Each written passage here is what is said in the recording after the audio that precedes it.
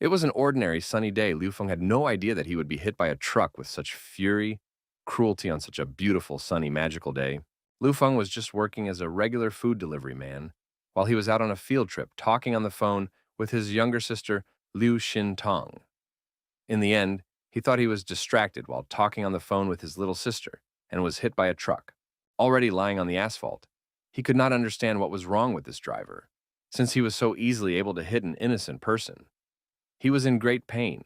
He thought he was dying, but he could not die because he had raised money for the operation with great difficulty. His little sister suffered from a disease, black blood in common parlance Melanie has. To cure her of this deadly disease, he dropped out of school and worked as a delivery boy for 3 years. He borrowed several million and was able to pay for an operation to implant a special chip. After a successful operation, her condition improved. He realized that if he died on that pavement, no one would be able to take care of his little sister. He didn't realize how he would be able to look his parents in the eye after that. And another reason not to die was that he had never slept with a girl before. Meanwhile, he got a notification on his phone that a massive spread of a genetic virus had been detected in the city. Possibility of human extinction, 99.87%. Vectors at death tethered to a bunker defense app. While he was passed out, he had a fantasy that someone had assigned him the status of a low-level commoner by running Plan B on life support and giving him a minimal amount of rights called a doomsday refugee. But when he opened his eyes, he saw the gorgeous legs on which his head rested that he had not only never seen before, but could not even imagine. His head was indeed resting on the legs of a gorgeous, bigger-chested beauty who at this very moment was talking to an ambulance to help him. After Liu Feng woke up, the girl happily said that she had found him by the roadside, and it seemed that he had been in an accident. After recovering from the shock, Liu Feng said that he was a courier for company number 9527, and yes, it seems that he was hit by a truck. What a coincidence, said the girl, since she was from the same company as him. This girl was Kelly Fox, the president of the main headquarters of the corporation. Are you full? She introduced herself, telling Liu Feng not to worry, because she had already called an ambulance. Also now she was finding out what kind of car had hit him. At this moment, the bleeding Liu Feng reached for his phone to call his little sister. Taking the phone in his hands, he saw a notification on the screen that said, "Life is 9%. The host will die in 3 minutes." This was the notification from the chip that was embedded in his sister's brain. Just a few seconds later, he looked at the phone screen again and saw the notification that the host would die in 2 minutes and 50 seconds. It was recommended to use the nearest power source to restore life, and he realized that this was not about his sister. He heard this voice appearing in his head right before he lost consciousness. It was saying that he could die. Liu Feng couldn't give up, so he decided to listen to his phone and reached the car and touched it as it was a good source of energy. Kelly Fox turned around and saw only an exploded phone on the pavement with smoke coming from it. She couldn't figure out where the kid had gone. Meanwhile, Liu Feng ran away, saying thank goodness, because he didn't have money to ride in an ambulance. Liu Feng couldn't understand what had just happened to Kill. He touched the car and fed its energy, thanks to which he healed. He only knew one superhero who could do such a thing. It was a flush unlikely. He became a flush, Liu Feng thought. That energy must have been converted into points. Those points from the app had cured him. It turns out his life was now digitized. He couldn't understand it. As far as he recalled, this app was already installed on his phone when he bought it at the flea market.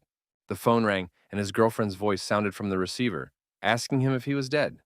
She was very angry because she had called him more than once, and he did not pick up the phone. She thought that he had forgotten about his beloved.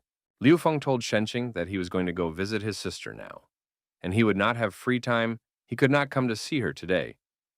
After which his girlfriend said that again, it's that sick sister. Enough is enough. She can't take it anymore. So they are breaking up. He asked Shenqing to wait, saying that his sister had just finished her surgery and he should go there. But she didn't want to listen to anything, saying that he would rather go into debt to pay for his half-dead sister's chip operation than buy his girlfriend a Louis Vuitton handbag. She didn't want any relationship with him, as she realized that he would still be paying off debts for that very chip for a few more years. Especially since she already had a brand new boyfriend. Told about it, she just hung up on him, saying that Liu Feng was a beggar. Liu Feng was sad for a minute, realizing that he had gone into debt to save his sister, and now he had a lot of debt. The moped he was using to deliver the food had broken down. The girl had left, and he was injured. At that moment, He wished the world would end because that way he wouldn't have to pay back any debts. Gathering his thoughts, he realized that this would not do because now he had a system, and he would definitely pay off all his debts and become a very big man in society. After that, his phone rang sharply, and a notification popped up, saying that his younger sister had gotten into HIV. Picking up the phone, he heard his sister calling for help, saying she was in trouble. He immediately asked her what was wrong. Shintong replied that there are a lot of strange people in the hospital. They are everywhere. They bite other people, and she is very afraid of it. Her older brother told her to hide and to wait for him, he would be there soon. Liu Feng couldn't understand why his luck was so bad today, because his moped was broken. He didn't understand how he could get to his little sister. But suddenly he received another notification on his phone, which said to spend the points he had accumulated to repair the moped. But the problem was that he didn't have any points, and he realized that. But the phone told him that 500 meters away, there was an energy block that could be converted into glasses. The radio was broadcasting the evening news. Breaking news. There had just been a series of brutal attacks on people in the network. The police were already looking into it. News portals asked not to panic, not to believe rumors, and not to spread them. Meanwhile, in this very van, Shen Qing, Liu Feng's ex-girlfriend, telling her old boyfriend that she dumped her beggar boyfriend.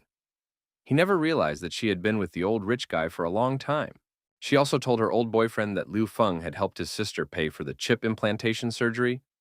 She also told her old boyfriend that Liu Feng had helped her sister pay for the chip implantation surgery, to which the old man replied, laughing that it was easy nowadays because nowadays, an artificial intelligence chip is a symbol of wealth. In the new era, in 125 years, there has been a great breakthrough in the development of science and technology. The historical name of the beginning of this era is the era of artificial intelligence. Every country in the world, every capital is developing the gene with all its might. And artificial intelligence chips are one of the crystals that have appeared due to the development of science. That is why the cost of chips is so expensive that only the rich and middle class can afford these things. Thanks to the artificial intelligence chip, Chang could turn on his sensory vision and see what was under Shen Qing's clothes, saying that artificial chips would help mankind enter the virtual space of internet technology. That's how it was. He finished his story. Qing told her that if she wanted the same chip, she should take good care of him. Before she could do him a favor, the silhouette of a ghost suddenly appeared in the window. It was Liu Feng who absorbed the energy of this black car, after which his motorcycle was subdued, his speed increased by 30%, and he still had 300 points left. He was pleasantly surprised to see that not only the appearance had changed, but also the speed had increased. It also seemed to him that the machine he took the energy from had some sort of familiar voice to him. After all, he just absorbed the car's energy to convert it into points. Seems like an equal exchange. Turns out this program still knows he's in a hurry and converted his moped, a motorcycle, to increase his speed. This was the moment he realized he had just gotten the coolest system. He squeezed the gas to the max in order to get to his sister Shintong as soon as possible and help her. An hour later, arriving at the main entrance of the hospital, Bluebird Liu Feng couldn't understand what had happened here, because he hadn't even seen the guard Uncle Liu. There were broken windows, boarded-up doors, and blood everywhere. He wondered if there had been a terrorist attack. Then, he decided to go and find his little sister, Shintong. When he saw a sea of blood, he realized that there was something strange, because so much blood could not be from one person. The further he went into the depths of the hospital, the more he did not understand what had really happened. After walking through several hospital passages, he saw a man who was banging his head against the wall, and then he came across a man who was looking for his dog. Liu Feng recognized the dog owner, for whom he was always delivering dog food, so he decided to help him by asking if he was all right. After Liu Feng asked if the dogman needed help, he very quickly stood up and started growling at the boy. This was no longer the dogman Liu Feng thought it was. It was a monster that wanted to devour him. He immediately attacked the boy, leaping towards him, trying to grab him in order to turn him into a monster like himself. But the young man managed to dodge. Immediately after that, the silhouette of Shintong's attending doctor, Dr. Li, appeared beside him. He extended his hand towards her, asking her to look at this person who had just tried to attack him. But the attending doctor he had known before was long gone. Now it was a zombie, a monster, that just like the previous one, wanted to devour him. He was frightened by what he saw. As he asked Dr. Lee to stay away from him, he noticed that 10 more angry zombies were approaching him from the side. He was shocked and didn't understand where so many of them had come from at one moment. So he scrambled into the office behind him. With all the strength he had, he held the door open so the creatures wouldn't burst into his room. Holding the door with his back, he realized if they got in, he would definitely be finished. Turning around, he saw that this was the CCTV room. One of the CCTV monitors showed his little sister standing on the second basement floor. The red vessels on her face and body meant great danger. The girl was already at the mutation stage. In the era of scientific discovery, there was a great scientific and technological breakthrough in the fields of genetic engineering and aviation, and a full-fledged artificial intelligence was created. Mankind has entered the era of the future, and artificial intelligence has gradually entered the lives of ordinary people. The power in the world is divided between the Enlightenment alliance of the three East Asian states, the European alliance centered in Rome, and the alliance of North and South America centered in the Heavenly Harbor. All three alliances fight for power in the world, so wars are constantly taking place. Abuse of genetic engineering has led to the development of diseases, and the most terrible representative is black blood. A person who has this disease gradually stiffens his limbs. The blood becomes black, which leads to death. Only with the help of a very expensive chip can this disease be cured. Liu Feng is an ordinary guy whose parents died. He lived together with his little sister, and they relied on each other, and at that moment, he couldn't even imagine that he would be in such a desperate situation. Liu Feng saw that his sister was sad, and he asked her what was wrong with her. She replied that she had heard that he had gone into great debt to cure her. The brother said it was nothing because he delivered a lot of stuff every day, so he would manage somehow. The younger sister Xin asked not to be deceived because she knew she was sick with black blood and only a super expensive chip could save her. She knew that because of her and her brother had given up his dream, dropped out of school, and now worked as a delivery boy. She said that if she hadn't been there, everything would have been fine. With tears in her eyes, she asked her brother why he pulled her out of the river. After all, she wanted to commit suicide. If she had died, everything would have been so much better. Seeing his little sister on the CCTV screen, Liu Feng said that he was grateful to her, as he only had one sibling in this world, and he would definitely save her. Liu Feng realized that he wouldn't last long. Analyzing what he saw, he realized that these people were like zombies from the movies. It was impossible for them to bite him. After a second, he remembered that he had a system that could help him. He took out his phone and asked the system what solutions it could offer him, to which the system offered a choice of two solutions. The first was to hide in the surveillance room and try to survive.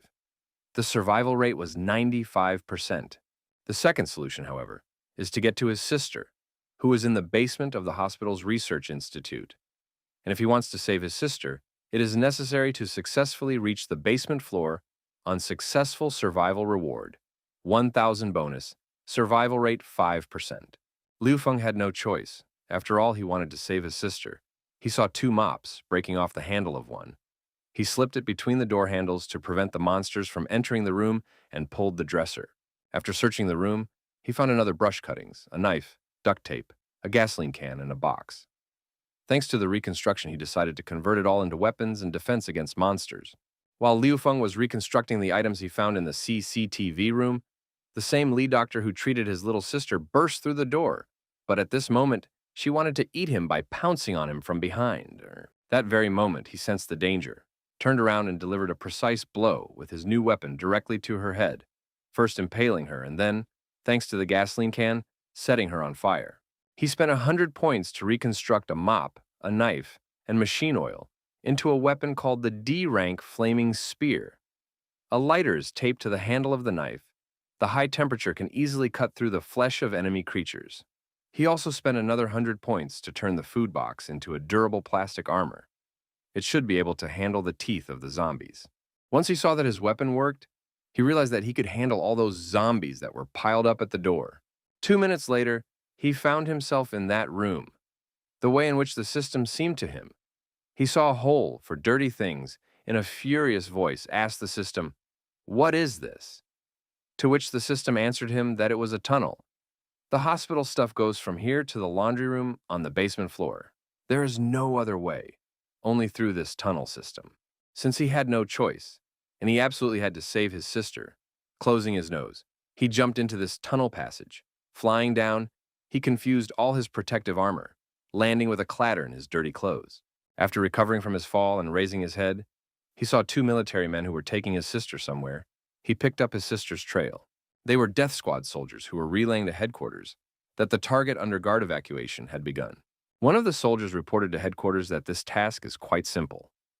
The target does not offer any resistance. He did not even expect that the legendary mutant will turn out to be an ordinary girl, a teenager. At that moment, a lieutenant appeared and told the soldiers, "Beware of Sharkins," also ordered to immediately contact headquarters, because something is definitely wrong here. Liu Feng ran out of the room and shouted his sister's name.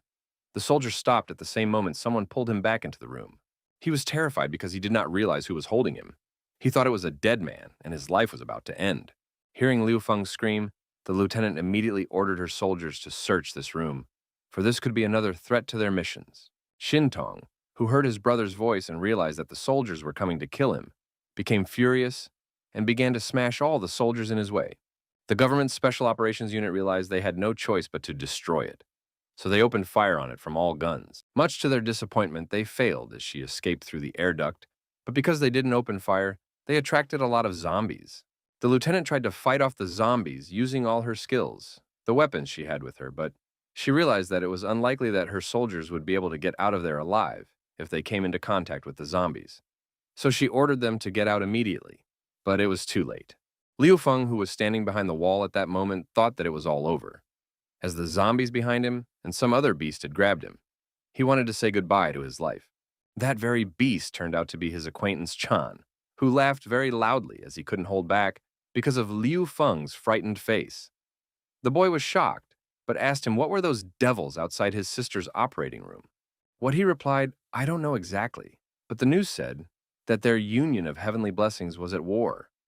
Someone had detonated a bioweapon, and now all the people outside were zombies. Also, Chang said that Liu Feng's sister is in a rather strange situation. As he took her to the basement and then those soldiers outside took her away, it seems they came specifically for her. Liu Feng said that they needed to get out of here immediately, as there were more and more zombies, and they were getting closer. But Chang wasn't going anywhere as he was bitten.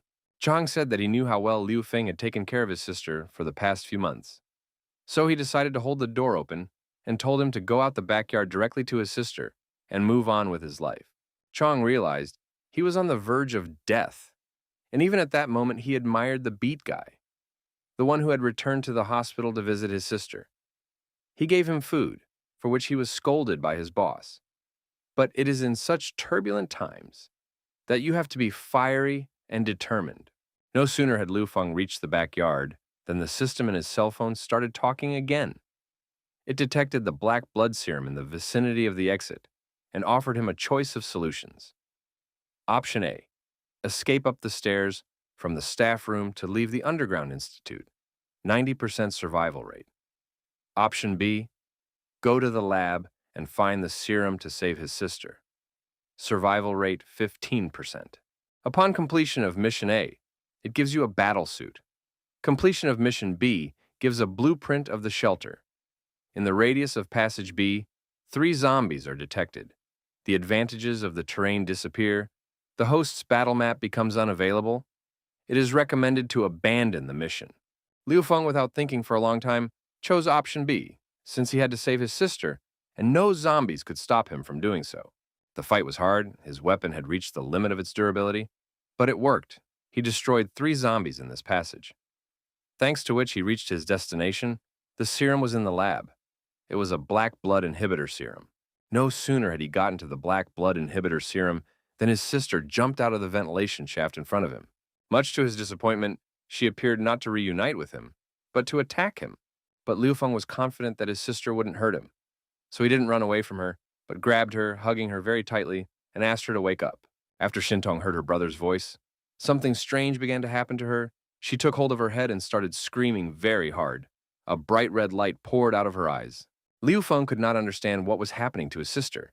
He asked the system for help, to which it told him that there was an error in the algorithm, impossible to fix. Suggestion for the user to use pressurized serum. He immediately grabbed the pressurized serum as the security system suddenly went off from the speakers. A warning began to sound that the master sample had been stolen. The institute would self-destruct in 10 minutes. Liu Feng injected his sister's serum directly into her neck and it helped. She turned back into the same sister he remembered before. The task of saving his sister has been completed. His sister's mutation is suspended for completing the task. The user is rewarded with 1,000 points. No sooner was he happy about saving his sister than the system offered him the following quest. First, leave his sister and run through the laundry room entrance back to the first floor. Survival rate 100%. Second, get to the back room of the Underground Research Institute, use the blueprints and reconstruct an explosion-proof escape shelter. Survival rate 40%. Of course, Liu Feng chose the second option in the hope that the modified doors could withstand the explosion. He took his sister in his arms and ran towards the exit. But suddenly, a silhouette appeared in the doorway. He froze and saw the same woman standing in the doorway, the commander of the squad that was chasing his sister. He suggested that she stop their feud for now. Since the lab was about to explode, they both needed to escape. But the squad leader didn't seem to hear him and started tearing at his clothes. The boy's phone system gave a warning signal as it spotted an evolved mutant zombie that had been discovered nearby. She couldn't locate it, so she recommended evacuating immediately. Liu Feng said that it is very dangerous here. There are only zombies around. If she wants to squeeze out, they should leave together from here. Suddenly, the very woman, the commander, ripped her clothes off and revealed that she was the very same evolved mutant zombie that was about to devour the boy. Liu Feng locked his little sister in the storeroom and tried to do something to not only save himself, but also protect his little sister. For this, he decided to use his points to build some weapons and confront this zombie. But the system said that there were no fusion materials found nearby, and the boy realized that it was his time. That very moment of despair, when he thought he was going to die, his little sister came to his aid and, with a single movement of her hand, cut off part of the zombie mutant's tentacles. Liu Fenghe was very surprised by his sister's appearance, for he couldn't even guess that he possessed such incredible strength. Sun Tun wanted to deal with this zombie once and for all, but her brother stopped her, telling her that they should run away as the building would explode in just 2 minutes. He took his sister in his arms and ran as hard as he could towards the exit as fast as he could. The explosion was a minute away. They managed to run out, but they had to hold the door as the zombies chased them and wanted to destroy them. Liu Feng realized that they couldn't hold that door for long as the building was about to explode, so he decided to spend his points to create a blast-proof shelter. Seconds after his brother created the bomb-proof shelter, the hospital building exploded. Many of the walking dead on that floor were destroyed. Although the hospital building exploded, but many zombies have already managed to get out and infect the inhabitants of the city. After the cloud of dust and ash dissipated, Liu Feng realized that he was not dead yet and was still alive. The system congratulated Liu Feng for opening a level 1 shelter. The grocery room has been converted into an anti-explosive shelter. The post-apocalyptic shelter is open. Liu Feng asked the system why his shelter was so shabby, and nothing worked.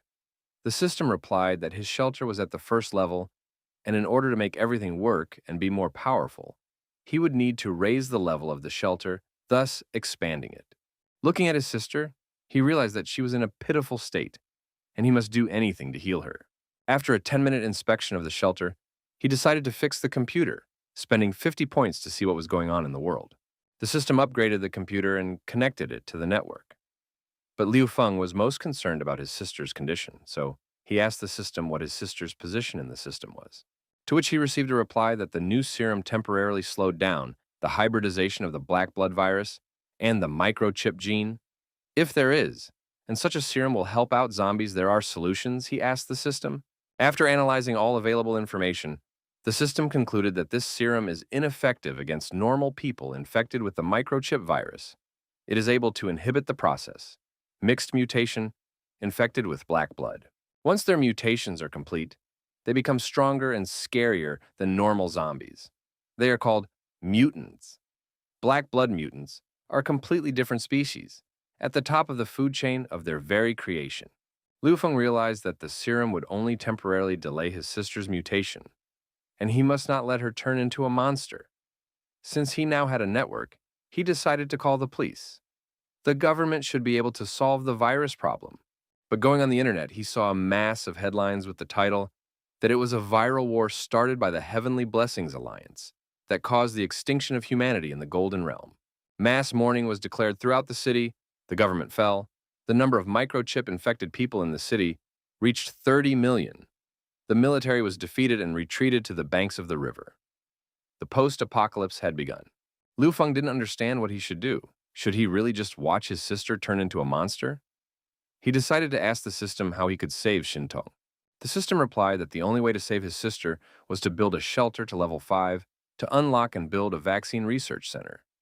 In order to do that, a shelter with a capacity of 10,000 people would need to be built. Liu Feng realized that in order to upgrade the shelter to level 5, he needed to fix everything possible in the area, while using the least amount of points, saving them for more important upgrades. The first thing he decided to do was to modernize and repair the ventilation ducts, because if they were not repaired in 5 hours, those in the shelter would lack oxygen. The ventilation repairs were a success. Completing the mission earned him a +2 in reputation. He was glad since he was right. Modifying something that could be subdued could also complete a system quest, and that meant that he could find the same items in reality to complete all the quests quickly and accumulate a lot of points to buy all the blueprints to complete the climb up the high-tech ladder. Got it, he was the one who decided to modify and repair anything he could get his hands on, modifying the smoothness of toilet paper. Lubricant modification. After a few modifications to the items he found, he decided to ask the system what was wrong with his sister, since it seemed to him that she had memory lapses. Unfortunately, the system didn't have enough data for an accurate result, as some of her intelligence and memory had dropped to the level of a 7-year-old child, but she still remembered Liu Feng as her brother. Getting angry, Liu Feng crushed the gel bottle, saying that it didn't matter. As long as he was alive, he would find a way to cure Shintong and turn her back into the wonderful girl he knew. At that very moment, his sister woke up and was very much surprised to see that there was some slime on her brother's hand. She said that he was a pervert, and she was disappointed in him. Liu Feng realized that the perfect image of his brother that had been building up for so many years had been shattered so ridiculously, because he couldn't even explain himself to his sister because she didn't want to listen to him. The next day, a new death squad arrived looking for Commander Li's missing team. They were very surprised to find that the command signal was gone, but the target signal was still active, so they decided to go down to the hospital. His sister had fallen asleep again, but Liu Feng couldn't help but think that his reputation as a decent brother had been ruined. He didn't understand how he would be able to look into her eyes now. He realized that she was now a child, no matter how old she was. Just as suddenly, the system alerted him that because he had survived one day, he had a chance to play the pledge lottery. Also, the system suggested him to find the blueprint of the energy room and build it. He would get a reward of 100 points. But Liu Feng decided to play the lottery first and see if he could win the blueprints there. A moment later, he won the vaccine. He asked the system if this vaccine could cure zombies. If released in batches, could he save time? The answer he got was that the vaccine was designed to suppress the microchip virus and build up the body's resistance. It does not cure zombies and does not turn them back into humans. It can only be obtained at the National Institute or in level 5 shelters. After hearing the system's answer, Liu Feng decided to use the vaccine on himself, as his life was very important now. Then he asked the system if he could repair the generator in the Underground Institute to provide power to the shelter. Everyone has been told it's possible, but the energy core of the generator is destroyed. But there is a spare energy core in the dean's office, on the 16th floor of the research department of the hospital. The system then prompted him to choose a quest. First, find the blueprint for the power generator and build it. The reward is 100 points, survival rate 100%. 2. Repair the generator in the Underground Research Institute and go up to the 16th floor of the research department to find the energy unit.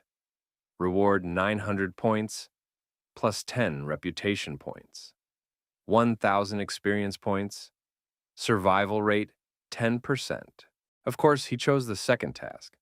After that, he thought about it, because if the shelter he created would be recruited by people, then he would be its director, and decided that he needed to come up with a name for it. Whereupon, a brilliant idea came to him: to recruit a bunch of surviving beauties and become a sultan and their adoring savior for them. After a moment of reflection, he still decided that he must do his best to save humanity and become the great creator of a new world. But first, he had to solve the problem of food. But despite all his thoughts about what he was and how he wanted to achieve it, he still couldn't get over the fact that his sister still thought he was a pervert. The next morning, he decided to complete the task and set out on his journey. This time, he needed to find the energy unit of the hospital's inpatient outdoor research department. Liu Feng understood that this hospital had everything because it was the biggest research center in the country. After he saw that the zombies were gone, he realized that this was the perfect opportunity to move on. Climbing out of the sewer manhole, he reached out to his sister, Shintong, to help her get up faster. At first, he wanted to do everything alone, but he couldn't leave his little sister behind as she was afraid of being alone. He realized that no matter how much she changed, she was still the same gentle Shintong. As they rose to the surface, they saw zombie-devouring innocent, helpless citizens at their side. Liu Feng realized that the apocalypse had already arrived. He couldn't help these poor people as he had to save his sister. The only ones they could rely on at a time like this were themselves. He gave himself his word that no matter what, he would protect the people he cared about. Suddenly on his way, he met his old acquaintance, Old Man Chang, who helped him survive and saved his life. He couldn't allow the viruses to further defile Old Man Chang's body, so he decided to free him from this filth. Meanwhile, on the other side, on the roof of the hospital building, there was an incredible battle of Death Squad versus the Walking Dead. This is 8th Captain Li Xin of the Government Special Forces, call sign Death. Seeing that her fighters are not really coping with zombies, she decided to teach them a lesson and show them how to fight this evil. She was smashing zombies left and right, ordering all her soldiers to cease fire. One of the soldiers told the newcomer to stop, since the captain herself had taken over, they wouldn't need to do anything else. Enjoy the battle for the crushing dance, lady. Death is beautiful as she has entered the game. We only have to watch this, he said to his partner. Literally 5 minutes later, Lady Death had massacred all the zombies in the area, leaving them no chance of survival. The soldiers admired her because she was very tough, not for nothing among the soldiers, and had the nickname of the Goddess of Death, indestructible. But the soldiers could not help but notice that she had some shortcomings. For example, she did not have the best eyesight. The soldiers knew that if they were teamed up with the Goddess of Death Li Xin, it was safe to die. After a moment, one of the soldiers noticed that the target had started to move, and Li Xin ordered everyone to move forward, for they must finish this mission. Meanwhile, Liu Feng was about to destroy his old friend Chang. From his arsenal, he had a blade that he had collected this morning. In the pantry, he found 1 box of instant noodles, 3 bottles of water, and 2 canned goods. Barely enough food for a week. Well, water was scarce, so he had to go outside to find food. He realized there was no point in going outside without a weapon.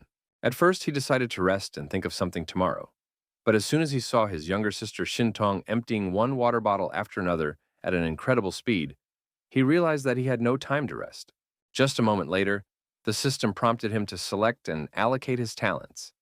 After looking at all the talents available to him, he realized that his shooting skills were pretty good, but it was hard to get something like that in his situation. Therefore, he decided to add more strength to himself. After that, I decided to remake the knife and choose the Kung Fu Master Skill Level 1, as well as the Superpower Level 1. He realized that if there were no weapons or ammunition in such a terrible time, then welcome to the Doomsday Valley of the Juggernaut. The Kung Fu Master's chip was successfully loaded, and the strength was increased to C+ level. In his hands was a rank C fireblade, the blade attached to a flammable device, the weapon effectively suited for hitting a target in close combat. With just 1 strike of his fireblade, he cut Lao Jiang's head off his shoulders. On top of that, his body was also watered, freeing him from the virus. He did so without a shred of regret, for he had given himself his word that he would protect his baby sister, and by any means necessary, no matter what. After he released his friend, he realized that with the Kung Fu Master Chip, he could improve all of his melee skills, because the system chip was really cool. In addition, because of the superpower skill, his physical strength had also increased a lot. He realized that he shouldn't linger outside with his younger sister Shintong, especially since their destination was the heart of the 16th floor of the Scientific Research Center.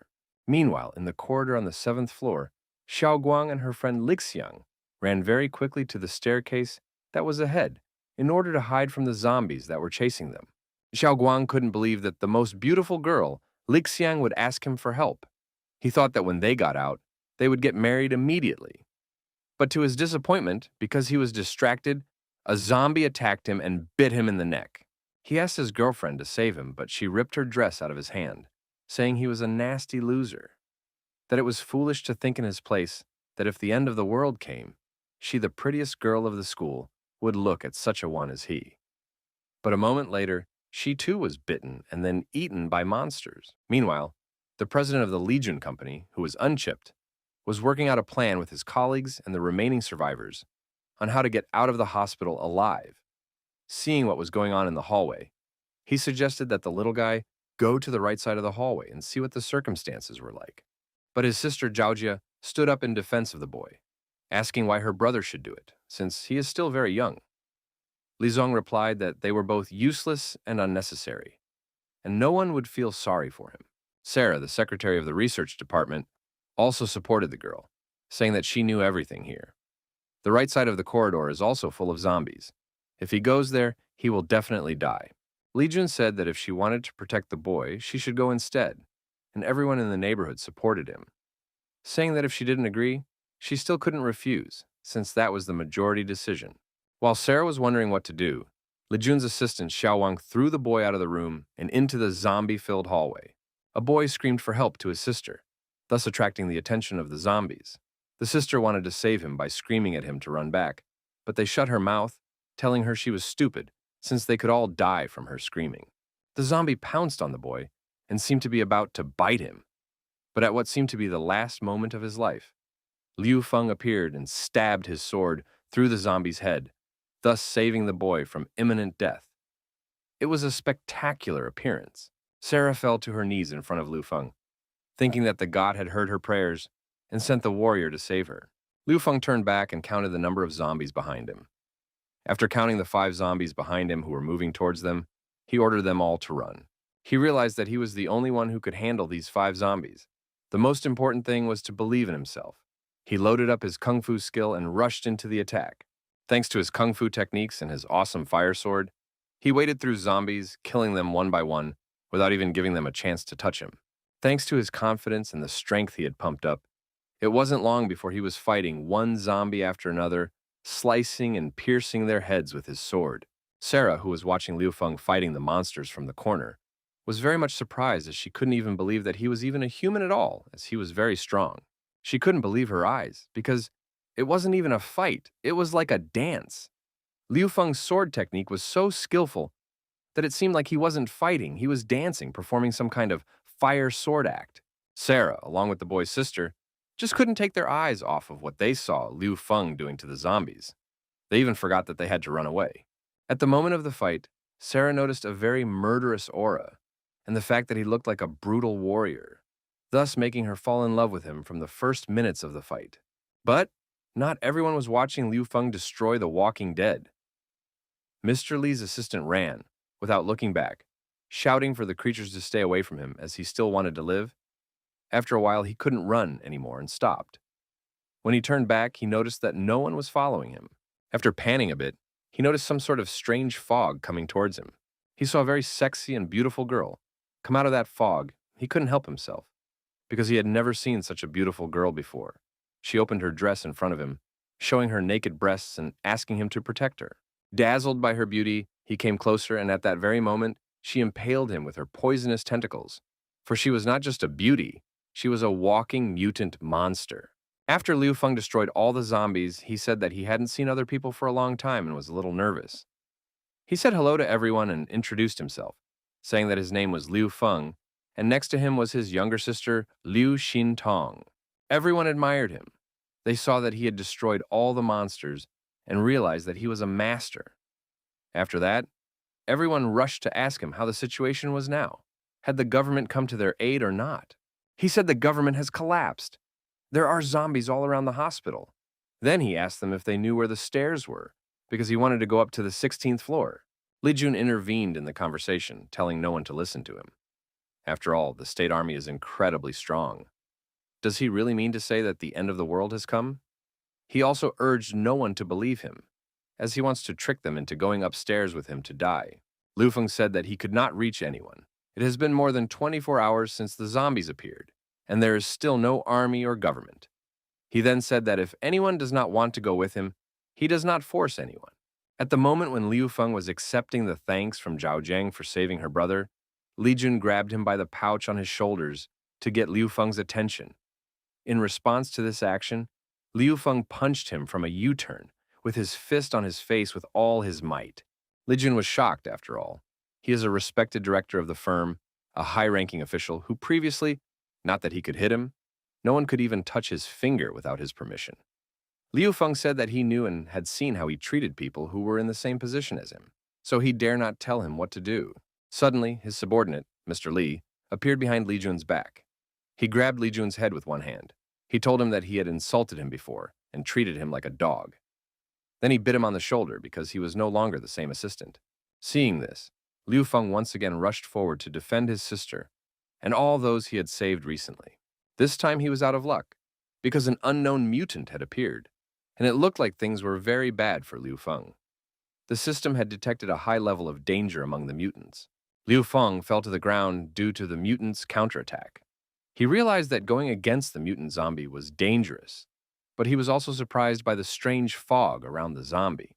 Standing up from the floor and turning around, he saw some zombie girl behind him. He decided to attack her with his sword with a swing, but his sword stuck her arm without cutting her. At that moment, he realized that he was not in a good position. Gathering his strength and will into a fist, he swung his sword once more and chopped the mutant woman in half. But no sooner had he defeated this zombie woman than another creature appeared out of the fog and wanted to grab him by the neck with its tongue. But at that very moment, his younger sister appeared in front of him and grabbed this creature by the tongue. That very moment of desperation on the floor, windows began to break, and the military death squad stormed the building. Led by their leader, using firearms, they destroyed one zombie after another, blowing their heads off and leaving no chance of victory.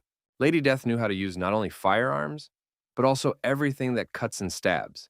That's why she was nicknamed Lady Death, because she destroyed everything that moves and threatens her life. Liu Feng was shocked by what he saw. After all, he had never been able to destroy monsters so quickly, violently, and accurately. After the death squad had wiped out all the zombies, the squad leader ordered no one to move and stay where they were.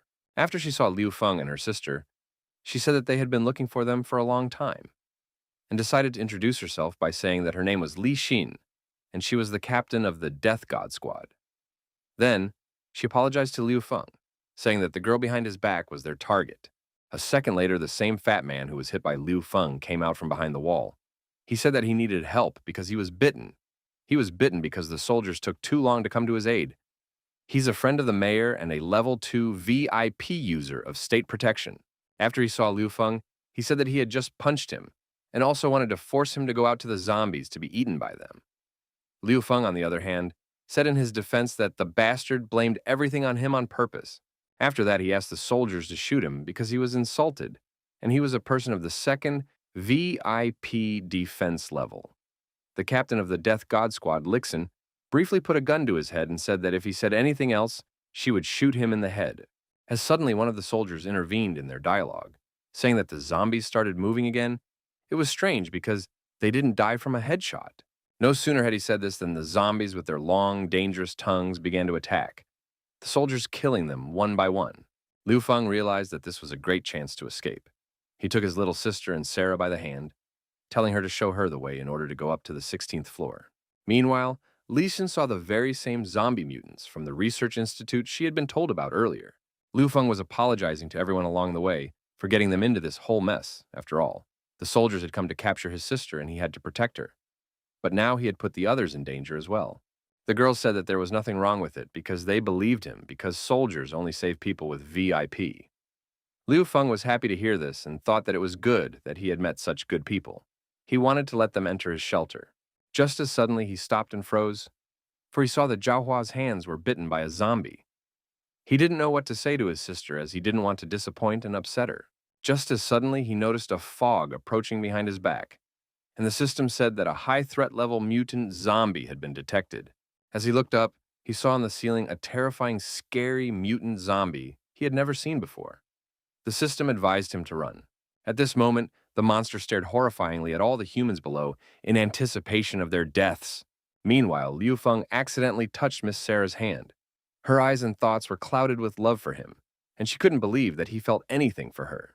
She reached up to kiss him, but he stopped her, saying it wasn't a good time for kissing. Then he took her by the waist and pulled her closer to him, saving her from the zombie attack on the ceiling. He ordered her to go to his little sister and stand aside while he dealt with the monster. Then he drew his sword from behind his back and, thanks to the flames of fire, cut off the zombie mutant's tongue. After he cut off the tongue of this mutant zombie, he saw that two zombies had broken through the wall behind him and were trying to attack him from behind. Using his sharp sword, turning around, he pierced the head of one of the zombies, then pierced the head of another. But the zombies kept getting bigger and bigger. No sooner had he killed two than he noticed two more approaching them. Kara wanted to run away, but seeing Liu Feng's sister's big eyes and the fact that she was scared to death, Sarah decided to hug her and at least protect her this time. Not just run away. Kara closed her eyes, preparing to die, as suddenly the Death Squad commander Li Xin burst onto their floor and saved them by shooting off a couple of stupid zombie heads. But it didn't help them, because the zombies kept going up and up. All they had to do was run. Liu Feng asked the military commander where her men were, to which she replied that everyone had died, but she had managed to survive thanks to her invisibility cloak. Liu Feng couldn't understand why there were so many mutant zombies on their way, because the system said that only one mutant zombie could appear per 100,000 people in a building. But there were already 5, and these zombies could always sense if something was wrong. At this moment, a mutant zombie broke through the wall and grabbed Zhao Hua and started devouring him, leaving no hope of saving him. His sister was very worried about him and didn't want to leave him, so she wanted to help him. But Liu Feng held her hand tightly and didn't want to let her go, saying that her brother was already bitten and couldn't be saved. After which, with tears in her eyes, she turned to Liu Feng and asked him what he would do if it was his sister. At that moment, he hesitated, and Zhao Jia let go of his hand and rushed to save her brother. At that very moment, Liu Feng felt helpless for the first time, for he could not protect her brother and could not stop her. Li Xin told him not to worry. It was better to think of how to save the others, for she was already running out of ammunition. The boy had an idea in his head. He grabbed his sword, lit it, and illuminated the room. And oh boy, he saw that that mutant zombie hanging from the ceiling was actually a puppet. He told Li Xin that the mutant on the ceiling was the one behind all the action. That zombie is like a deep-sea dodger. It controls the zombies with its tentacles, and they don't die. That's why there seemed to be so many mutant zombies. She realized that to defeat all the zombies, they need to destroy just one exactly, whoever's controlling them. Liu Feng's younger sister, Liu Feng, was also not left out. She picked up and threw the zombie that wanted to eat them and Sarah against the wall, which made Sarah simply horrified at what she saw. Without thinking for a long time, Liu Feng threw his sharp sword at the tentacles of this zombie, thus cutting them off completely and destroying it. She informed him that he had made the first kill of a mutant zombie, and the system was awarding him 100 points. He was pleased that there was at least some reward for this. After which, he thanked Li Xin for her help. Li Xin was happy to help, but she pointed an automatic rifle at Liu Feng and a gun at his sister, saying that his sister was not an ordinary person. She had that kind of power since she was a mutant. Even though they worked together, but she was really sorry since her job was to take his sister away. Liu Feng wanted to tell Li Xin that she was targeting the wrong person, but she told him to hold still as she would shoot him before he did. He only pointed his finger at Sarah to say that she had nothing to do with it as Li Xin shot and killed her. At that moment, she realized that she had awkwardly stepped out, and her eyesight had failed her again, thus giving Liu Feng a chance to attack her, which he did, using the Kung Fu Chipmaster. She tried her best to dodge and counterattack, but after a moment she realized that he was an excellent melee fighter and a master of Kung Fu. Liu Feng grabbed her by the neck with his hand and started questioning why she wanted to take his sister away. Li Xin replied that she was just a soldier and was only following orders. Li Xin threw Liu Feng over her shoulder, after which she saddled him. At this moment, Sarah came to her senses. She wasn't killed as the bullet flew near her temple, merely turning her off. After wiping her eyes, she saw that Li Xin wanted to kill Liu Feng with his dagger, and without thinking for a long time, she realized that she needed to block the blow. So she had no choice but to kiss Li Xin to confuse her. After preventing the fight with her kiss, she stood up and said, "Stop fighting." She didn't understand anything as it was all completely out of place right now, and asked them to follow her to office 16F. When they entered the 16F's office, they found the hospital director, who had turned into a zombie like the rest of the people. Liu Feng stabbed him in the head with his sword so that he wouldn't pose any threat to them. Sarah went to the computer and said she was the director's secretary and had heard something about a military research project codenamed Son of God. She also revealed that Health Minister Chung Tin-hung had ordered their hospital to conduct a study on simultaneously injecting the virus and serum into black blood patients to create mutants. Hundreds of people died in the experiment. Today was just about to be Liu Feng's sister's turn. She also said that the survival rate in this experiment was less than 0.1%. Therefore, Shintong mutated into a special mutant, and that was what brought the death squad to Zhongtianshang City. Liu Feng couldn't believe that his mutant sister was a mutant.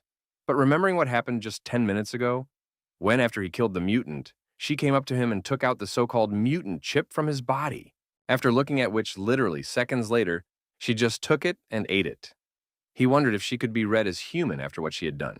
The system interrupted his thoughts by saying something about why they were here, and that energy core was in the safe behind him. Thanks to the fact that he had Sarah with him, who knew the code to his boss's safe, they opened it and got the energy core. He also received 900 bonus points for completing this task. Sarah asked Liu Feng what this cube was, to which he replied that it was an energy core. He thought for a moment and decided that she deserved to know about his hideout. He told her that he had a shelter where it was safe. Since Sarah and Li Xin had nowhere to go, he suggested they join him, saying that why go back to this zombie world? Why don't they both join him? Then, they can survive this apocalypse together. Sarah gladly accepted the offer since she had nowhere else to go anyway. Liu Feng admired himself, thinking that very soon they would be praying to him like a god. Before he could rejoice, Li Xin's rough voice sounded from behind his back, saying that she was refusing, after which she said that in truth she needed to make sure of everything first, and if that was the case, she would apologize to Liu Feng. But that didn't mean she would join them. Besides, even if the government collapsed with her abilities, she could survive in this world on her own. Sarah and Liu Feng were shocked and didn't know what to say back to her. But after a second, he said that she was right. He's just a boy. But he has enough reasons to make her join them. The glorified goddess of death, Li Xin. Li Xin said with a smirk on her face that she was curious and he had 5 seconds, in which he should try to convince her. But if he dares to play around with her, he's a dead man. He looked into the safe and saw the playboy there. He tensed up really hard and thought some more until he realized that she was military, and to get her to do anything or to get her to stay with them, he would have to be older than her in rank. He decided to spend the ingots to make an ID, after which he said that he didn't need to hide anymore. He is actually a special government agent, and also in charge of the Kindling Project. He said he was in charge of building a doomsday shelter called Kindling Fire Fetus, the last hope of mankind. Li Xin was furious, saying that if he decided to poke fun at her, she would kill him. After which, Liu Feng took out his ID card and asked her to scan it. Li Xin scanned the ID, making sure that he was indeed a level 5 authorized person whose status was classified. But she didn't care because she realized that inventing a new identity during the end of the world was easy to do, so she couldn't be sure of this document. Enraged, Liu Feng said that the end of the world has come. Therefore, she can't even think of dragging her miserable existence alone. As a soldier, she must bravely stand up and march forward, saving humanity and trying to restore peace in this troubled time. To summarize, he said that she was not worthy to bear the title of a glorious soldier with her evasive behavior. After everything she had heard about herself, and not only that, she took Liu Feng by the shoulder and thanked him for the words he had just spoken. She said that yes, she was a soldier, and really had to do something for humanity. In addition, he dared to invite Li Xin, the goddess of death, to join him, and it made her very sad. The system notified him that 2 people had joined his hideout, authority plus 10, added 200 points for unlocking 2 comrades. Li Xin said that her coworkers didn't live long, and he not only dared to become her soulmate, but also dared to invite her to join the team. She really hoped that he would last much longer with her. Since Sarah had joined Liu Feng's team, she decided to make some contribution, which was why she brought her to the dining room on the 16th floor of the Research Institute, which she had the keys to. Since the cook had gone home because he was getting married, he gave the keys to her. Logging in on his cell phone, Liu Feng looked at the data of his girlfriends that he had recently accepted into his bunker. He saw a line called Relationship. The system replied to him that when the relationship is shown in green color, it means the object is good towards the shelter. If the relationship is shown in red color, it means the object is hostile towards the shelter. When he saw his little sister drinking milk, he realized that habits don't just go away. and remembered that she had loved the milk of the very charming neighbor as a child very much. Whereupon he decided to look up his sister's card in the system. Seeing his sister's card, system, he was dumbfounded, for there were no skills there. They were not shown or unlocked. The relationship to the asylum was unknown. Just when he wanted to look at his profile in the system, Sarah came running up to him and told him that she had found the rebar and film he needed, and that she realized he wanted to build a greenhouse for vegetables. Afterward, Li Xin came over to him and said that as soon as she heard that he was going to build a greenhouse, she immediately went through and found several kinds of vegetable seeds in order to help him sow the greenhouse. Li Xin said that she was going to go look at his shelters and would be back soon. Liu Feng actually just wanted to make a bed for his little sister. He couldn't be happy about how they could be so smart and figure everything out for him. When Liu Feng took them to his hideout, naturally back through the sewers, Sarah and Li Xin were shocked to say the least. Liu Feng excused himself and said that it was just an emergency exit, because the main gate was blocked by a rock. On the way in the tunnel, Li Xin asked Liu Feng what his hideout was. She hoped it wasn't an ordinary tool cellar. Looking at her beautiful butt, he replied that it was a big hideout, not ordinary and round. Getting to the shelter, the girls realized that, but it wasn't bad. They thought it was a huge, big basement, but it turned out not to be so. They even liked the idea of waiting out the collapse in the bunker. Liu Feng was shocked because he didn't understand what was going on. And how could this happen? The shelter hadn't even been standing for a day, but twice as long? In addition, there were 2 extra doors. The system replied to him that while he was outside the shelter, it was automatically implementing plans to build a dining room, pump room, and restroom, and it required the expansion of the area, the shelter. Liu Feng calmed down and began to show the girls his chambers. He said his shelter is being built by the AI manager. To the left is the break room, in the center is the pump room, and to the right is the kitchen. And now, they are in the cafeteria. This is where different edible substances are transferred by the artificial intelligence to be processed into the desired dish or pressed food. The next room is the pump room, one of the main living facilities of the whole shelter. This is where water can be stored once electricity is available. The next room, he showed the restroom, which has its own bathroom, hot water, available 24 hours a day if electricity is available, currently can accommodate 10 people. Next, Liu Feng put his hand on the control panel to open the main gate. After the gate opened, they went in and saw a huge pile of stone blocks. This is the main entrance enclosure, but the lieutenant blew it up because of the self-destruct trigger, said Liu Feng. Li Xin scrutinized these blocks of stone, took out an explosive device from her pocket, said that she would easily clear this area, and asked everyone to step back. There was a huge explosion and a doorway was formed in the rubble. Li Xin said that it was a special bomb to break the door. After going through the rubble, they found themselves in a room with a generator. There were dead zombies lying around. Liu Xin said that the area should be safe at this level, but Liu Feng asked her to guard the entrance to the bunker just in case while he fixed the generator. After Liu Feng put in the energy element he found for the power plant, the system said that all the elements of his shelter had reached the final stage. The shelter could be upgraded to the 2nd level. After a while inside the bathroom, the girls were talking about how hot water is one of the main elements of power in a post-apocalyptic world. Liu Feng returned to the main computer to start the upgrade, the shelter to level 2. The system announced the start of the upgrade and said that it would take 6 days and 5 hours. Meanwhile, the power source would run out 4 months after the upgrade of the shelter and asked Liu Feng to find a new power source. Liu Feng was also happy that there were now 4 new blueprints available to him: the teleportation room, the medical room, the battlesuit lab, and the firearms lab. Meanwhile, in the bathroom, Secretary Sarah was telling Li Xin that hers were very big, and she was even envious. Li Xin replied that hers were also very small, and she didn't even think she could take a hot bath at times like this. Afterwards, the girls decided to go to Liu Feng's place, since he must have been waiting for them for a long time. After taking a hot bath, the girls decided to wear the uniform they found in the hideout. But they didn't expect this from Liu Feng, telling him that he is a common pervert. This uniform is specially designed to make them look very erotic. Liu Feng was shocked because he didn't know about the existence of uniforms. He asked the system why they had such uniforms. The system told him that the uniforms were created by the imagination of his brain. Li Xin slapped him with the words that this time she forgives him, but next time she will make him regret it very bitterly. After all these misunderstandings, Liu Feng decided to start a discussion and make plans for the future. He asked Sarah to explain everything to them, how much and for how long they had what they had left. Sarah said that the vegetables brought in would last 4 weeks, and 65 cans of various foods and 2 bags of rice would last a month if saved. The water supply is not a concern, so the first priority is to find more food. The second priority is to find new sources of energy.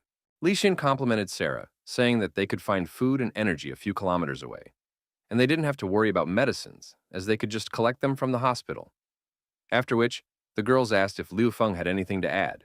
Meanwhile, Liu Feng pondered that how clever he was, and managed to foresee everything. After which she said that it was all well and good, but they couldn't collect groceries forever. After which he asked the girls to follow him. More recently, he had told them about the greenhouse. He led them to the boiler room and told them that he was going to install the greenhouse in the water pumping room, where there was a lot of space. After he finished speaking, the girls asked with admiration in their eyes if he needed their help. He said that they should not look at him like that, and that he did not need their help with the construction. He asked the system what is needed to build the greenhouse. The system replied that it needed missing materials, namely nutrient solution, hydroponic bell plant with truth. Also need 100 points to buy everything. Liu Feng confirmed the acquisition and spent 100 points on everything, after which Robo-Crooks appeared from the floor and began to build the greenhouse. Sistema said that the greenhouse would be completed in 2 days. Li Xin was dumbfounded that it was possible to build a greenhouse so quickly. After a moment, she realized that this artificial intelligence seemed to match Liu Feng's personality. Meanwhile, outside the alley, not far from the hospital, a black-haired girl and her thugs were asking the zombies if they had seen the woman in the picture. The same rich man who was hit by Liu Feng at the hospital replied that he hadn't seen the girl. He asked her to save him because he had a lot of money. If she saves him, he will give her everything. When she heard that he had offered her money, she immediately became furious. Borrowing a barbed wire bat from her partner, she immediately struck the rich man in the head. She was beating him with this bat, saying how could they, the rich, know how the poor survive. It made her very angry that money could decide anything in their lives. She said that the oppressed, exploited poor, who only hid in the subway, were able to survive, and the rich people despicably call them subway dogs. After the deadly virus spread, they chipless iron subway dogs were able to hide, she said. Afterward, with a hard swing of a bat, she smashed his head. After seeing this, and her assistants asked her if it was true that she had offered a big reward for finding that girl. Zheng Tiansheng replied that it was true, but he was not a good person. Since times had changed, the end of the world had come. Their underground clan would exterminate all the rich psionics, and they would rise to the top in the doomsday hierarchy. Meanwhile, it was already midnight in the shelter, and Liu Feng couldn't sleep as it was his first night sleeping in the shelter, and he was very nervous, because he was facing the biggest disaster in the history of mankind. He couldn't help thinking that this was the first time he'd ever slept in the same room with a girl. He'd had a girlfriend before, but he'd never even held her hand. So he decided to think about something else and asked the system to show him the blueprints for the new Level 2 shelter. The system showed that the shelter was automatically expanded after the upgrade to Level 2. All Level 1 buildings were automatically upgraded. The system began to tell him that the combat clothing factory creates combat uniforms. The small arms factory requires authority and procurement talent during the end of the world. The healing room can use various healing ointments. As long as there are resources, it is possible to produce goods every day. Also improved transformation skills to Level 2, improved explosive abilities, paralysis, increased overall speed, and fixed 5 magic effects. Meanwhile, Sarah, having undressed, slowly crept up on him. In just a few seconds, a half-naked Sarah in her underwear was standing beside his bed. He was in a panic because he didn't know what to do. The system said that the better the relationship with a person, the more likely it was that something would happen. At that moment, he was still thinking about the fact that if they woke up Li Xin, she would definitely think he was a pervert. Sarah climbed under the covers with him, hugged him from behind, and snuggled up against him. Liu Feng was certainly not against coitus, but told the secretary Sarah that they had only known each other for 1 day, and they couldn't do anything like that today. After he realized that Sarah wasn't answering him, he turned around and saw that she was asleep. He realized that she was just sleepwalking. He didn't even think that Sarah was sleepwalking. He decided not to wake her up.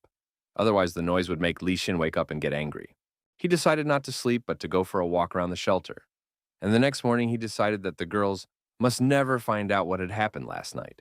After which, he turned to the system saying that he wanted to try out the new transformation magic ability, and decided to try transforming the ammunition Li Xin had found in the ruins after the explosion. The bullet was successfully transformed, 2 points were spent, and the bullet gained an explosive effect.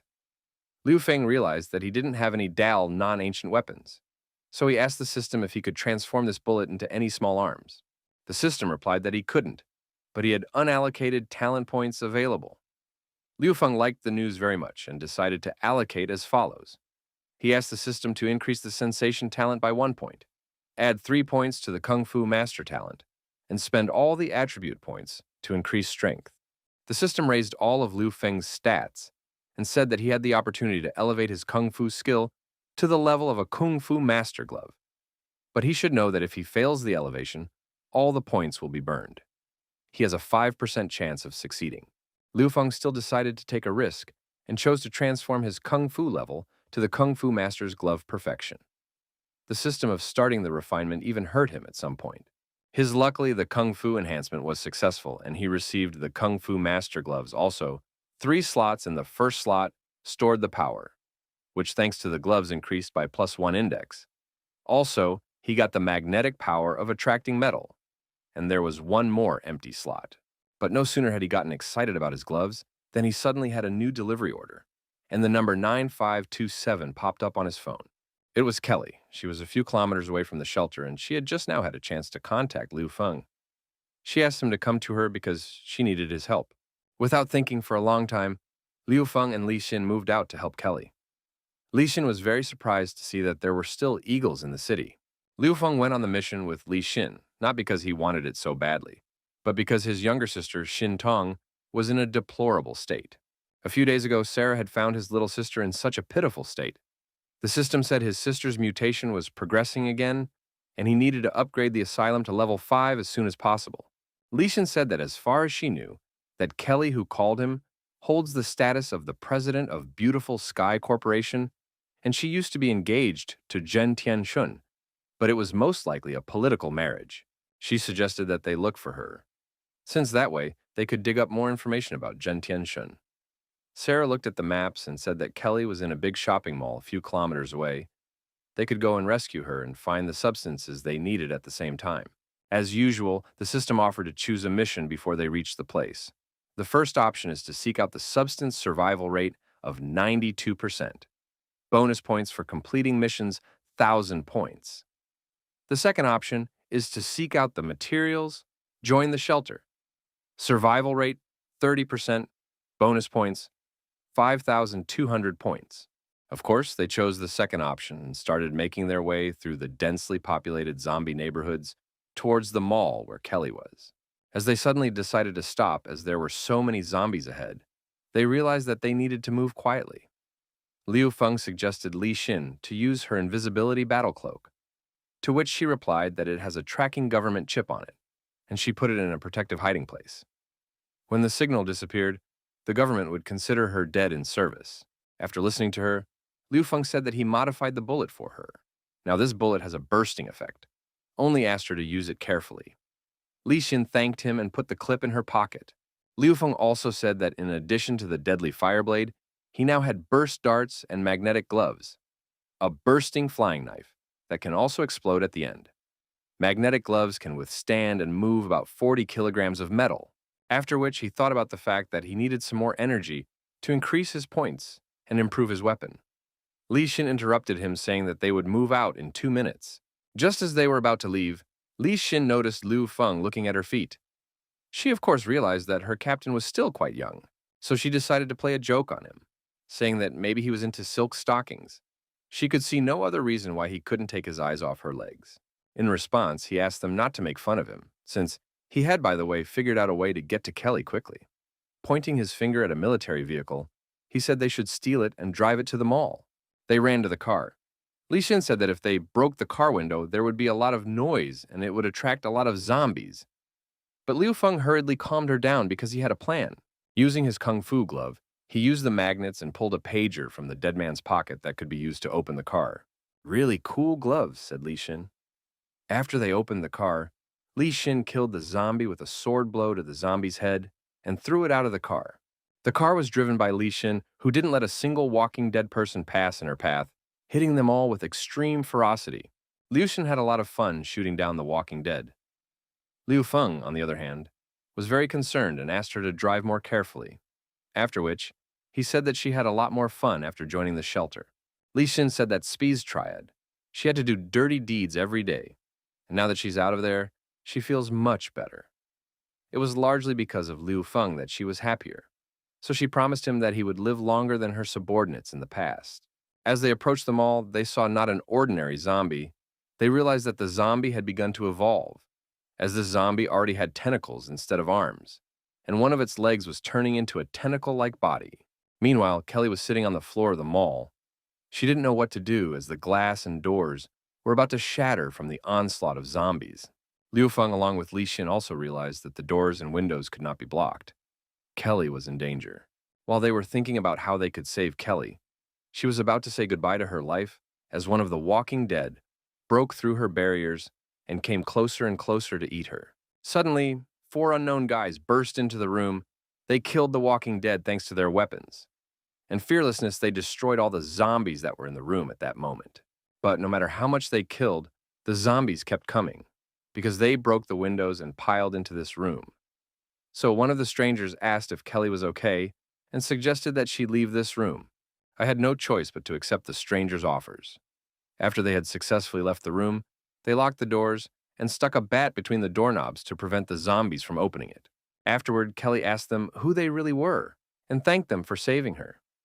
Her rescuers were Kyung and San, the supermarket security guards, a college student, and a police officer.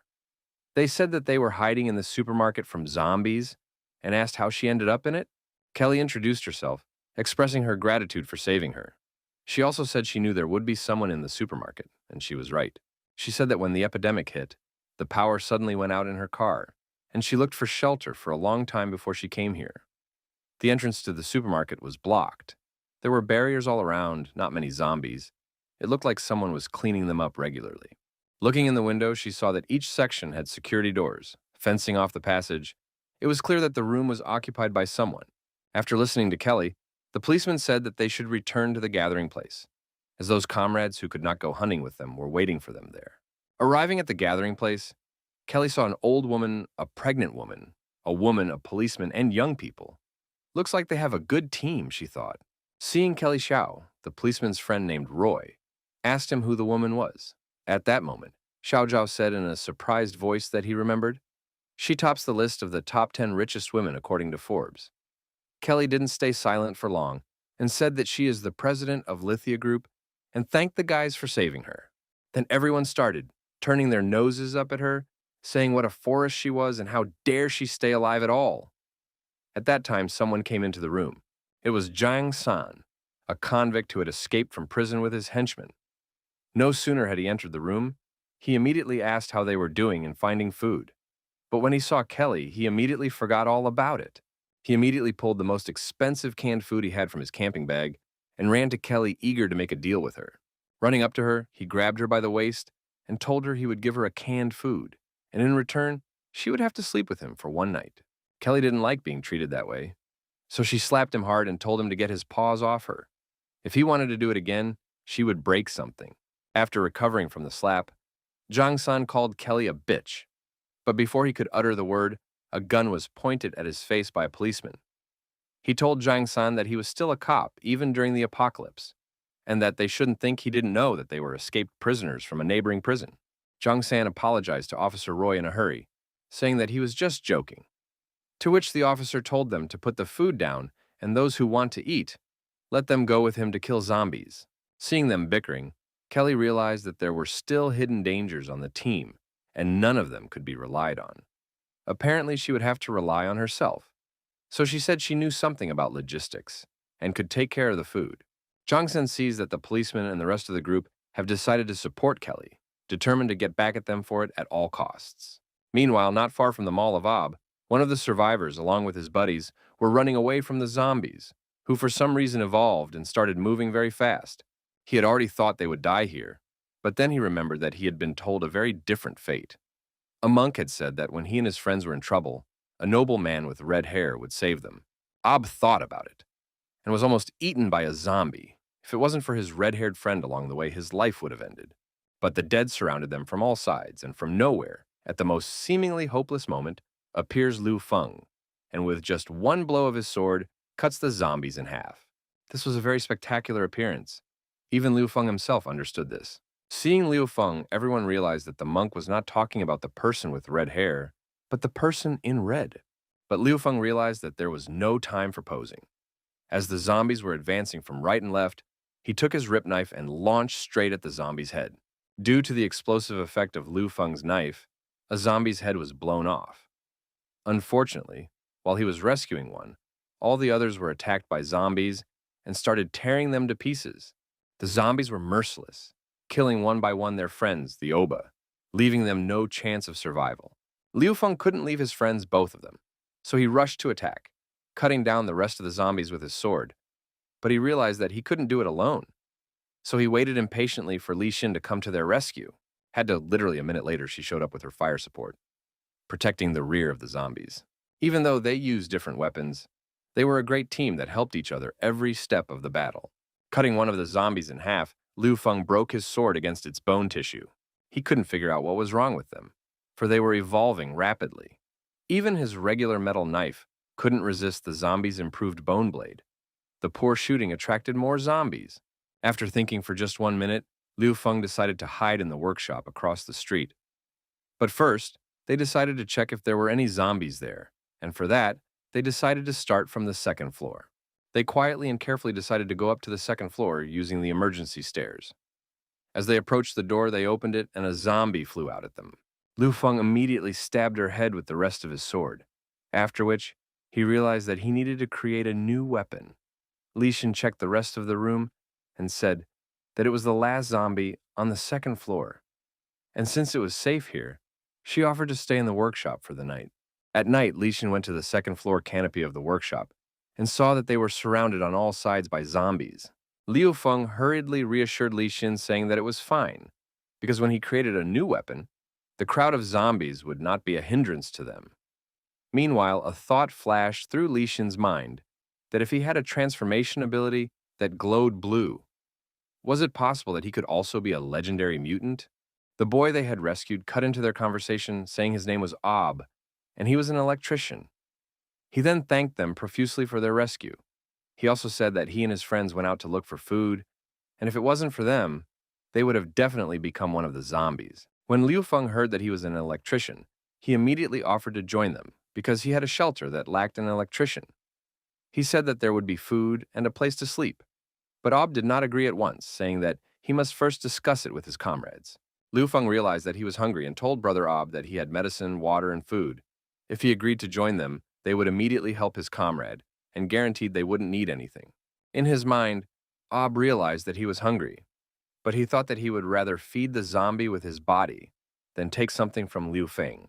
But these were only thoughts. In reality, Ob actually took the food from Liu Feng. After taking a small bite, he said that these were the days that anyone could die at any time. And as sad as it was, he was also saddened by the fact that he was still a virgin. Liu Feng told him not to worry because he's a loner like him, so they need to stick together to survive. How suddenly Li Xin jumped on him after what he said, saying that what he said was so impressive, and of course they would all live together, and asked him if she heard him correctly that he said he didn't have a girlfriend. An hour later on the first floor, Liu Feng was walking around looking for material to create a new weapon, since he needed it before dawn.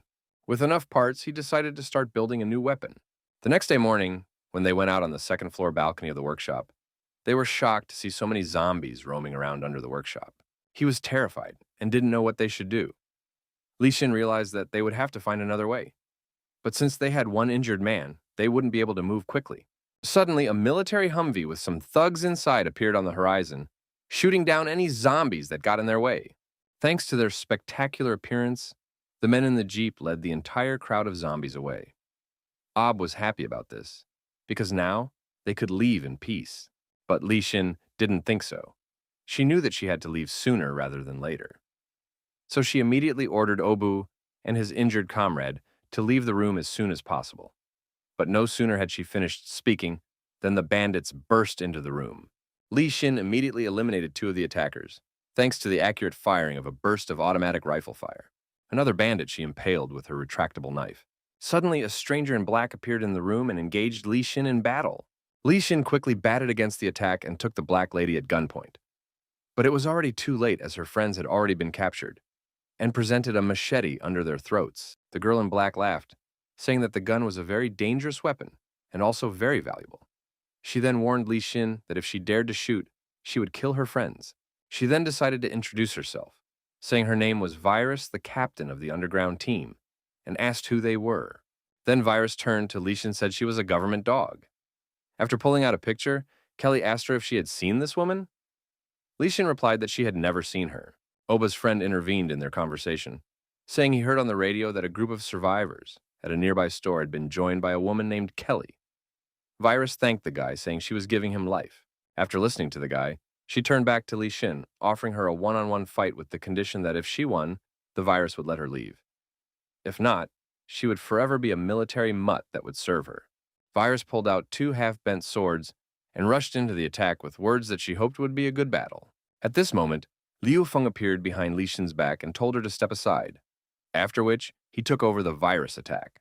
It was quite unexpected and very unusual, as he was wearing a horse's head on his head and holding a chainsaw with 3 blades. After repelling all of Lady Virus's attacks, Liu Feng said that his name was the Savior of the Weak, the Holy Horse. On his head, he had a fire-breathing D-grade horse head, and in his hands, he was holding a grade C happy chainsaw. Meanwhile, across the street at the mall, Kelly felt more than secure and quite relaxed. The prisoners, led by their red-haired leader, were still trying to please her. Saying that she would be lonely alone, they urged her to come and play with them.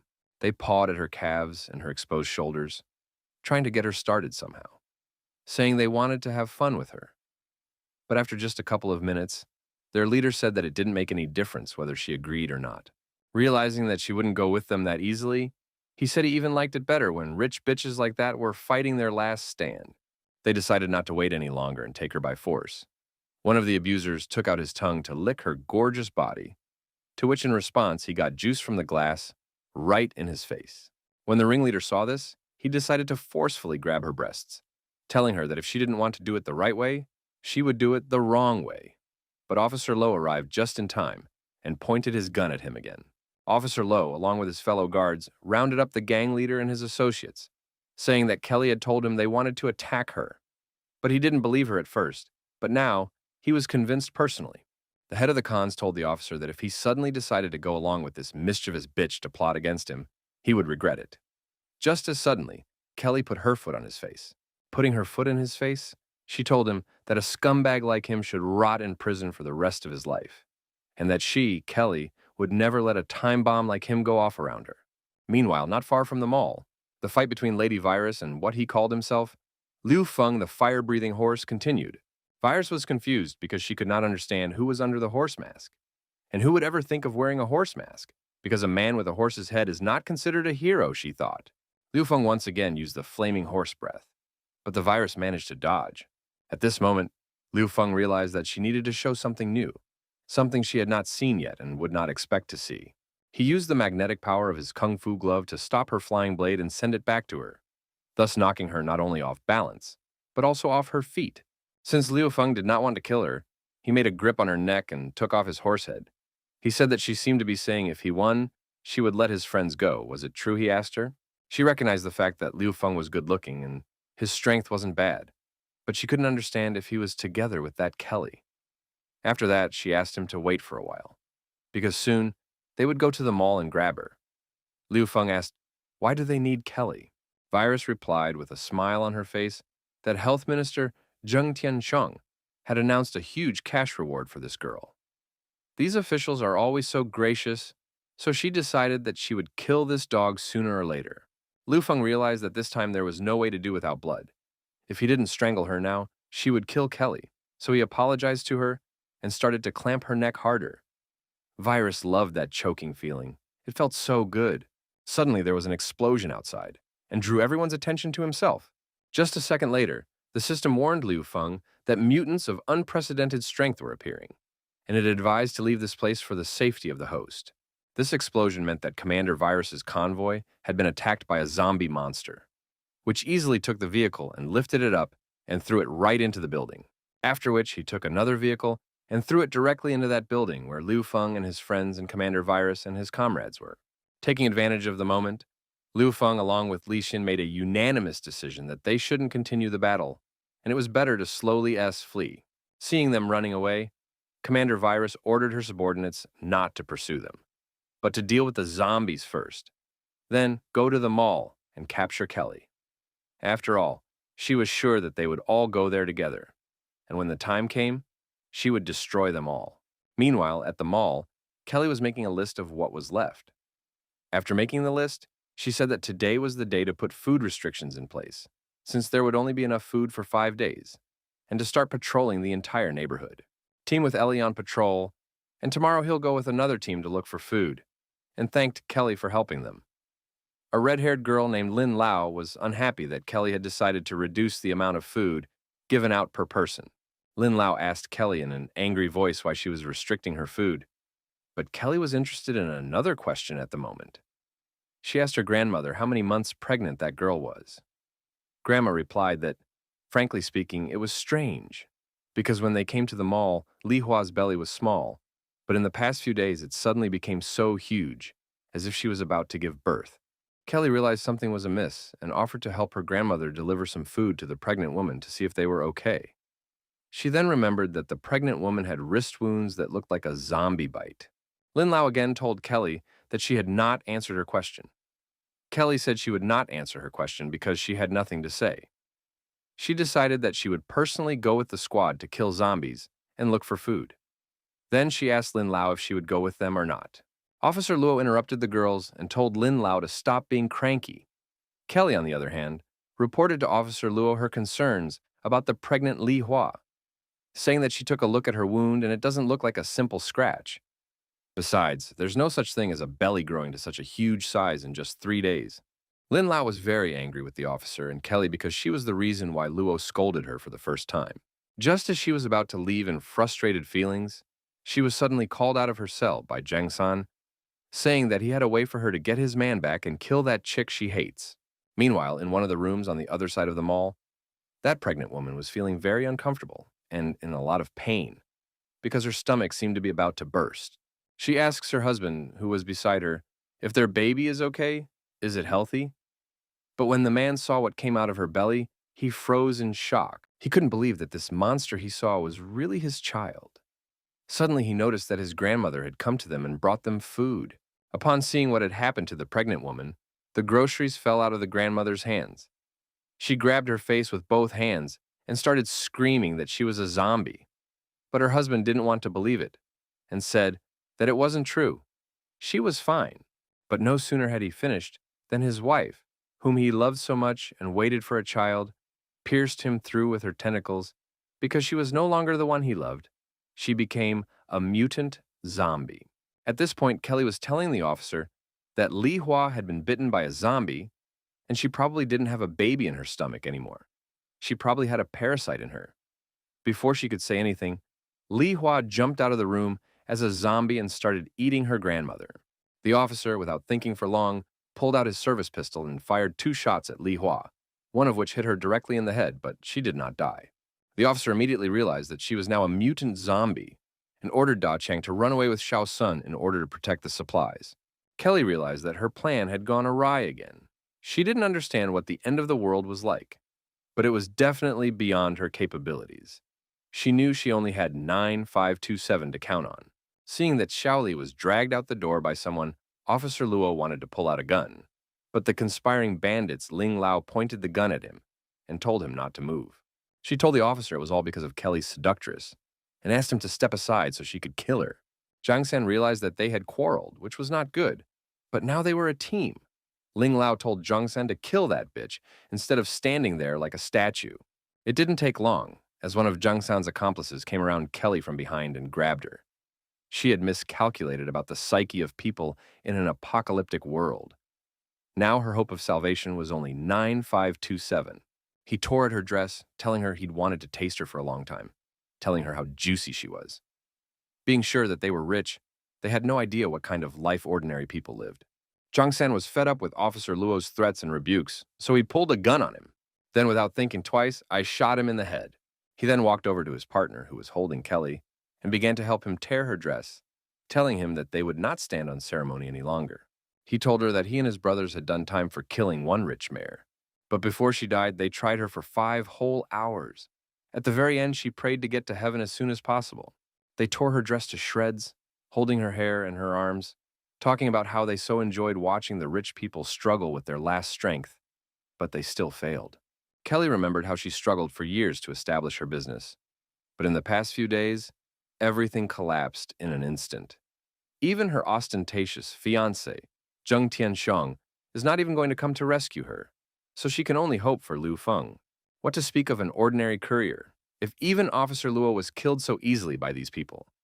But she wasn't going to give up, because she could get her revenge. All she needed to do was to survive. Before she could think of all this, a human horse with a chainsaw in his hands burst into the room, cutting apart the mutant zombie that had attacked them. Of course, it was Liu Feng. Taking off the horse's head, he said that he had been looking for President Kelly for a very long time and had finally found him. When Liu Feng saw Liu Feng, all the bandits and the leader were dumbfounded, because they thought that he had long ago died. But he not only survived, but also scattered all those scoundrels who had allowed themselves to offend President Kelly. After he had dealt with all the offenders, he asked President Kelly if she was okay. In turn, she replied that she was fine and was very grateful to him for saving her. Seeing President Kelly standing half naked, he immediately took off his red sports jacket and threw it over her shoulders. Kelly said that she didn't even think he would really come to save her. Liu Feng responded by saying that he couldn't not come, because he promised her he would. After he saw her sniffing his sports jacket, he apologized to her, saying that he ran here and all his clothes smelled like sweat. Kelly reassured him by telling him that his clothes didn't stink, but even the opposite was comforting, and thanked him again for saving him. Chang San recovered from Liu Feng's blow, stood up, and pointed his revolver at him, asking him why he was serving this rich woman and why was he saving her when he was a poor man himself. Liu Feng, thanks to his kung fu magnetic glove, disarmed Zhang San, then took his chainsaw and stabbed him through with it. Killing him, he answered his question by telling him that although he was poor, he believed that he could realize his dreams through his own efforts, and he wasn't exactly like the rest of them.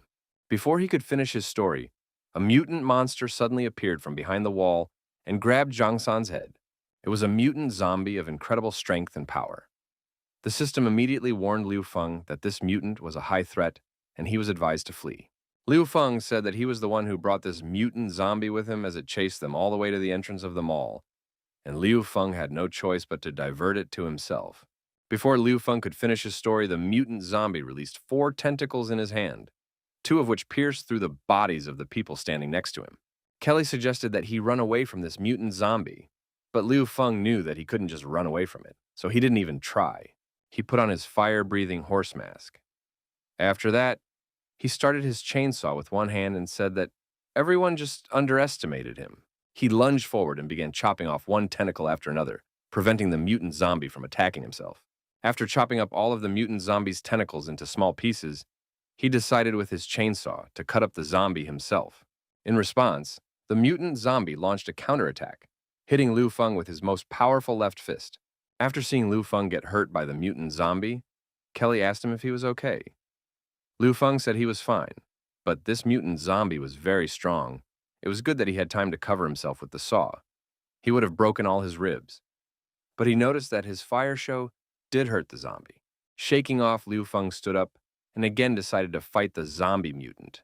As suddenly out of nowhere, the wall broke, and in the zombie mutant on the car flew into the mercenary, with whom he fought just half an hour ago. Of course, it was the virus lady with her goons. Liu Feng didn't expect to see her so soon. One of the mercenaries pointed his finger at Kelly, saying that this was the girl they were looking for. Kelly asked them how they knew her, to which Lady Virus replied that her fiancé, Zheng Tianxiang, ordered them to rescue her and offered to go with her. Liu Feng realized that if Kelly left, Zheng Tianxiang's riddle would not be solved and the mission would be failed. He must find a way to make her stay here. At this moment, Lady Virus was saying that there were still some suitors in the Doomsday world who had lost their heads to love, and she must immediately deliver Kelly into his arms. Liu Feng asked her to listen to him and said that a plan was needed first. Then, he took her by the chest. It was only a minute later that he realized he had grabbed Kelly's breast, because he had meant to grab her shoulder. So he apologized, and she said it was okay, but asked him how long he would keep his hand on her breast. Liu Feng immediately removed his hand, also told her to forgive him. Lady Virus, seeing this, told Kelly that she was just a prostitute who was putting horns on her fiancé. In response to such insults, Kelly asked Lady Virus to apologize for her words, as she and Liu Feng just have a mutually beneficial relationship. Besides, she is only engaged. Liu Feng took off his horse head and told everyone to stop. After all, Kelly's groom is actually not a good man at all. Hearing this, Kelly couldn't understand what Liu Feng was talking about. He told her that her fiancé, Zheng Tianxiong, had built a dungeon in the Bluebird Hospital. He secretly researched the zombie virus, and he also grabbed his little sister and turned her into a monster. Kelly began to wonder about the fact that wasn't the Bluebird Hospital one of her businesses? And why was Zheng Tianxiong in charge there too? And was he also conducting human experiments? And where is he, after all, now?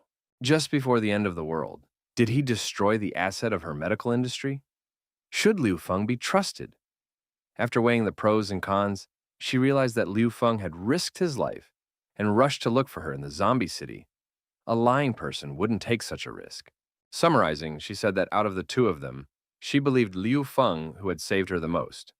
And until Zheng Tianshun himself personally came to look for her, she and Lady Virus would not go anywhere. Lady Virus didn't like Kelly's answer. She realized that it was all that damn Liu Feng's fault, that he was always messing things up for her. And he was also the reason why she had developed a strange addiction to suffocation. No sooner had they unleashed the fight for Kelly than suddenly the zombie they hit with the car woke up and stood up. Lady Virus shouted that Liu Feng had set her up again, as he had dragged her straight to the zombies, to which he replied that she had run into him on her own, and he had nothing to do with it. Liu Feng noticed that the tentacles he had cut off from the zombie monster had recovered again. He couldn't believe his eyes. The system said that the zombie monster continued to grow in danger, and asked Liu Feng to run away as fast as possible. This time he listened to the system. Grabbing Kelly's hand, he rushed out. Unfortunately, they had no choice but to run away, leaving Lady Virus her team with no help. While running away from a mutant zombie of unprecedented strength, he called his partner Li Xin to find out where she was. Li Xin said they were on the second floor of a shopping center, eliminating zombies there. Liu Feng told her that he had saved Kelly, but now a huge zombie was chasing them, and asked Li Xin to help finish him off. Li Xin agreed. Li Xin said that she had come up with a plan, but they urgently need to go up to the second floor to execute it. When they took the elevator to the second floor after the doors opened, they saw a crowd of zombies, numbering in the dozens, standing in front of them, which shocked them. Liu Feng was a little scared, after all. This was the first time he had seen so many zombies, and his limit was a maximum of 5 zombies at a time. But here there were at least a few dozen of them. He didn't understand what he should do. He was about to give up and surrender to the zombies. But then he remembered that he was only doing all this for the sake of his sister Xin Tong, who was waiting for him in the bunker. Seeing such a crowd of zombies, Kelly, that they better go back. But Liu Feng knew there was no turning back, for his sister's life and her health were on him. He took a shopping cart and seated President Kelly inside that cart, apologizing to her in advance, and telling her to hold on tight. Liu Feng wanted to break through this crowd of zombies thanks to the shopping cart. At the end of the world, aside from evil human behavior, the worst part is a few zombies, and not an isolated case of mutant zombies. With such a large army of zombies, mankind simply has no chance of survival, and unless they start exterminating them piece by piece. So the army requested permission to open fire on the tank division and sweep the city. They got permission and opened fire, killed all the zombies in the neighborhood, then reported the destruction and clearing of the neighborhood. All zombies were killed and no military casualties. The liaison reported that the operation was complete and their army had entered the building. The senior officer then reported to the commander that the mission was complete. A military meeting was taking place in a secret underground base. The general was reporting that the zombie mob had been destroyed. His army had taken away an oil refinery and a military research center, but most of the ammunition was wasted. In the near future, they would not be able to resume their actions. Great, said one of those present, that they had beaten back the oil refinery, so the plan could soon be implemented.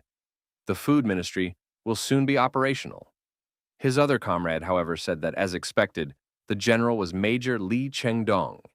He is the most famous general who is not afraid to fight to the death, even in the most difficult battles. One of the participants in the meeting asked the general, what was this research center and why did they need to waste ammunition to repel it? To which the general replied that this was a question they should ask the Minister of Health, Zheng Tianchun. But the Minister of Health was unwilling to answer their questions, saying they should leave that for later, and forbade them to ask him such questions now. Meanwhile, Liu Feng was trying to construct something from the cart and his saws to break through this crowd of zombies. In just a few minutes, he'd managed to convert a regular cart into a $3,000 cart, specially designed for transporting important people, he told Kelly. He was going to use it to break through the crowd of zombies. Liu Feng was trembling a bit, and Kelly noticed it. He told her that if they couldn't break through this crowd of zombies, then yes, they would die right here today. At that moment, she realized that it turns out he might be scared too. But such a fool still decided to cross the zombie city just to save her. After a second's thought, she told him that he had saved her life. If she was to die, it would be by his side, so he didn't have to worry about anything. After that, she took his wrist and realized that he was a little over 20, so she decided to encourage him a little. Kelly kissed Liu Feng's forehead, saying that she didn't like to stay in debt. She then bent his head over her gorgeous, voluminous breasts and told him that if they didn't die this time, she would fulfill his every wish to thank him. And even if they do die, she continued, then they will go to hell together. Inspired by her speech, Liu Feng asked her to get on the cart and put on her clothes. Liu Feng put his horse mask back on and said that they need to go. He also said that there is a roll gate at the end. Once they break through the crowd of zombies and close that gate, they can survive. And he ran forward, slicing through every zombie in his path that came under his saws. It was a real bloodbath as the zombies were dying not one by one, but in packs. It was only a few meters to the exit as the cartwheel got stuck by bits of zombies and their flesh and made it difficult to move towards the exit. Since movement was difficult, Liu Feng was thinking of a solution to this problem. Just as suddenly, one of the zombies wounded him with its tentacle right in his shoulder. Fortunately, he had already inoculated himself against the virus, and now he was immune to the virus, but the zombies could still tear him to pieces. Looking around, he saw a huge lamp on the ceiling, held up by a metal shield. Liu Feng realized that it was a good opportunity if he used his magnetic glove to throw this metal shield down, thereby killing the zombie. Using his magnetic gauntlet, he still managed to rip that metal shield off the wall, thus crushing a large number of zombies in front of him with it. But not insignificantly, he made a path for himself right to the exit. Knowing this was his last chance for survival, he rushed at an incredible speed toward the exit. He then lowered the switch knob of the metal gate to close it and secure it from all the zombies. After the gate closed, Kelly got out from under Liu Feng's jacket and asked if he was all right, as he looked very uneasy. Liu Feng said that not only was he fine, but he was also calm because he was able to save them from that crowd of zombies. And by absorbing the electricity, he earned an extra 150 points. He then jumped out onto a flight of stairs and asked Kelly to move faster because they needed to get back to the team as soon as possible. Seeing Kelly, Li Xin told her to listen to her carefully, as she knew what kind of person Kelly was, and warned her that if she dared to do anything bad, Li Xin would shoot her on the spot. But Kelly said she wasn't afraid of her threats, and she wasn't afraid of herself. Kelly immediately realized that Li Xin was from the government and feared that she would sell out Liu Feng. Thinking that she was indeed a complicated person, Li Xin, on the other hand, saw that Kelly realized that she was trying to intimidate her. After all, she really had seen a lot of things. Li Xin was startled when she saw Liu Feng being scratched by a zombie, but Liu Feng hurriedly reassured Li Xin, saying that he had inoculated himself against the virus. Li Xin calmed down by saying that he was very good, that he was just like a government secret agent. That said, he scared the hell out of her. Kelly also exhaled, realizing that another one of her saviors wasn't going to die. Liu Feng, with the kiss mark on his forehead that Kelly left him, told Li Xin that as long as he had a great teammate like her, he couldn't die. Li Xin was furious when she saw the mark of Kelly's kiss on his forehead and orderly told him to wipe the lipstick mark off his forehead. One of the team members who was setting the trap asked them to stop, flirt, and get ready, for they should be starting soon, as he had finished setting the trap. No sooner had they gotten ready than the doors were smashed open by a mutant zombie that the Lady Virus mercenaries were fleeing from. They were running for help because they didn't want to be eaten. Liu Feng told Kelly and Li Xin to run away, while he himself stayed behind to help these guys to protect them from this mutant zombie. He rushed at him with his saws to protect those boys. But his attack was repelled as the zombie was very strong. The zombie got into a good position for the electrician to drop the huge gnome on him, but he couldn't do it because his arm was tangled in the wires. And so the seemingly well-planned plan might have been about to fail, as the zombie was already very close to kill the electrician. But Liu Feng woke up in time and ran to save the electrician, telling him that he must start executing the plan at this second or they would all die. The electrician freed his hands from the wiring and connected the two ends, thus closing the electrical circuit of the device and blowing up that huge gnome. There was a huge explosion, but for some reason their plan didn't work. Based on their plan, after the explosion, this huge concrete dwarf should have collapsed directly onto the zombie mutant, thus not only immobilizing it, but also destroying it. Realizing that they had no other choice, Da Chang, Xiaosong along with Kelly tried to push that concrete gnome statue to make it fall on the zombies. Meanwhile, Lee Sin was trying to protect Liu Feng from the attack of the mutant zombie. After firing more than a dozen burst bullets at the mutant zombie, Li Xin realized that its defense was too strong, as there was almost no effect from the bullets. Meanwhile, Kelly yelled to Liu Feng to move away because they had succeeded in dropping the statue on the monster. When the dust cleared, everyone saw that the statue had not crushed the monster, and he easily, with his two hands, took it on his shoulder and threw it aside. Everyone was shocked, unable to understand how he survived since they knew that this statue weighed at least several tons. At this moment, Liu Feng noticed that the severed arm of the zombie had started to develop again. Liu Feng immediately asked Li Xin that she use the ammunition magazine he gave her this morning, because ordinary burst bullets were useless. Liu Feng's situation was very dire, as his magnetic glove was still not charged and his chainsaw was damaged. And the mutant zombie was already striking again. It would seem that all his death had come, as the mutant zombie had caught him off guard, and already his hand was flying right into his eye. But luckily for him, Lady Virus appeared on the battlefield and asked Liu Feng where it was that her foal had lost the powerful strength he used in the fight with her. Why was he so hesitant now?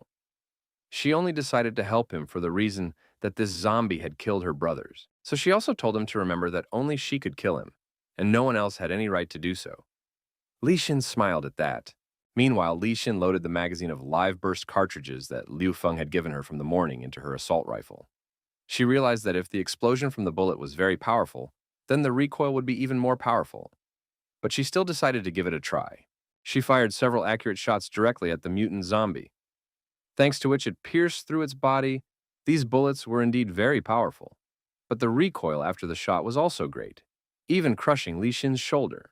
Liu Feng, seeing that he had a chance, picked up his chainsaw and chopped the mutant zombie along the traces of bullets that wounded him and pierced his defenses. After Liu Feng killed a mutant zombie, the system said that he had killed a zombie with enhanced combat performance. For this, he was rewarded with 100 points. Also, the essence of such mutant zombies could help his little sister wake up, so the system asked him to collect them from the carriers. Kelly and Li Xin were very worried about the life and health of Liu Feng, which is why they asked if he was okay. Liu Feng replied that he was fine. The survivors of Police Officer Luo's camp asked Kelly who survived the camp, to which she replied that she was the only one to make it out alive. Lady Virus turned to Liu Feng, saying that this time is lucky for him. Zombies had killed many of her brothers, and now he had killed a mutant zombie to avenge her thanks. To this, she would let him get away this time. Li Xin pointed her machine gun at her and asked the virus not to cause them problems. Lady Virus turned around and as she walked away, said that his life was hers now and he shouldn't die first. She also said that they would see each other next time. Liu Feng waved his hand at Lady Virus. After that, he received a call from Kara, who was in the shelter. She told him that he should go back and see the shelter, as it had gotten much bigger. Liu Feng saw through the system that in his absence, the artificial intelligence helped him expand the shelter, building a greenhouse, developing combat uniforms, built a factory to produce combat uniforms, also a medical station and a portal. After that, Liu Feng turned to Kelly, asked her if she remembered what she had promised him before.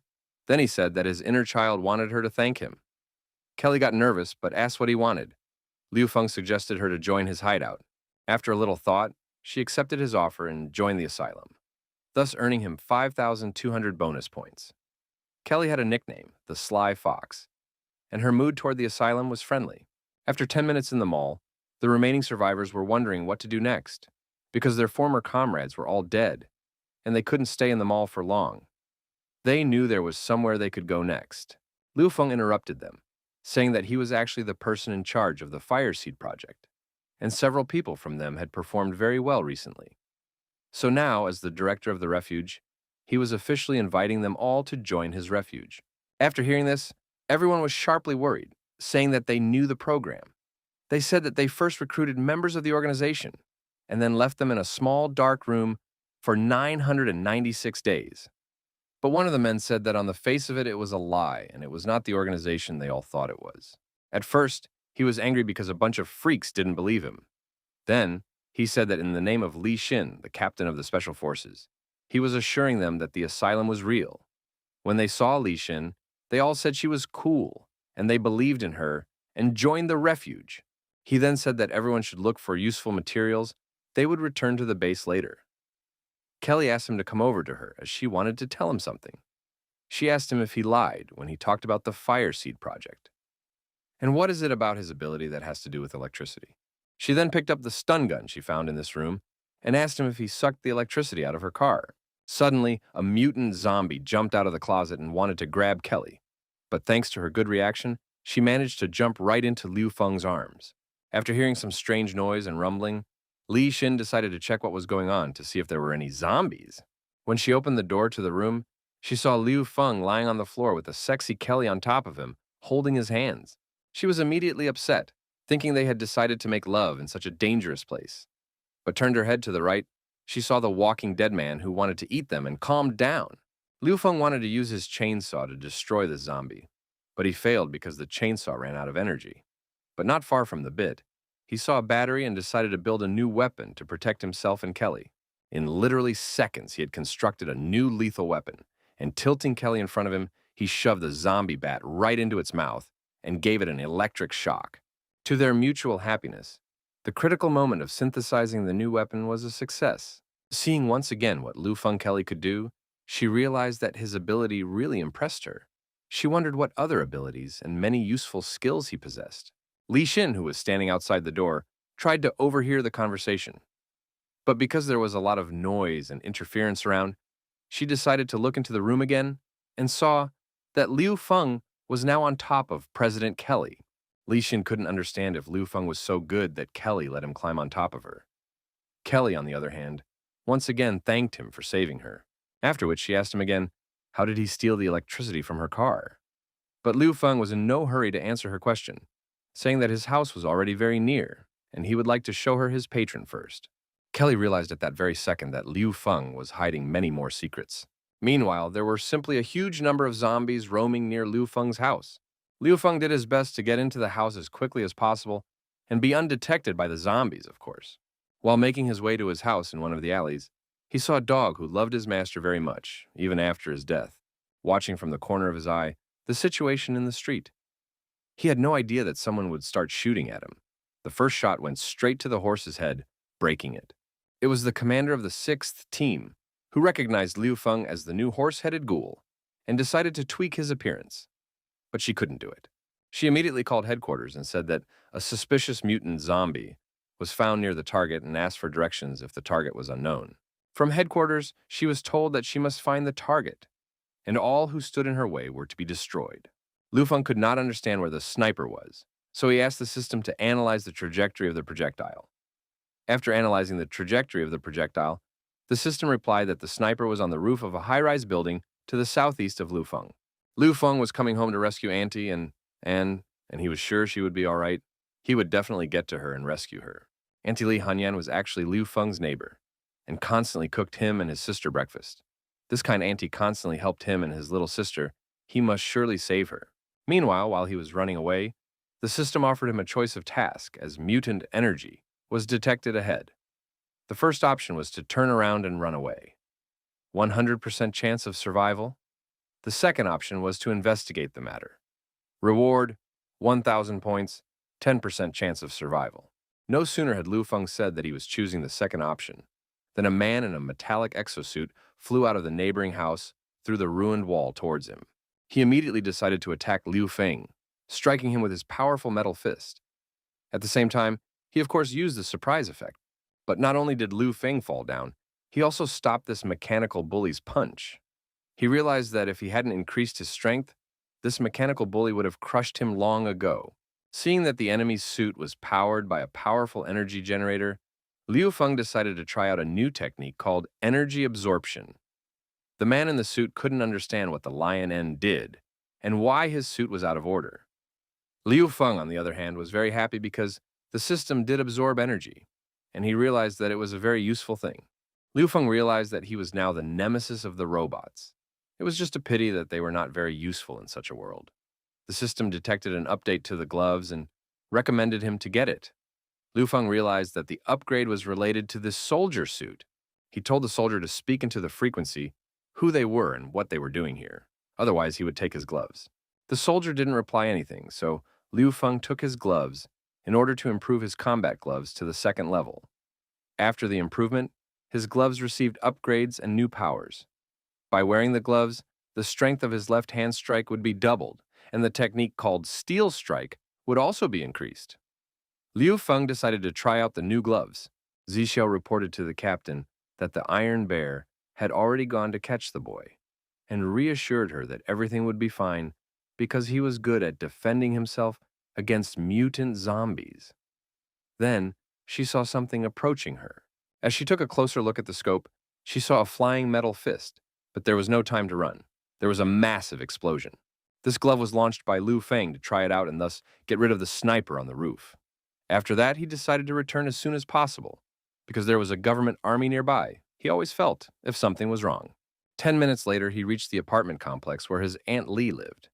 But to his disappointment, government troops were already there. He also noticed that the savior of his youth, Aunt Li Hanyan, was captured by government troops, along with her daughter, Li Yushuan. Meanwhile, at the entrance of the mall, Li Xin was eating ice cream while enjoying the hot weather.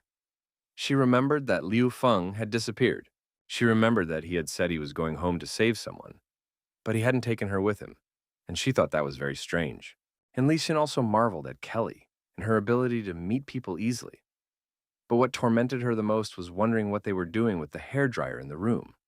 So she decided to approach him when she met him and ask him directly. Auntie Lee asked the military if they had come to rescue them, and if so, why were they handcuffing them? Her daughter asked her not to say anything so as not to make the military angry. One of the military men couldn't stand it, and with the words "shut your mouth," he hit Auntie Lee's face with a buttstock with all his might. Seeing that Auntie Lee was in a helpless state, one of the military men decided to make a joke, saying that she had a really good figure and how sorry he was that her husband had died. But it was no big deal, because they could comfort her instead. By this point, Liu Feng was already behind his back. He knocked down and knocked out one of the soldiers with just one swing of his bat. The other one saw what had happened to his comrade and pointed his weapon at Aunt Lee's daughter. But Liu Feng didn't hesitate this time and used the swift strike of his new glove to slay the enemy, thus making a hole in his body and saving Auntie Lee's daughter. He lifted Li Hanyan's Aunt Li Hanyan off the ground and asked if she and her daughter were okay. Her aunt thanked him for saving her, said she knew he wouldn't put her in trouble and would come after her. Her daughter, on the other hand, asked Liu Feng why he had only come now and where was his younger sister Xin Tong, to which he replied that she was alive too. When the time came, they could continue a peaceful life together. The aunt's daughter told Liu Feng that her mom was sick. She was very weak after the apocalypse started. She only got worse. After the military captured them, they gave her mom some unknown medicine. Before she could finish her story, more military men showed up. The military, after seeing their dead comrades, decided to open fire on Liu Feng and his aunt and sister. As he was running away, he received a warning from the warning system that a mutated species fluctuation was detected nearby. Just as suddenly, he saw a glare on the roof of a building. It was a sniper who hit him in the leg with a precise shot, thus bringing him to the ground along with his aunt. This sniper was still the same woman he thought he had destroyed thanks to his enhanced glove. But he was wrong and she wasn't dead. But this time, she came to kill him for sure and took a control shot. But she was unable to kill Liu Feng because Liu Feng's aunt Li Hantan put her body under the shot, throwing Liu Feng aside to save him, because she realized that she could not survive anyway. There was black blood on Liu Wen's hands, the same as what was contained inside his sister. Auntie had only asked him for one thing before she died. She asked him to take care of her daughter and keep her safe. Liu Feng couldn't understand why he could never save his loved ones. At this moment, the military began to surround him along with his sister and aunt. But he then only thought that he was to blame for everything that happened, because he was too weak. Meanwhile, the sniper reported to the headquarters that Minister Chung's object was accidentally killed. She was already dead. Liu Feng was very angry, and he realized that in this harsh apocalypse world, only humans were actually evil. The military pointed their weapons at them and ordered them not to move, raising their hands up. At the same moment, the system turned red and warned Liu Feng that powerful fluctuation energy of a mutated species had been detected, the level of which was unknown. The system also warned that a new mutated species had appeared at their back, and asked the host to duck immediately. Turning around, Liu Feng saw a huge tentacle flying towards him. There was nothing left for him to do but grab his sister and take cover, falling down onto the pavement. When the monster grabbed almost all the soldiers in the area and put on its tentacles, Liu Feng looked up and saw that the monster was his Aunt Li. The system began to warn him that the mutant was evolving and asked him to leave the area as soon as possible. Well, as much as they wanted to get out, they wouldn't be able to do so anymore, because they began to be surrounded by mobs of zombies on all sides. The system said that it seemed to lack the nutrients to evolve all the way through, and so it was actively attracting large numbers of zombies. The system began to determine which level it would determine, according to the mutant's energy fluctuations. Her mutation surpassed all other infected. Her energy even surpassed the elite level and lord level. The system made an update and recalculated the energy level seen, and failed to determine the first time to which level Liu Feng's aunt belonged. After rebooting and 1 minute of calculation, the system determined that Liu Feng's aunt belonged to the disaster level. There was a whole system of vein tentacles coming off of Auntie Li. But Liu Feng, it was unclear why they didn't touch him and his sister. Even though the tentacles didn't touch them, they were so scared that they couldn't even move. After all, what energy level is this? Asked Liu Feng's system as it looked too terrifying. The system replied that the evolution of normal zombies is probably at the infection level. Mutant zombies are at the mutation level. And this mutated species with many abnormalities has a disaster level energy level.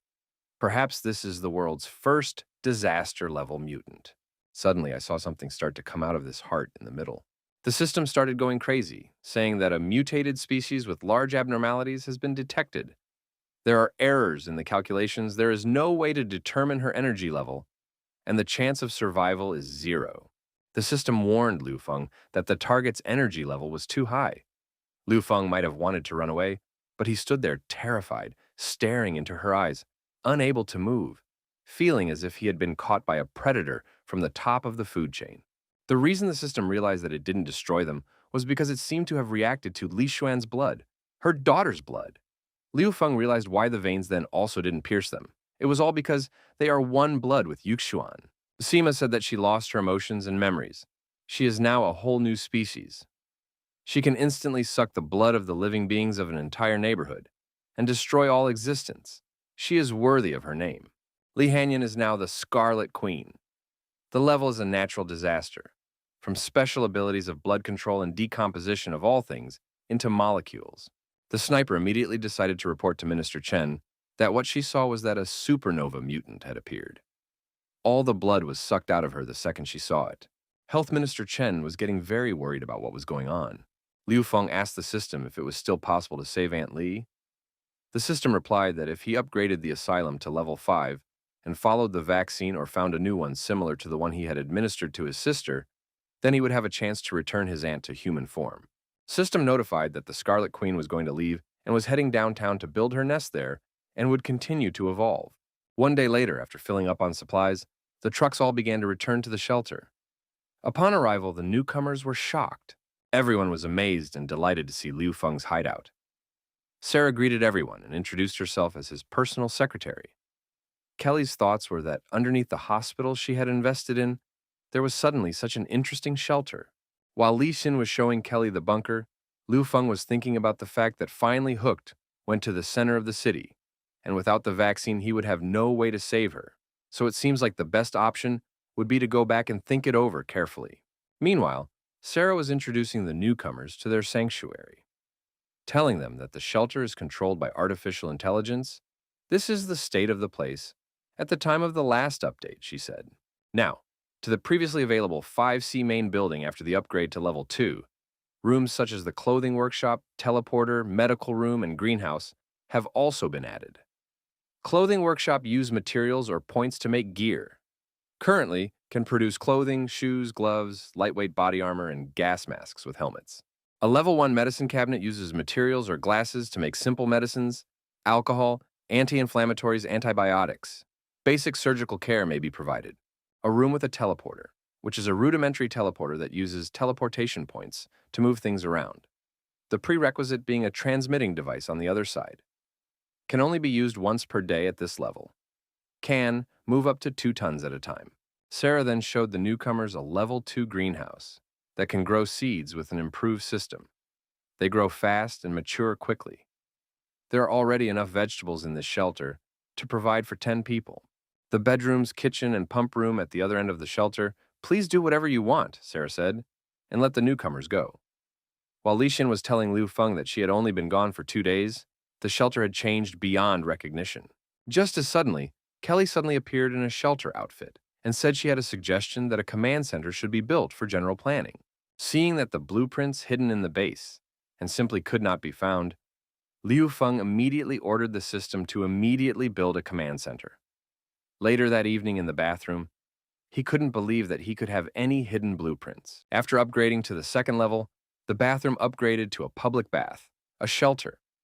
Liu Feng decided that in his free time, he would have to question each person. This trip was very useful, not counting the loss, Aunt Li Hanyan. Tomorrow, he would find out what was hidden behind the secret blueprints there, and had the blueprints brought back, Li Xin, before he could dive into his thoughts, his younger sister Xintong suddenly appeared in the public bath, along with Yuxuan. He was dumbfounded by their presence. Liu Feng asked Yuxuan why they had come. She replied that Xintong woke up as she ate the mutant. Her memory recovered a little, and she remembered Yuxuan. So if you are Liu Feng's brother, she will gladly take a bath with him. Liu Feng was shocked and asked them to stop. But Yuxuan told him not to be shy. Recall that when they were kids, they didn't swim all the time with the 3 of them. He realized that he couldn't just get rid of them, so he decided to find a way to distract them. After thinking for a while, he told Yuxuan that he apologized for Aunt Li because he had failed to save her. Yuxuan slapped him, telling him to calm down and listen to her. She said that if it wasn't for him, she would have died long ago. The fact that her mom turned into a monster was the mistake of the war freaks. In response, Liu Feng took her head and said that he thanked her very strongly for comforting him and promised that he would definitely save her mom.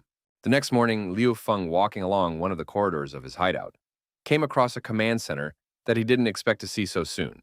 The girls welcomed Liu Feng to the command center. Then, Kelly said that she didn't expect him to actually build a command center. Then she told him that, in addition to the command center, this building also had a dormitory where she and a few girls would live temporarily, and the headroom was his personal room. Kelly also said that she used the command center to capture a satellite that the government had lost contact with. After the collapse of the government, that satellite lost contact with the Earth. The command center's artificial intelligence decrypted the password and captured it.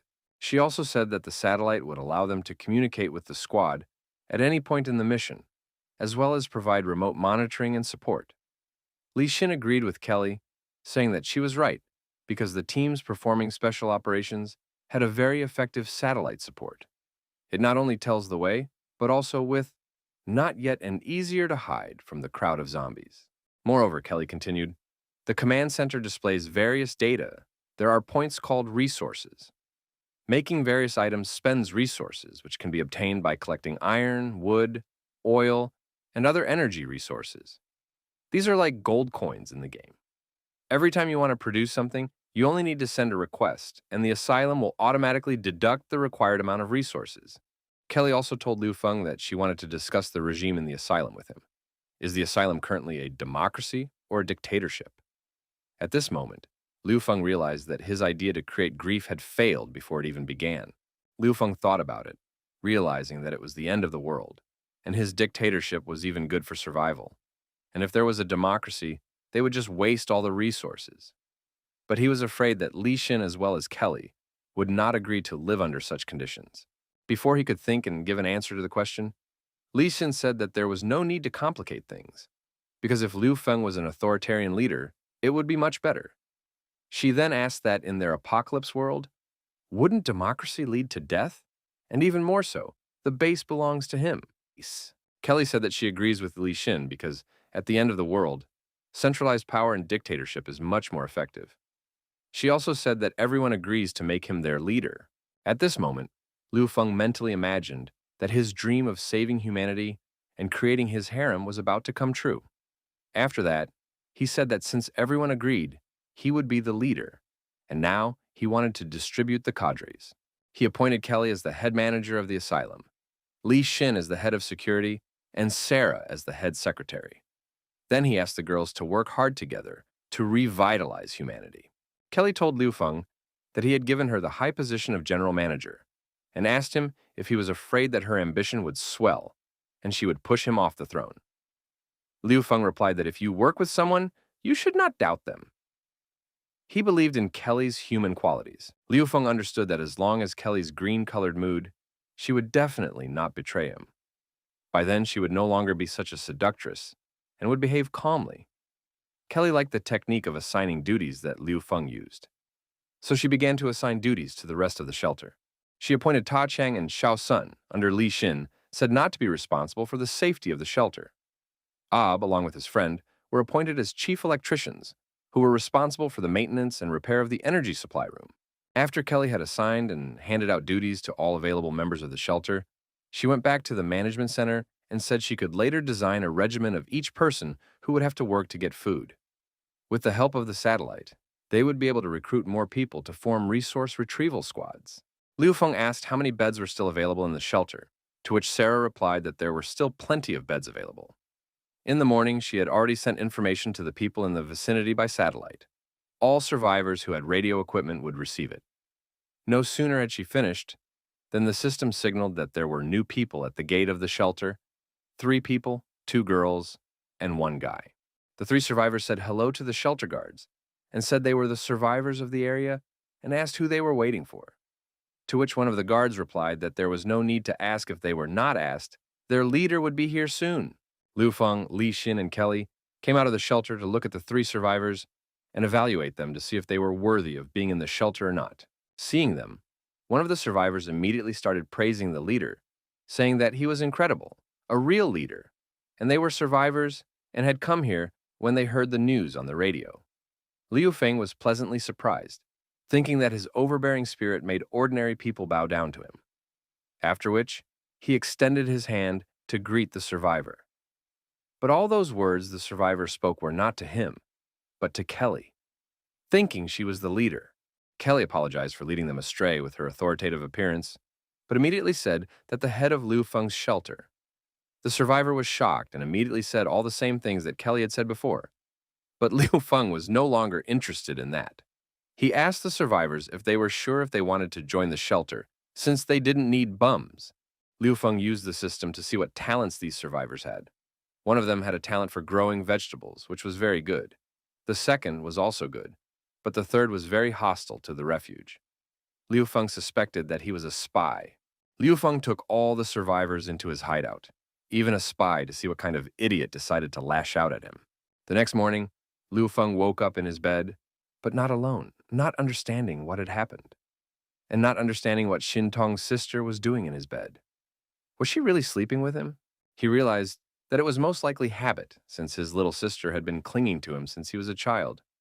But he also realized that he had to wake her up right away, because if other people saw it, it would be very bad. As the head of security, Li Xin suddenly rushed into the room to wake up the head of the asylum, opening the door with the words, "Good morning." She was dumbfounded by what she saw. Literally in a second, her smile changed to sadness, and the thought that Liu Feng was a pervert came into her mind. But without saying a word, she simply closed the door and left. When he came out of his room, he saw Li Xin and Kara whispering to each other that he was a real magnet for girls. At that moment, the guards came up to him saying that they were going on duty. The shelter's resources provided them with body armor, first stage, engineer suits, and police shields. They thanked Liu Feng for the outfit, saying that he was the real leader, and that with this outfit, they guaranteed that the headquarters would be safe. Liu Feng proudly agreed with their words and said that it was a pity there were no guns, but they could use his modified electric rollers. He was called back to headquarters before he could speak. Sarah reported that the three survivors who had recently come to them had told her that the government had built camps for the survivors in the northern part of the city and that everyone was going there now. Kelly added that Zheng Tianshun was there too. Lu Feng said he would go and look for him. After that, he immediately asked Kelly to plan his route. He also asked her to help him come up with the perfect name for their hideout. Kelly mapped out the route, saying that the main goal was to make sure there was a survivors' camp in the northern part of the city and find the Minister of Health, Zheng Tianshun. But first she had to get weapons. There is a prison down the road that she once invested in. There should be a whole arsenal there. Kelly suggested we try our luck since the asylum needs weapons now. The system updated. The tasks offered 3 options. The first was to get to the survivors' camp. The second option is to go to the prison to get the firearms. And the third option is to rescue Li Hanyan's aunt. Liu Feng said that they would call the L Asylum, and he would personally lead the squad to the prison. Kelly said that she would form 2 more squads with Ta Qiang and Xiao Sun and personally lead it to clear the area around the gas station, shopping center, and hospital, because it would save their base's resources. Liu Feng asked her if she wanted him to leave Li Xin to her, but Kelly replied that his task was to find weapons. That was more important. With those weapons, they could get to the steel mill in the northern part of the city and the gasoline depot before winter came to grab more resources. Otherwise, they won't survive this winter. She's not some pampered girl. Sarah will be more than enough to hand over command of the base. Liu Feng to say that in order for him not to worry, he would still leave Li Xin at the base. After which he said that he has an assignment for Kelly. There is a spy among the 3 survivors. Her task will be to find him. In the meantime, he'll grab the weapon and return through the portal. And then they'll figure out who's behind the spy and destroy them in one fell swoop. Kelly realized that with her technique, she would need at least a week to discern if there was a problem with this man, especially since Liu Feng's hideout was so huge. After the meeting, sitting on the couch in his room of the head of the asylum, Liu Feng realized that this time he had to raise the levels of not only strength, but also skill levels nicely. Liu Feng realized that he had to become stronger to avoid that situation again. This time, he raised all his characteristics by 3 levels. He knew he had quite a few points and decided to trade them for 2 vaccines for Li Xin and Kelly, since that way he wouldn't have to worry about them when they came out of the shelter. After that, he decided to pump up his abilities by increasing his strength to the 9th level and pumping up the gift of a scientist. After that, a lot of information began to appear in his mind, which was related to the talents of the Kung Fu master and the scientist. The cyber-military arts of war became available to him, and with it, techniques such as nuclear fist, palm, flamethrower, mantis knife, infinite attack, hot knife, laser, mechanical palm full strike, the lightning knife, art of radiation, knife, plasma blast, and jet cloud. Liu Feng directly felt that these skills were very cool. But he realized that although the martial arts were very cool, most of them would not be very practical in close combat. After 1 minute of thought, Liu Feng decided to modify the gloves so that it would increase their range and add 1 special combat element. This time, it's the little brother and sister on the attack. The target is the prison and the survivors' camp in the northern part of the city.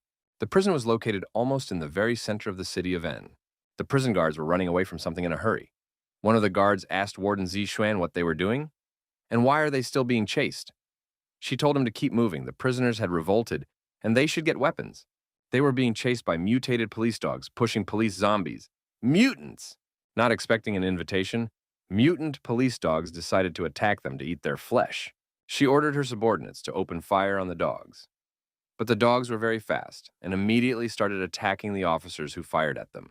Well, zombies, dogs weren't their only dangers. Behind them on the wall was a zombie, a mutant that had its tentacles impaled on Li Fan's head.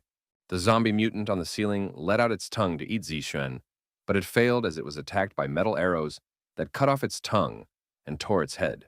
It was Liu Feng who came with his younger sister to the prison to get weapons. When he saw that Zixuan was in danger, Liu Feng told his younger sister that he would take 1 dog each, and the rest he would take care of. Upon seeing them, the zombie dogs immediately rushed towards them in order to attack them first. But Zuntong's younger sister didn't fear them in the slightest and ran towards them, grabbing one of the dogs with her hands over her mouth. After she grabbed his stock, she slammed him against the wall with all her might.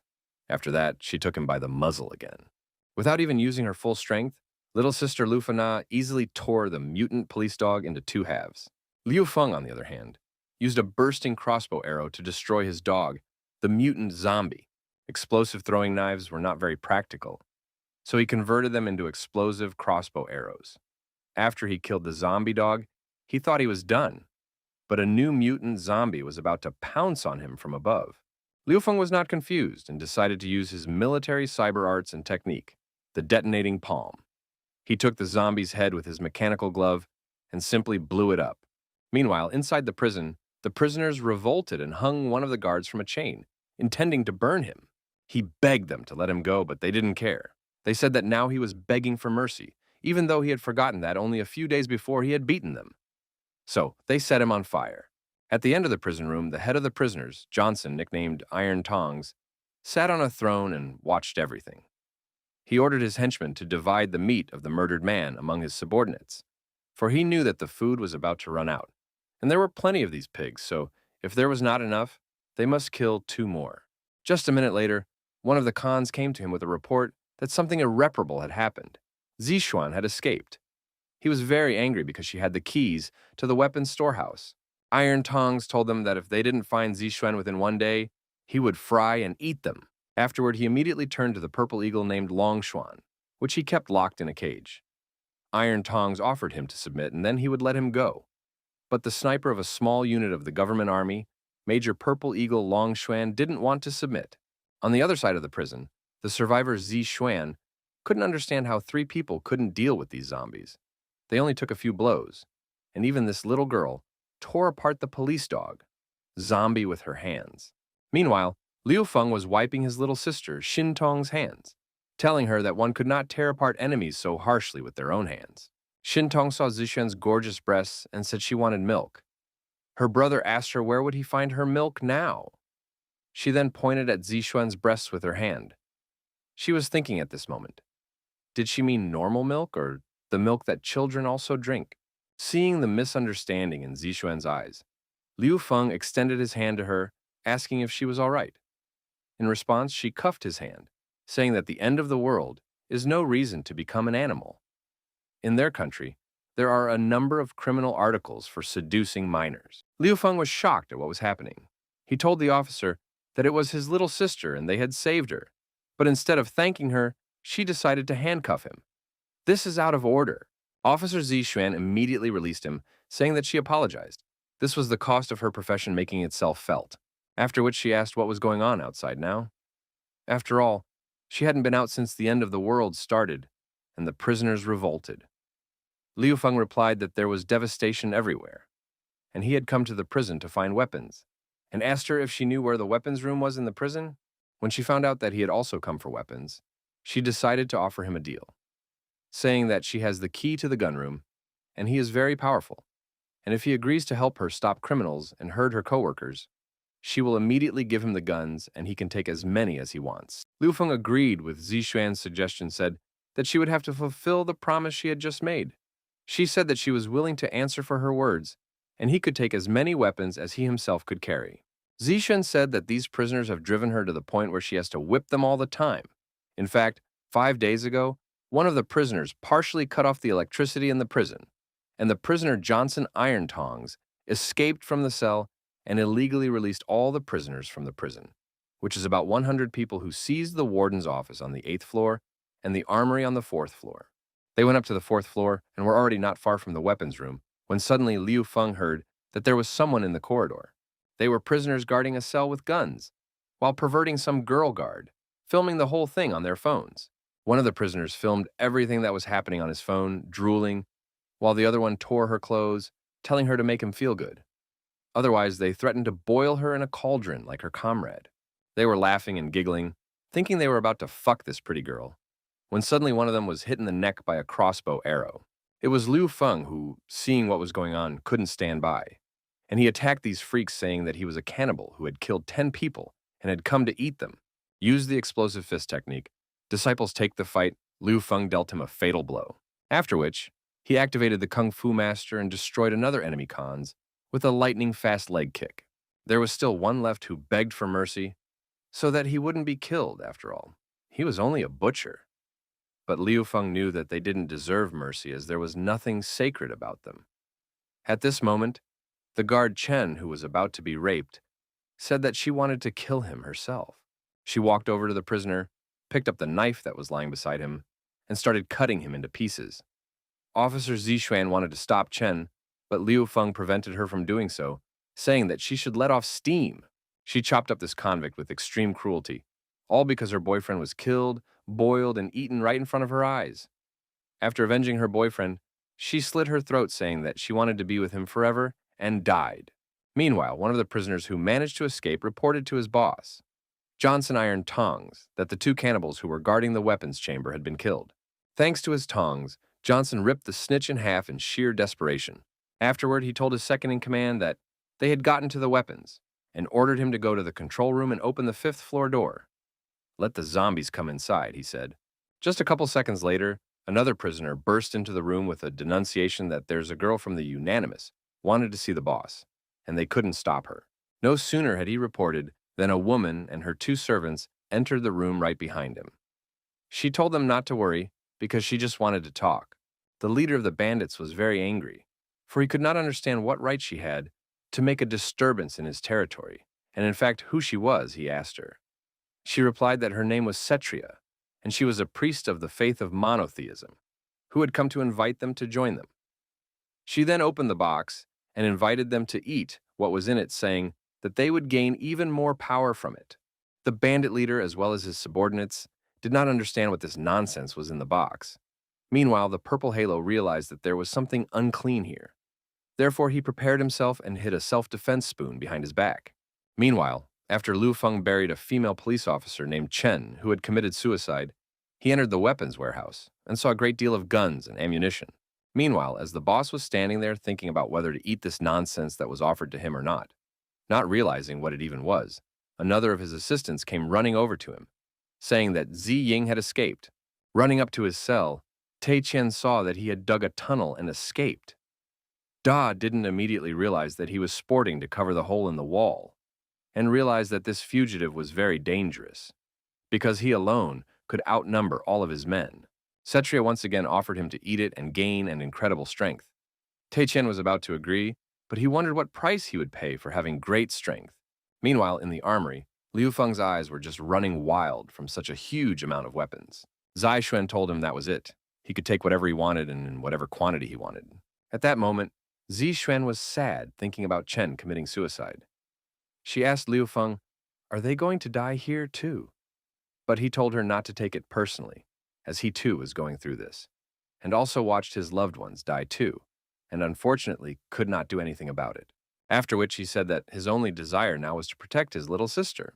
With a hand on his shoulder, he invited Zixuan to join them, because together they could survive the end of the world. This was very unexpected for her, as they had only known each other for a short while. While the guys were chatting nicely, Shintong's younger sister heard some strange voice nearby, calling to save him, so she decided to take a walk to check it out. Zixuan had told Liu Feng that his sister was very strong. She wondered if all of his men were that strong. He replied that not all of them were, but he had one very cool friend in middle school. Then, he was recruited into the troops. Before he could finish his story, he suddenly saw a suspicious glare in the air duct and immediately pulled Zixuan towards him, saving her from a bullet. He immediately fired 3 retaliatory shots at the air duct net. As a result, Zi Ying's purple eye jumped out of the air duct. Upon seeing Liu Feng, he immediately rushed to attack him. Thanks to just one jump and a twirler, he was nearly knocked off his feet. Liu Feng realized that his opponent was a skilled fighter and immediately activated the skills of a kung fu master. Liu Feng realized that the fight could also drag on for a very long time, as the two of them were very good at kung fu techniques. Therefore, Liu Feng asked his opponent who he was. Liu Feng realized that the duel could drag on for a very long time, because the two of them were very good at kung fu techniques. Liu Feng asked Lun Xuan if he remembered him, saying that they went to high school together and that he didn't expect to meet him in prison. Liu Feng said that when Lun Xuan was taken into the army, he became a role model in their school and an idol for Liu Feng himself. Liu Feng, in order not to waste time, said that he had shelter, food, and water, and that he would like them to join him. Zixuan said that if he helped her save her colleague, she would definitely join. Lu Xuan, on the other hand, leaving in a hurry, said that he refused. Lu Xuan turned around and said that since Liu Feng was his former classmate, he would give him advice to stay away from him. Since he was now a demon who had stained his hands in blood, Liu Feng couldn't understand what had happened to his classmate over the years, that he hadn't seen him. 10 minutes later, in the weapons warehouse, Liu Feng and Zixuan had built a very simple transmitting device together, in order for Liu Feng to transfer the weapons and ammunition to the shelter. In just 1 minute, thanks to teleportation, all the weapons and ammunition from the armory were teleported directly to the shelter. Zixuan held her head with both hands and couldn't understand what had happened, because all the weapons and ammunition had disappeared in just 1 minute. She shouted and started to ask Liu Feng where he had gone, all the weapons, because there were so many of them. He replied that she had told him that he could take whatever he wanted. Li Xin suddenly teleported into their room, saying that they hadn't seen each other for a few days, and Liu Feng already had a new lover. He immediately said that she had misunderstood and asked her what she was doing here. Li Xin said that she had almost finished her tasks in the main area, got the weapons, and came to help them. Liu Feng introduced Officer Zixuan, saying that she helped find the weapons. After Li Xin listened to him, she asked him where his sister Po, Xintong. Liu Feng was terrified because up until now, he thought she was behind his back. But before he could panic, he suddenly heard someone laughing from the speakers. This was followed by information for Officer Zixuan. Someone said that he already knew that they had found the weapon, and that it was not the end, because he had already opened the front door, and soon a crowd of zombies would come to them. Hearing this, Liu Feng realized that they should leave the fourth floor as soon as possible, in order to escape and avoid facing the zombies. But no sooner had they left the armory than Liu Feng received a warning from the system that a new type of zombie mutation had been discovered. Meanwhile, on the other side of the fourth floor, Liu Xuan thought about the words said by Liu Feng and saw a little girl who held out her hand to give him a golden rose. He realized that it was, again, most likely one of his hallucinations that wanted to lure him into the zombie crowd, and he decided not to fall for it. He was about to leave when suddenly his head ached very badly, and blood came out of his nose. Lifting his head, he saw a girl dead against the wall and dripping blood in his hands, which was once a broken flower. He knew it was just a hallucination, and he didn't want to believe it. He stood up and rushed toward the exit, as suddenly a living person walked past him, a girl with a flower in her hair. He realized that this was not a hallucination. Holding onto the wall with one hand, he watched this girl, and seeing that she went to the zombie, he realized that trouble could be coming. If he did nothing, she would die. He talked himself out of it, saying that he shouldn't get involved. After all, he was a renowned sniper and wouldn't put himself in danger. But just 1 second later, his good side overcame his evil side, which was hesitant, and he fired a shot that scattered most of the zombies in the area.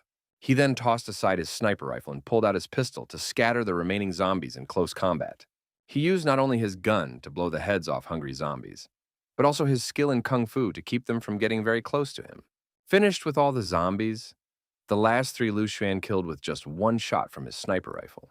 Lu Xuan grabbed Xintong's hand and said that they should run as the sounds of gunshots easily attract zombies. But it was already too late as a very large number of zombies surrounded them from all sides. The crowd of zombies grabbed him. He resisted as best he could, but realized that again he had killed a little girl, and at the same time, he killed himself. Isn't that his fate, he thought.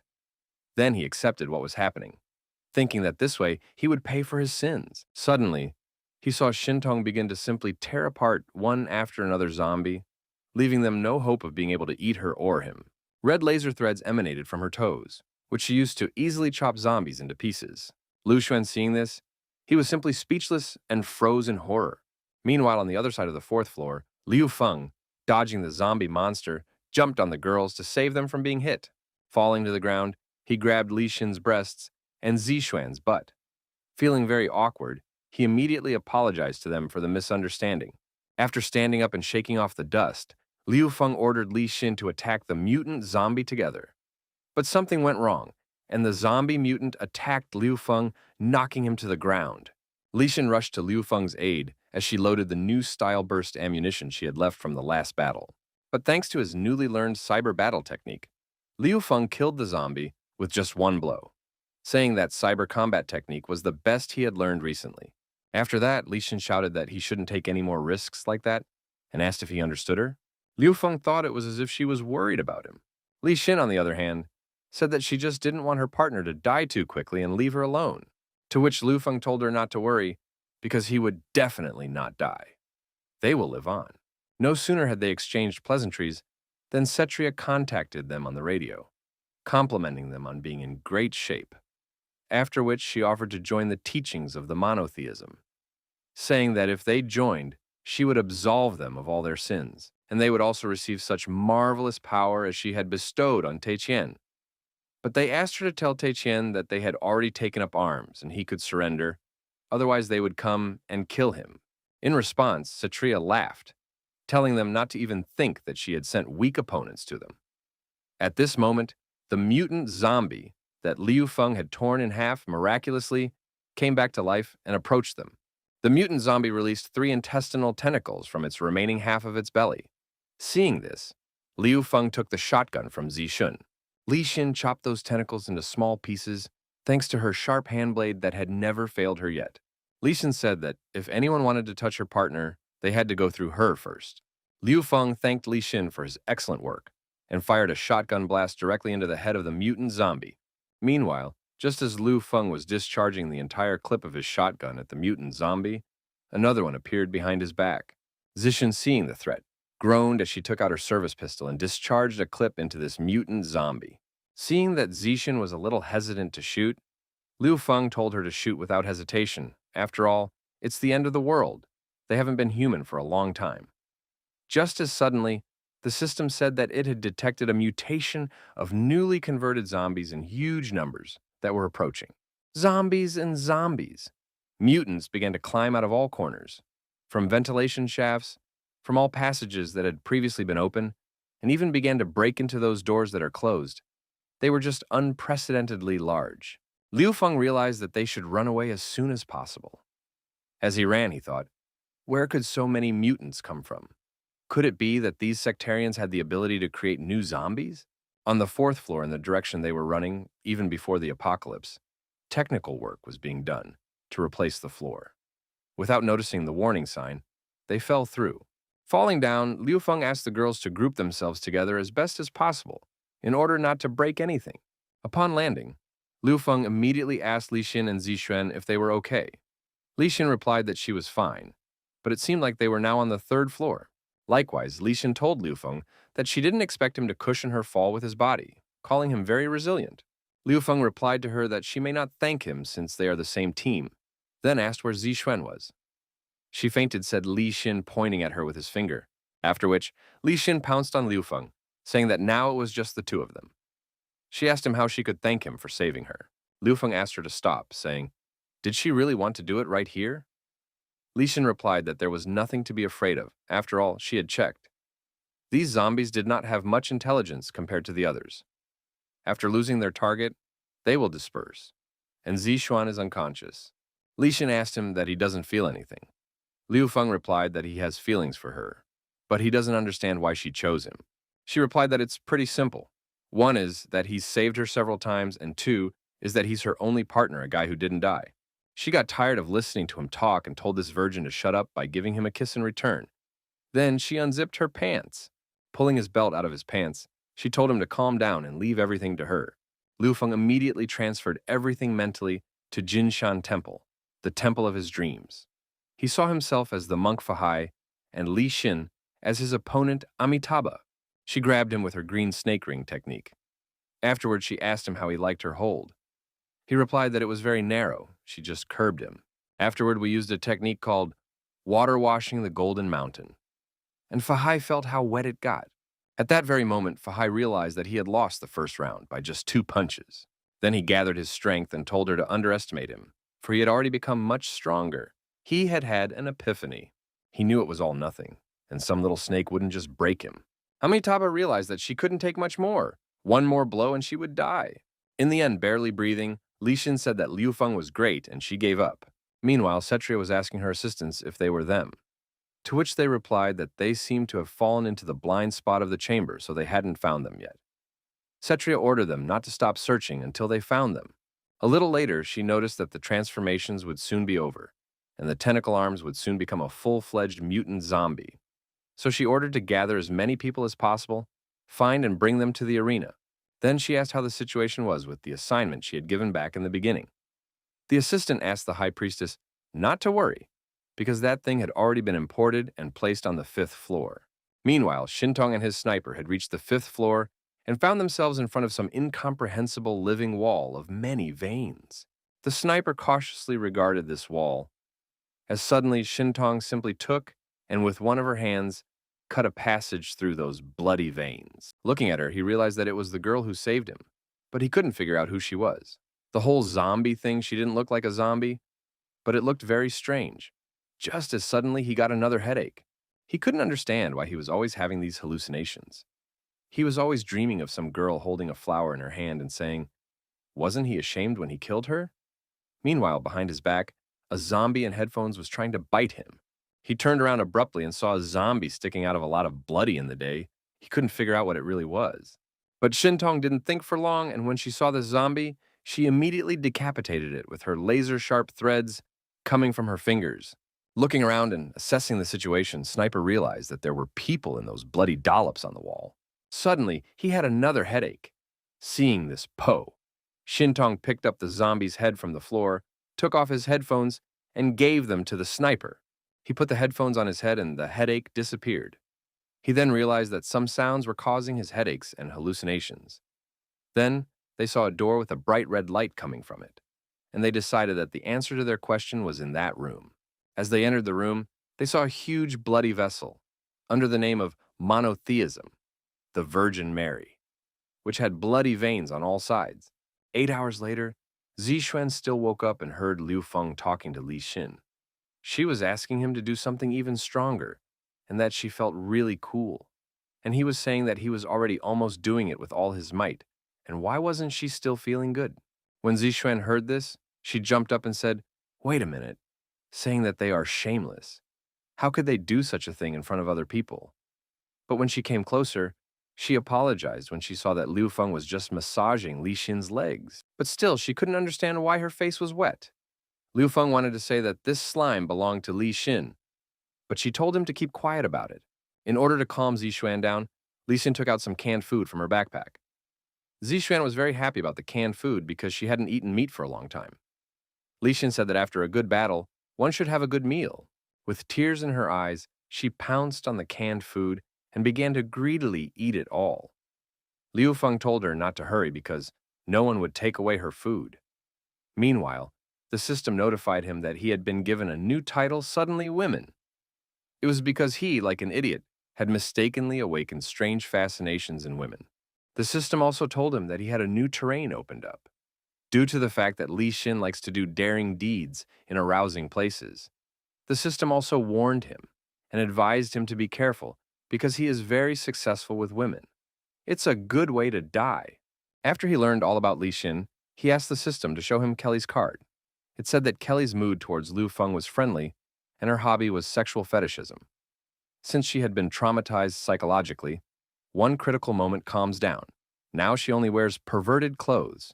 At this moment, Li Xin walked up to Liu Feng and whispered in his ear that even though she couldn't show that she was a virgin, her first man was definitely only him, and slapped his hand on his bells. Zixuan heard Liu Feng squeak and asked what they were doing, but they said nothing. Everything was fine. They could move on to the 5th floor.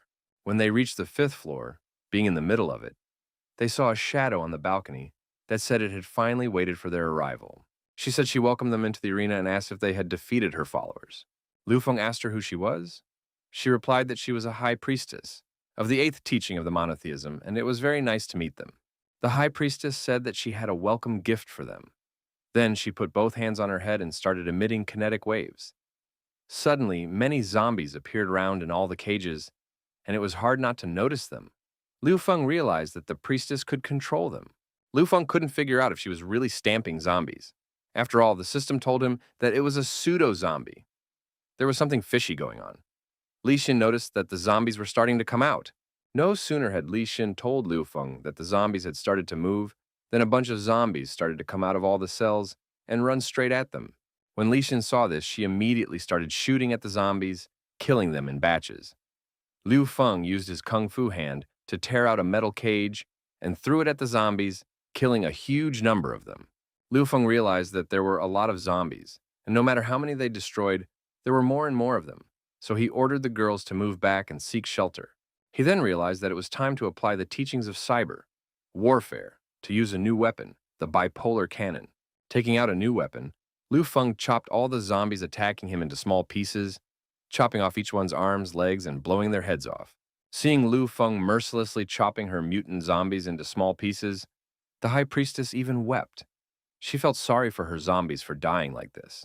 So she ordered her loyal zombie servants, the mutant it had created itself, to attack Liu Feng to teach him a lesson. Liu Feng was a little shocked to see her two minions were zombie mutants that he had never met before. He was no longer the boy who knew nothing and was afraid of everything. So he drew his weapon with all his might and thrust it into the ground in front of him. This he did in order to utilize the super new technique of the bipolar cannon, Zeus's electric discharge. After seeing Liu Feng fight, Li Xin and Zishuyan realized how strong he was, and that he was getting stronger and stronger every time. Thanks to his technique, he destroyed one of the zombies. A no-nonsense battle broke out between Liu Feng and the zombies. No matter how much he beat the zombies, he couldn't be bothered. Realizing that even a new gun couldn't pierce the skin of this zombie, Liu Feng decided to use his kung fu glove. Liu Feng used the cyber warfare drill, the explosive fist technique, to test how tough this zombie's skin was. Thanks to his mega cool glove, he was also able to defeat the High Priestess's second assistant. She realized that Liu Feng was a strong opponent. She was also saddened by the losses, but no matter what, she said that she still had followers. Immediately after her words, Tai Qian, the head of the prisoners nicknamed the Tongs Hands, appeared in the battle arena, but not in his usual appearance, but in a mutated zombie form. Compared to an ordinary zombie, Tai Qian was simply a giant. He belonged to the chosen class, but he was still immature as his cultivation had not fully completed. Looking at this overgrown mutant zombie, Liu Feng realized that his bipolar cannon would definitely not be able to handle it. The High Priestess didn't want to wait, so thanks to her telepathic zombie control ability, she ordered him to attack everyone. After receiving the zombie mutant's signal, it obeyed and immediately attacked Liu Feng. But he easily dodged its attack and regrouped, charging his mechanical fist to retaliate. He used the explosive fist technique to attack the zombies. Well, the zombies, mutants. It didn't hurt at all. It didn't even leave a scratch. Meanwhile, the High Priestess cried out to the Lord with words to see what kind of power he had bestowed upon her creature. At this moment, Li Xin flew over Zhao, firing her automatic rifle at the mutant zombie. As she got a little closer, she showed him her martial arts skills, deadly leg kicks. Then she jumped aside with the realization that it would not be easy to defeat him. She then replaced the magazine of her assault rifle with an upgraded one with bursting bullets, as she realized that such a monster could only be fought with bursting bullets. After the giant zombie mutant fought off all the attacks, it counterattacked, and if not for Liu Feng's reaction, it would have managed to injure Li Xin with its huge clawed hand. Seeing that Liu Feng, even with Li Xin's help, couldn't handle the giant mutant zombie, the High Priestess started shouting that everyone should see this as it was a miracle. After all, in this world, they would be able to evolve anew. She called for everyone to lay down their weapons and suggested that everyone become one. But Liu Feng didn't think so, and realized that she controls all the zombies in this building. He decided to destroy her. Using in his cyber arm, he shot her. The High Priestess realized that Liu Feng realized that she was the one controlling that big guy and the rest of the zombies on the floor. So she set one of the zombies to hit him with a flying death fist, then said he was a fool to think he could get rid of her so easily. After all, she's the only one who can control zombies in this world. It's a gift given to her by God himself. Liu Feng was upset that he couldn't kill her, but he found out that while they were fighting, she had summoned a zombie for protection. Meanwhile, she continued to praise herself, saying that she was the will of the heavens, after which she once again ordered her enormous zombie mutant with pincers instead of an arm to attack Liu Feng. At that moment, Liu Feng realized that he only had one last strike left, and a technique that he hadn't used yet. He realized that he couldn't give up, because somewhere in this prison was also his sister Xintong, who was also fighting somewhere. Meanwhile, on the other side of the prison, Xintong and his sniper were in the room that was the heart of all those bloody veins. It was a monster that looked like a heart, but had a head and a mouth, which it used to emit sound signals. It transmitted hallucinations into people's heads. After which, this thing enveloped Shintong with its long tongue. Seeing that this thing had enveloped Shintong with its long tongue and was trying to eat her, the sniper did not think twice and shot off its tongue to save Liu Feng's little sister. After freeing herself from that monster's tongue, Shintong was very upset, since she was covered in the monster's slime. Literally a moment after that, she became enraged. Shaking off the slime of that monster, she ran to tear it to shreds in fury. Shintong mercilessly vomited and cut off a vein of cherished, making his way to this monster. Realizing that he was about to be finished, the monster decided to drop its bloody eggs. Smoothly the ground, the eggs broke, and small jellyfish with teeth began to emerge from them. These bloody things crawled over to the zombies hanging in cocoons on the walls, crawling up their backs and waking them up. It seemed that Shintong was about to destroy this heart monster, and everything would stop because of this monster's defense reaction. The room was filled with dozens of zombies, making it difficult to eliminate the heart monster. The sniper couldn't understand what was happening or where Shintong had gone, as the number of zombies was increasing every moment, and he didn't even have time to kill them. Before starting this ill-fated mission 3 days ago in L's hideout, Liu Feng decided to remake and upgrade his weapon, making it a bipolar cannon. Class B bipolar cannon. Its first function was the ability to convert force into a lightning discharge. The second function was that the tip was covered in flames and gave a +1 to the ability to slice through living creatures, and more. There was also a third function. It was the forceful mode of lightning, fusing with fire. The High Priestess did not believe in Liu Feng's victory, so she asked him not to resist, since no human had the power to oppose a god. Liu Feng ignited his weapon, and with all the strength he had, jumped into the air to fly as high as possible for his final strike. He stuck his bipolar cannon right between the ribs of the zombie giant. The zombie giant counterattacked and hit Liu Feng with all his might, causing him to fly backwards. The girls were worried about him, asking if he was okay, and he smiled and said that his plan had succeeded. His plan actually worked thanks to the fact that he had set himself up to be hit. He was able to stick his weapon into the body of the mutant zombie. Then, from a distance, he activated a forceful strike. Thanks to this technique, the mutant zombie was torn into small pieces. The High Priestess was very saddened by what had happened, because she had not expected it, being fully confident that her zombie mutant was unbeatable. While the High Priestess was in a state of panic and terror, Li Xin and Zixuan shot all the zombie guards and pointed their barrels directly at her face, ordering her to raise her hands and kneel down. Kneeling down with tears in her eyes, the High Priestess accused them of being mere blasphemers, since they dare not insult the High Priestess of the monotheism.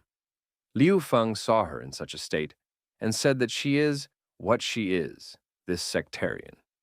Whether she believes him or not, he will kill her right now. The High Priestess got angry, saying that she had a vicious goddess 7 that was the strongest source of contamination, and it was right outside the wall. Just a little more and the entire area would be infected with it. After that, in a couple minutes, the entire building will be filled with zombies, and soon they will be fodder for her zombies. As suddenly after what she told me, the wall behind her shoulders began to crumble. The wall collapsed because of the creature that breached the wall with its body. This creature was the vicious goddess 7 that the High Priestess was telling about. Suddenly, after a moment, Shintong Liu Feng's younger sister, Liu Feng, appeared in this passage, holding in his hand the bloody head of vicious goddess 7.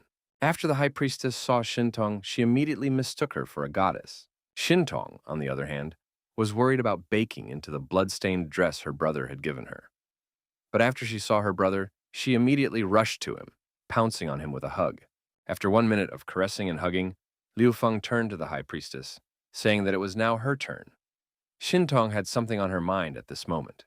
Her eyes lit up bright red, and with the speed of light, she leaped at the High Priestess with thoughts of how she would kill her. At least, that was how it seemed at first glance. But Shintong saddled the High Priestess, saying that she was bad and should quickly apologize, after which she would be her horse. The High Priestess immediately apologized and said that she agreed to be the goddess's horse. Liu Feng was shocked to see his little sister taming the High Priestess. Suddenly, his phone rang. It was Kelly. She called him, informing him that the rats he had tasked her with catching were trapped. Liu Feng asked who she had found. Kelly said she found the spies and dug up the faction behind them. It was a community in the subway. They are already in the hospital and will soon descend to the underground city, she said. She also had a powerful strike prepared for them. Liu Feng told Kelly not to do anything until he gets back. Meanwhile, Shin Tong was chastising the high priestess for everything she had done and the trouble she had brought upon her brother. Liu Feng decided to look up the high priestess file through the system and found out that her name is Cetria. Thanks to a mutation, she can control zombies. So far, she's the only one found with brainwashing ability. Liu Feng realized that she had excellent skills, but he didn't dare to trust her yet. While his younger sister was having fun with Cetria, Liu Feng absorbed Tikkang's tentacles, thus gaining a new technique called the Cyborg Robot Combination Punch. While Liu Feng was considering the possibilities of his new technique of a combined robot cyborg kick, a sniper came out of the destroyed wall, and upon seeing Liu Feng, was as surprised as Liu Feng. Li Xin was amazed when she saw him, for he was the purple falcon Lun Xuan, and Shintong said that he was the one who helped her defeat the goddess. Lun Xuan also recognized Li Xin, the goddess of death, asking her if she had joined them or was she still working for the government. Li Xin said he killed 10 civilians in Yasui, and his nickname was Yasui the Executioner. He didn't even spare children. Then he was court-martialed, so he ended up in this prison. Lun Xuan turned around and was about to leave when Liu Feng suddenly called out to him. No matter what Li Xin said, Liu Feng remembered Lun Xuan saying that he was joining the warriors for only one reason, because a man must fall on the battlefield and give his life for the motherland. Lun Xuan was leaving with thoughts that he must find out what happened back then, what was driving him in that village. Suddenly, Liu Feng said that he trusted him and asked him to join his hideout. Even though Li Xin said he couldn't be trusted, Liu Feng was willing to bet that if he agreed to join, he would find out the whole truth. Because Liu Feng didn't believe that the person who had said that phrase at school back then could have done something bad. Lun Xuan agreed to join, but only for a while. Then he asked them to follow him to show him where the partially surviving police were. After which, Liu Feng requested the system to give Lun Xuan an evaluation. After analyzing all the data, the system replied that he was a silent fighter of the highest class, a victim of a trumped-up case, living in remorse every day. Li Xin was not happy with Liu Feng's decision, but he asked her to believe him since he guessed that Lun Xuan had some secrets, circumstances. After which, they set out to rescue Zixuan's colleagues. Meanwhile, the metro community, the small military community of Azure Bay, had reached the gates of the L Sanctuary their spy had spoken of. After they were able to open the main entrance with ease and saw that there were no guards there, they decided not to wait and think, but just go in and kill everyone in the bunker, and get all the food and weapons supplies. No sooner had they taken one step beyond the gate than suddenly one of them had his head split open with just one accurate shot. It was an accurate sniper shot, and all thanks to Liu Feng returning to the base and immediately surrounding the people of the subway community. In response, the subway community squad opened fire with all their guns. Liu Feng immediately offered to surrender, as there were also his men around and everywhere. But, as one of the raiders said with a grin on her face, that metro community doesn't give up. But just a couple minutes later, they said they were surrendering and asked for a ceasefire. Liu Feng asked them why would they do that, and why were they not going to surrender before?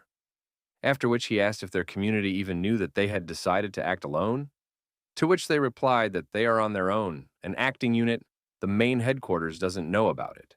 Liu Feng thought and decided to first capture them and question them for information generalization, and afterward, make them work for the asylum as atonement for their guilt. Meanwhile, Zixuan pointed her gun at the high priestess, with words that this bitch along with her monstrous ones had ruined so many of her colleagues. She directly longed to kill her. Speaking of which, her entrusted high priestess alone had eaten more than 10 guards. Only 4 were left alive. Crying, the high priestess said that it was all in order of the teachings of monotheism, and she was just carrying it out. If she had not obeyed the orders, she would have been killed just like the others. But Zixuan didn't care anymore. She wanted to kill her. But Liu Feng grabbed her hand, saying that he understood that she wanted to kill her, and why. But they should now let her live, in order to find out all the information and find their main headquarters, and then finish off all those man-eating, human-eating things. Then again he offered her to join his hideout, saying that then the priestesses would be under her control. Zixuan agreed to join, but asked him to promise that they would destroy this sect. Also that they would build a prison in the hideout for the likes of the high priestess. Thanks to Zixuan entering the asylum, Liu Feng had obtained the blueprints to build the prison.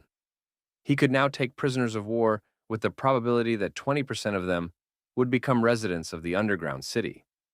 The system rated Zixuan as a very reliable jailer with excellent interrogation skills and attracting opponents to his side. No sooner had Liu Feng studied Zixuan's personnel file than one of the asylum guards approached him with a suggestion to create a guard room, and better yet, build a very strong door. That way, they would be able to prevent the invasion of the shelter. Li Xin also suggested building a shooting range to increase the accuracy of the shots. Liu Feng realized that all the buildings had to be upgraded to the second level before the prison and guard room could be built. The system, having studied all the subtleties and nuances, answered that the time required to build a prison, shooting range, and guard room is 4 days. The next day, Liu Feng returned to the prison again, but already with Kelly and Lun Xuan. He couldn't even think of Kelly coming to see him tonight. She'd come in saying the base was fine now and she wasn't needed there yet, and she asked him to bring her with him tomorrow. After all, she wanted to interrogate Zheng Tianshun on her own. He realized that Kelly was very worried about his possessions. He also realized that Li Xin needed to rest, and the underground cities needed control. Little sister needs to sleep after taking the quintessence, and Zixuan needs to watch the priests. Therefore, he could only take Lunxuan and Kelly with him to the northern camp. The high priestess said that her apostle number 6 was on his way to the north camp. This meant that the boys had a new mission to go to the north camp to prevent contamination. Liu Feng realized that even though his camp didn't improve much, we still went up a level higher, and also now he had an excellent first-class sniper Lun Xuan in his hideout. He also obtained a combination strike and firearm. They can move out on the mission with peace of mind. Then he went down to the prison garage and saw there 3 gorgeous post-apocalyptic cars, protected on all sides from zombies.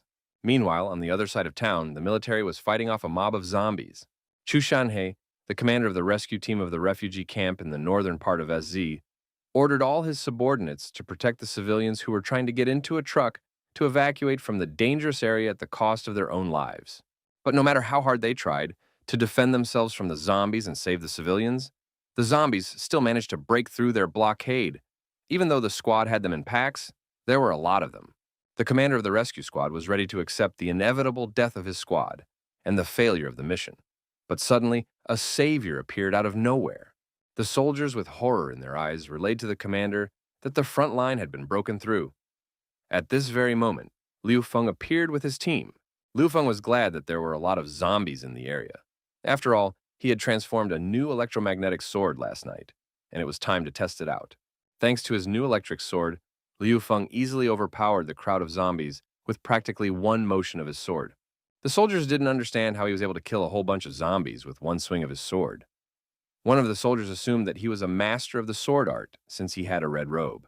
After Liu Feng and his team finished dealing with the pile of zombies, the captain of the military squad immediately thanked him for his help and called them heroes. Then he asked, what were their names? Liu Feng replied by saying that there is no need for gratitude, because he just doesn't want to watch zombies eating ordinary people. Li Xin told Liu Feng that he hates government troops, but the ones who hurt his sister and Auntie Li are a special operations unit. They have nothing to do with real government troops. Even though it was true, subconsciously he still didn't like the government troops, and there was nothing he could do about it at the moment. Meanwhile, there was panic in the crowd of civilians, for each of them wanted to get into the truck as soon as possible. Seeing this, the commander of the military ordered him to immediately shut up and get in line to be loaded into the vehicle.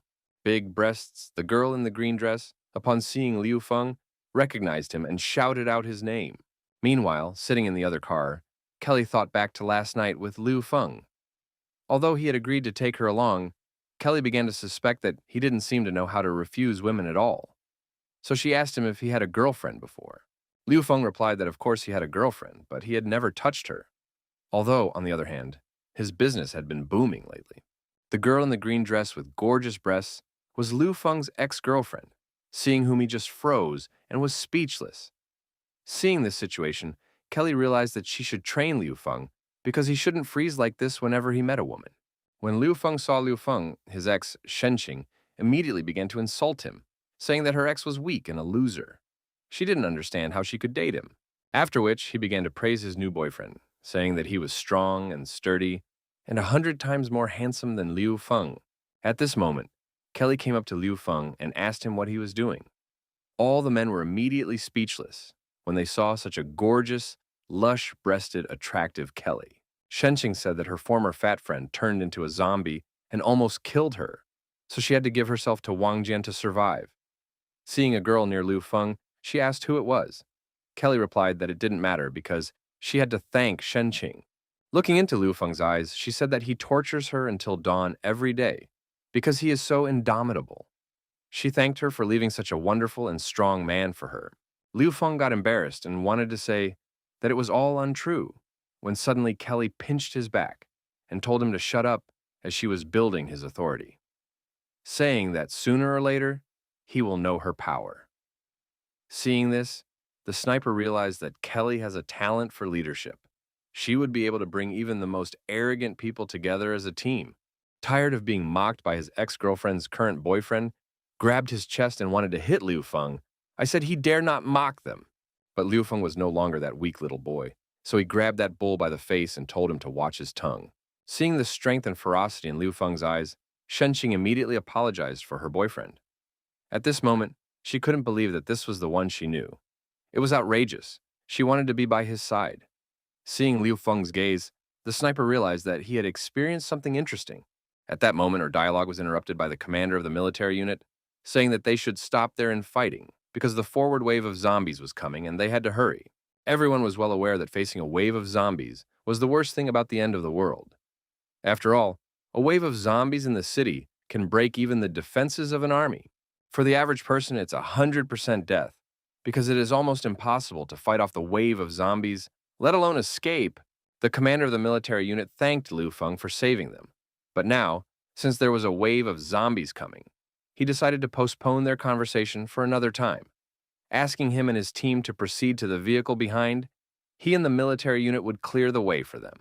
The commander then ordered his military and civilians to get in the vehicle quickly if they did not want to die here. Upon hearing this, the civilians panicked and started piling into the bus. Everyone was pushing and shoving, trying to get on the bus. But unfortunately, there were so many people that it was physically impossible to fit everyone on the bus. In the end, 3 civilians were simply thrown off the bus because there was no more room. Seeing this sad picture, Liu Feng could not leave these people to be eaten by zombies, so he said he quickly climbed his car, after which he told Li Xin to keep up with the military. The column moved and the military commander radioed to tell the cars behind them to stay behind, closer to them. They would use 3 machine guns to open up the road. He also warned everyone to be careful, as some zombies would try to jump in. To prevent that, they should watch the windows and doors and keep up with the convoy. After which he said the government would not abandon a single civilian. Their target is a refugee camp north of the city. After he voiced the important information, he ordered his subordinates to open full fire on the zombies and start moving the convoy.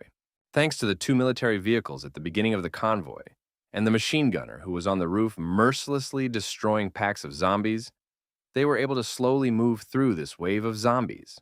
Although the car that Liu Feng and his team were in was very sturdy. But he realized that if it continued like this sooner or later, this crowd of zombies would overturn the car. Looking into Liu Feng's eyes, Kelly said that from the look on his face, he wanted to use his transformation ability again. He asked her how she realized that, to which she replied that she was not stupid like his ex. Liu Feng grasped the fender of the car with his hand, said that he had almost managed to forget about this ability of his own. But now was the right time to remember it. Due to his strength and education, Liu Feng created cars. The blade that stuck out of the car was 2 meters long, due to which prevented the zombies from getting very close to the car. Seeing him use the transformation ability, the sniper thought that he was a legendary mutant, since only they possessed such abilities. Although Liu Feng had secured the car from all sides with the blades, he still didn't take care of the roof where the zombies could climb up. So he decided to go to the roof himself to destroy them. Seeing a man on the roof of a car, people started saying he was an idiot because he was trying to show off, because he was sure to die. Meanwhile, while on the roof, he remembered what Kelly had told him. In order to earn his reputation, simply put, he just needed to show off. So he decided to do it right now and triggered the Kung Fu master skill. Standing on the roof of the car like a surfboard, he destroyed one zombie after another, doing it with such ease and precision as if he was born to do it. All those who watched him were shocked, because he alone, being on the roof of the car, was able to defeat a whole crowd of zombies. Suddenly, they heard someone walking on the roof of the bus. Realizing that they couldn't capture Liu Feng's vehicle, The zombies shifted all their forces to the bus with the civilians. A real meat grinder started in the bus. Zombies were not only on the roof, but also penetrated through the windows. The military tried to shoot back, protecting the civilians, but they failed. In the end, they were eaten by zombies. Liu Feng realized that he couldn't leave the common people in trouble. Therefore, he activated the claw mode. The robotic arm transformed into a claw. He fired his claw at the bus in order to latch onto it and enter it in this manner. He flew into the bus through the window, immediately destroying one of the zombies in his way with his sword. The civilian girls and guys were very happy to see Liu Feng because they considered him their savior, and the female half was also handsome. Only the guy Shen Qing was not happy to see Liu Feng. Meanwhile, while Beacon was massacring the zombies on the other end of the bus, Shen Qing and her boyfriend were surrounded by zombies.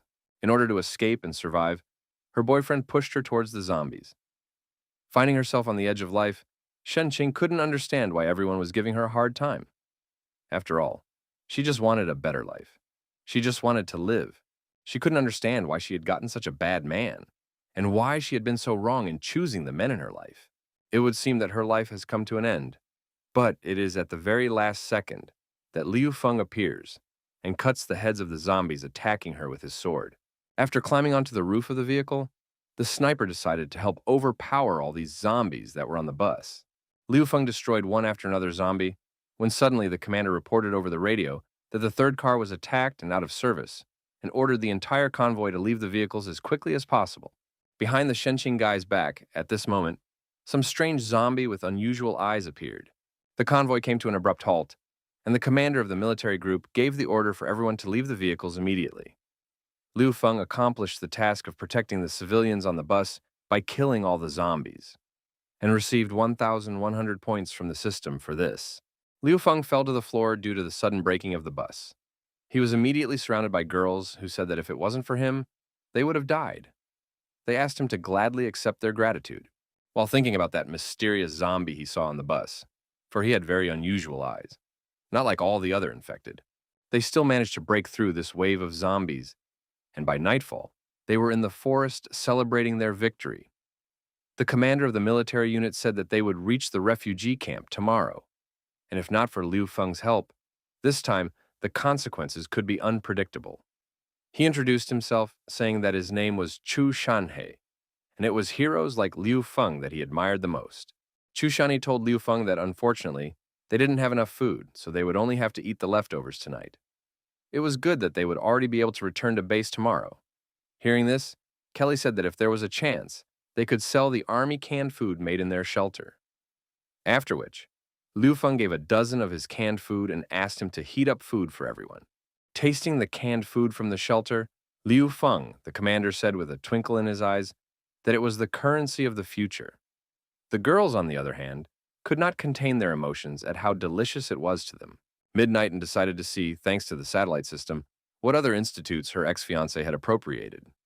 Seeing that she had lost contact with all 4 research institutes, as well as Li Tian's 14 research institutes, Kelly suspected that he was looking for the same thing she was.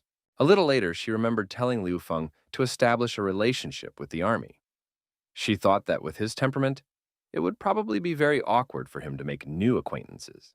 Meanwhile, at the campfire, Liu Feng was spending time in the pleasant company of 2 gorgeous ladies, and also the commander, who praised him and raised his glass to the master in the red robe. Uncle Fu ate the canned food that Liu Feng had nobly given them, and noticed that it had a too pleasant smell. So he told Liu Feng not to sell too many of these canned goods in the city, otherwise something bad would happen. Liu Feng asked him why he thought so. Uncle Fu answered him, telling him that there was no need to look for brotherhood and wealth. He heard that they have a lot of money. If people found out about it, the asylum would most likely become a target. The old man only suggested that the asylum would be better off making an exchange deal with the military. Joshua took Liu Feng under her arm and decided to take him to her tent, saying that if he drank another cup, he would get drunk. She took him to her tent, saying that she would show him something interesting. She laid him on the bed and climbed on top of him, asking him if he understood what she wanted to do. Liu Feng didn't understand what she wanted to do to him. Jia Zhueli told him to be quiet and just seduce her. Liu Feng said that she didn't have to do that and pushed her away. Jia Zhueli took her face and said that she had been starving and exhausted for so many days, and she had also almost been killed by a zombie. He not only saved her, but also fed her. She just wanted to thank him. Liu Feng couldn't watch the tears rolling down in her eyes. So he asked her to forgive him and said that she could thank him however she wanted. Suddenly, at this moment, two other girls entered the tent and said that they too wanted to thank him for saving their lives. They asked him to close his eyes and feel their concern. At this moment, it seemed to Liu Feng as if he was a teenager again, and the three women had left him for special extra tasks: the hum, the cicadas, the sweltering summer math equations of English speech, and readings of ancient poetry. All of this put so much pressure on his young body and mind, for he was saddled with three gorgeous girls. Sometimes even he would fall down from fatigue. Three beautiful ladies gave him 60 marks in the exam, which is a bad score, and they asked him how he was going to become a good student. But Liu Feng wasn't about to give up. The foundation of success is repetition, and his greatest asset was his youth. He satisfied one of the ladies with his answers and performance, passing the exam with 100 points. After that, he took up the English language and spoke it so positively with his tongue that the English teacher could not resist and gave him 100 points too. He then set about solving math problems, and so good was he at solving them that he also got 100 points in math. He loved this kind of study, and the girls were trying so hard for him to finally become educated. He had to study well because he didn't want to be like that Manhwa cow. Meanwhile, elsewhere on a tree branch, a sniper decided to commit suicide. After loading a revolver clip and taking one bullet out of it, he decided to play Russian roulette. After spinning the revolver drum a few times, he pulled the trigger. But the shot was a blank, and he realized that heaven didn't seem to want him to die that way. At this moment, he thought of Liu Feng again. I think this guy has top-notch skills and has conquered so many masters. He is indeed full of mysteries. Just as suddenly, he heard a branch on the ground breaking. So he decided to see who was there through the scope of his sniper rifle. In the crosshairs of his sniper rifle, he saw the guy from the bus, but he couldn't figure out why he was staring at the car. It was Shenqing's ex-boyfriend who had turned into a zombie. It was unclear how, but he was able to track them down. The sniper was ready to shoot him, but he vanished like the wind. He was very fast. 1 hour after everyone had rested, the military commander ordered everyone to line up. Everyone was extremely unhappy about it because they thought that waking people up in the middle of the night was not good. But Chu Shanhe said that they had just found out that there was an infected person among them. Liu Feng then pointed his sword at Wang Jin and ordered him to step forward. Liu Feng's ex-girlfriend said that it was a joke and asked the soldiers not to let him do whatever he wanted.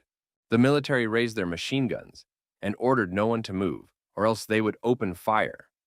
Chu Shanhe said that they certainly believed Liu Feng, but hoped that he had proof. Otherwise, he would be court-martialed. The sniper Xiao Lu said that there was definitely something wrong with this Wang Jian, and if he hadn't noticed him, he would have killed Kelly. Shenqing couldn't believe it and asked her to stop because she thought it was a mistake. Xiao Liu had already pointed his revolver at her and told her to shut her mouth. After which he told Liu Feng, but not to worry about her and just kill Wang Jian already. Wang Jian walked out of the crowd, laughing and saying that Liu Feng thought he could kill him. After all, he is a murderer himself. Liu Feng, without thinking for a long time, took his sword and cut his head in half, saying that this was the apocalypse and he would kill whoever he wanted. After which he added that anyone who dares to go against him will die. Shenqing tearfully started shouting that he was a bloody murderer, and Liu Feng realized that he was very blind that he loved her once. After which her lover Wang Jian attacked her from behind, and she tasted the fruits of her actions. The military opened fire on him in an attempt to save the girl, but Liu Feng turned around and put his sword behind his back, thinking that now he had definitely said goodbye to his past. Standing next to him, Kelly told him that his momentum was pretty good. He replied that if she thought he was trying to clear his reputation, that she was wrong. It's just that no one dares threaten him. Kelly noticed something blue in the pocket of the departing Liu Feng and asked what it was. These items were the panties of Jia Zhueli, a mathematician. Liu Feng couldn't understand when she had put them in his pocket. Sniper couldn't understand how else they were even together after something like this. After all, this wasn't Liu Feng's first prank. The next morning, they were on the road again to the northern survivors' camp. The atmosphere was calm, and Liu Feng sat on the roof of his own car with a blade of grass in his teeth, thinking about why they were going to the northern camp. He wondered why the survivors had refused to seek asylum. Though, of course, if one had to choose between the northern refugee camp and finding another shelter with unknown prospects, anyone would choose the camp. Uncle Fu and his granddaughter, who wanted to play with Liu Feng, came up to his roof. He thought that Uncle Fu was good at many things, so he asked what he had done before. Uncle Fu said he was a researcher from a government program, forestry project. The project specialized in studying the profound effect of male hormones on the cerebral cortex. Liu Feng didn't expect Uncle Fu to be such an expert in science. Well, his granddaughter interrupted him and said that Grandpa was being very high-minded because he was just the lead expert of a project on hair growth in bald men. As suddenly the grandfather, along with his granddaughter, jumped up and in one voice said they were almost there, pointing their finger at the north campground. Seeing the northern base that was in the process of being built, Liu Feng opened his mouth, his eyes rounded. This was the northern refugee camp. Meanwhile, the same strange zombie that Liu Feng saw on the bus came to the parking lot in the forest. His head split in two, and a worm came out of his head and entered the body of Liu Feng's ex-girlfriend. Shenqing had risen from the dead, becoming a mutant zombie. It was under the control of this worm that appeared to be the apostles who had come to faith number 6 that the high priestess had told them about. Meanwhile, the survivors were already passing through the northern gate of the base.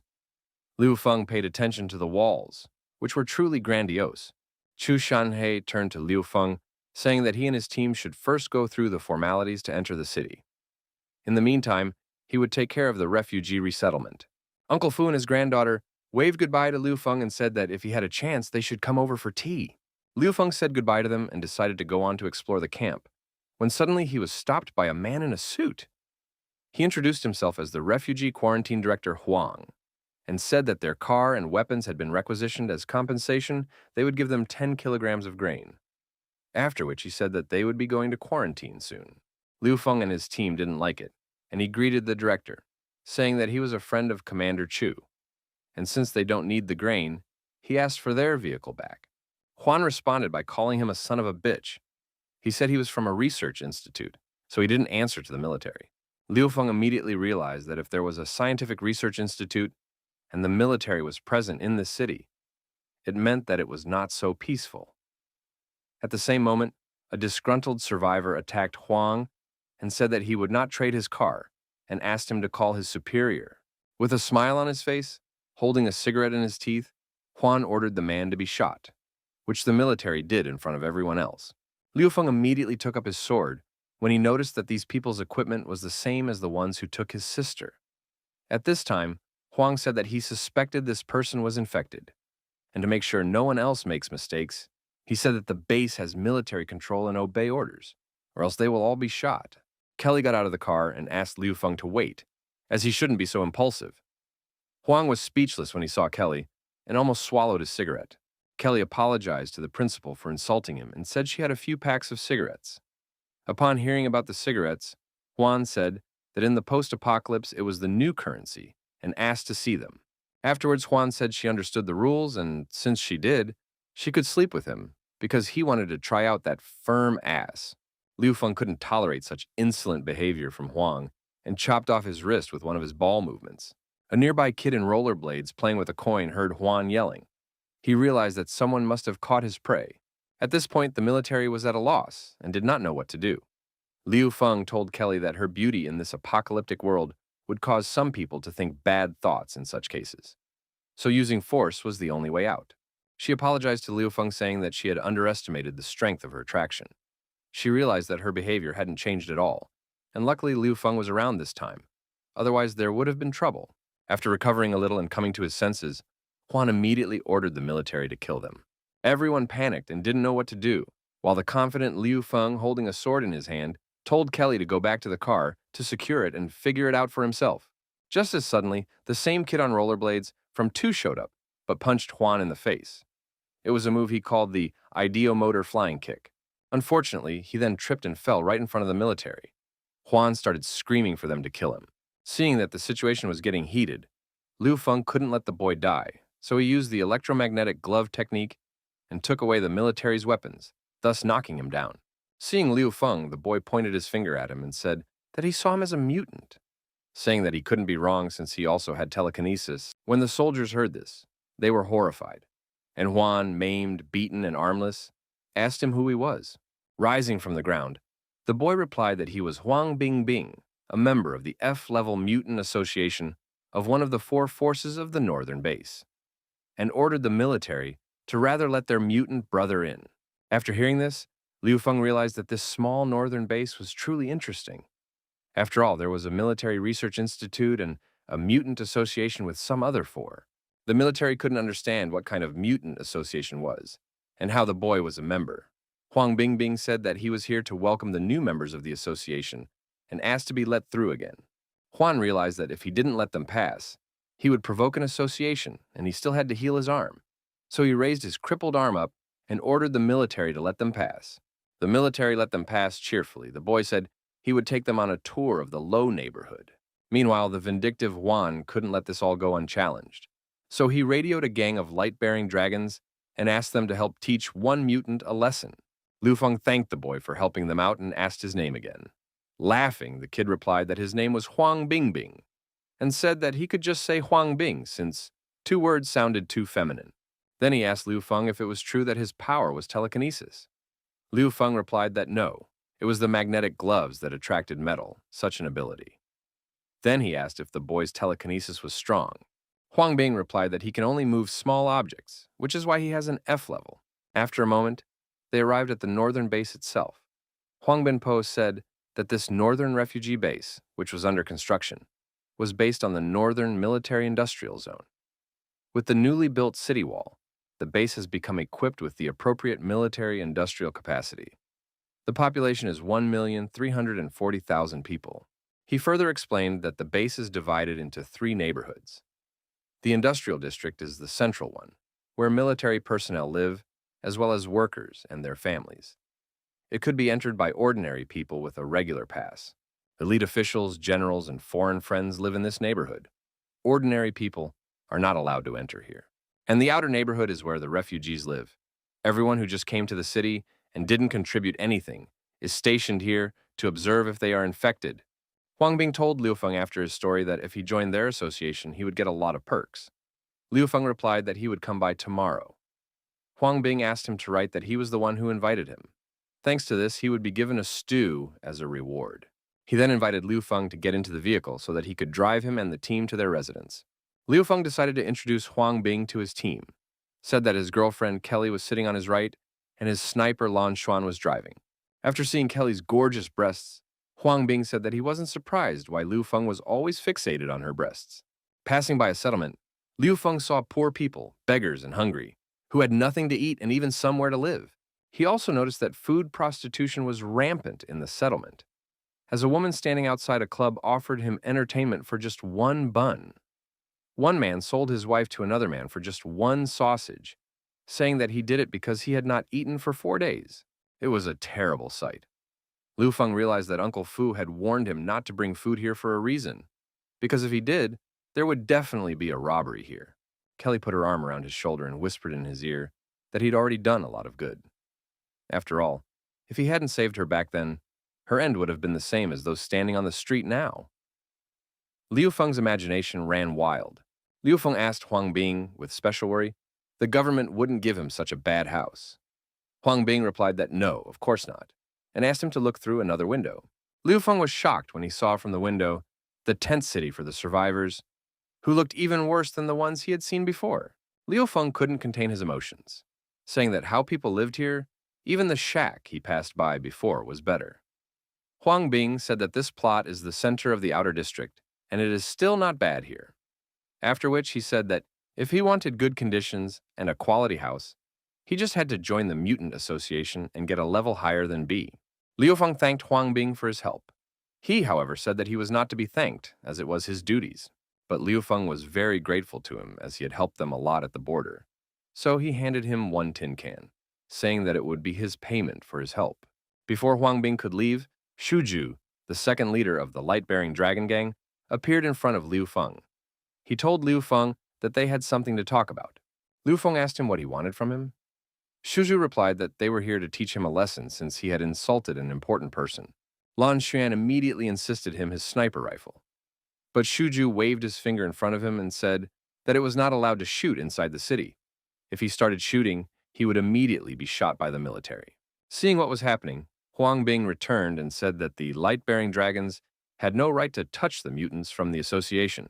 Shuju said that he was not afraid of the association and hit the boy with his hand, and after he fell to the ground, placed his foot on his head, saying that others should be afraid and not him. Huang Bing used the power of his telekinesis and threw the wheel from his rollers towards him. This made Shuju even more angry. He chopped that wheel with his sword, saying that Huang Bing was scum and shouldn't be called a mutant with such a worthless level F power.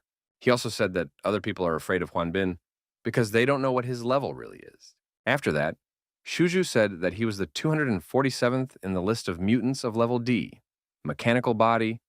His body is completely unresponsive to mechanical transformation. And according to the rules of the base of communication between mutants, uncontrollable to the base, so he is not afraid of anyone.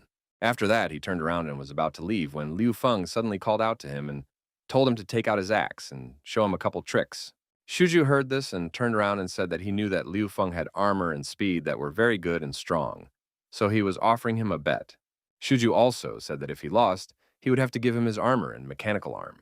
Liu Feng had said that if he won, he would take his left arm from him. Shuju agreed to the terms of the deal and accepted the bet. Liu Feng extended his hand to him in response, saying that they had to shake hands to make a bet. Through this handshake, Liu Feng was able to scan Shuju's body and realize that it was almost completely mechanical, upgraded, and he could change the control, he could transform it. By that time, a crowd of onlookers had gathered around them and started shouting for the old man to finish him off with one punch. Kelly was worried about Liu Feng, but he told her he had everything under control. And Shuju struck the first blow with his axe, and for the first time in his life, he missed his opponent. Liu Feng didn't even move. The crowd cheered, saying that Shuju was already a little old, so it was forgivable for him. Shuju said that he would yield the first punch to Liu Feng. Suddenly he realizes that he has a very bad stomach ache. He couldn't believe it, as it was impossible. After all his entire body had modernized, he couldn't just have a stomach ache. It felt like he had a man or even two wrestlers fisting inside his stomach. Seeing that the old man was just badly twisted, the jubilant fans couldn't believe that they were about to see the secret technique of the second head, called the ferocious tiger coming down the mountain. Meanwhile, Shuju realized that it was Liu Feng's doing. He had never thought that the boy would be able to transform his mechanical body. Liu Feng, knowing that he was paralyzed, simply punched him in the face with his fist. Shuju became furious at such insolence and took out his mantis blade to show Liu Feng his strength and fury. Liu Feng easily repelled his attack. Shuju shrank even more, and with big eyes, looked at Liu Feng and trembled. After which, he farted very loudly. Well, fans believed that Shuju would win, saying that it was the secret family martial art of the second chapter, called Ferocious Tiger Descending from the Mountain. The legend said that when the art was released, the muscles of the entire body would make a sound like a fart. This is the manifestation of the ultimate power of this martial art. He had killed several sea-level mutants with this technique. But Shuju realized that he couldn't take it anymore. His eyes began to darken. He realized that his fecal container was already overflowing. He could no longer tolerate the onslaught on his rear flap, so he jumped aside. Jumping aside, he fell to the ground. Tears were pouring from his eyes and his mouth was foaming. He couldn't take this hellish pain that was in his stomach anymore. His fans were horrified. Even Huang Bin didn't expect the old man to be so embarrassed. Liu Feng, on the other hand, walked over to him and took his trophy in the form of his left arm. Late at night, after Huang Bing left, Liu Feng and his team decided to discuss the following tasks. Kelly said that they had accomplished their first task by infiltrating the northern base. Now their main goal is to find Zheng Tianshun. An additional goal is to take refugees to increase the population of the asylum. But looking for him openly is definitely not allowed. Also, all the gates were guarded by his men, which confirms the strength of the research institute. They realized that they simply couldn't break in because their mascara would be grabbed. Kelly finds out that Zheng Tianshun is looking for her institute, and she thinks he's looking for what she's looking for too. Liu Feng immediately asked what she was looking for. Kelly replied that it was nanotechnology, micro-robots with artificial intelligence. It's a flagship research project developed with the New Rome Alliance. This technology can be used in military, medical, energy, and space applications. Before the end of the world, its manager was promoting this project, and only he knows where the samples of this technology are. Therefore, they must get ahead of Zheng Tianshun and get the samples first. The next day, somewhere in the suburban black market, Kelly took Liu Feng under her arm, saying that she would pretend and eat forbidden fruit. Otherwise, they would attract unnecessary attention. Smiling, Liu Feng said to her, "Could they not attract attention with her charm power?" Kelly told Liu Feng that her family has a secret code, usually located in inconspicuous places, so they came here to find it. While they were looking for the key, Liu Feng was accosted by a one-eyed devil who offered him a tin can to play with Kelly, which caused Liu Feng to hit him in defense of his pretty partner. After walking a few more meters through the market, Kelly noticed a bar called the Mare and said that was where they should go. It seemed to Liu Feng that this bar was quite abnormal. Suddenly, a person came out of the shadows behind them. It was Grandpa calling Kelly by name and saying he was very glad he had finally found her. Kelly recognized him immediately, for it was Grandpa Kane. She was glad he was okay. Grandpa Kane got down on one knee and started kissing Kelly's hands, saying that he had been wandering for so long, and now that she had found him, he could die in peace. Kelly then introduced Liu Feng to Grandpa Kane, saying that he had saved her, and she was now working for him. Grandpa tearfully bowed his head to her again, and apologized to her for being useless to her, and having to bend over for such an oaf. Afterward, they sat down at the table, and Kelly asked Kane's grandfather what had happened to her father. Had the transference been successful? Kane replied that he had lost contact with his master when the apocalypse had started, and he had gone to the family retreat. Kelly next asked him which institute he took the nano-robot samples to, saying that she should find them before Zhen Tianshun did. Grandpa Kane asked her, wasn't she and Zhen Tianshun's fiancé? To which Kelly replied that he probably betrayed them. Grandpa Kane said that when the world ended, he took the experimental samples to the K3 Research Institute and then went to the North Base to wait for Ms. Kelly. Liu Feng asked him where this K3 Institute was located. At this moment, Grandpa remembered that he had a photo of its location and held out the photo card to Liu Feng. Liu Feng was shocked because the photo card showed a rabbit-shaped light girl with very revealing forms working in the same bar. Looking at Liu Feng's face, Grandpa Kane realized that he had given the wrong photo card. So after rummaging through his jacket, he found the right one that showed a bell tower with a tower and gave it to Liu Feng. After which, Grandpa Kane said that the K3 Science and Research Institute was hidden in the basement floors of the bell tower in the small city of Jinan, 10 kilometers away from here. Suddenly, Liu Feng's side vision saw two men trying to lead a woman in a white coat out of the bar under their arms. She was begging to be let go, saying that she still needed a drink. The bald guy with the long beard, licking his lips, said it was okay. He wanted to take her for a drink at his place. Hearing this, she slapped him with her hand, and she kicked his partner right in the groin. She said they had just bet her on whether she could drink 3 shots in one go and lost, but never gave her the money either. The bald guy got mad, saying she was a stupid bitch, after which he swung his right hand to hit her and teach her a lesson. But he was stopped in time by Liu Feng. Grabbing his hand, he said that, "You can't raise your hand on a woman." Seeing Liu Feng, bald guy and his friend told him not to be so bold, and decided to beat him up, feeling that they were outnumbered. But Liu Feng took one of them by the arm and elbowed him in the head, killing him. Then, after a moment's hesitation, he did the second. He swung his right foot straight at the red-haired guy's chest, and then he did the second one. The blow was so strong that he flew out of the bar through the window. Liu Feng didn't want to kill them, so he offered to leave in peace. At this moment, Kelly noticed that Liu Feng had changed a lot since their first meeting. Meanwhile, the girl he was so fiercely protecting had fallen to the floor and passed out. He couldn't leave her lying unconscious on the floor of the bar, so he decided to take her back to his tent. Sitting in his tent, after thinking over everything Grandpa Kane Liu Feng had told him, he realized that it was time to head to the K3 Underground Institute. The system said that this mission belongs to the Orange Task level. When you get nanotech, the asylum will get a new technology tree. On top of that, Liu Feng will get 2,000 points.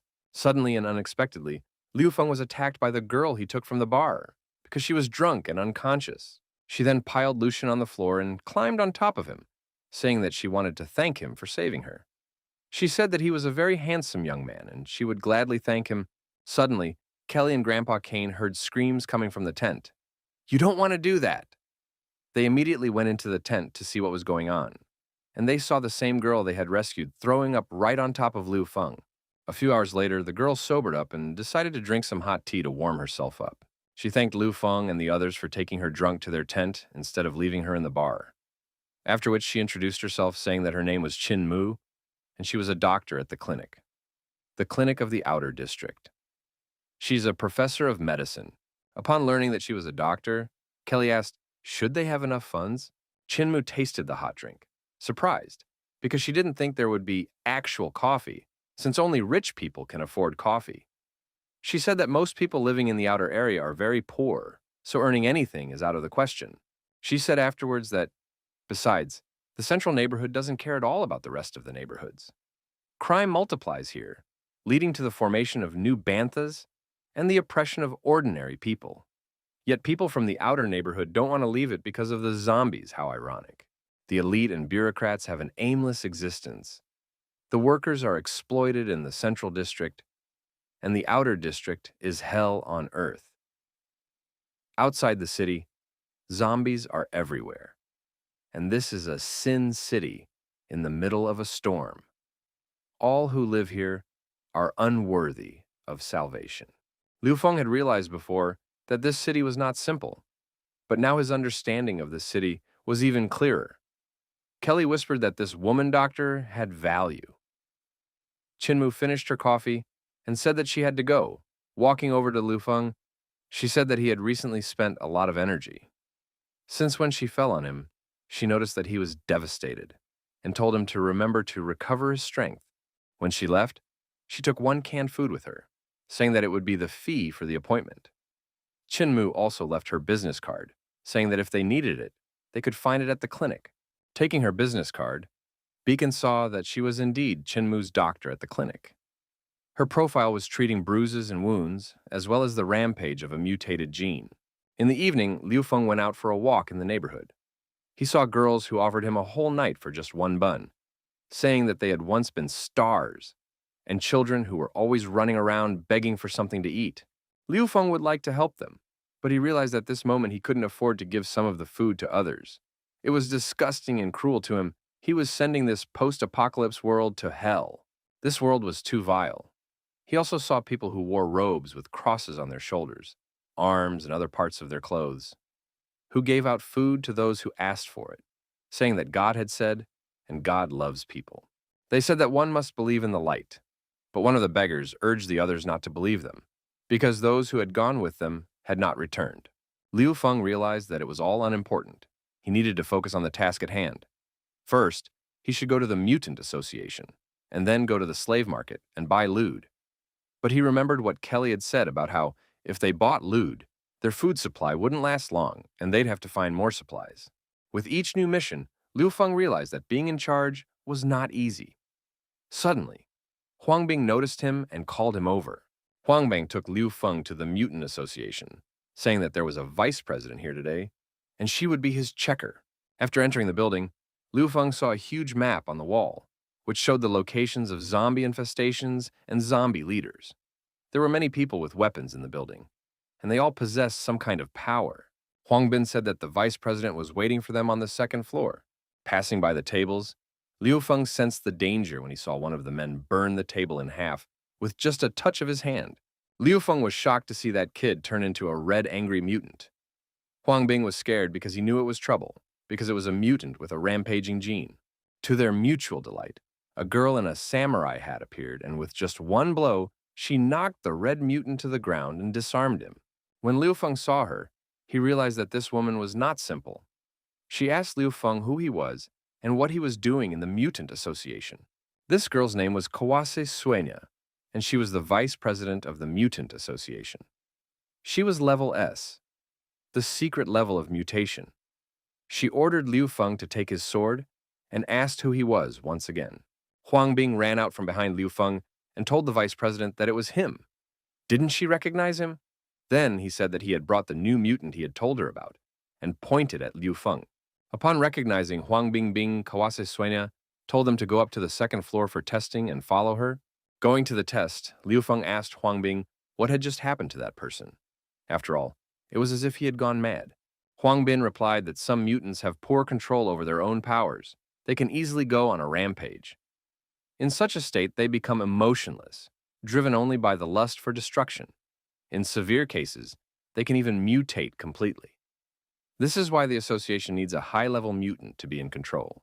Liu Feng realized that these symptoms were similar to the ones his sister was showing. Kawase Suen said that they had already arrived. After arriving at the test hall, Kawase Sueng asked Liu Feng to demonstrate his abilities. He agreed, but decided to show only a part of his abilities, hiding the main power. Walking over to the weapons table, he picked up the sword and said that his power was mainly focused on the weapon. He could repair it or strengthen it. After that, he decided to show by example what he could do and started transforming the sword. After the transformation, he said that there were some changes to the form and also added ignition. The sharpness has also increased. The fire will make it easier to cut flesh. It can be said to be a special bloody attack. Huang Bing couldn't contain his emotions and said that it was very cool. Kawase Sun was also very surprised because she hadn't seen someone who could put buffs on weapons in a long time. Kawase Sun said that it's an amazing ability to improve weapons because it's very rare and highly sought after everywhere. Rumor has it that the military and research institutes has a few people with this ability. After which it kneeled down and took out his sword, asked Liu Feng to recover it, saying it was her favorite sword named Juelin Wan. It was her family's sword. It had been with her since she was a child. But unfortunately, it broke when she was chopping up a mutant zombie. She would be very grateful if he could subdue it for her. Liu Feng asked the vice president to get off his knees and said that he was also a ball lover, and said that he would gladly do this small favor. After which, he started transforming her sword. In just a moment, he had restored her sword. He also sharpened it a bit. This made the sword capable of cutting through gold and crushing steel. Kawase Sun bowed before Liu Feng, saying that he was the best armorer, for she could now hear the joyful sound of her sword Suelinwan. Kawase Sun also said that his rating is an A-level mutant, and he can become a full member of the association if he completes one more task. After he completes the task, she will give him a gift. Huang Bing said that Liu Feng was very cool, strong, he had just started, and he was already level A. He also said that Liu Feng had also won the vice president's favor, and now no one would dare to lay a finger on him, and asked him to take him under his wing. Huang Bin also said that there were only 3 SS-level mutants in this city, the president and one each from the military and the research institute. In addition, including the vice president of the academy, there were 2 S-level mutants. He then told Liu Feng that he had just joined and had already obtained the A level. He would have unlimited opportunities in the future. Liu Feng realized that by using only a fraction of the strength he was able to obtain A level, the forging ability would bring him even more points. It seemed like his strength was actually close to the SS level. Meanwhile, the vice president brought Liu Feng to the reception desk and asked him to go through a couple of formalities here to receive his assignment. The people in the room at that moment couldn't believe their eyes and wondered who he was and why the vice president herself was accompanying him. Liu Feng was greeted by the girl at the reception desk saying that he had passed the tests, and now he had one task left to complete, and he would become a full member of the association. He picked up a clipboard that had 3 assignments written on it. The first assignment was level A, to search for Dr. Li. The reward was a house in the central district. The second assignment was level D, to explore Zinanshan. The reward for completing this task was 2 magazines, 10 canned goods, and 5 kilograms of rice. Liu Feng said he would choose the second option, but he chose this option not for the reward, but for the fact that it was in Shinanjin that the K3 Institute that Kane was talking about was located, and Liu Feng wanted to find it.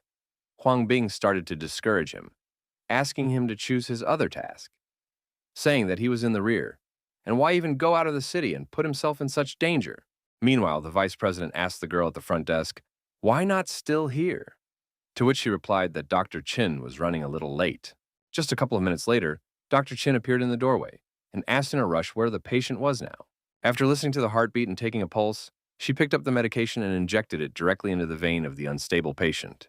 Literally a couple of seconds after that, the patient fell asleep and the doctor knew he was stabilized. Seeing such a quick effect, Liu Feng realized that Dr. Chin had a serum that suppressed the mutated gene. Seeing the vice president, Dr. Chin immediately billed her for life-saving medicine, travel, work, overtime, and mental anguish. It seemed very expensive to Liu Feng, and he didn't care about that right now. After all, he wanted to know about the serum. Liu Feng approached Dr. Chin and told her that his sister had similar symptoms. Would the serum be able to help her?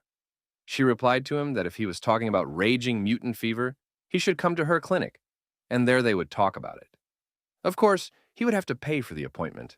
First, they went to the market. Dr. Chin decided to shop for groceries. She even got into an argument with the vendor, saying that his canned food was like gold. She even got into an argument with the vendor, saying that his canned food was like gold. After walking a few blocks, they still came to the hospital, even though it looked like a strip club. Dr. Chin made herself comfortable in her favorite chair and told Liu Feng to tell him what was bothering him. Liu Feng began to say that his sister had a special situation.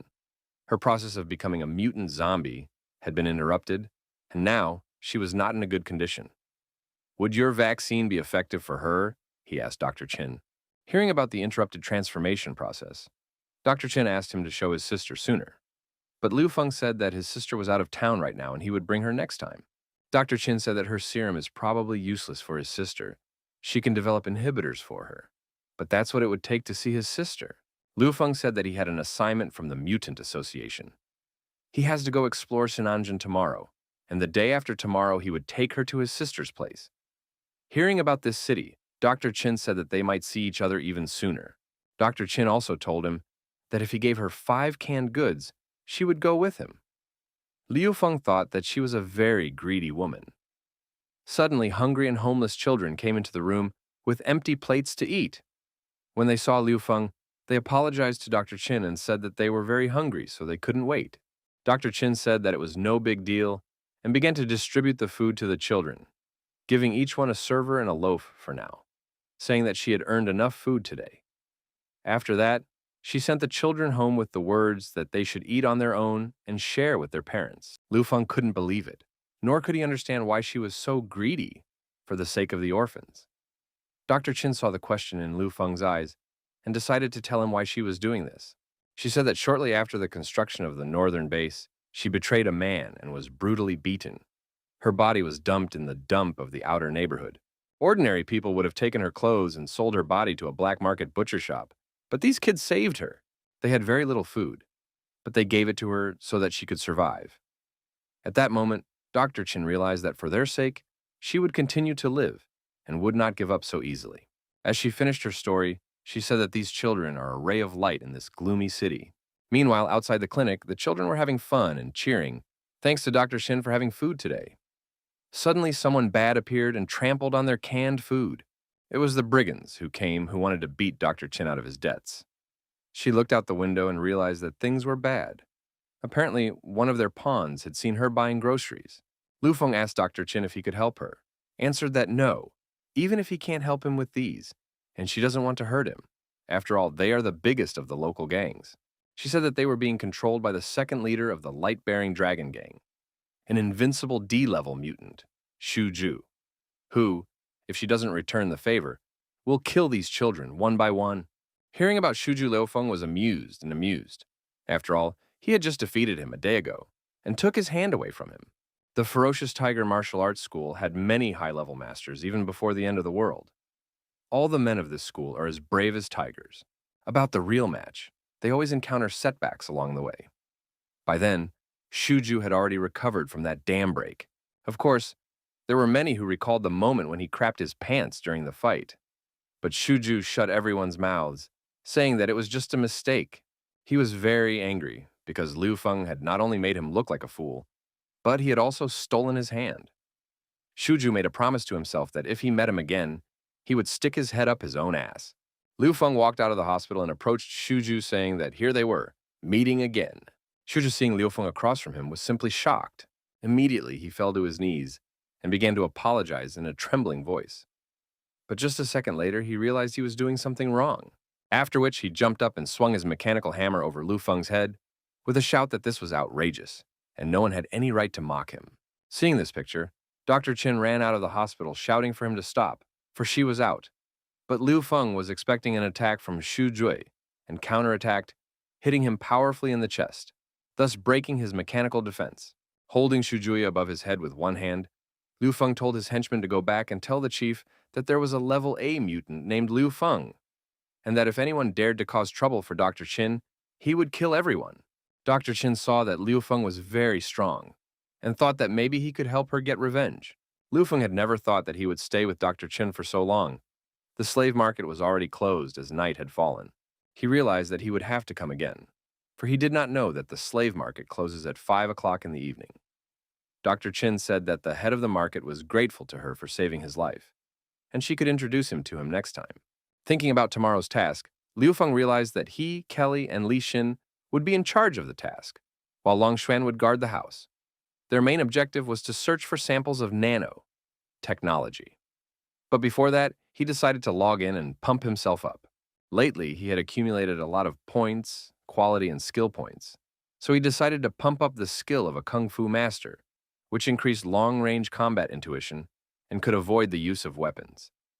So he decided to increase it by 8 levels at once to the 16th level of strength and go to the bank. He immediately gained a new ability called Two Things at Once. He could now use 2 melee weapons with both hands at the same time. This doubled the damage he dealt to his opponents. Liu Feng immediately remembered that he had a mechanical left hand, Shuju, and it could be used thanks to this new ability. He immediately started to transform it. After finishing his education, he discovered a new kung fu technique, a level 3 technique called combination strikes. He also obtained a mantis sword. 2 things at once: the art of wielding 2 swords and the sword of the praying mantis to top it off. His evening was a success.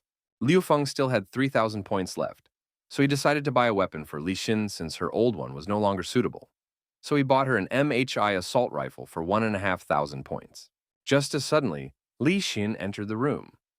Liu Feng told her that she had come on time and asked her to look at the weapon he had made for her. Li Xin was pleasantly surprised, saying that she had just arrived, already receiving such a beautiful gift. As a thank you, she sandwiched his head between her breasts. But Liu Feng asked her to stop because Kelly was outside. Li Xin said that if not now, she would definitely thank him tonight. Liu Feng realized that he couldn't get away with provoking her wild nature. Suddenly, Kelly entered the tent. Hearing that Liu Feng was chatting with someone, she decided to check and find out who. The next day, an assembly point was located 1 kilometer away from Sinanjin City. The soldiers reported to Commander Chu Shanhei that the assembly had been successfully completed. Heading to Sinanjin City with his team, Liu Feng met Commander Chu Shanhei on the way and asked him what he was doing here. Commander Chu was happy to see Liu Feng, but he didn't think that the Mutant Association would send him to help. How suddenly unexpected for Liu Feng, but someone called out to him. When he turned around, he saw Dr. Qin and asked her what she was doing here. The doctor replied that she was accompanying the military as a doctor and would also look for pharmacies in the city. As she got closer to Liu Feng, she said that judging from his facial expression, his body was devastated again, and she didn't like it. Li Xin walked up to Liu Feng and said that they hadn't seen each other for only a few days, and he had already managed to get a new girlfriend. She then walked over to Dr. Qin and said that her name was Li Xin, and she was Liu Feng's partner first. Dr. Qin said that she was pleased to meet her, and apparently she realized that Li Xin was the reason why Liu Feng's body was so often exhausted, and told her to control herself. Kelly noticed that Li Xin was wearing yesterday's latex clothes. But she didn't have time to say anything because Commander Chu appeared and asked everyone to go to the tent because it was time for the pre-military meeting. At that moment, the tent was very noisy because everyone was discussing the future offensive. But Commander Chu stepped to the microphone and asked for silence in order to briefly describe their combat mission. He said their mission is to investigate the city as the garrison in the city suddenly stopped communicating 2 days ago. Their goal is to investigate the cause of the sudden loss of communication with the garrison. Liu Feng, on the other hand, remembered that the K3 Science Research Institute was under the bell tower and decided that he should also get supplies if possible. Commander Chu asked all of the bounty hunters to participate in their mission, saying that the military would allocate 3 of their soldiers as support. Then he said that they could perform. Upon arrival in the city, Commander Chu stopped the convoy and ordered everyone out of the vehicles. The town was too quiet and there weren't any zombies, which was very strange. There were traces of blood on the ground, but there were no traces of zombies. Liu Feng and his team decided that they should check everything first. They walked carefully into the nearest building and saw a mug of coffee on the table. The coffee was cold. Following them, a gang of thugs came into the building and shoved in a shoulder or blue. One of them said to keep the mutants out of the way under their feet. Liu Feng and his team could wait outside. The mercenaries quickly explored the room, not realizing where all the people had fled to. Suddenly, a fused zombie mutant came around the corner to meet them. He immediately grabbed one of the mercenaries and started eating her. The cowboy hat mercenary, without thinking for long, opened fire on him with a double-barreled shotgun in order to save his partner, Li Ping. Well, there was nothing the zombie mutants could do.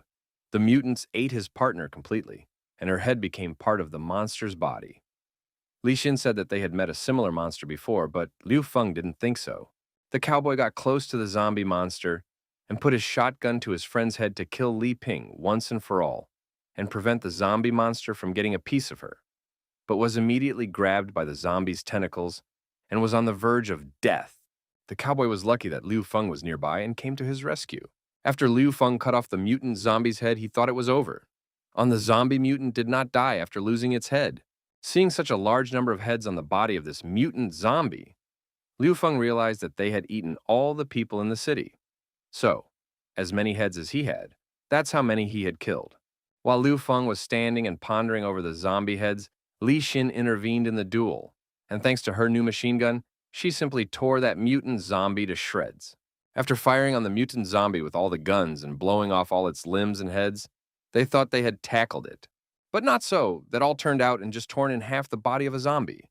Mutant attacked one of the thugs and ate him. Hearing Dr. Chin's shout, Liu Feng looked outside and saw 5 more of the exact same, but much larger in size zombies, and realized that they were surrounded. Commander Chu said that ordinary weapons were useless and ordered everyone to go towards the barracks. Since there were heavy weapons there, Liu Feng couldn't understand what had happened in this city, and why were all the zombies so strange. Liu Feng said that they shouldn't linger in this place, and ordered Li Xin to use her cloak, invisibility, to protect Dr. Chin. Also said that if she finds supplies, have her send him a message as he and Kelly are heading to the K3 shelter. Seeing these monsters, Kelly started to worry that they would eat her. But Liu Feng told her not to worry, because he wouldn't let those monsters touch her. He began to chop the heads of the monster that stood in their way with his sword. Using the Kung Fu Fire Glove technique, Liu Feng gave a powerful kick to the monster, thus tearing it into small pieces. Seeing this strength, the mercenaries decided to walk beside Liu Feng. Meanwhile, while Liu Feng was dealing with the huge mutant zombie, Kelly was kidnapped by a 2-headed flying zombie.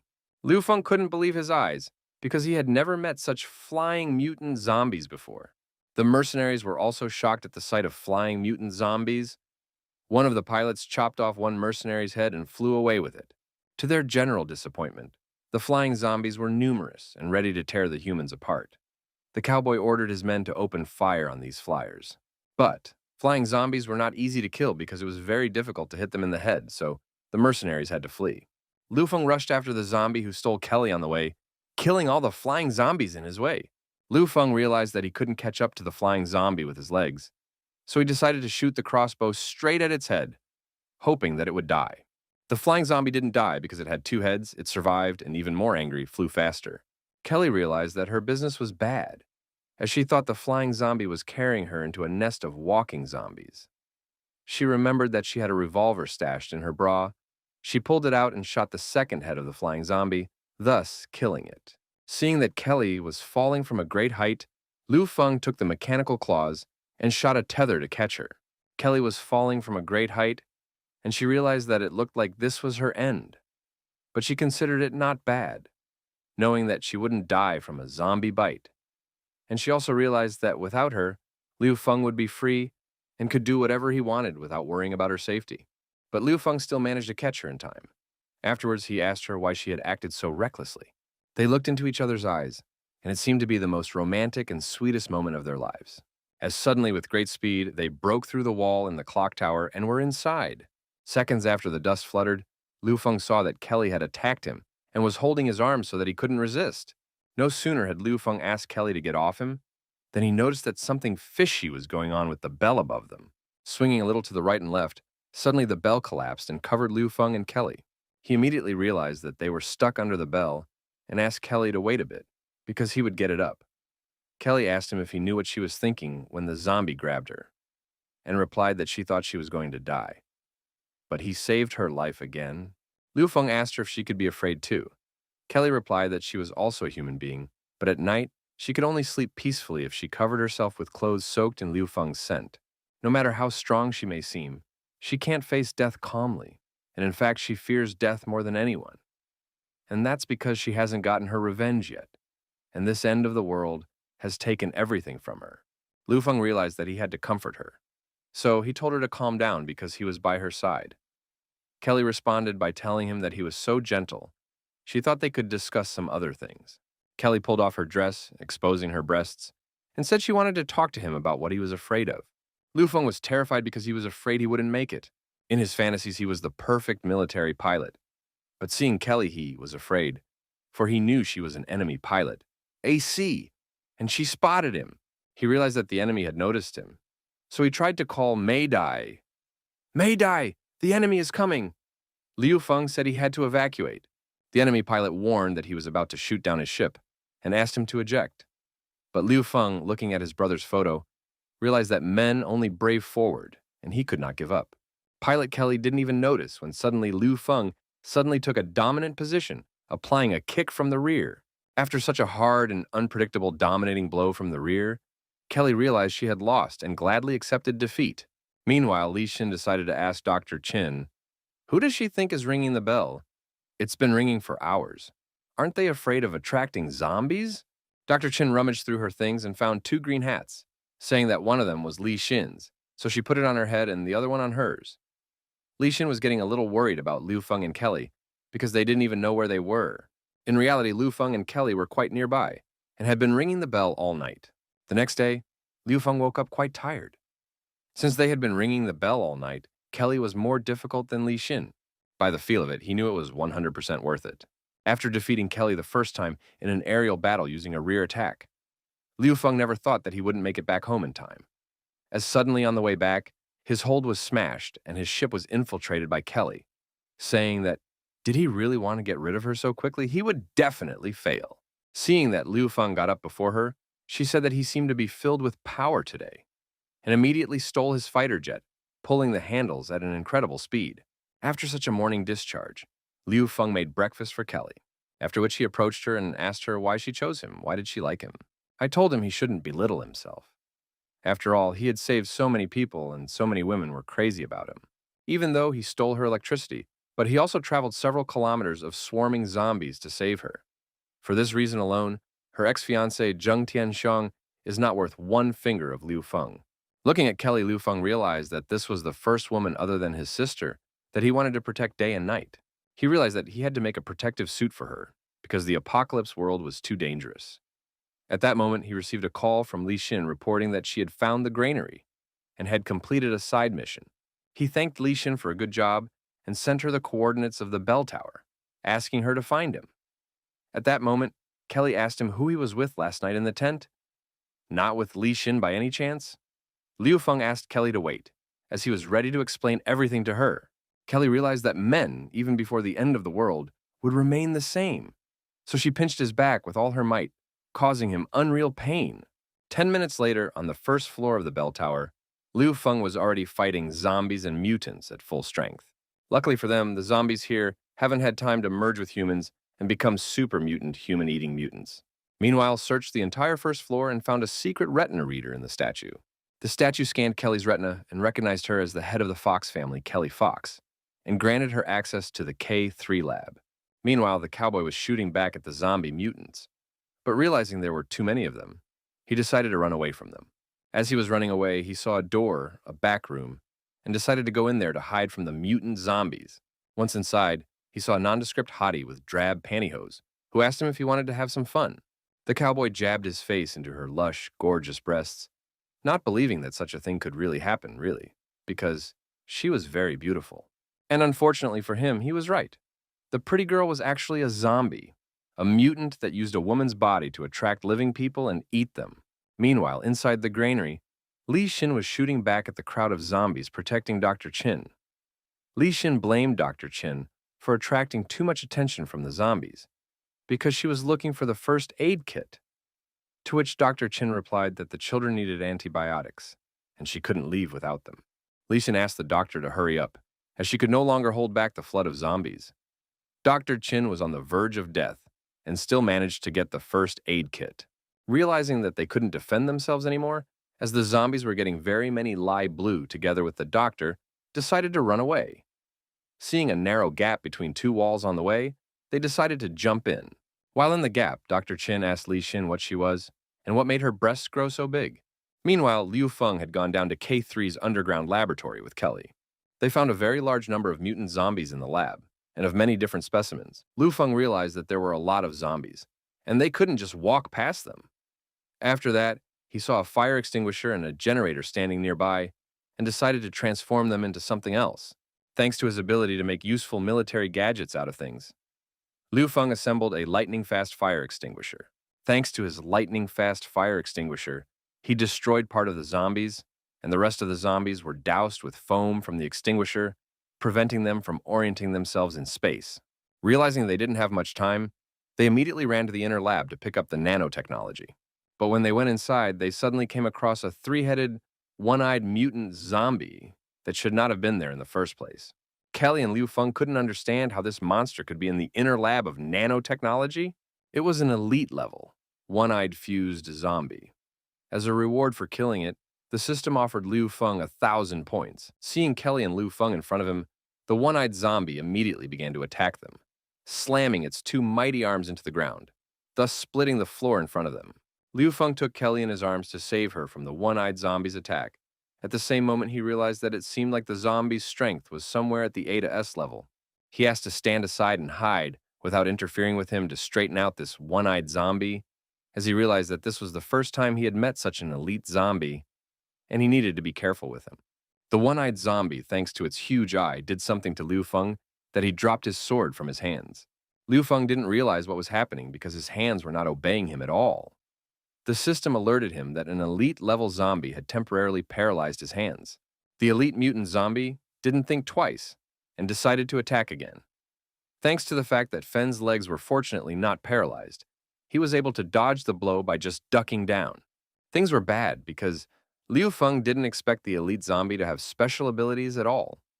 In the blink of an eye, he stripped him of his melee ability. Liu Feng couldn't understand what his abilities were controlled by, the three heads or the huge eye. Suddenly, the mutant zombie spit acid spit at the dog's head that was on his body. At the same time, next to the grain storehouse, Li Xin, along with Dr. Qin, were still in this narrow passage in which they were very cramped. Li Xin asked Dr. Qin to shrink down a bit so that she could reach her hand from behind her back and grab her weapon. As suddenly, one of the zombies grabbed them with its long tongue, enveloping their bodies with its tongue all over their bodies. The zombie mutant grabbed them by their bodies with its tongue and tried to pull them out of this passage to eat them. But Li Xin regrouped and took the mutant zombie by its tongues with one hand.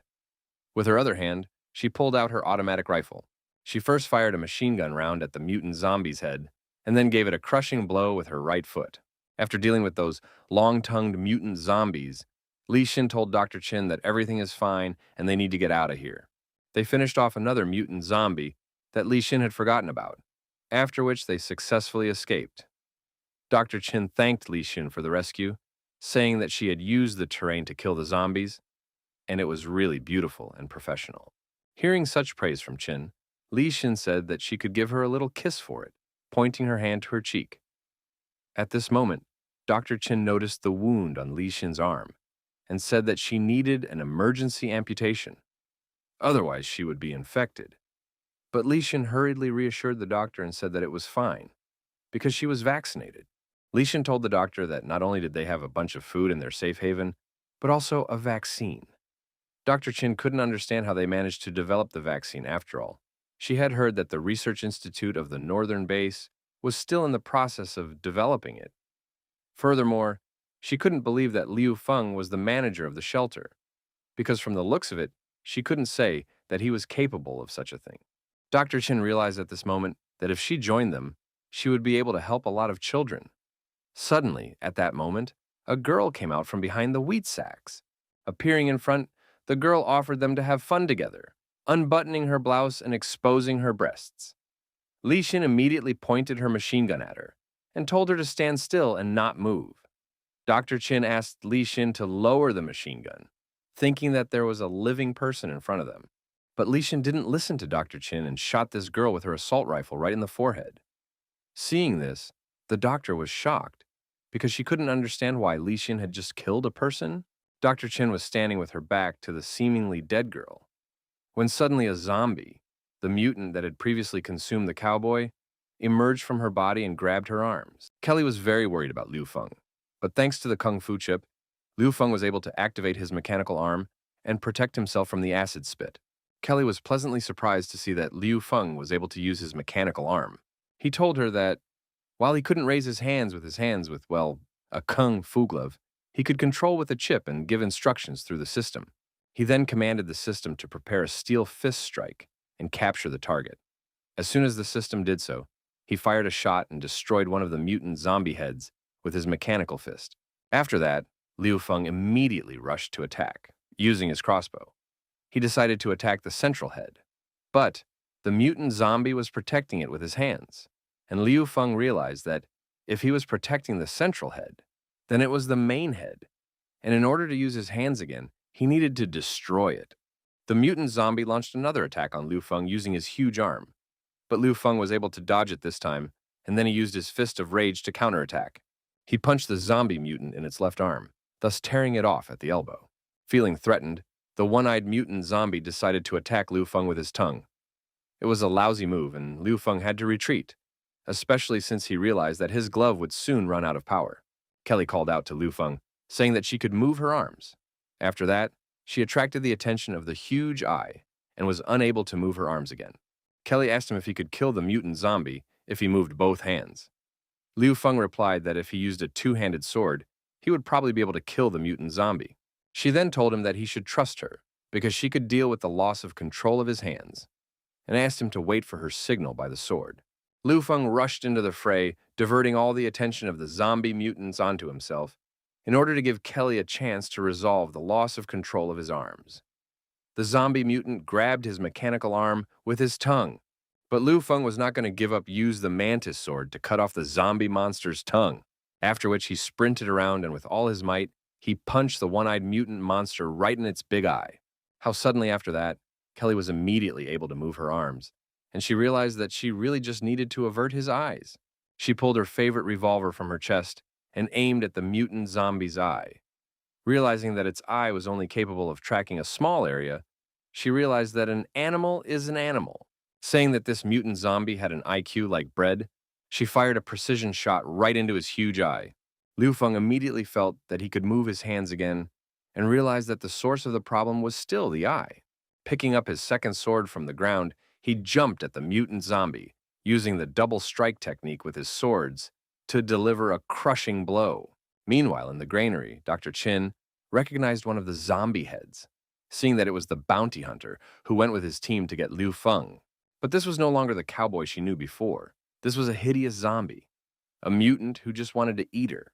Li Xin couldn't let Dr. Chin die, so she grabbed her chest with one hand, and with her other hand, she took the automatic rifle and started shooting at the zombie mutant. With her professional training and accurate shooting, Li Xin had destroyed all two heads that the mutant zombie had, but it was still alive. Li Xin immediately realized that there was another head somewhere inside her body, as they suddenly heard a crying sound from her abdomen, and a moment later, a small baby fell out. It was a disgusting, abominable, even premature, already a zombie baby. Dr. Chin could barely hold back the tears in her eyes as she realized that he was not even born yet, but had already become a horrible monster. Li Xin, unlike the doctor, didn't feel sorry for this little guy, as she realized that if she didn't kill him, he would kill them, because this was the world of the apocalypse. After which, outside the warehouse, Dr. Chin buried this baby, wishing it to be reborn as an ordinary child in the next life. She realized that such a fate awaited all children in the post-apocalypse. Seeing her sad look, Li Xin said that she was very sentimental. Turning around, Dr. Chin said that she wanted to go to Liu Feng's hideout, but Li Xin replied to her that you can't just take her to join their hideout like that. The doctor asked her to take her to Liu Feng, saying that he would definitely agree. Only Li Xin decided to call and find out where Liu Feng was, when suddenly she saw something scary on the roof of the building. So she immediately grabbed Dr. Chin and ordered her to immediately lie down on the ground. As soon as they fell to the ground, Li Xin immediately covered them with her invisibility battle cloak, saying that it looked like that person on the roof was the one Liu Feng had told her about. So if they wanted to survive, they needed to be quieter than water and lower than grass. They were shocked, for this woman came very unexpectedly. Meanwhile, in the secret laboratory of K3, Liu Feng was able to chop two mutant zombie heads in half with one blow, thanks to the use of his two swords at the same time. Kelly couldn't believe her eyes, but he really did manage to cut off two heads with just one blow. Well, that wasn't the end of it, as a worm emerged from the body of what Kelly and Liu Feng thought was a dead mutant zombie, and it had the same huge eye on its head that Kelly had shot at. Suddenly, the system warned Liu Feng that a disaster-level energy was detected nearby, and asked him to evacuate urgently because it was a red-level danger. That threat was Empress Li Hanyang, also known as the Scarlet Empress, whose ability to control blood and decompose all living things. The system once again warned Liu Feng, the red level of danger, saying that the disaster level mutant had gotten stronger. The system estimated that she had just woken up, looking for food. Seeing her, Kelly immediately knew that she was the same neighbor of Liu Feng Li Hanyang. Her gaze alone made one feel like a bubble rising in the water. It felt as if she was being looked at by God himself. She grabbed the one-eyed zombie mutant by its tentacle with one hand, and with her other hand, she turned her other hand into sharp claws and pierced its huge eye all the way through. After she pierced it with her hand, she immediately started sucking all the life juices out of it. Liu Feng was very amazed when he saw this, because in one fell swoop, she had defeated an elite-level zombie that was so difficult for him. Kelly was very scared and asked Liu Feng what should they do. He realized that they couldn't escape and they couldn't move. They could only hope that the bloody Empress still remembered Liu Feng. They stood frozen in one place, hoping that Empress Li Hanyang would recognize Liu Feng and let them go, but something went wrong, and the Empress grabbed Liu Feng and dragged him to her. At this moment, Liu Feng realized that his matters were not good at all. He prayed that his aunt would remember him. Suddenly, Empress Li Hanyang turned her gaze to Kelly and decided to kill her by releasing her sharp vein towards her. Liu Feng couldn't understand what was happening and asked the system to analyze what was happening. The system replied that the Empress remembered him a little, but Kelly didn't know and decided to kill her. He couldn't think of anything better to do than to kiss his beloved Aunt Li on the mouth, to save Kelly because he couldn't lose her. Empress Li Hanyang was dumbfounded by Liu Feng's act and left Kelly alone. Then, after thinking for a bit, she scratched his cheek with her sharp fingernails, after which she licked his blood with her long tongue from his cheek. The system immediately warned Liu Feng that his blood had been absorbed by the Scarlet Empress, and she would now remember his scent forever, and would be able to track his location in the future. Kelly suddenly had a sudden desire to win, for there was no way she wanted to let Liu Feng go. Kelly before the apocalypse was a know-nothing capitalist elite. Therefore, she could not allow other women to take her man away from her. Empress Li Hanyang looked into Liu Feng's eyes as she left. When he saw this meaningful look, he realized that it seemed that Aunt Li had not forgotten him, and she still had a chance to be cured. Meanwhile, at the Northern Base Research Institute, Director Zheng was told that there was a complication, saying that a huge amount of energy had appeared in Xinanzheng, and they had started analyzing it. The director asked his subordinates if it was the founders of the religion, but it wasn't them. Running a full scan, he was answered that it was mutant number 1 Scarlet Empress. She had awakened and come to the city. The director was disappointed because their Scarlet Empress had wiped out the zombies in the entire area immediately after awakening, and had also exterminated their institute's troops. And the worst part was that she was created by a scientific research institute and yet fiercely hates them. Zheng Tianshang, Minister of Health, Director of the Northern Base Research Institute, thought it was all unimportant, for he felt that someone was sabotaging their affairs. After realizing this, he immediately ordered his assistant T1 to continue sending people to find the Kelly Research Institute, because it was necessary to find it and the nanotechnology that was in it. With all that said, he also ordered to avoid the nest of the Blood Empress and take supplies with him, and asked the Subway clan for help. He then turned to his assistant Wumian and asked her to find the one who was constantly obstructing him. She confidently replied that the task would be accomplished. One of the assistants asked the professor if they would interfere with the situation in Zinancheng City, to which he replied that they would not, because there is a Scarlet Empress there. She herself will tear everyone apart. After all, according to his information, samples of nanotechnology had been successfully removed from the city. Meanwhile, at the secret K3 research lab, Kelly is very angry when she learns that the nanotech project was emergency moved downtown 3 days ago. Kelly realized that things were bad, because 3 days ago, the nanotechnology had been taken by subway to the research institute in the center of the city. Liu Feng didn't understand which subway the nanotechnology had taken. Kelly told him that all of her research institutes are linked by an underground system, and as soon as there was a problem with one of the institutes, the system immediately transported the secret projects to the nearest safe institute. Then, looking at the map, she said, the map showed that the nanotechnology had been moved to the Friar Institute. Lufa was very upset because he realized that they had come all this way for nothing, risking their lives. Suddenly, Kelly found a leak of the fusion virus that had been eliminated from the lab. At this very moment, Li Xin and Dr. Chin appeared in the lab, who immediately noticed that this virus was what caused the city to have a bunch of different zombies. She was interested in this virus. Liu Feng was very happy to see Li Xin and Dr. Chin, saying that he was worried about them. Dr. Chin thanked him for sending Li Xin, who had saved her, with her. Then Dr. Chin suggested we talk about the virus. She had no idea that there was such a lab in this city, and that they were still studying the virus, so she decided to take a closer look at it. Then she learned that a byproduct of nanotechnology research allows you to combine nano robots and a virus. It's a powerful technology. The Fox family was the initiator of the project. Upon seeing this, Dr. Chin turned around to Kelly and said that she was the famous Kelly, and this underground institute was under her direction. She also said that she believed that she wouldn't do something like this since she had always been a white knight in this field. Kelly, on the other hand, replied that she knows nothing about the initiation of this project. Dr. Chin believed Kelly, but asked her what would happen if someone in her family colluded with outsiders, for example, Zhen Tianshun. Dr. Chin then added that Fox Corporation has nothing but money they invested in quality assets around the world.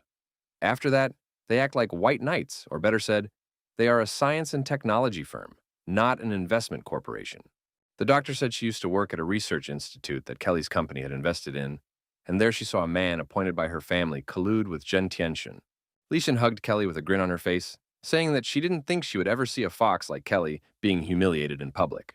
Dr. Xin noticed that the fusion virus was still active, and she thought that she might be able to use it to restart the development of a serum that removed the mutation virus, telling Liu Feng that it could probably alleviate his little sister's symptoms. Hearing this, Liu Feng immediately suggested that Dr. Chin join his hideout, saying that now his little sister and Aunt Li would have a hope of escape. Meanwhile, on the other side of the city, Captain Chu and his subordinates were fighting a wave of zombies. He gave orders to his military to hold their positions as they needed to chase these zombies away to keep them from going to the northern encampment. One by one, his soldiers were killed by zombie bites. He realized that the zombies here were not like the ones he had met before. These ones, no matter how many times you shot them, they would not die. In order to hold back the onslaught of zombies, waves of Captain Chu along with his soldiers used all the weapons available to him, even grenades. But even grenades couldn't save them, as they were blocked by a bone shield that couldn't be penetrated, not by bullets, not even by a grenade. Captain Chu couldn't believe his eyes because it was really bad. In a couple of months, they had evolved to impenetrable bone shields. The military's defenses had been breached. Lying on the ground, Captain, Chu thought about the fact that humanity would most likely no longer be able to defeat them. Before he could even think about what Liu Feng would do in his place, a red cloak of salvation appeared out of nowhere and pierced the head of the zombie who wanted to kill Commander Chu with his sword. After which, he immediately asked old Chu if he was all right. In response, the commander thanked him for saving his life again. Before they could talk, the bone shield zombie decided to attack them again, at which point Liu Feng pushed Commander Chu aside and dealt a crushing blow to the bone shield zombie. But he didn't destroy it. And on top of that, he broke his sword against the bone shield. Seeing his broken sword, Liu Feng was not upset, after all. 10 minutes ago, back when he was still in the grain store, he had prepared for such an occasion. While in the granary, he contacted his assistant Sarah and asked her to send all that grain to their base. He then said that tomorrow he would bring more people to the base. Dr. Chin was very surprised to see such technology, and she asked Liu Feng, what kind of technology was this that could teleport things? He replied that it was just a small equipment from his hideout. Meanwhile, Li Xin came over to them and said that they had cooler things in their hideout. She then pressed Liu Feng's head against her chest and led him to another room, saying that she had said this to interest Dr. Chin in their hideout. At this moment, Kelly called Liu Feng over to her place, saying that she had found another byproduct of nanotechnology development at the Institute, and asked him to take a look at it in case he could use it. Opening the suitcase inside it, Liu Feng discovered a nano level, a level striking glove. After his sword broke with this very gauntlet, Liu Feng delivered the next crushing blow to the bone-shielded mutant zombie. Through the use of the nano striking glove, Liu Feng had destroyed the bone-shielded mutant zombie with his first strike, tearing it to pieces. Captain Chu and his soldiers could not believe what they had seen, only realizing that Liu Feng was very strong. Now, in the eyes of the military, Liu Feng was no longer like a swordmaster, and he had become a demonic fist in people's hearts. After half an hour, they arrived at the gate of the northern base. Commander Chu reported their return, saying that thanks to Liu Feng, they had delivered 2 truckloads of supplies and scouted the situation in Xinyanzheng. Liu Feng listened to Kelly's advice, who said that they should leave 2 truckloads of food to the military to win their favor, and in this way they would make it easier to do business in the future. While driving one of the trucks, Liu Feng looked sideways at the pass of people and saw his ex there. He couldn't believe his eyes. Therefore, he blamed it on the fact that he was too tired, and he was dreaming of his former Shen Qian. The next day, together with Dr. Qin, Liu Feng went to the slave market, where she introduced him to the owner of the largest slave market in the northern base, boss Zhang Li.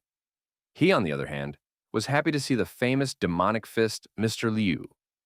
He said that he had wanted to meet him for a long time. Zhang Li asked Liu Feng not to worry, saying that for Dr. Qin's sake, he would provide him with the best goods. He gave him the best beauties of the old world, Shu Qianqian and Hua Meimei. Liu Feng couldn't believe his eyes. After all, Shu Qianqian was a movie actress who played the role of Yang Guifei, and Hua Meimei is an international star who played the role of Ida Wang in the movie Cruelty Crisis, movie star right and left. At this moment, Hua Meimei was blaming Shu Qianqian for getting them caught because of her, and it was completely her fault.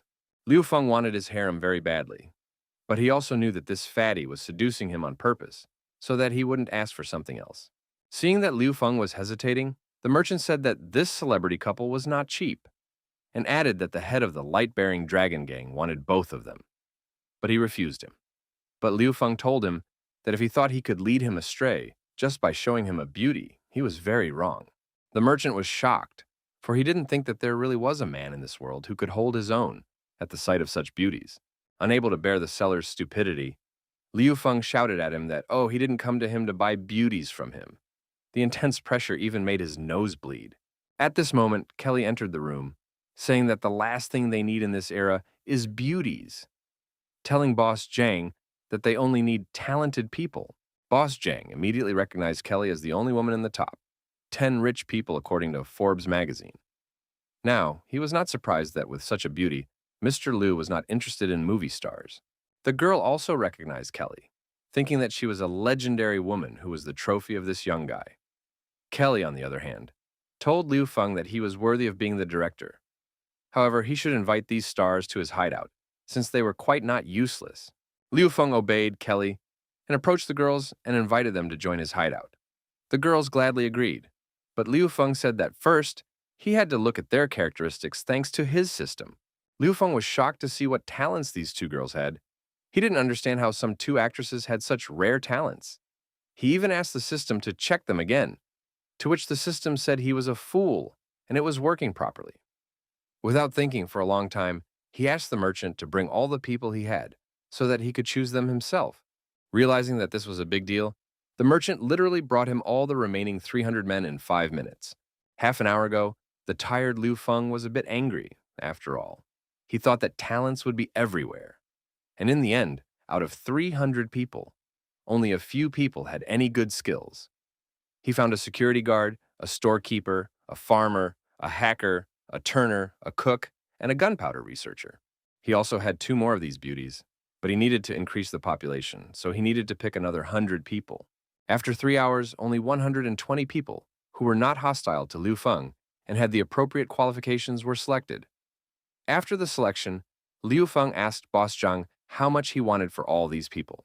Boss Zhang replied that since they were acquaintances, he would give him a discount and said that he would charge him 200 canned goods or 30 to both of them, his choice. Liu Feng didn't bargain and said that Kelly would give him the payment. After acquiring the right number of people, Liu Feng realized that they needed to be brought to the shelter, and then he would be able to unlock the blueprints of the firearms. So he did so, loaded all the people into the trucks, and drove back to his hideout. When he reached the place, he stopped the convoy and asked all the people to get out and form a line. Everyone was scared. Seeing the desert, they thought they were brought to be killed and sold as meat on the black market. Liu Feng noticed that the people were nervous, so he climbed up higher. Taking a loudspeaker, he said that his name was Liu Feng. He was now their commander. Later, he would take them to the shelter. He also said that he guaranteed each of them that they would eat enough and never be slaves again.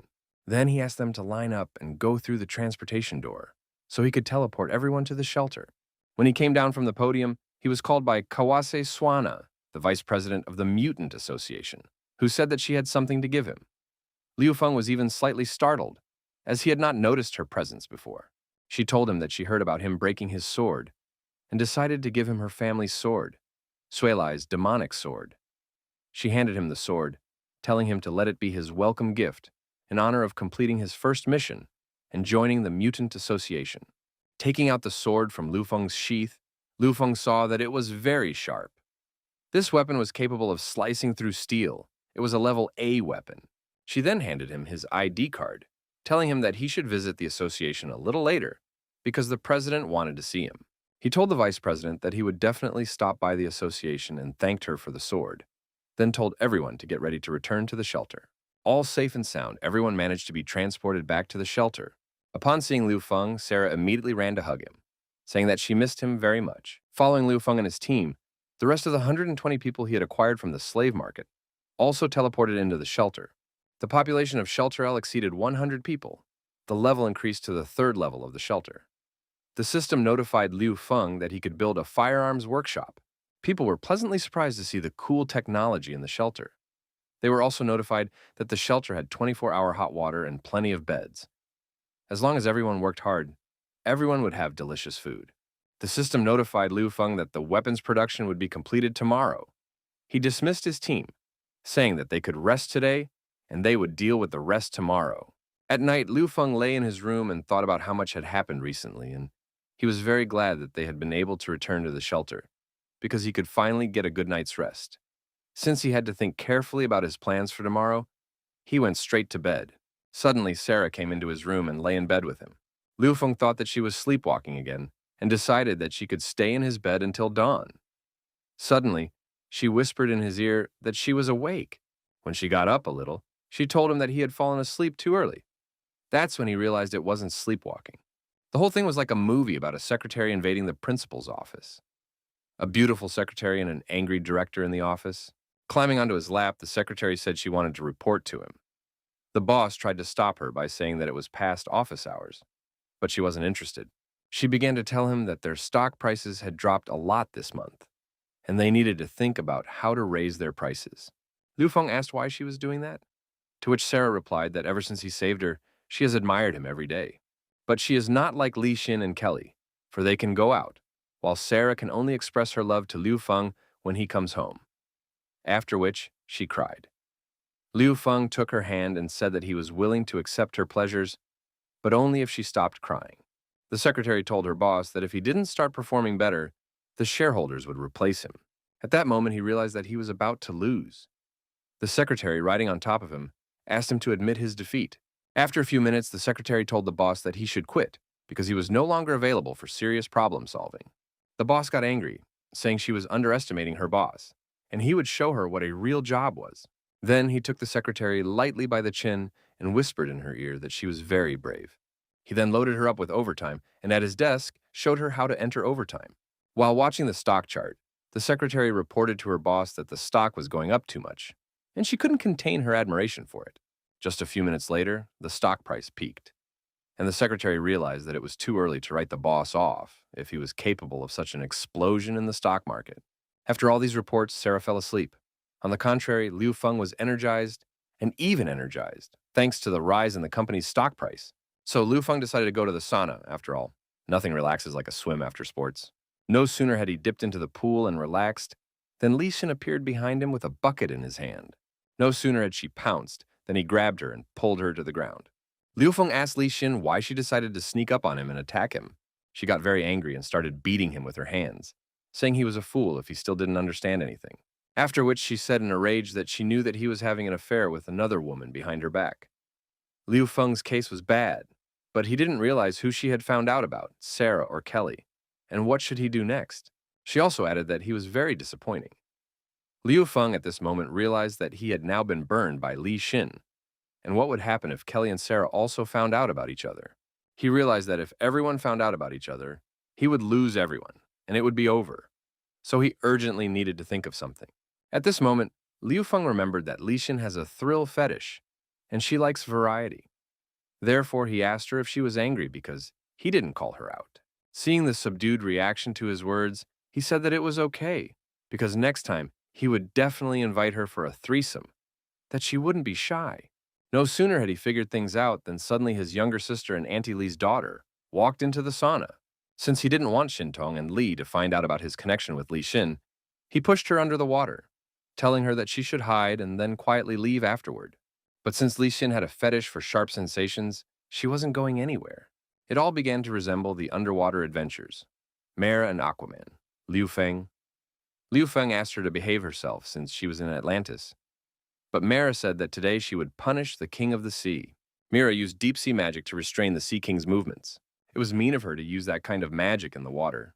Mera was shocked to see that the sea king could withstand her sea magic, and she realized that he was the ruler of the seas for a reason if he could do that. At this moment, Shin Tong, along with Sister Li, rushed over to Liu Feng to help him wash, rubbing his body with brushes and soap. Aquaman couldn't hold back any longer, and so he made a haul, saying that he didn't want to be underestimated. Mera was shocked to see the jet was really strong, and she couldn't resist it. The jet was so strong that even the mug that was on Kelly's desk fell over. Meanwhile, Sister Shintong and Sister Li were busily trying to help Liu Feng wash not only his body, but also his head. At this moment, Wu Feng felt dizzy and his eyes darkened. He even thought that he had gone to heaven, because just now, he had done it right into Li Shin. At the moment when the sisters were washing their brother's head out of the water, Li Shin appeared. Liu Feng was puzzled because he didn't think Li Shin could last so long underwater, and she also seemed to have something in her mouth. Just a moment later, the sisters also noticed that Li Shin had something in her mouth. So Sister Li asked her, did she also help brother Liu Feng wash? Li Shin realized that she urgently needed to answer something, so she decided to spit out Liu Feng's thingy, but she accidentally swallowed it. Liu Feng and his sisters were shocked when they saw this. The next morning, Liu Feng decided to show Dr. Qin the medical section. She couldn't believe that his shelter was so big. After arriving at the infirmary, Liu Feng said that it consisted of 2 rooms, an outer room and an inner room. The outer room was a ward with beds, and the inner room was a laboratory. Both rooms were now completely vacant. They proceeded to the laboratory. The system said that the equipment was working fine and that they could do various tests on it. Dr. Price immediately realized that there was artificial intelligence in the lab. After looking at the lab, Dr. Qin said that it was even better equipped than the one at the northern base. The space, although not much, was enough for 1 person. Then he told her that she could bring those children of hers directly to the shelter, for here they could learn. Since many children had come to the shelter this time, he was going to find teachers and start a school after the head electrician left them. Dr. Qin kissed Liu Feng gently on the cheek. From surprise, he fell to the ground and she along with him. At this point, the chief electrician decided to go back because he had forgotten something. And he saw a very interesting picture. Seeing Liu Feng and Dr. Qin kissing behind the curtain, he couldn't believe his eyes. But they were actually kissing, and the shadows were just distorting their actions. Liu Feng asked Dr. Qin to sit down on the couch to rest and recover from the fall. The electrician was shocked because he didn't understand how they could do it in broad daylight. So he decided to watch them a little longer. Liu Feng asked Dr. Qin to take her time and move more slowly so that she could fully recover. After settling down, Dr. Qin said that since he had a microscope, they could take a closer look at the fusion virus and see how they could help his sister. The chief electrician was a lone wolf, so he just couldn't put up with something like this. Vedam, he knew that Liu Feng had Li Shin, and he just didn't dare to pull something like this on Dr. Qin. So he decided to barge in and prevent the cheating. But the video, increasingly passionate shadows, he just fell to the floor. Dr. Qin said that by taking the genome of the fusion virus as a basis and using Liu Feng's equipment, she might be able to create an inhibitory vaccine. Seeing all this picture, the chief power engineer was horrified because it was disgusting to him, and he promised that as soon as he became the head, he would punish such dogs. After all, cheaters are the worst thing in this world. It's like the cancer of society. Cancer! Suddenly, a very beautiful girl with gorgeous forms came up to him and asked him if he was okay. When he saw her, he was immediately dazzled by her beauty. The girl told him that something was broken in their enclosure and asked him to look at it and fix it. The chief electrician gladly agreed and said that of course he could help. After that, he immediately realized that he had fallen for her tenderness. At this moment, Dr. Qin explained everything about how she would be able to reverse research and help Liu Feng's sister. She then proposed a pact. She said that he would help her get the children from the base and take them to the underground city, and in return, she would help him create an inhibitory serum. At this moment, Liu Feng's people realized that Dr. Qin and did not want to join the shelter. She immediately apologized to him, saying that she couldn't join for now, since there is not one matter that she cannot leave behind. Hearing this, he offered to help her. No sooner had they spoken than suddenly the system alerted Liu Feng that the construction of the weapons factory was complete, saying that the shelter could be upgraded to level 3. Upon hearing this news, he immediately ran to see the brand new gun factory. Everyone was amazed at the amazing build quality of this weapon factory. But Li Xin and the sniper already wanted to test this weapon for quality. After a few minutes, taking a couple samples of the finished weapon, Li Xin conducted an inspection. At the end of the inspection, she said that it was an excellent weapon. Kelly, on the other hand, said that the plant can currently produce entry-level firearms and ammunition, such as the AK-47, M1911A1, Browning M37 shotgun, Dragunov sniper rifle, fragmentation grenades, ammunition, and more. Li Xin told Liu Feng that since they now had such opportunities, they should build a shooting range to train the guards. He agreed, saying that he was entrusting this task to her and Longshuan. They would have to choose the future guards, with Li Xin in charge. He then ordered the system to fully upgrade the shelter to level 3 and to start building a firing range. The system replied that the shelter would be ready in 2 days. Liu Feng decided to take a walk in the center of his hideout and met 2 beautiful actresses in a bar, who saw him, invited him to the bar, and offered to have a drink with them. Seeing the actresses, Liu Feng realized that he couldn't hide from them. Also remembered that when he was a teenager, they were his fantasy, and back then, he only had pictures of them. And now they were right in front of him, and as they looked into his eyes, they realized how majestic he was after all. But he was so nervous that he couldn't control his facial expression. How suddenly, a moment later, his reputation increased by 1 point. He realized that when the actresses saw him, they were immediately frightened, and because of this, his reputation increased by 1 point. Seeing that his reputation was growing, he decided to join the girls and be tougher on them, thanks to which he could check if the reputation really grows when he is cruel.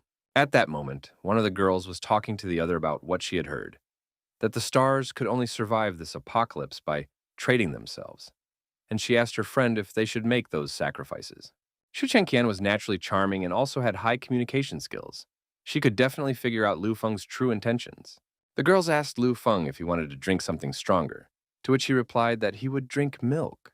The girls were shocked that he didn't fall for their flirting. They were also surprised that he was able to resist them, because it was the first time in many years that they had failed to charm someone. They could believe that the leader of the underground city, such an intimidating and serious man, drank milk instead of whiskey. But Cicely told the story that Liu Feng's little brother has loved to drink the milk her mom sent him since he was little. No sooner had she finished her story than Liu Feng noticed that his reputation had increased by 233 points again, even though he didn't seem to have done anything for it. He thought he should say something to the girls. They might be friends after all. But instead, he coughed 3 times. Hearing him cough 3 times, the girls thought they would have to come to his bedroom at 3 in the morning and realized there was no way they could avoid that fate. They stood up, turned around, and left, saying that they understood. At this moment, Liu Feng was very upset because he thought he had offended the stars. After this incident, Liu Feng decided to go up to the command center. Seeing Liu Feng, Kelly stood up and slapped her heel on the ground, saying that everyone should stand up and greet the principal. Liu Feng said hello and said that greeting him so formally was unnecessary. But Kelly told him that the director should live up to his status, after which she asked him to take his place of honor as principal. The meeting had begun. Sitting in the center of the table, Liu Feng pondered, did he need to pretend to be strict now? Kelly stood up from the table, saying that since everyone was present, they could proceed with their first question. Saying that now that the problem with creating the weapon was solved, she suggested that they create a 30-man security detail, because lately 2 groups have gathered around the base. The first is the Salvation Army, and the second is the Coreligionists, who are a direct threat to the refuge. Liu Feng asked Kelly to tell more about these groups. Kelly said that one of the groups is this One God Church. They have recently intensified their activities in the south of the city. The rate of spread is very high. Their slogan is that belief in the Day of Judgment will save you from the bonds of worldliness. The other group near the shelter is the Salvation Army. This gang, created by thugs, they had already gathered about 200 people. Li Xin laughed, saying that the Salvation Army sounds like a gathering of collective farmers. Lun Xun asked Liu Feng, didn't they capture the high priest of the coreligionists? Liu Feng replied that she was captured and asked his little sister to bring her in. After a couple of seconds, Xin Tong brought in the high priest of the One God Church, dressed in a prison short tunic with a black leather collar around her neck, holding her by her leash. Li Xin immediately asked her to tell what she knew about the development of the One God Church and its emergence. The captive told them that the Church of the One God had been founded before the apocalypse to save all living things. Now it had tens of thousands of believers, and a branch must have sprung up near the asylum. Liu Feng was shocked when he heard the number of tens of thousands, and asked which sect next to them is small or big. The hostage continued the story, saying that the ordinary sect is ruled by several bishops. 8 of them are the highest ranking. They are named by numbers from the 1st to the 8th. She was the 8th, and the 7th was killed by Liu Feng said. Liu Feng realized that all those zombies were created by the founders of their religion. The hostage said that all the mutant zombie eggs were given to them by the founder. Shintong couldn't stand the long story, and bent her over and started whipping her butt with the leash so that she would quickly tell her who their founder was. After which she immediately said that although she hadn't seen him in person, she felt like he probably wasn't human. Li Feng along with Li Xin were very upset with her answer and asked her what about the apostle she mentioned. Would she be able to recognize him? The hostage replied that of course she could and that he was probably already in the city. Liu Feng then said that next time he would take her on a mission with him. After summarizing the meeting, Liu Feng said that they currently had no need to confront these gangs. They should first train their guard squad before dealing with the gangs. Kelly agreed with him, saying that they should first strengthen the strongholds around the shelter. After that, he said that lately he was short on points and needed to prepare for a foray into the city center. Therefore, it is necessary to perform 4 combat missions. First, at the oil storage facility, second at the hypermarket, third at the sewage treatment plant, and fourth at the harbor dock.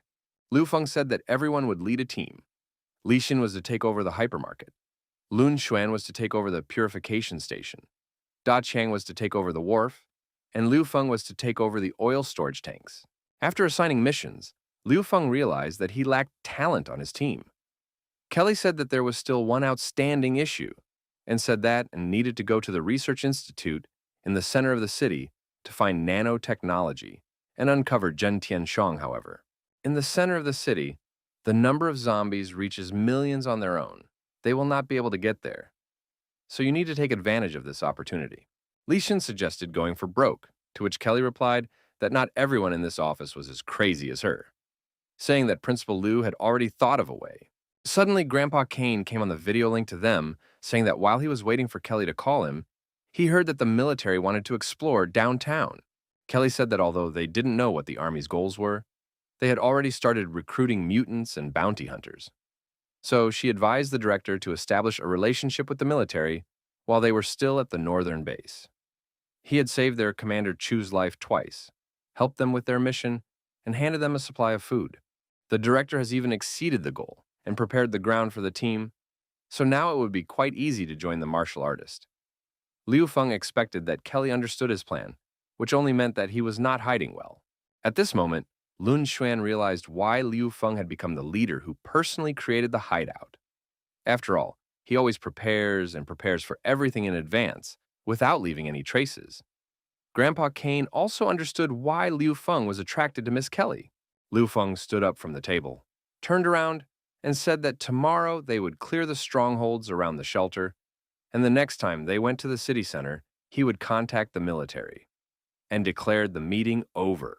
It was evident on his face that he was greatly frightened and excited because his comrades were very clever, for he had not even had time to say anything, and the strategy was already ready. 3 hours later, in his room on the big screen, he was excitedly watching the 9th last part of the movie, a hard-hitting crisis involving one of the actresses he had bought out.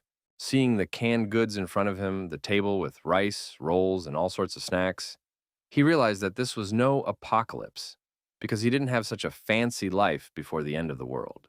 Suddenly, the system notified him that Su Qianqian and Hua Meimi were asking for permission to enter his room. He thought they wanted to watch a movie with him, so he let them in. 3 o'clock in the morning, the appearance of two little Playboy bunnies in Liu Feng's room. Taking a seat on the sofa next to Liu Feng, they immediately started pleasuring him, showing that they were willing to do anything for him. Liu Feng was confused because he didn't understand what was going on. Xu Chengqian said that they understood his coughing and came to him as he asked. Liu Feng immediately realized that they had misunderstood, but it was too late. After which, they both looked at him with their adorable, sparkling eyes and asked to be their patron, swooping down on him from both sides. Suddenly, he found himself in a forest thicket with a sword in his hand, seeing before him two evil spirits that suck out people's souls. Without thinking for a long time, he rushed into battle, trying to cut down these two beautiful but evil spirits with his Claydon sword alone. But the spirits only laughed, saying that he couldn't hurt them with a normal attack. After all, they were spirits and could split the damage. Then they attacked him with powerful combinations. And he realized that he was doing badly, because at this rate, he might lose. They did not spare him, beating him again and again. He knew they were very strong, but he couldn't figure out how he could handle two spirits alone. Suddenly, he saw the well of rebirth from which these dangerous spirits emerged. The spirits were telling him that his and the Takas had no effect on them. But Liu Feng realized at this moment that he didn't need to attack the spirits, but to stick his sword into their well of rebirth. When he had seized their weakness, he knew that their lives were now like candles in the wind. If he had filled the well, the source of their strength would have been gone. They were asking him to stop and not move. But Liu Feng realized that their weaknesses were now under his control. He felt his superiority. The evil spirits realized how strong and ruthless he could be, and in just a minute, they were already asking him to stop and not move anymore, because they couldn't take it anymore. But Liu Feng realized that he couldn't stop because, if he did, he would lose. Therefore, he decided to use the rotating vortex technique and enter the well completely. In the end, thanks to his crowning trick, he was still able to deal with the two spirits, showing them how powerful he was. After this incredible and crazy fight with two charming beauties, he felt amazing and not even a bit tired. And all because he had fulfilled his childhood dream.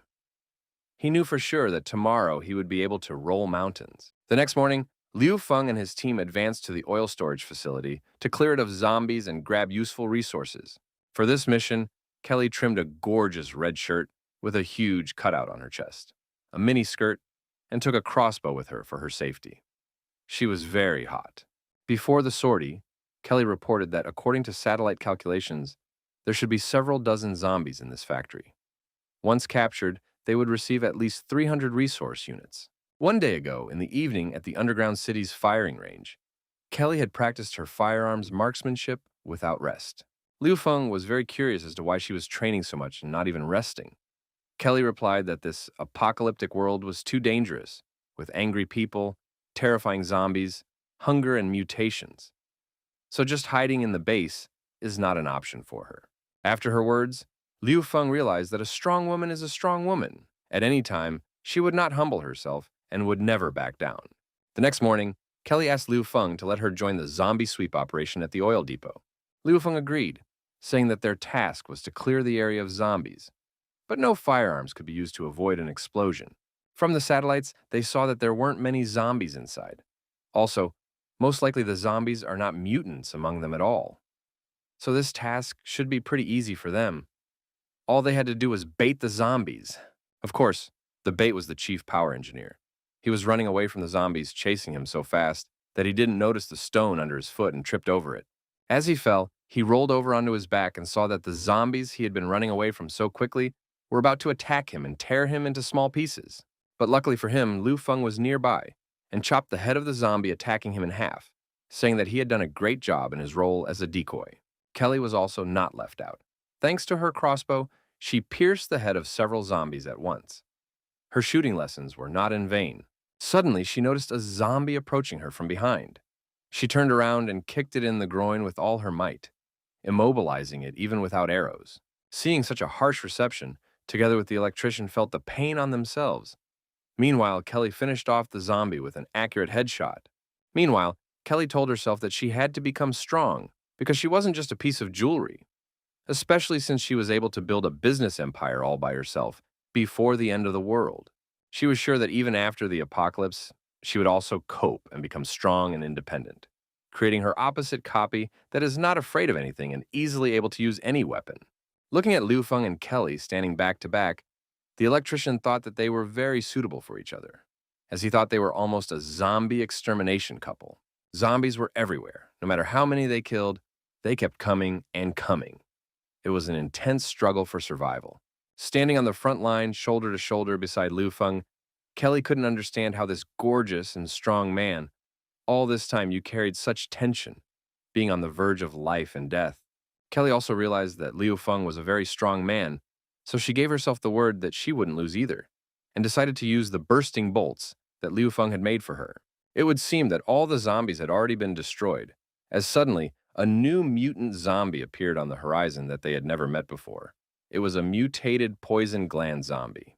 Upon seeing him, Liu Feng immediately made an immediate decision to give him the strongest sword strike, causing him to cut his belly, from which acid began to spray out.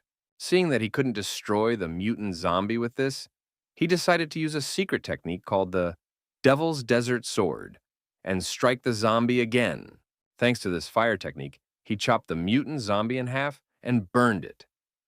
After seeing the power of his sword, Liu Feng immediately realized that it was not for nothing. The sword was a Class A weapon. Seeing the Luffen calmly dealt with everything. At that moment, Kelly felt that no matter how hard she tried, she still wouldn't be able to keep up with him. 10 minutes later, they were already at the gate, in the oil tank, and the electrician was trying to open the security system in order to open the gate and get in. Literally 5 minutes later, the electrician still managed to open the gate. Seeing this, Liu Feng said that they had cleared the courtyard area. Now what was left was to clear the building, and the task would be completed, so he would go first. But Kelly didn't lag behind him a single step. Liu Feng asked her how it felt to kill zombies, to which Kelly replied that it was harder than she thought. Well, Kelly told him not to worry about her because gradually, but she will get stronger. Hearing this, Liu Feng was once again convinced that she was a very strong woman, the likes of which he had never met before, and he suggested that she should try together to improve her skills. No sooner had they entered the building than, suddenly over the loudspeaker, a mysterious voice began asking for help, saying that the three of them should quickly go to the main control room and rescue him. The mysterious voice repeatedly asks for help, saying that there are zombies outside. And he is in the main control room and asked with tears in his eyes to save him, calling Liu Feng's team heroes. Liu Feng asked the system to show him the floor plan of the building. The system showed him the floor plan of the building, telling him that there were only 5 floors and that there was a working service elevator on the first floor. But Liu Feng was not going to rush to the rescue, as there was something wrong with the voice. In addition, there was a noise, but no zombies appeared on the floor. Something was definitely wrong here. After looking around the rooms near the elevator, Liu Feng noticed corpses whose brains had been eaten.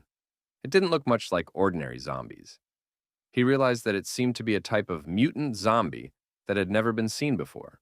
Just as suddenly, the system alerted Liu Feng to what it detected was zombie mutant energy. Upon recognizing this, he immediately warned his team to be careful, as there was probably a mutant that had appeared here. No sooner had they gotten into the elevator than a voice came out of the radio, telling them that they had finally arrived. Then, the mysterious voice warned them of the danger on the 5th floor, saying that there would be a couple of zombies waiting for them there. Then it said that Liu Feng was staring at Kelly's breasts.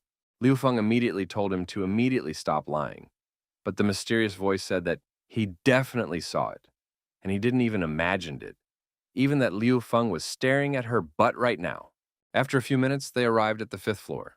Liu Feng drew his sword and told his partners to stay behind him. Kelly realized it would be safe behind his back. She even felt like hiding. Thinking about the battle just now, she realized that she had trained for so long, but it was worth it when a couple of zombies appeared and she was on edge. But it was a momentary weakness. For gathering her thoughts, she said no, she would not give up.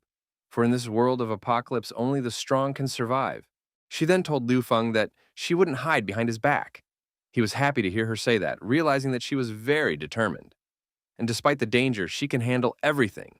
A moment later, the elevator doors swung open, and they saw the dark and half-empty hall of the 5th floor. You see, something is amiss here, he asked his partners, to be very careful.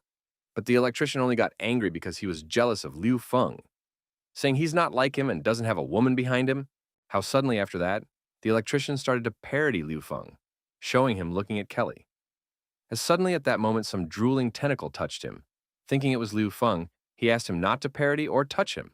Seeing Liu Feng standing aside, the electrician realized something was wrong, and then a second later, a huge slimy tentacle appeared in front of his face, and a huge mutant zombie that they had never seen before hovered over him. Seeing in front of him such a terrible and so huge zombie, mutant, the electrician from fear, just froze in place.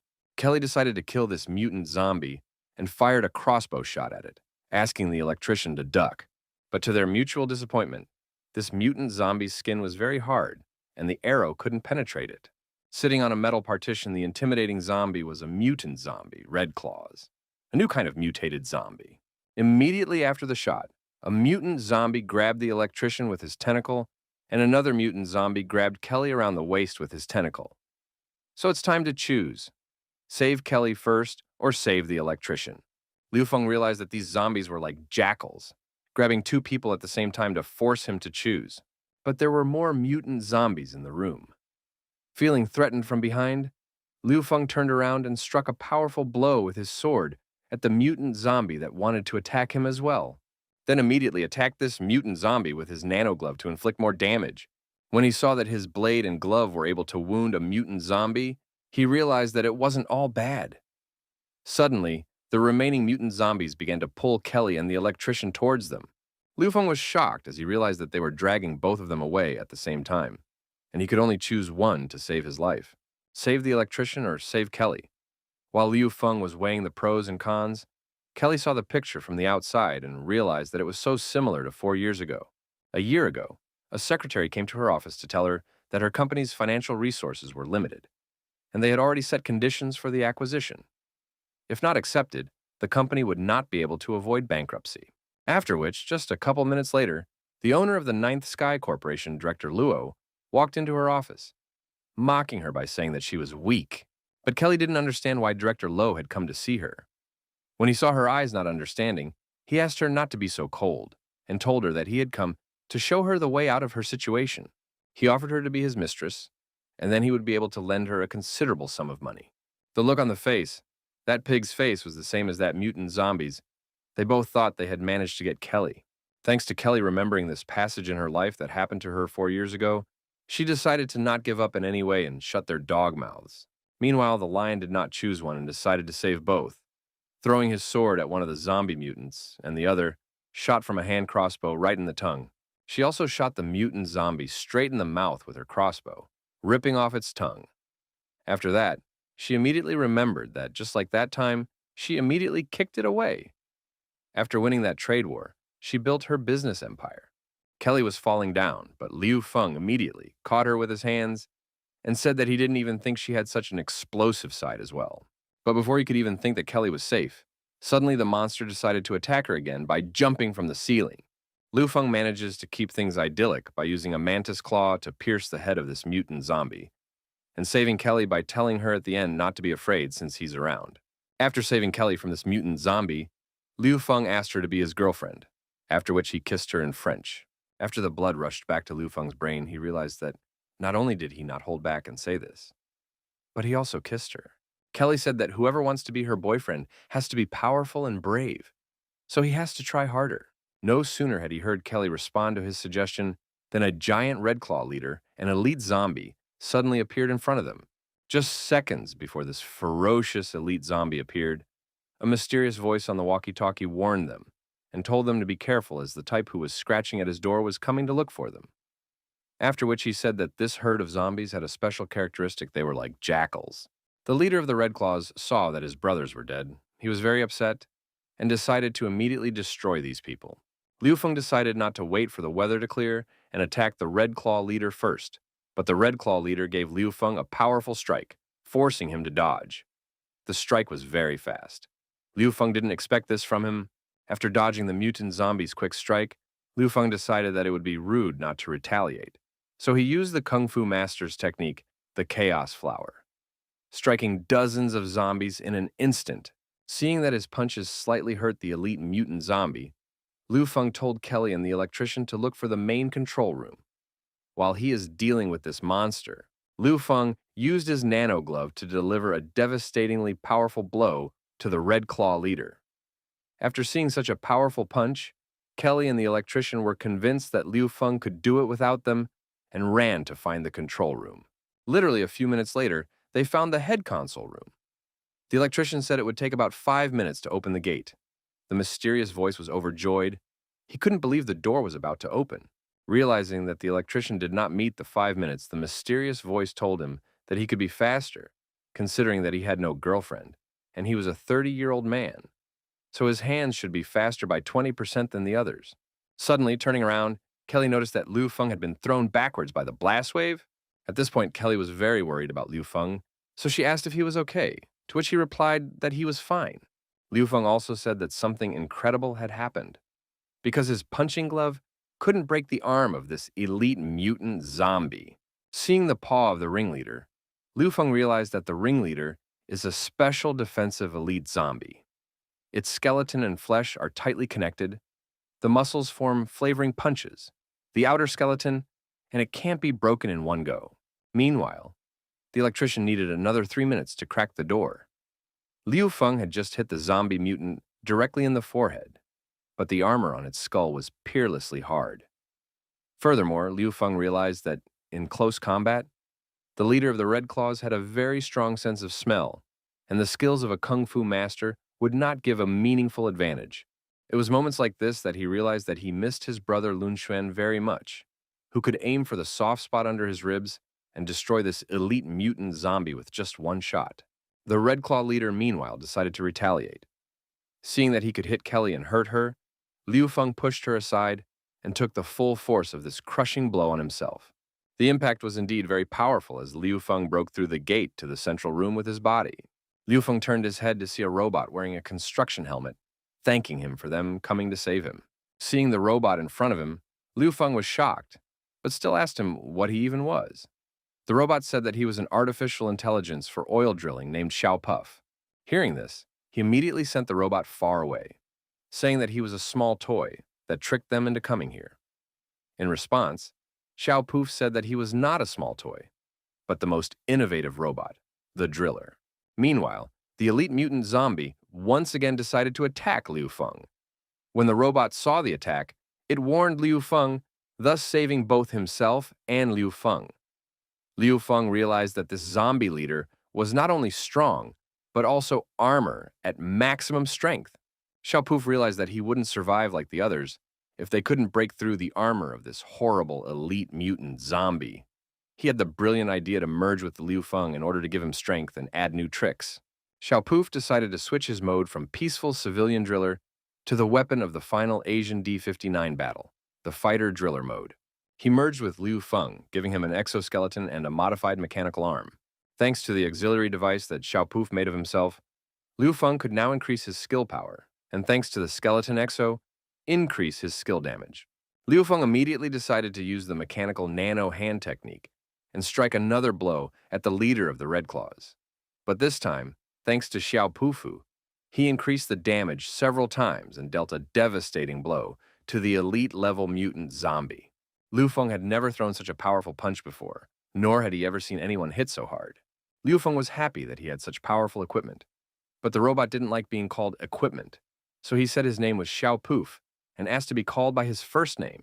Seeing that the leader of the Red Claws was still alive, Xiao Pupu decided to finish him off himself. He fired a powerful volley from the weapon of the final Asian Battle D9 Go laser. Thanks to that, he completely destroyed an elite-level mutant zombie.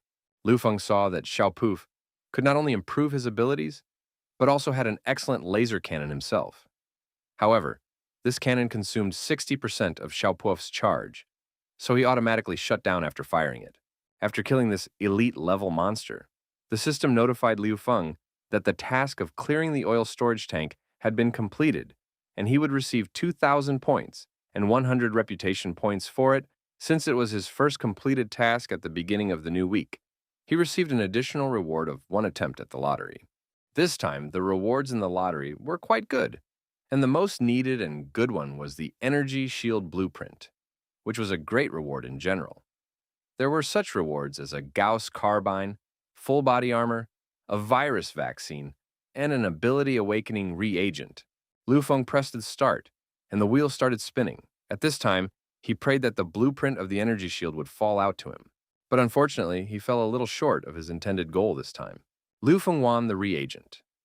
The system said that it could only be produced at advanced bases, and it could also awaken superpowers in ordinary people with some probability. The system then added that there would be no side effects in case of failure. Liu Feng immediately realized that it was a very good thing, but decided not to use it on himself.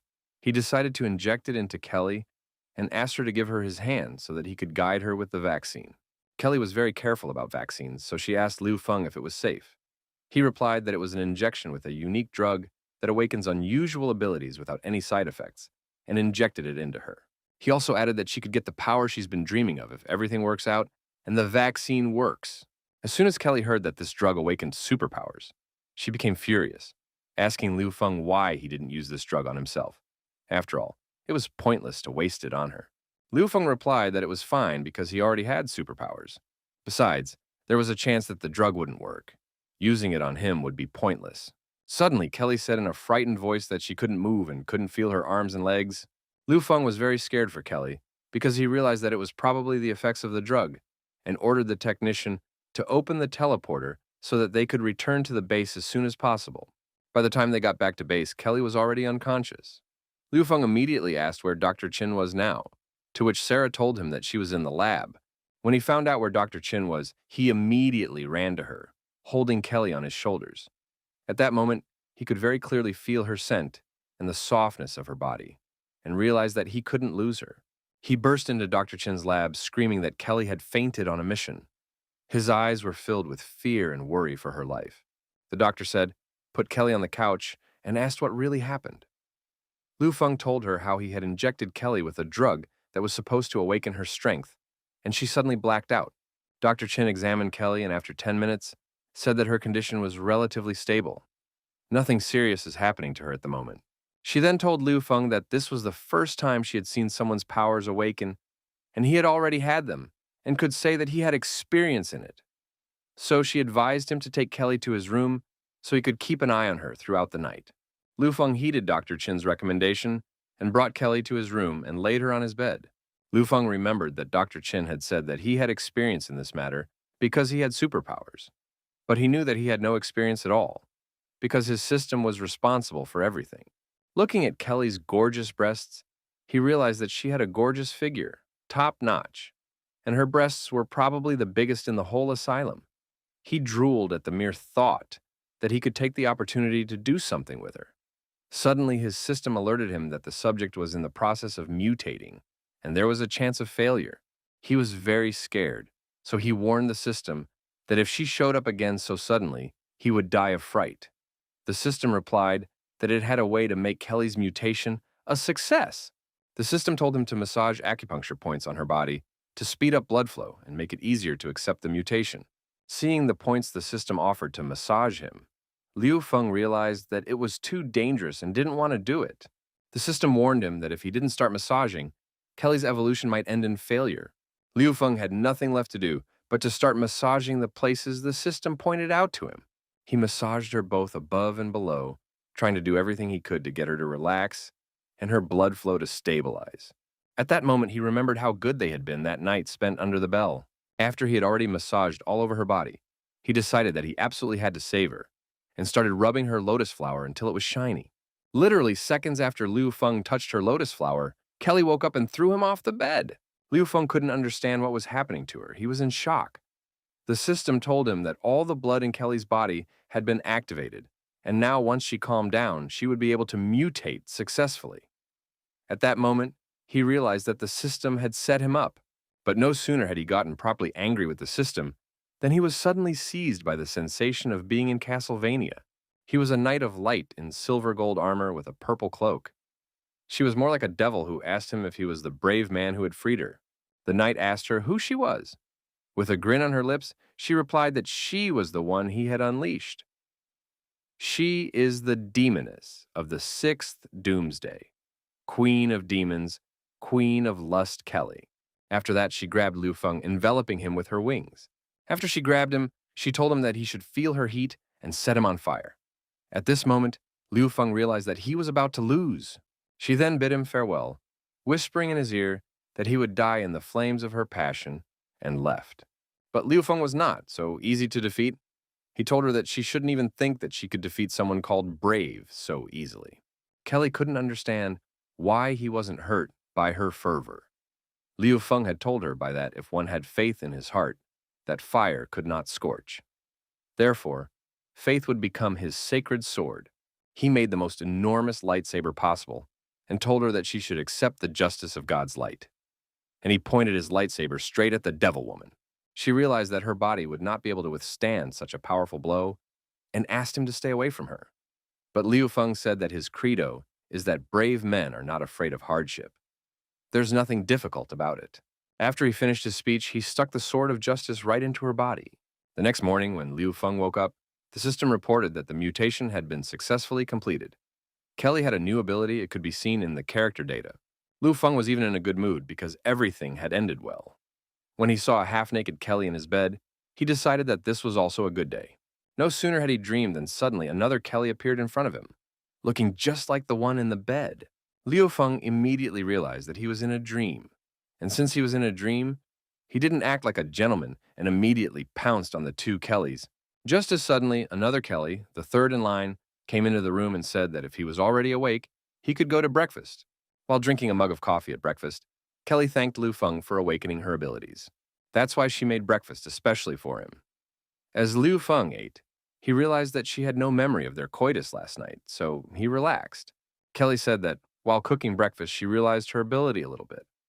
Liu Feng immediately thought that her ability was doppelgangers. But, with just a flick of her hand, Kelly made her doppelgangers dissolve, saying it was just one method of using her new ability. Kelly also said that she made these two clones from the metal in his room, because her ability is transformation. She went on to say that she can reshape almost anything, but metals take new shapes more easily. Hearing this, Liu Feng immediately thought that she had turned into Magneto, or rather his female version. Before he could think about it, Kelly said she'd spent the whole morning studying her ability and realized that she probably didn't have offensive power like a Magneto, at least not until she found one. Afterwards, she said she could transform objects, but could barely move them. But she could apply them to her body. Liu Feng suddenly didn't understand. How did her clones move then? She replied that it had to do with the research she had done this morning. Having said that she could split her consciousness and control the clones and perceive the environment through them as through cameras. Of course, the more objects there are, the more you have to split consciousness, and if abused, she could go insane. She also said that right now her maximum limit was to control 2 columns in a short period of time. But she realized that after training, she could easily split into even more bodies. It made Liu Feng's head spin, knowing that he now had not 1, but 4 Kellys. Then she said that her mutation was 100% compatible with Liu Feng's. Before they could finish their dialogue, the system suddenly notified Liu Feng that the shelter had been upgraded to level 3, saying that the construction would begin soon.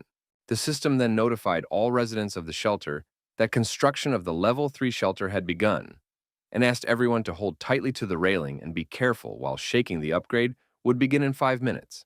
The modernization of the shelter was completed successfully in just 5 minutes. Everyone noticed how huge the shelter had become, even though it didn't change a bit in appearance. At this very moment, Li Xin and Lun Luan returned back to the base. They had completed their mission successfully and without any casualties. They also noticed that the others had not wasted any time and had improved the shelter again, after which, raising her eyes upwards, she saw Liu Feng and Kelly standing with him. Li Xin couldn't understand why Kelly was standing next to him and piquing her with his gaze. It was as if he purposely wanted to provoke her. Li Xin was indignant, after all. She was putting Liu Feng up for one day, and this fox had already managed to seduce him. Even the actresses have noticed that this base is a marvel. They had never seen such an automated place before. They realized that Liu Feng was a very skillful leader. Meanwhile, Liu Feng asked the system to show what changes appeared with the 3rd level. The system opened the map of the asylum, showing that the 2nd floor of the underground city had opened.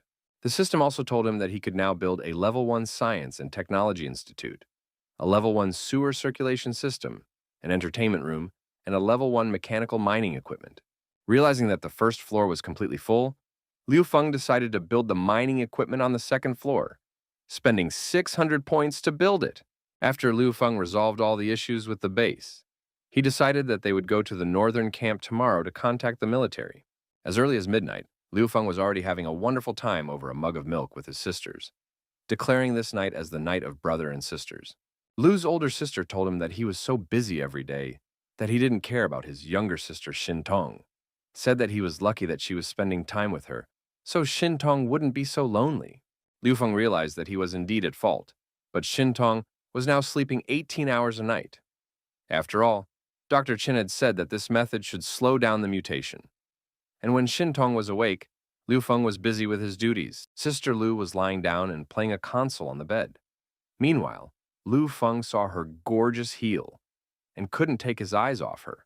He realized that she was no longer the little girl she used to be. Suddenly, his sister noticed his vulgar gaze.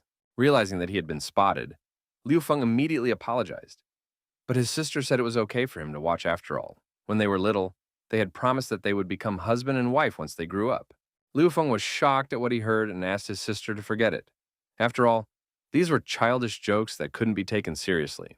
His sister became furious and began pounding his chest with her fists, telling him that he could not now renege on his promises that he had promised to fulfill as a child.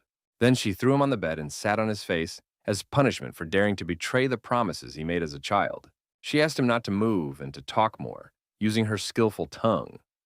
Shintong's younger sister was drinking milk at this moment and didn't understand what was happening. An hour later, Liu Feng was left alone with his younger sister Shintong to play the console as brother and sister's private time began. Liu Feng had never thought that they would all be alive by this day after all. It wasn't very easy for them. Shintong told Liu Feng that when she grew up, she would marry him too. He laughed and said he felt better, and she comforted him. He realized that even though Shintong had lost her memory, she was still the same gentle and caring angel. Liu Feng remembered the first time he was brought to Shintong's family as a 10-year-old. He was told not to worry because today was his home and they were the parents who had adopted him.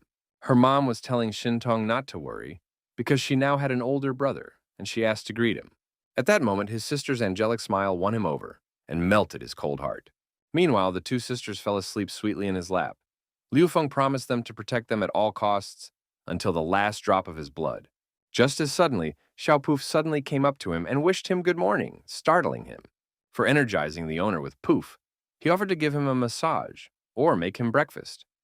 Liu Feng was shocked, not understanding why he was the one who became the master for him. Meanwhile, Xiao noticed that there were two adorable girls lying on Liu Feng's lap. He immediately thought that his master was a lollipop man and decided to activate the Master Presence program. After activating this program, Xiao asked Liu Feng if he had any dirty thoughts. But Liu Feng asked Xiao to stay away from him. But Xiao didn't listen to him, which caused his master to behave aggressively. Liu Feng said that if he didn't want to do it the right way, he would do it the wrong way, and he would teach him. Then he attacked Xiao. Their fighting woke up the sisters as it was very loud. Rubbing their sleepy eyes, they saw their brother along with the robot in a not quite normal pose. The sisters were immediately outraged, saying that their brother was a pervert. He wanted to explain, saying it wasn't what they thought it was. But the robot interrupted him and told him he was a lousy person because that's not what he had just told him. Liu Feng clutched his head with his hands, realizing that it was all over. After all, he would definitely not be able to wash it off now. In the evening of the same day, Liu Feng made the decision to move out with his team to the northern base. The next day, at the North Base checkpoint, there were a lot of people crowded at the checkpoint who just revolted because they were being allowed into the city very slowly. But the military told everyone to line up for inspection or they would open fire on them. After arriving at the pass gate, Liu Feng realized that there seemed to be some kind of conflict ahead and didn't move closer. Suddenly, a man got off the bus and asked his assistant Xiaojiang to speed them through the border as he was feeling very unwell and urgently needed to see a doctor. Well, seeing that his aides were not getting anywhere, he got out of the car and told the military that he knew the mayor of their town and asked them to let him in sooner rather than later.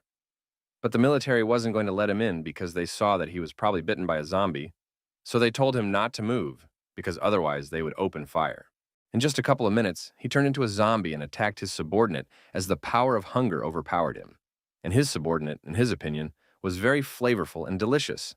Upon seeing this, the military immediately opened fire on him, alerting the rest of his comrades to the threat. Seeing the people scattering in different directions, Liu Feng realized that it seemed like it was time to intervene. The military tried to stop the zombie by shooting it with a machine gun, but they were unsuccessful. It would always get up and keep walking towards them. Unlike the military, for Liu Feng, this was a common occurrence. After all, with just one swing of his sword, he had cut the head of a zombie off its shoulders. The military men were shocked, not only because they saw Liu Feng, but also because he threw one of them the head of the very same zombie. After that, one of the soldiers called Liu Feng a demonic fist. Liu Feng was dumbfounded by this statement because he couldn't understand how everyone knew about it. Liu Feng told the military that he was looking for the commander, Chu Shanhei, and asked them if they knew where he was. One of the soldiers replied that squad leader Chu had been promoted and was now a platoon leader. Liu Feng then asked Liu Feng to wait until he informed Commander Chu of his arrival. The second martial artist thanked Liu Feng for his help, saying that he was a big star. Then he added that Liu Feng didn't know that a list of mutant masters had been compiled for all the surviving cities. He also said there are only 100 people on the list. It is compiled by the military in conjunction with the Mutant Association. The ranking of the participants does not take into account level, but only ability, and consists of the strongest mutants in the country. Liu Feng was surprised to hear that he was on the list, because he had only completed one city exploration mission, and that was at the D level. The soldier told him that the D-level assignments were later converted into S-level assignments. The Institute studied the zombie corpses that the military brought back last time, and the scientists said that if these zombies were allowed to continue to merge, it would end in disaster. Fortunately, thanks to Liu Feng, this problem was solved. Normally, S-level quests could only be solved by a team of several S-class mutants. The martial artist also said that if this wasn't Liu Feng's trial mission, he might have advanced to the A+ mutant level.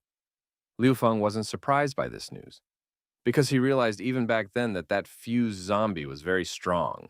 Just a moment later, Chu Shanhei, the commander of an entire platoon, already appeared. He told Liu Feng that he was very happy to see him. After all, he had finally come to see him. They hugged each other while clapping each other's shoulders.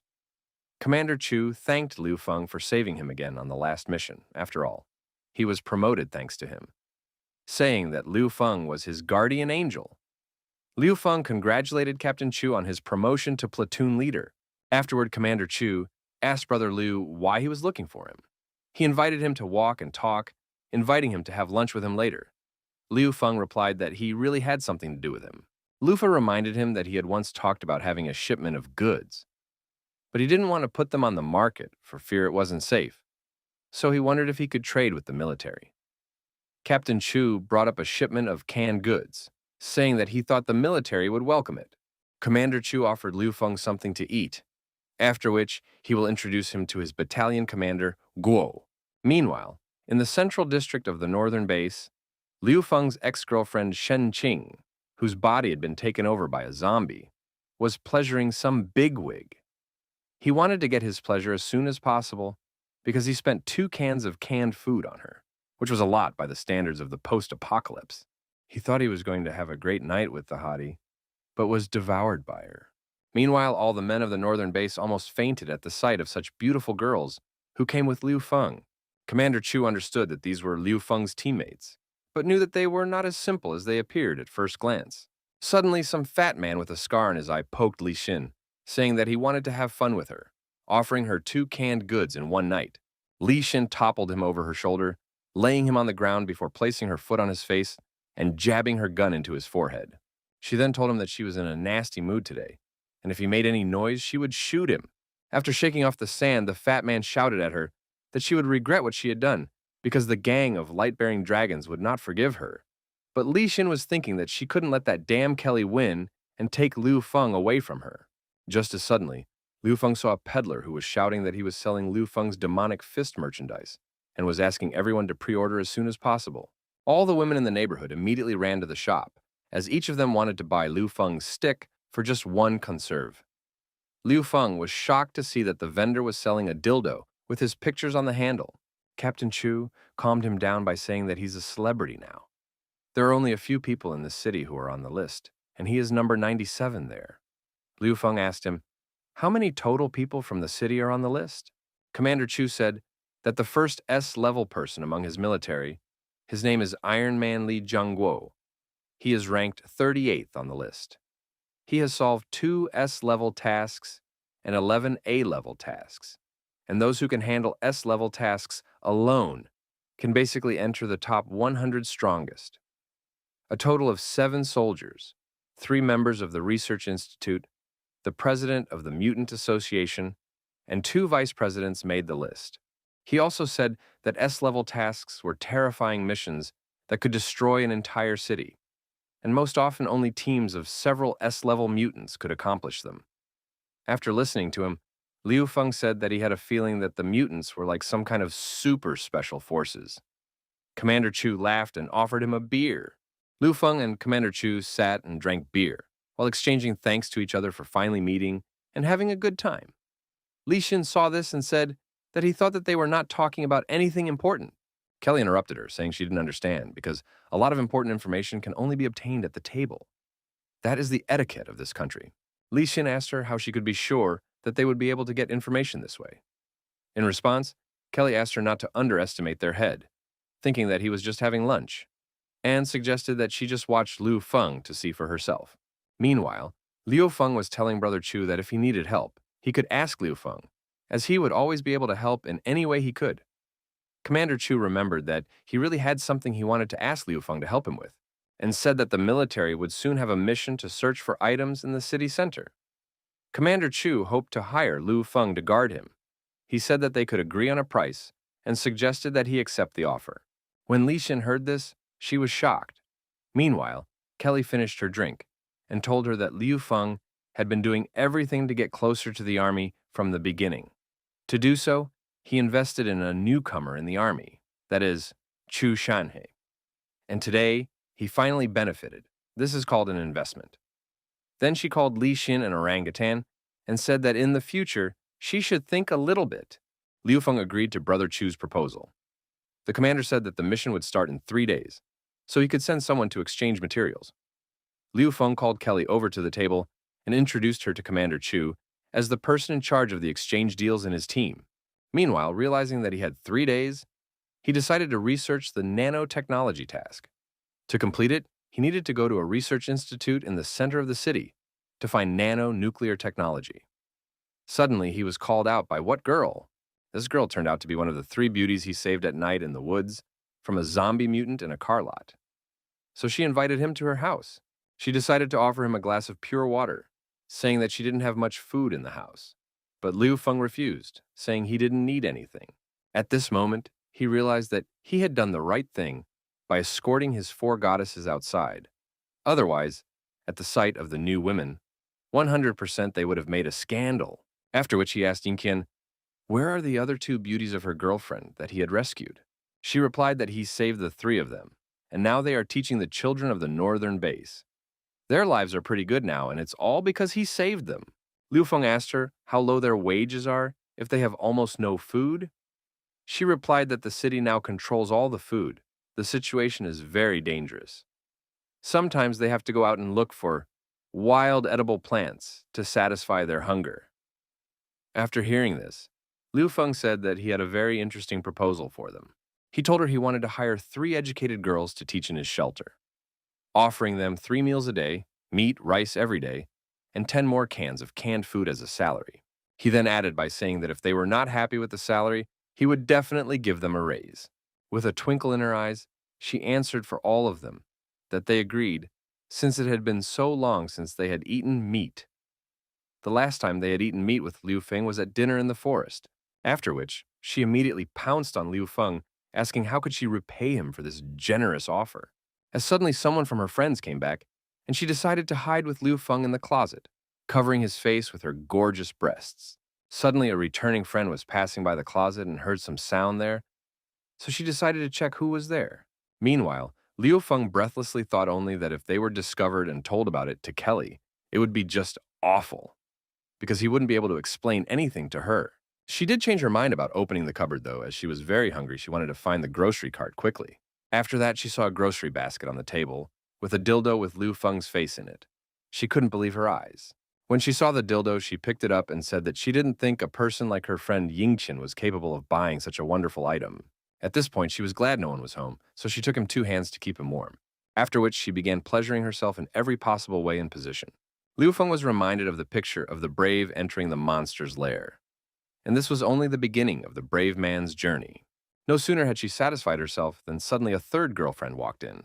Hearing the creak of the door, the blue-haired maiden thought of nothing better than to hide in the closet as well. When she entered it, she found her friend and Liu Feng in it. She was very surprised.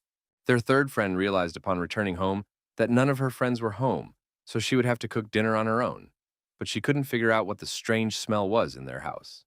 At this moment, the brave man realized that he wouldn't be able to resist the two hell devils. This was a huge stress for him, but the girls realized that now was the perfect time to attack a brave man. The brave man felt as if two hellish devils had attacked him, and he couldn't defeat them no matter how much he wanted to. Suddenly, the closet doors couldn't withstand the tension and flew open. The two girls on top of Liu Feng rolled out of the closet. The third girlfriend was shocked to see her friends on Liu Feng. Then she got really angry and said that she was very upset that they were doing it in secret from her. Liu Feng asked her to wait because he wanted to explain everything to her, but she didn't want to listen to him. She said that he would regret not calling her. Liu Feng wanted to run away, but the girls surrounded him, saying that they would not let their savior leave without thanking him again. No sooner had they pounced on their savior to thank him, than they suddenly heard a knock on the door. It was unexpected, because the time was earlier. When she opened the door, she saw her neighbor, Old Man Li.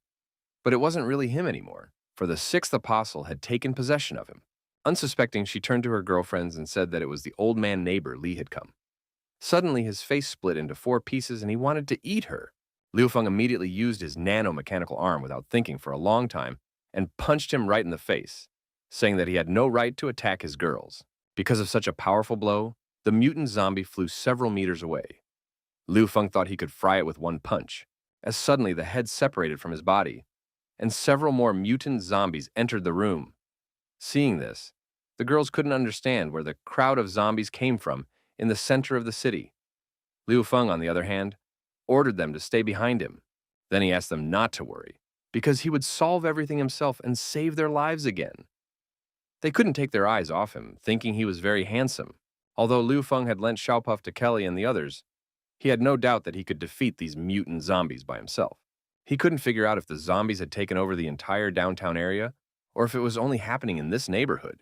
After thinking for 5 seconds, Liu Feng turned his attention to the fatty he had just hit with his glove. But he stood up as if nothing had happened. It looked like he had some special mutation. Liu Feng decided that he needed to find out what was to be dealt with, and once again delivered a crushing blow with his mechanized gauntlet. It would seem that after such a powerful blow to survive unrealistic, but from the body of the fat man crawled out, centipede with his head at the beginning. The thing rushed to attack, but I tried to bite him right on the face. At that moment, he decided to use his favorite sword. With his sword, he chopped the centipede in half, killing it. But it was too early to rejoice, because another mutant zombie was already attacking him from behind. But thanks to his reaction, Liu Feng was able to dodge his attack and kick him in the head. Then he stabbed it through its body with his sword, but a centipede also came out of its body and jumped towards the girls. So Liu Feng decided to use a crossbow to deal with this unkillable type of zombie. Realizing that it was an unusual species, Liu Feng decided to use bursting bolts at once. The centipede was shattered into small pieces after the first explosion. But this was only the second zombie. So Liu Feng realized that he had to use a more powerful and massive technique on them. He decided to use the Dragon Flame Blade technique. The fire enveloping Liu Feng's sword increases its attack by several times and allows it to cut through even the strongest metal. He delivered a crushing blow at the zombies, cutting them in half. After he had dealt with all the zombies and mutants, he called Captain Chu and told him that zombies had appeared in the central area, then asked him to bring his sister and that high priestess to him. No sooner had he finished talking than he suddenly saw his ex-girlfriend in the window. Liu Feng immediately realized that it wasn't his ex-girlfriend, or rather it was her, but she was possessed by the sixth apostle. Therefore, he jumped out the window with sword in hand, trying to kill him. He jumped out of the window and landed on a flower bed, and found no sixth apostle, but only people who were scared to death and could not understand why he had jumped out of the window with a sword. At this moment, Liu Feng realized that the sixth apostle was extremely good at hiding. Liu Feng wanted to find him as soon as possible. After all, he was still in the body of his ex-girlfriend, Shen Qian. At the same time, on the other side of the dormitory, Xu Zhong's assistant told him that it was here that he had last seen 3 very beautiful female teachers. Xu Zhu wanted to catch these 3 teachers, because by doing so, he could placate his boss and redeem himself in front of the gang of light-bearing dragons. Literally half an hour later, Commander Chu and his squad appeared in the central zone and blocked off the area. The residents asked to be let out. They didn't understand why they were blocked. Captain Chu replied that there was an infection in the area, so everyone would stay in the zone and no one would leave it. Not even a bird would pass through. Captain Chu thanked Liu Feng, saying that he didn't even know what would have happened if the infestation had entered the city. Liu Feng told him that what he needed to do now was to find and eliminate the infected, as well as the source of the contamination. He also added saying that, as far as he knows, this zombie is the one who followed them into the city, and is very likely the sixth apostle of the monotheists. He's good at hiding his tracks. Commander Chu was shocked to hear this, because he thought that they had killed him long ago in the forest. But his disappointment was interrupted by Ji Lan from the Research Institute, who wanted to report her arrival. Commander Chu decided to introduce Brother Liu, saying that she was a mutant perception expert from the Research Institute whom he had personally invited. Liu Feng greeted her and she immediately asked him, was it true that he was that demonic fist Liu Feng from the 100 list? Liu Feng replied that he was, but Jilan grinned and said that he was not like the legends, because everyone said that he was huge and strong like an ox. Seeing the incomprehension in Liu Feng's eyes, Captain Chu told him that she didn't look like an ordinary scholar at all. Jilan gaped and said that she wanted to get to work, since she doesn't want to work overtime because she still needs to sleep. After that, she immediately started searching for zombies using her telekinesis. But after a couple minutes, she stopped, saying that it was all very strange, since she doesn't feel any zombie presence in the central area. Usually when she uses her telekinesis, she feels them. Meanwhile, Liu Feng was visited by his younger sister, Xin Tong, along with her captive high priestess, who immediately said that no one would be able to sense this zombie. After all, the sixth apostle was an elite zombie that specialized in concealment and containment. She also said that he was a monster created by the founder of the monotheist religion specifically to attack the asylum, a monster that specializes in infecting and taking over a sanctuary from the inside. And she added that countless human cities would disappear under the onslaught of the monotheists, for only they would survive in this world of apocalypse. This is the horror of faith. Noticing that the captive was getting out of control, Shintong immediately told her to shut up and kneel down. The high priestess immediately fell to her knees, not even realizing what had happened to her. But after she looked at Shintong, she immediately remembered that she was the goddess she worshipped and served. She began to call Shintong her goddess and mistress, asking her to punish her slave girl's disobedience as hard and as often as possible. Liu Feng was shocked to see this from the outside, just like everyone else. But Jilan noticed that there was still something appealing about Liu Feng's little sister.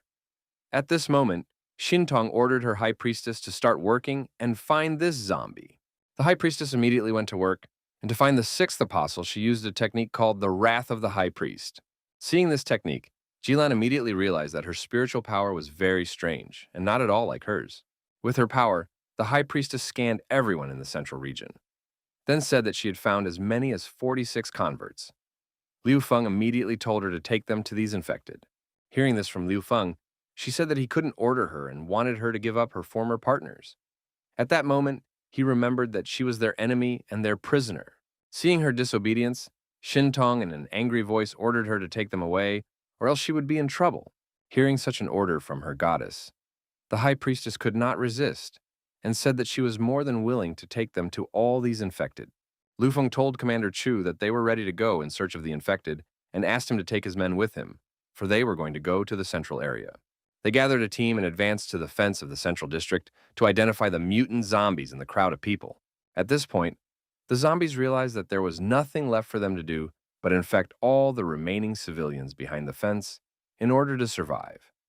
So they started attacking people.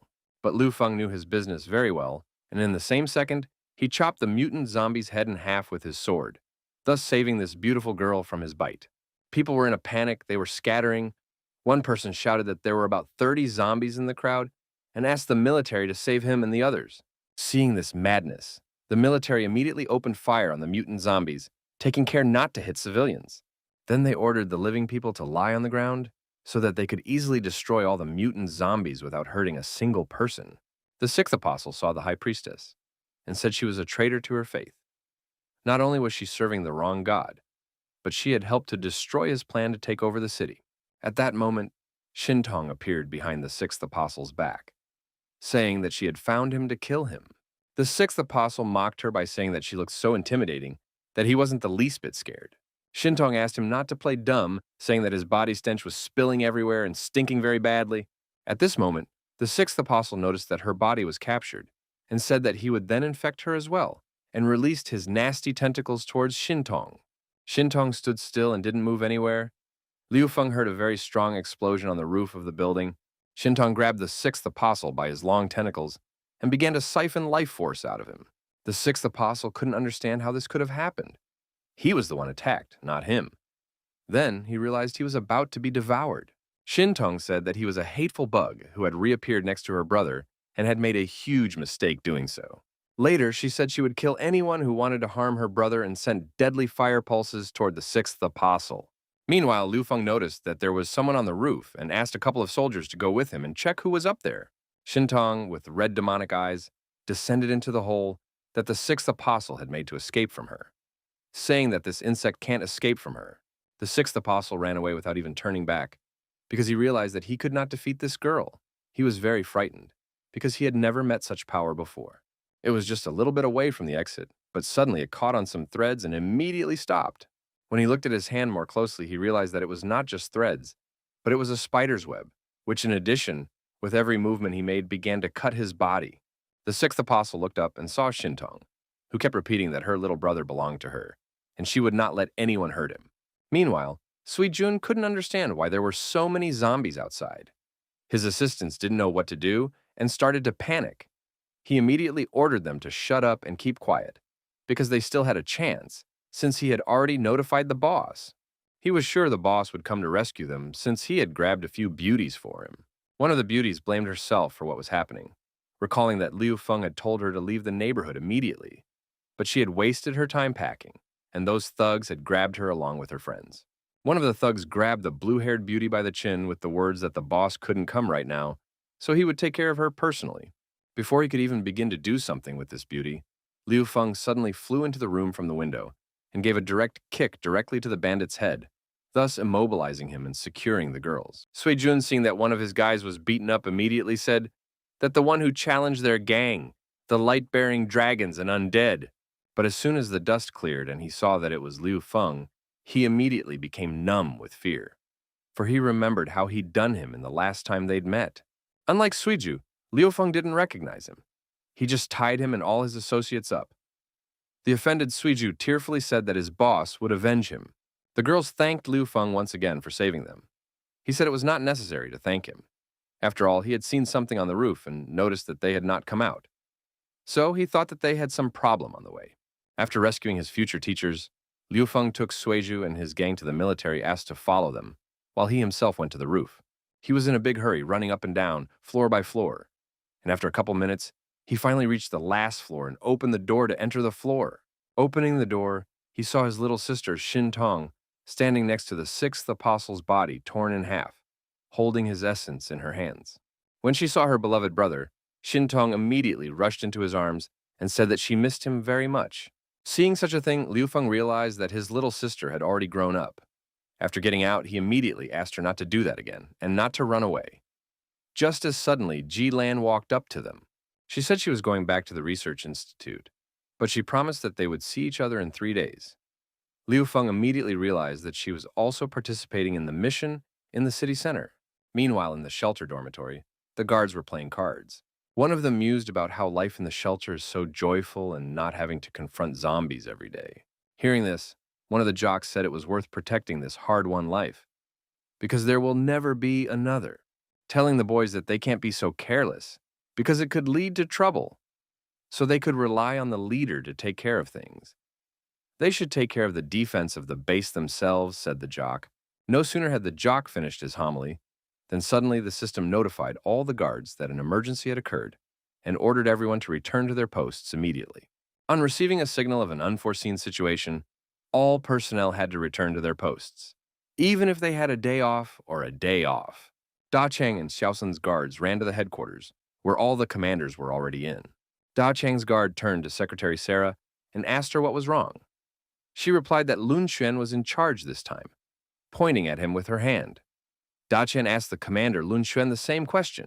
Lun Xuan showed him a CCTV camera showing that there was currently a 30-man reconnaissance team near their hideout and approaching their base. Meanwhile, 3 days later, the people in their group were off to their destination point. Downtown, near the center of town, the military built a front base to pull forces together. Captain Chu had instructed the mutant vehicles to stop near the front base without entering it, as they were to settle into their own camp nearby. Steel Fist, a level C mutant who wasn't on the 100 list. I didn't understand why those stupid military people asked them to help so they could put them in some camp. Of the 6 banthas operating in the city, 4 arrived, and the Mutant Association also sent vice presidents. The man in the Cyclops mask was the vice president of the Sacred Fist Gang. His name is Li Hong. This is a serious woman holding a machine gun in her skillful hands, the head of the Rose Gang, Huang Li. And this gray-haired handsome man is the head of the Death Creation Gang, Zhang Che. When they met, Li Hong immediately suggested that Zhang Che and Huang Li should help each other this time, instead of the other way around. Huang Li had heard that the head of the Light-Bearing Dragon Gang would personally participate in this mission. Suddenly, Captain Chu ordered his soldiers to raise the barrier because his motorcade had arrived. The bandit clan leaders couldn't understand who was so coolly blowing dust in their eyes. After getting out of the car, Liu Feng was surprised to see such a large number of people.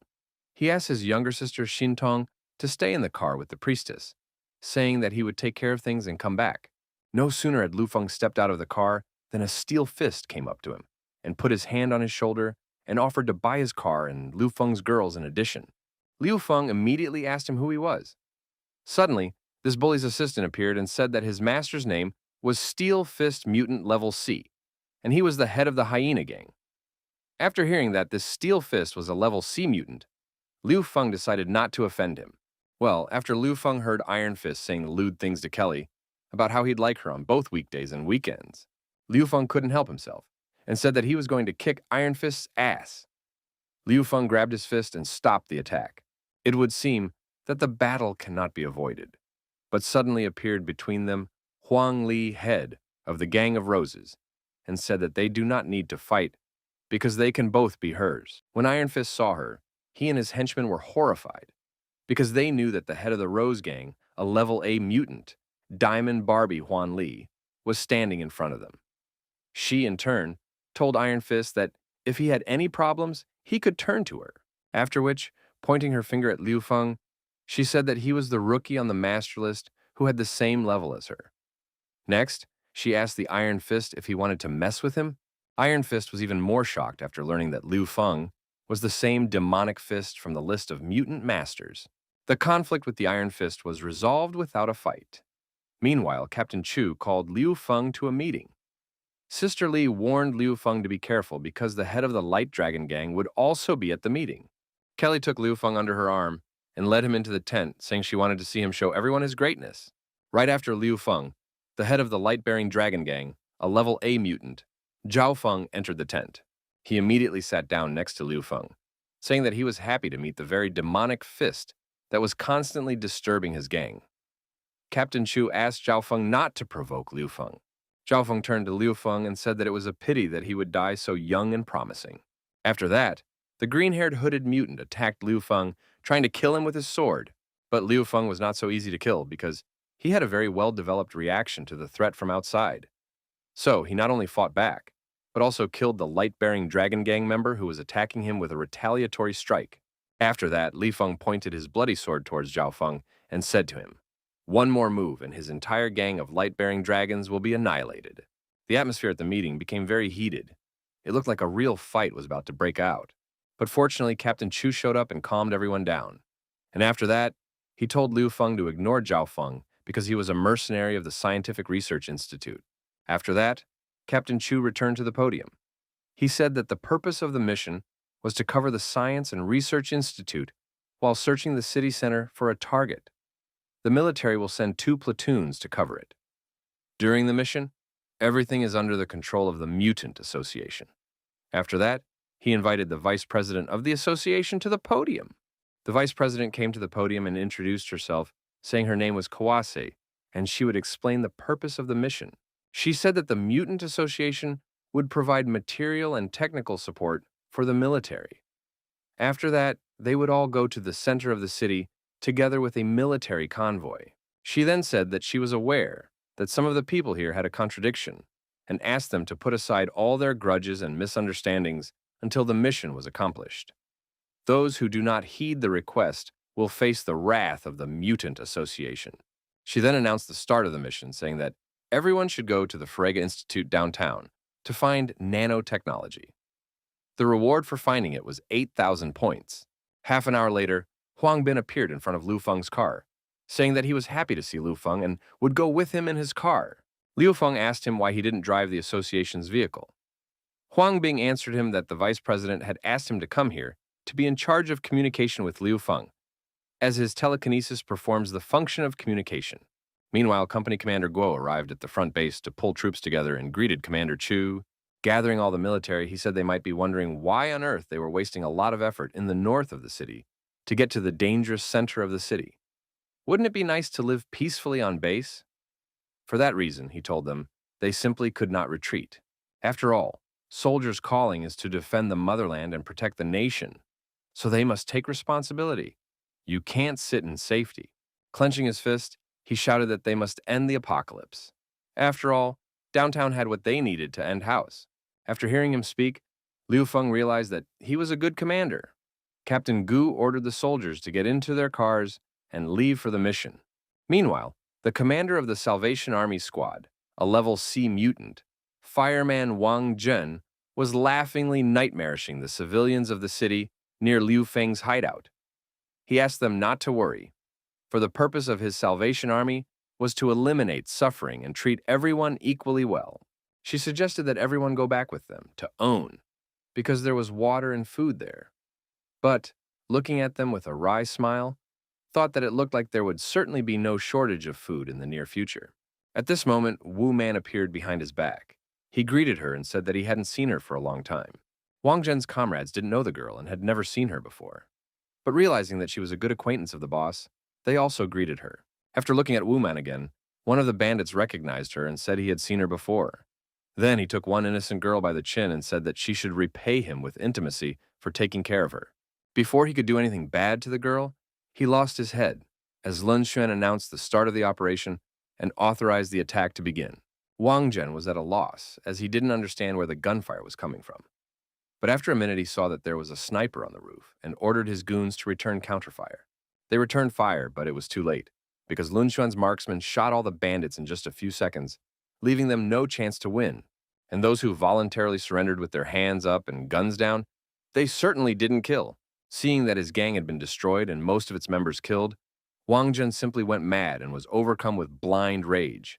His hands became fiery at the same second, after which he immediately began to attack Lun Xuan's team with fiery strikes from his flaming hands. Then laughing, he said that they had woken the beast in him for nothing, for now he would send them straight to hell. But Lun Xuan was not afraid. He took out his sniper rifle and took good aim. Then he said that times have changed, and not everything and everywhere is decided by physical strength, and then he fired a shot. Just a few minutes later, one of his fighters approached Lun Xuan and reported that they had completely destroyed the enemy Salvation Army. As suddenly at that moment, a woman appeared in front of them and said that if they were completely finished here, it was time to go back to base. When he saw this strange girl, Lun Xuan immediately asked Da Kang to give him the staff list. When he looked at it, he realized that it was strange, because there was one less person on the list than there really was. She immediately realized that Lun Xuan was very vigilant. After all, she had erased all of her memories with her ability, but he still found inconsistencies. She then replied that she had traveled after they had left the base, and added that she was their friend. But Lun Xuan still didn't believe her, realizing that there was something wrong. He ordered Da Qiang to write it down and report it to the base, then gather everyone at the gathering place. At the same time, on the road in the center of the city, the military, thanks to tanks and heavy equipment, were clearing the passage to the center of the city for the Mutant Association. They were killing zombies in droves, driving right through them with their huge convoy of military vehicles. After waiting a bit, seeing that everything is working out, Commander Go ordered his gunners to open fire on the zombies so that they would feel the power and strength of modern technology. It was too calm and simple. Liu Feng analyzed the situation and realized that now there were mostly ordinary zombies, no evolved zombies or mutant zombies, which were the biggest threat. And he thought it was very strange. No sooner had he thought about it than he suddenly heard the military shouting over the radio, saying that there were mutant zombies moving towards them from the right. The military reported that things were bad as a large group of zombies appeared on the right flank. They were evolved zombies. Liu Feng asked Huang Bing to drive the car instead so that he could get out of it and climb onto the crash to protect the convoy. As he climbed out onto the roof of the car, he saw that the vice president of the Mutant Association had done the same. He thought they were thinking alike. She told him he was on the left and she was on the right. Kawase Suena was just shushing these zombie mutants with her sword. Suddenly, she heard someone in the front of the car calling for help, and she immediately sped off, chopping all the zombies and zombie mutants into small pieces along the way. Seeing her fearlessly fighting the mutant zombies, Liu Feng realized that she was very tough, and it was probably not the first time she had killed these things. Seeing Liu Feng on the roof of the car, the members of the Light Dragon gang immediately reported to their leader that Liu Feng was going to single-handedly stop the crowd of zombies. To which Zhao Feng replied that he must be looking for death, as even the leader of the light-bearing dragons himself couldn't dare to face such a large crowd of evolved zombies. After which, Zhao Feng added that Liu Feng would definitely not survive this mission if he thought that he alone could defeat a horde of mutant zombies. But, just a few seconds later, everyone clutched their hands over their mouths because they could not contain their surprise, seeing that Liu Feng had killed a whole bunch of mutant zombies with just one blow. Zhao Feng saw this and realized that Liu Feng was a very serious opponent, and realized that he should not let him leave this mission alive. Therefore, he ordered his right hand Zhang Hu to find an opportunity and finish him off, saying that he didn't have to worry about the consequences because Liu Feng was a rear guard. After chopping up all the mutant zombies that got in his way with his sword, he thought it was too easy. And he was right, because just 1 minute later, a huge boulder flew into their transport convoy. To their mutual disappointment, they were new, mutated zombies, redcoats with incredible strength. It was a very strong mob of evolved zombies that turned the tank over and split the column in two. But the worst awaited them ahead, for dangers follow one another. Seeing the huge boulder above his head, Liu Feng immediately ordered everyone to jump out of the car and jumped away from the car with all his might. Not only the car exploded, but also the fuel drums that were on it, causing the roadway to be surrounded by flames and separating Liu Feng and Kelly from Xin Tong and Li Xin. Liu Feng asked if they were okay, and if they could get through the fire to him. Li Xin replied that they were fine, but they wouldn't be able to get through that wall of fire. So she suggested everyone meet in the center of the city. Liu Feng agreed with her, but asked her and her sister to be careful. Then he turned around and found that he and Kelly were surrounded by mutant zombies. They were mostly mutant zombies with impenetrable bone shields. They were not easy to chop with even the sharpest sword, let alone destroy them. But Liu Feng was very confident that he would deal with them. So he told Kelly not to worry, because he would deal with them soon. He attacked and struck the mutant zombies with his sword. Seeing that his sword was broken, he was very upset. Even Xiaopuff was upset. But not because the sword broke, but because he was expecting an epic battle, and it didn't work out in the end. Seeing that Liu Feng was a little upset, Kelly asked him what kind of weapon he wanted. He replied that he would need something like a hammer or a shield-piercing axe. Suddenly, in just a second, Kelly produced a weapon for him. But he was quite surprised at that, for it wasn't an axe or a hammer. But what a club it was. Kelly, however, rushed to reassure him, telling him that her ability could change the shape of objects. But they were only dummies, so he could change them at the very end. At this moment, Liu Feng realized that with Kelly with him, he could have any weapon he wanted. After which, he began his integral transformation. Through integral transformation, he had created a sea-level mechanical hammer for himself. Thanks to this super powerful hammer, he began to crush zombie mutants left and right, despite even their strong bone shields. In literally 10 minutes, he had destroyed all the mutant zombies that surrounded them. After which he asked Kelly what they would do next and where would they go. Liu Feng looked around and said Po, that if they went through the university, they would go through the subway tunnel, the center of the city. He had never thought that he would ever return to the N University he had left. At the same time, in the auditorium of N, Jinyangshu University, A stunning beauty ordered her admirers to find her food. Meanwhile, on the other side of the shelter, Commander Moon and his squad had returned. Zara immediately reported to him that she had read his report and replied that there was no problem with the size of the squad. This mysterious woman was very surprised to find herself in such a hole. She saw a very high-tech shelter. Captain Loon immediately asked his subordinates if there was any problem with the report he sent to headquarters.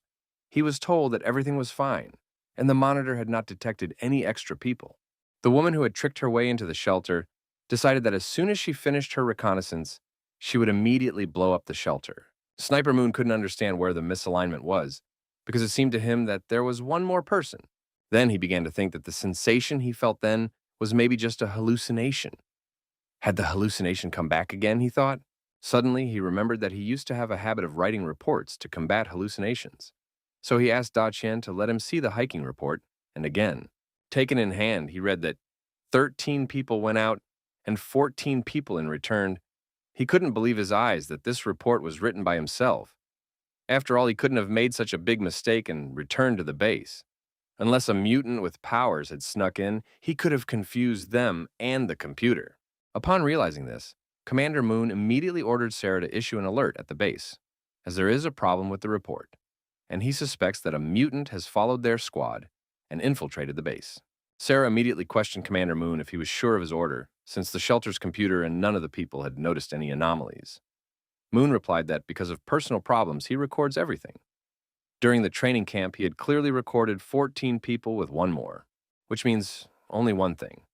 Someone has the ability to make the world forget about him. This ability makes everyone feel like everything makes sense the moment they see him. He can contaminate computer data, but he can't change reality. Even though Moon couldn't memorize him, the numbers he wrote down on paper are still there. Moon said that now that the impact on him had lessened, the mutant must have moved away from them and entered the base. So he again ordered Sarah to sound the alarm faster, saying that if there were any problems, he would be responsible. Once the alarm was activated, the system alerted all residents of the shelter that a mutant had infiltrated the shelter. All combat teams to go to the past designated location, all to follow the message and redeploy. The mysterious woman was very much surprised by the alarm. She couldn't believe that there was a mutant with heightened perception here, since it was normally impossible for a mutant to notice her. Just as suddenly, Commander Lun Xuan came on the loudspeaker and declared martial law in the shelter, ordering all civilians to return to the restrooms and all military personnel to act in an emergency scenario. He ordered defenses to be organized at the entrance to the command post, power sources, restrooms, rooms, water supply, and other important facilities to be taken under guard.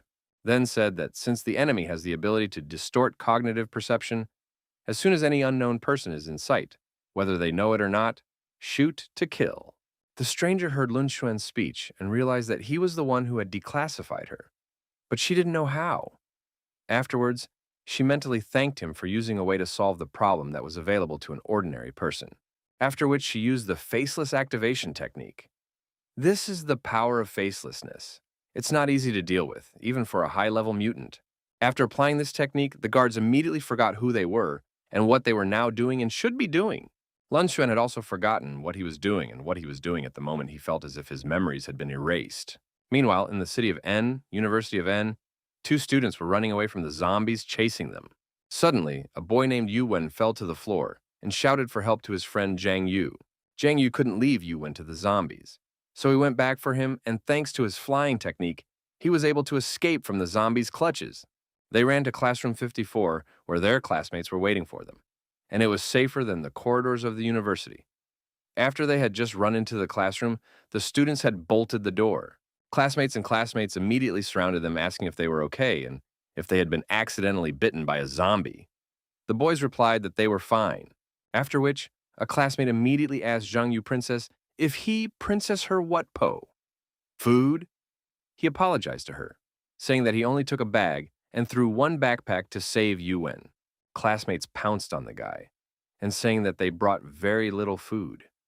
Suddenly, a very sexy girl in a leopard blouse stood up for them and said that no one dared to treat the saviors so disrespectfully because they were risking their lives to get food for everyone. It was Jin Yanshui, the Black Gold Witch, the president of Hanyuhan Corporation. One of the guys immediately went up to Sister Jin and said, "Here's the water and food she asked for." She thanked him, said that he not only saved her life, but also brought food. Helping students is a no-brainer. In this world, there are still people who offend a super ability holder who brings them food. They are definitely looking for death. Jin asked Zhang Yu if he wanted her sister to reward him with a night out as a token of gratitude. The prettiest girl of the university didn't like this fox that Zhang Yu saved when he went out to look for food that day, because she had charmed all the guys. And now, she also wants to take her last backup, Zhang Yu. She also realized that he was her last backup, and after all, in her first year, her backup was Lu Feng Inga, who was soon stolen away by Shen Qian. Zhang Yu drooled looking at Jin Yanshu. He saw her as a gentle, intelligent, kind, understanding woman. For himself, he determined that she was better than the most beautiful girl in the university. Jin Yanshu realized that the girls from the university were no match for her. They were easy to defeat. She even started to miss her old fox opponent. Just as suddenly, one of the students shouted out that he could see people outside, and they were walking through the campus. Jin Yanshu didn't believe the student, as he knew that it was suicide to walk down the street at such a time, because the sounds would attract zombies.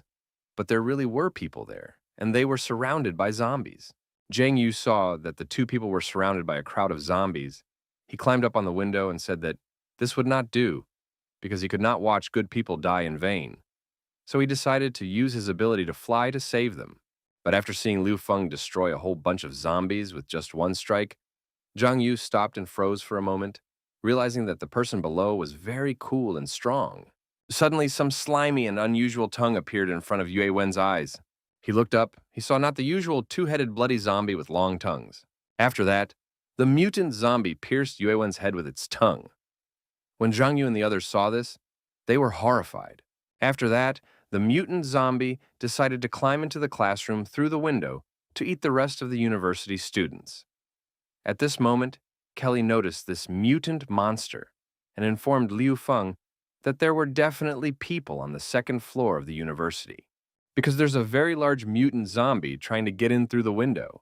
Jin Yanshu, seeing that the mutant zombie had started killing one student after another, remembered that damn day of the apocalypse.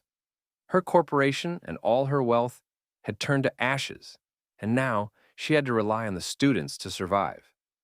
She was really pissed off. Realizing that her life is on the line, she decides she must get a firm grip on this boy with superpowers, for he is her key to survival. But the most beautiful girl in the university had another plan. She asked Zhang Yuya to distract the mutant zombie, otherwise they would all die, and he agreed. Jin Yanshu realized that these students are very cruel because they sent the boy to his death. Zhang Yu went out to meet the zombie mutant and started waving his hands to attract the attention of the zombie mutant and get him away from his friends. As suddenly, quite unexpectedly, Liu Feng appeared out of nowhere and with 2 feet in the head hit the mutant zombie. Everyone was shocked to see Liu Feng mercilessly fighting this mutant zombie, striking it one blow after another, crushing it with his sledgehammer. In the end, Liu Feng gave him a final blow with his sledgehammer, thus smashing his head on the floor of the University of N University's foyer. When they saw Liu Feng, all the girls were immediately in love with him because he seemed so strong and sexy. And the boys were a little shocked because he destroyed a huge mutant zombie without anyone's help. Suddenly, Zhang Yu saw Liu Feng as the same Liu Feng who had dropped out of their university during his freshman year. He pointed his finger at him and said that it was him. Zhang Yu told him that he didn't think he would see him at the university after all. It had been almost 3 years since he had purified himself. Liu Feng said hello to Zhang Yu and said that it had indeed been 3 years. The prettiest girl in the university couldn't believe her eyes when she realized that this was her backup who had been stolen during her freshman year. After Liu Feng dealt with the mutant zombie, Kelly entered the lobby of University N. She was immediately recognized by Jin Yanshui, after which they went to the dining hall of the university to a safer place. Liu Feng said that the world outside had fallen. Each city was fighting separately and couldn't take care of itself, let alone the others. After which he said that the army had already refused to rescue the survivors in the center of the city. This time, he has a mission to accompany the military.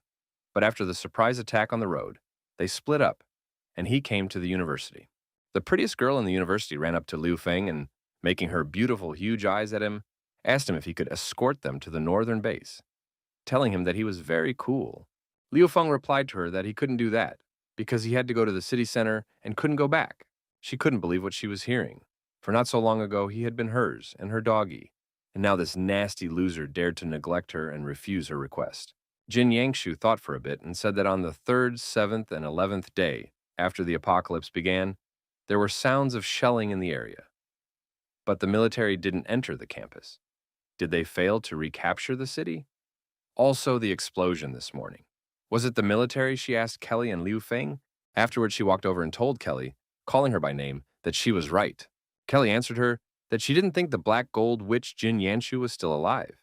At this moment, all the students realized that she is the president of Hung Yuan Corporation, and that it used to be said that her corporation was comparable to the Lichian Corporation that Kelly owned, and they were competing with each other. They are both outstanding women, but they don't get along with each other.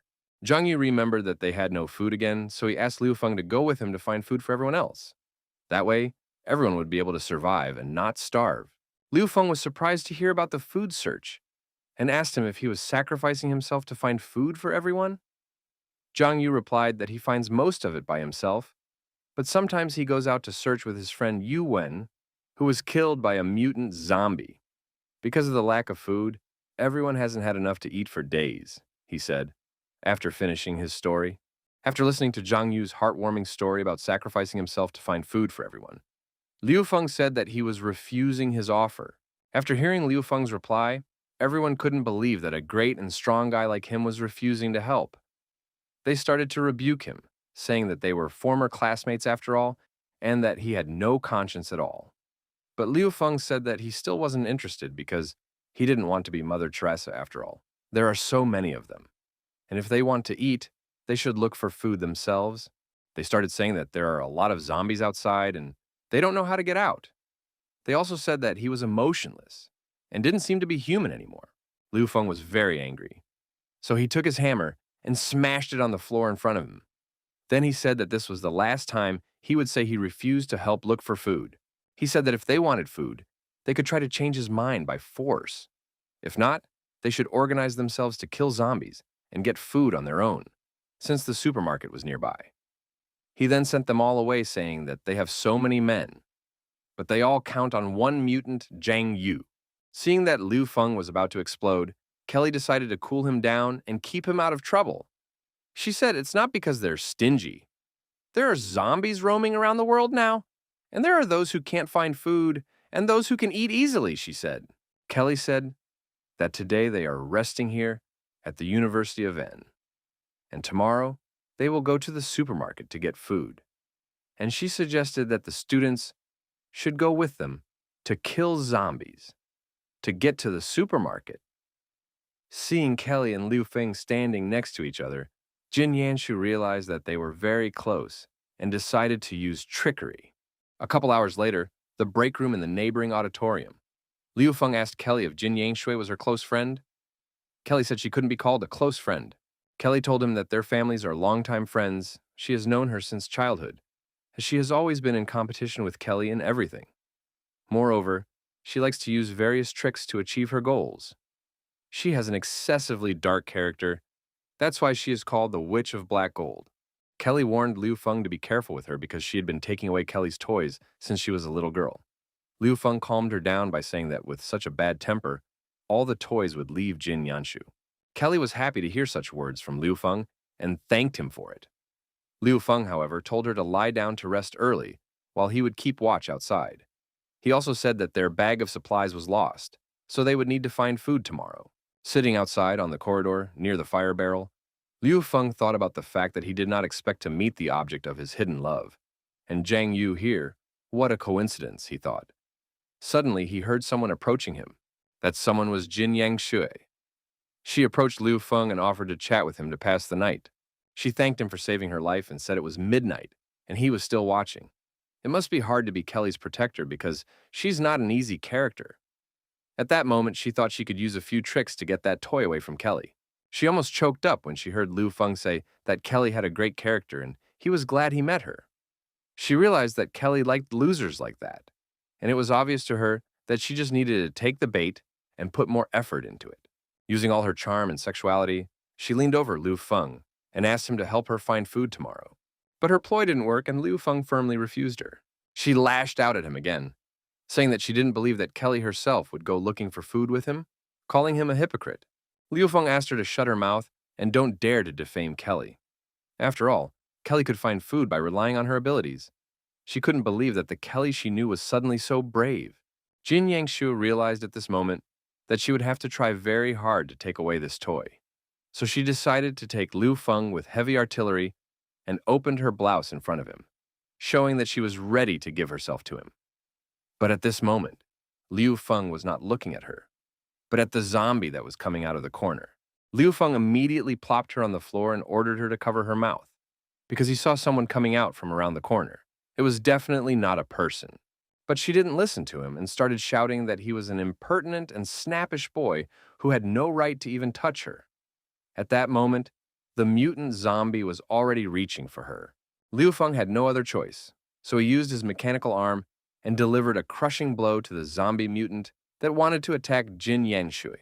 Liu Feng then asked her to behave more carefully from now on and obey him if he ever asked her for anything. This man had repeatedly exceeded expectations. It was obvious that this loser she wanted to subjugate had suddenly subjugated her. After all, that feeling of security in his arms. She realized that this man had to be hers, no matter what. At that moment, the most beautiful girl, a student from the University N. She was biting her nails, realizing that she had been outdone again. Jin Yanshu said goodbye to Liu Feng and said that she would go to her guys because she had enough adventures for today. Just a couple minutes later, Kelly came out of the room and asked Liu Feng why it was so noisy. He answered her that President Jin had come to talk, and a zombie had shown up. Kelly couldn't understand what Jin Yangshu had come for. But she didn't ask Liu Feng about it and told him to go rest, because she still needed to find food tomorrow. Suddenly, Sarah contacted Liu Feng and told him that there was an accident at the base. She said someone broke into the base, and now they're trying to find her. Lun Xuan reported that relying on the military records, he assumed that it was capable of contaminating memory and cognitive ability, making people forget it. Liu Feng, hearing this, immediately realized that it was a mutant ability. After all, even a computer could be contaminated. And he immediately decided to return to the base. Lun Sun asked him not to hurry, because he had thought of one way to find her. But Liu Feng was already on his way to the base. As a friend stopped him, Kelly told him not to hurry and listen to Lun Xuan, because he himself appointed him commander. Then she told him that he didn't want to become the second Zhang Yu, right? At this moment, Liu Feng realized for the shelter could not rely only on him. Otherwise, he would be just like Zhang Yu, and everything would depend only on him. He contacted Lun Xuan again and asked the commander to tell him his plan. Commander Lun Xuan said that his plan is that Liu Feng and Kelly should not return. After all, this thing could contaminate the data of its description. That was why he was describing her, so her capabilities shouldn't be huge and wouldn't be able to affect reality. Lun Xuan said that Liu Feng had the highest access to the base. Therefore, he asked Liu Feng to turn on the radio broadcast every 5 minutes. The contents of the broadcast should not be about this stuff. We need to make people remember the goals and objectives every 5 minutes. That way, they can set the traps. The hunting plan is starting. But that's not all it takes for Kelly to activate Emergency Backup Plan F. Lun Xuan said that he had a way to memorize this mutant. First, you need to determine where it is, and then in combination with Plan F, finish it off. Wu Man heard the alerts again, stating that all military personnel should immediately open fire if a stranger came into sight. A curfew was declared for all civilians. She realized that the broadcast was repeated every 5 seconds. Its content did not concern Wu Man. It could not affect their minds. They seemed to have found a way to resist her power. But that didn't stop her in any way, for she realized that she was already close to the command post. But suddenly someone threw a smoke bomb in her direction. It was Lun Xuan using the surprise factor. He attacked her, but Wu Man was able to repel his attack. She used her moonatic powers on him again. Afterwards, she said it had been reckless of her to come to her like that. She said that as long as he saw her, his memory of her would be erased every 2 seconds. That was the impersonality. Then she attacked him with a knife, but Lun Xuan was able to repel her attack. Wu Man was shocked to see that he was not affected by her ability. Lun Xuan told her that he had written down the words on his hand, and now every time he raised his hand, he could see them. Afterward, he said he wrote down a reminder to himself that the mutant had infiltrated the base not only on his right hand, but also on his left hand. Wuman appreciated his cunning technique, recognizing him as a Purple Hawk, one of the army's top snipers. Meanwhile, Liu Feng gathered all the students and told them that if they wanted to eat, they should go to the supermarket with him. And if they encounter zombies, they should kill them themselves. The students panicked, saying that it was terrible that they would be mauled because there were so many zombies outside. Liu Feng recognized one of them as a member of the physical education committee and told him that he had a strong body, arms, legs, and head in place, so he could kill some zombies to find food and survive. After which he said that if they didn't save themselves, he didn't care about their lives. After opening the door, Liu Feng said that if they wanted to eat, they should go with him and kill zombies together to find food. At this moment, Jin Yanshui realized that the students were really scum and very unreliable. Gathering all the daredevils and those who just wanted to squeeze, Liu Feng advanced to hunt for sustenance. Jin Yanshui couldn't believe her eyes that she was following Liu Feng of her own free will. She didn't look like she was following him at all. Her legs and body trembled, but she took step after step forward behind him. She asked Liu Feng if he had any plan or something like that. Liu Feng told her not to panic and just follow him. At this moment, she felt completely safe and calm again. Walking outside from University N, Liu Feng immediately asked Kelly to make a crossbow for him to transform. Kelly created a crossbow from a metal pole, and Liu Feng transformed it. This crossbow he made for Kelly so that she could protect herself by using it. Seeing that Kelly also had strength, Jin Yangshu realized that the two of them were very strong. Only Miss Jin and Zhang Yu went with them to hunt, so the rest don't want to live, Liu Feng thought, and decided to bang his sledgehammer on the trash can to attract the attention of the zombies. Hearing the loud ringing sound, the zombies immediately pounced on Liu Feng, and he began to destroy them, swinging his sledgehammer left and right. He was destroying zombies in packs, swinging his sledgehammer, and using his hand crossbow on top of it. Kelly was also not standing idly by. Thanks to the crossbow Liu Feng had made for her, she was shooting off all the zombies approaching her. Jin Yanshu had never used any kind of weapon, so she stuck the baton into the zombie's mouth, thinking that it would die from it, and with a trembling voice called out for help to Zhang Yuya, who immediately split the head of the zombie that was attacking Miss Jin with a single blow. But to his great disappointment, his club got stuck in the head of that very zombie, as suddenly at that moment, another zombie also attacked him from the other side. Seeing this, Liu Feng threw his hammer directly at the head of that zombie that was attacking Zhang Yuya. Kelly fired her arrow at the head of the zombie who wanted to eat Jin Yanshu, thus saving her life. Jin Yanshu sat on her knees and looking at her bloody hands realized that the apocalypse is when you can die at any moment. Seeing her helplessness and the fear in her eyes, Kelly brought her handkerchief and told her she could wipe the blood from the zombies on her body with it. Jin Yangshu took the handkerchief with the realization that even Kelly was no longer that rich bimbo who was afraid to soil her blouse. She had changed and had become much braver and stronger. As they entered the supermarket, they saw many racks of all kinds of food.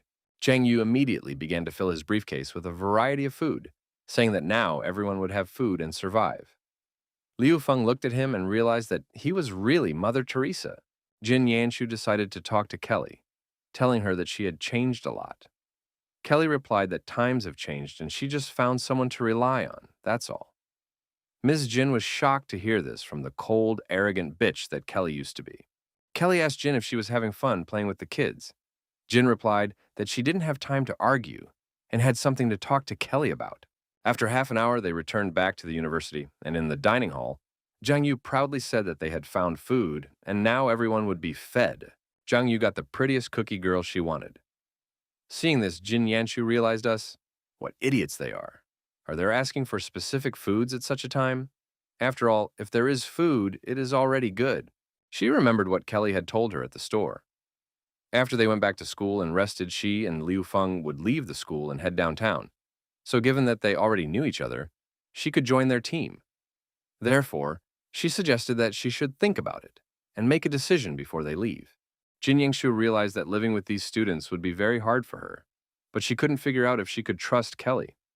Suddenly, Liu Feng said that he would soon leave the university, after which he said that, given that they were his classmates, if anyone wanted to leave the university, they could go with him, but he would not accept bums. Meanwhile, at Wu Man's hideout, after learning that her opponent was a Purple Hawk, She said she wouldn't give in to him, after which she threw her knife in his direction. Lun Xuan responded in kind, and they fought to the death. All kung fu techniques were coming in, as well as masterful wielding of sharp objects. She attacked him without sparing any of her strength. She used a variety of tactics and techniques, both close and long range. But Lun Xuan was also a great fighter, so he not only repelled her attacks, but also attacked back. She slashed his hands that had inscriptions on them. At this moment, Lun Xuan realized that her technique was very familiar to him, and Wu Man said that he guessed correctly because she was the fifth queen of Lan Ying's soldiers. Then she ordered him to call her mistress, because that was the only way he could keep his life. At this moment, Lun Xuan's mind was once again blurred. Taking advantage of his weakness, she stabbed at him again with her knife. He hadn't anticipated the attack, and all he could do was block his hands in front of him, exposing them to the knives. He realized that he couldn't handle her, so he decided to hide behind the wall of the passage. Wu Man didn't chase after him. Knowing that he was already in her trap, standing behind the wall, Lun Xuan looked at his bloody hands and didn't understand what was going on here and who was chasing him. Wu Man was very cunning, and each of her blows was such as to hurt the inscriptions on his hands so that the blood would smear them. Approaching him from behind, she stuck her knife into his shoulder, saying that he couldn't handle the memory pollution that would erase his memory every 2 seconds without a reminder. Lun Xuan rushed to run away because he didn't know what to do. Running away, Lun Xuan became more and more entangled in her web of lies. Wu Man was very pleased to watch the Soldier King go to hell step by step. After 5 minutes, the bleeding Lun Xuan realized that he couldn't escape or hide from her anywhere. Wu Man gloated, saying that he had driven himself into a dead end. After which she said that he would be the fourth Soldier King she would kill. She also said that kings were easier to kill than common soldiers, and that the second Soldier King also died by her hand. After which she swung her sharp knife to the side to deliver a precise stab to the heart and kill Lun Xuan. At the same time at the university, Liu Feng said that they were leaving because they were done with repairing everything, and if anyone wants to go with him, now is the time to decide. The students all went off the chain saying that he had no sense of responsibility. He was the one running away, not them.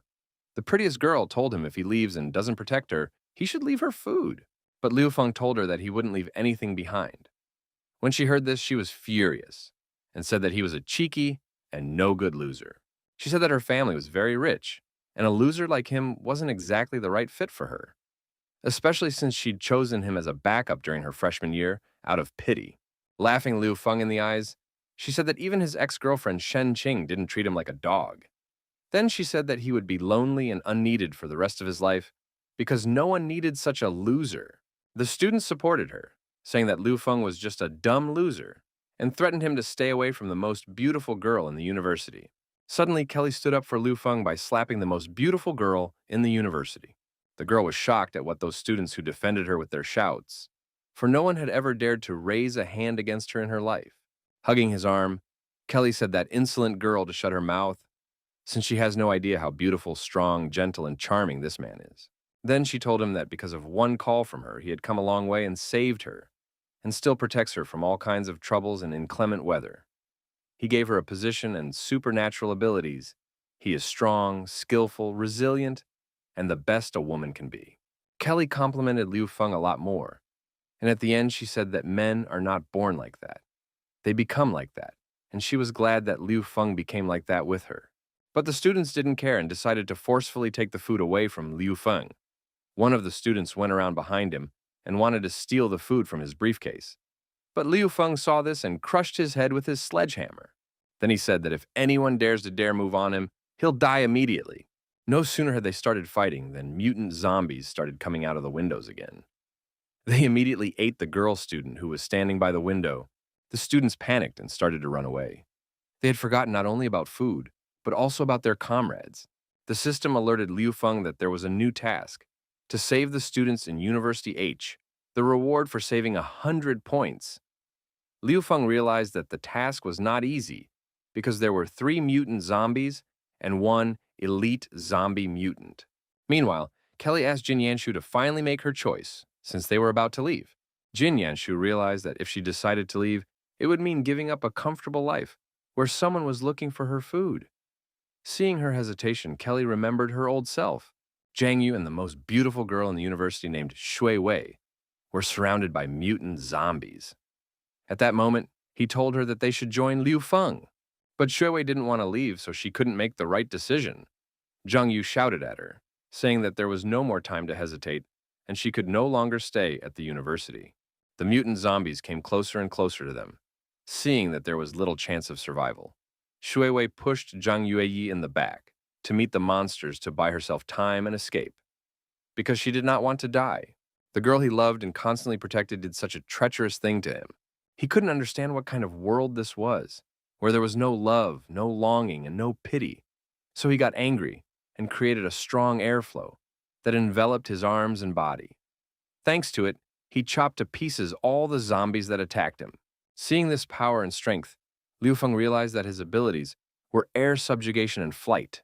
After Zhang Yu dealt with the crowd of zombies, he immediately said that he wanted to leave with Liu Feng. He wants to become as strong as him. Jin Yangshu saw this betrayal and realized that if she stayed with these students, one day they could betray her as well. So she raised the baseball bat above her head and said that she was going along with them and no hardship could defeat them. After gathering all comers under their wing, Liu Feng and Kelly decided to leave the walls of the university after all. Meanwhile, in Wu Man's hideout, Wu Man still failed to kill Lun Xuan because his mutation had awakened at that moment. She realized that the mutation had awakened at the most inopportune moment because she was just a little bit away from killing him. But most importantly, she couldn't tell if he could see her or not.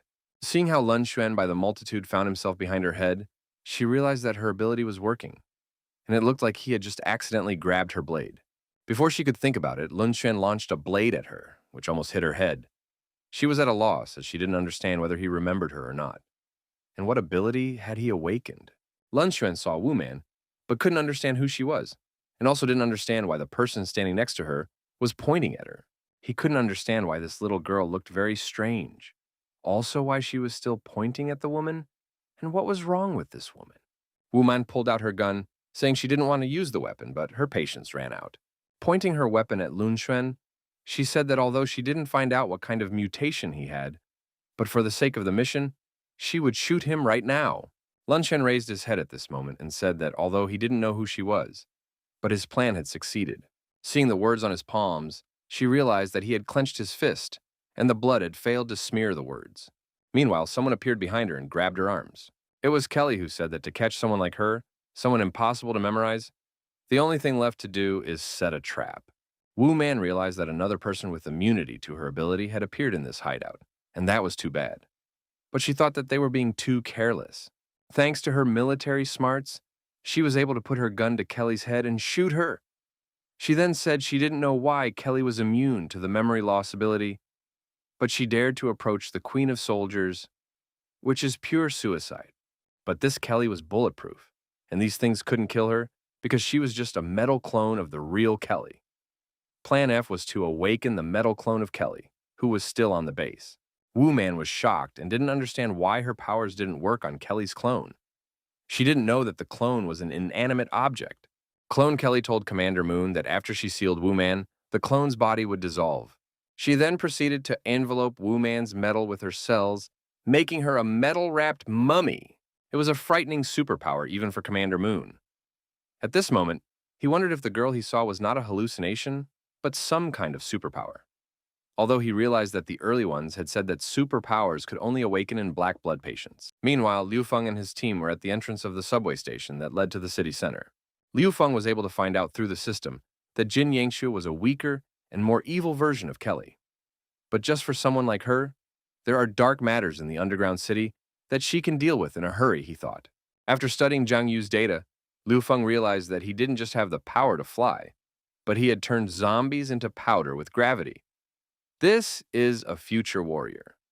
Liu Feng was happy because he had made a fortune since Zhang Yu had the strongest ability he had ever seen, apart from Liu Feng's aunt who controlled blood. Liu Feng couldn't be happy to realize that Zhang Yu wasn't that simple. He realized that he had obtained a treasure. Liu Feng called Zhang Yuya over to his place and suggested that he use his abilities to open the subway doors. When Zhang Yu came to the door, he grabbed the lock with his hands and said that he didn't understand how he could open it with his flight. But Liu Feng told him that he was underestimating himself and decided to teach him a trick. Jin Yanshu asked Kelly, "What is it that the boys are doing?" And Liu Feng at this moment asked Jai Yuya to imagine that this castle was the most hated person. "What are your regrets?" Kelly asked her, and told her not to think that Liu Feng was just a backup, because he always acts for sure, and his techniques are fierce. Kelly also told her not to question what he was doing, and to just watch, because he is a man who can work miracles. Jiayu concentrated on the castle, but he couldn't do anything. Liu Feng said that he should further focus his thoughts only on the most hated person. As soon as Jiayu turned off all his thoughts and focused only on the memories of the most person, which for him was the most beautiful girl in the university, because of whom he almost died, the metal bar doors simply began to twist and break, dissolving into his air power. After that, his rage overwhelmed him, and he simply tore apart all the gates. Liu Feng was happy about it because he realized that he wasn't wrong about him, and Jiayu couldn't believe what he had done. Kelly told Jin Yanshui to look at them, because Liu Feng had just performed another miracle by unlocking Jiayuya's ability. Jin Yanshui was shocked because she and the students had been with this kid for so long and didn't notice anything. But Liu Feng just took a look and noticed his real ability. Zhang Yu thanked Liu Feng for helping him discover his inner strength. Liu Feng replied that this was the apocalypse, and if he had the strength, he no longer needed to look back at anyone, because the past was already in the past. Afterwards, he said that on the contrary, now that he had lost the one and only love, he would meet someone much better, just like Liu Feng did. After all, a talented person will always prove himself.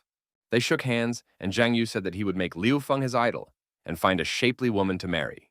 At that moment, after all the words Liu Feng had said, Zhang Yu realized that Brother Liu was right, because if a person died, it was just one tree, but there was still a whole forest. It was at this moment that his role model was Liu Feng, who was able to get a very gorgeous woman. After a little more rest, they decided to go down to the subway and go to their goal, the city center. Xiaopuf said on the way that he hated the dark because it was like going down a mine. Following them on their heels was Shadow, a level B Wang Ping mutant from the light-bearing dragon gang. When they got down to the subway, Liu Feng asked Kelly which subway line they should take to get to the city center. Kelly opened the map and looked at it and said that they should take the blue subway line and go straight to the right place. They went down the tracks into the subway tunnel and turned on their flashlights and walked straight down it. After walking a few meters down the tunnel, Liu Feng said that something was wrong here, since after they came down here from the surface, they still hadn't seen any zombies along the way. Meanwhile, on the other side of the subway, the Azure Bay subway station clan's battle group didn't want to go on patrol, thinking it was a waste. One of the deputy commanders remembered that a soldier had his eye on their boss, but was denied and was now obstructing them. Before he could finish his story, he was kicked in the head. It was the commander of the Metro Station clan's battle squad, Azure Bay, Bingdu, nicknamed Virus. She told her subordinates that they should focus on the mission. She then asked what the situation was in this metro area and why her squad had been sent to patrol the area. One of her deputies said that it was rumored that people often went missing from the clan in this area, but no zombies were found. The clan sent out a 12th squad to reconnoiter, and eventually the entire squad disappeared. Virus liked the story of his deputy, and she became curious because it seems that there is something hidden here. At this point, her leg was jumped on by her one deputy, saying that he wouldn't want her to let that pig, who said he loved her, into the gang, and said that in a pinch, that horse-headed type wasn't bad. He was just like her, and very strong, any better than that pig. She slapped him, telling him to shut up, since she wasn't interested in Liu Feng at all. No sooner had she said this than suddenly blood spurted from her nose, from sheer overexcitement. She took her deputy by the hair and ordered him to shut his mouth and go on patrol with her. Then, she told him that the next time she saw a guy with a horse's head, she would kill him without a second thought. A moment later, she saw Liu Feng running towards her, shouting to run away. At this time, inside the scientific research base, Zhuangzi said, once he saw himself in a dream as a butterfly, a happy butterfly who fluttered among the flowers in his pleasure, and did not know at all that she was him. Suddenly, he woke up and saw that he was Zhuangzhou, who dreamed that he was a butterfly who dreamed that she was Zhuangzhou. There is definitely a difference between Zhuangzhou and a butterfly. That's what the transformation of things is all about. The robot standing next to Director Zheng asked him what dreams were. He replied that dreams are a place where anyone can do whatever they want. Director Zheng asked the robot named Zero if he wanted to become human. Zero replied that he didn't want to, he was just curious about it. Director Zheng asked his adjutant, the artificial intelligence Zero, What did he think about Faceless One stopping communicating?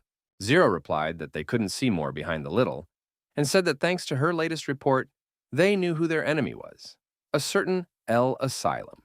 So Zero also said that according to this information, they were the ones who stole their operation that the director had assigned to the underground clan to retrieve Kelly, as well as the operation to find the Scarlet Empress patient with the black blood disease. And when they entered the base, they chopped off the hands of their institute director Juan, made a big food deal with the military, and bought a group of slaves. In addition, their leader also took Kelly with him on a trip to the city center. According to the intelligence, their leader Liu Feng is looking for the same thing as Director Zheng. Director Zheng said that Zero had amazingly clearly analyzed all the cause and effect from the report. Sacrificing Faceless for such information was not such a big loss. After that, he asked Zero what he proposed to do. Zero decided to notify the Subway Clan and the Salvation Army that they should unite to take over El Asylum. Next, he contacted the gang of light-bearing dragons and the deputy commander of the Subway Clan, and after finalizing the matter with the coreligionists, ordered them to unite to eliminate the leader, Liu Feng. He also requested cooperation with 4 of the 5 combat units.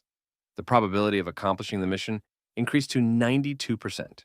Director Zheng told Zero that there is an expression that even a lion rushing at a hare must exert all his strength.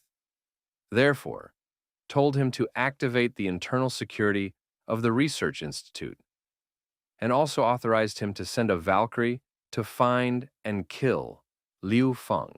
Zero warned Director Zheng, so the probability of success would be 100%.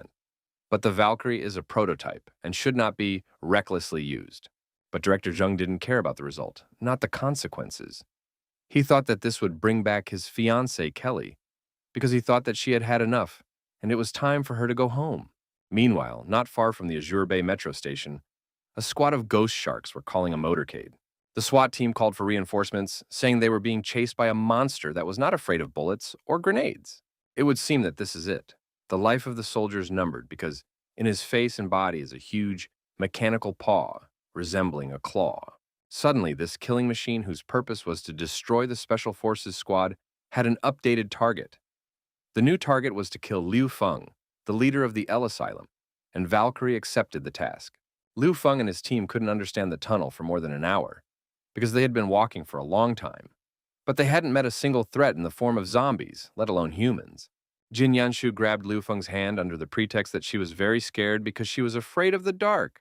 Using little tricks like this, she figured she could get this wonderful man and wrestle him away from Kelly. As suddenly a mutant zombie tongue appeared from above and licked her cheek.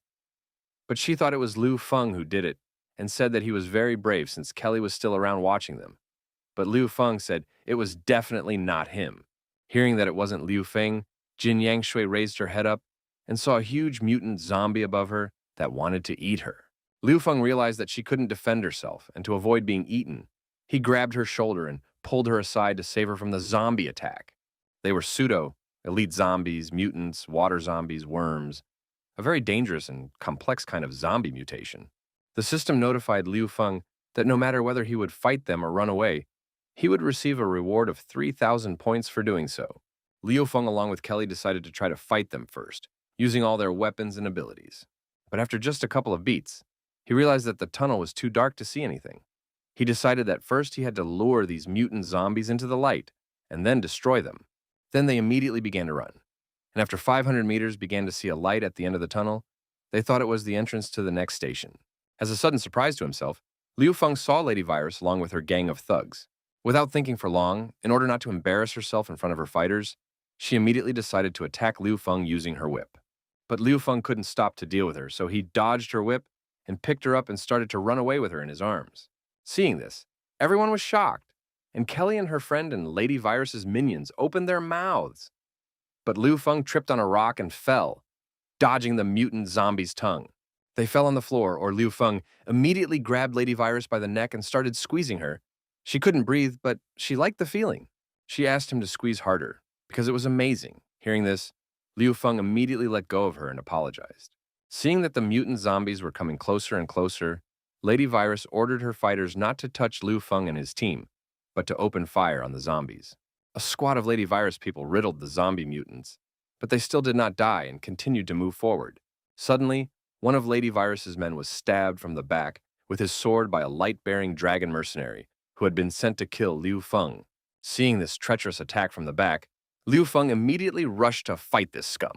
Meanwhile, mutant zombies have killed 2 more people from the Lady Virus team. The masked man holding a sword said that this place would be the grave for Liu Feng. Liu Feng remembered that his opponent's nickname was Shadow, and he was from the light-bearing dragon gang. It seemed like his ability was quite sophisticated. He could penetrate the shadows. He really could merge with the darkness 100%. Liu Feng's team wanted to help him, but he told them to go and help fight the zombies because he was joined by a lady, a virus that wanted revenge for killing her man. A bandit from a gang of light-bearing dragons warned them to be careful of their shadows. Before he could say that, a Valkyrie suddenly appeared out of nowhere and took him by the head with her claw. Valkyrie scanned everyone in the room, and finding Liu Feng confirmed his annihilation. As soon as she discovered Liu Feng, she immediately crushed the head of her claw, the mercenary called Shadow. After which, she immediately began the task of destroying Liu Feng. Valkyrie struck Liu Feng with her lightning-fast fist, throwing him into the wall of the subway tunnel. Liu Feng was shocked, because even his Kung Fu master system was unable to react to the threat. I immediately realized that there was something wrong, as something had affected the Kung Fu master's anticipation. This had never happened before. Valkyrie struck again in the Kung Fu master, and she didn't react at all. After all, it was once again a very fast and powerful strike. The Lady Virus, standing behind her, grabbed the Valkyrie's arm with her whip, and told Liu Feng to pay attention to his back tentacles, for they were not ordinary at all. She said that they could reactively accelerate, so he had to be careful, because the Valkyrie could suddenly accelerate, which was why Kung Fu master Liu Fengna couldn't catch his strikes. Feeling threatened by the lady, the Valkyrie virus also began to attack her with its rear tentacles. Seeing that they were struggling, Kelly decided to help by shooting 4 crossbow arrows at the Valkyrie. She then asked Zhang Yuya to use her strength to immobilize the Valkyrie's tentacles.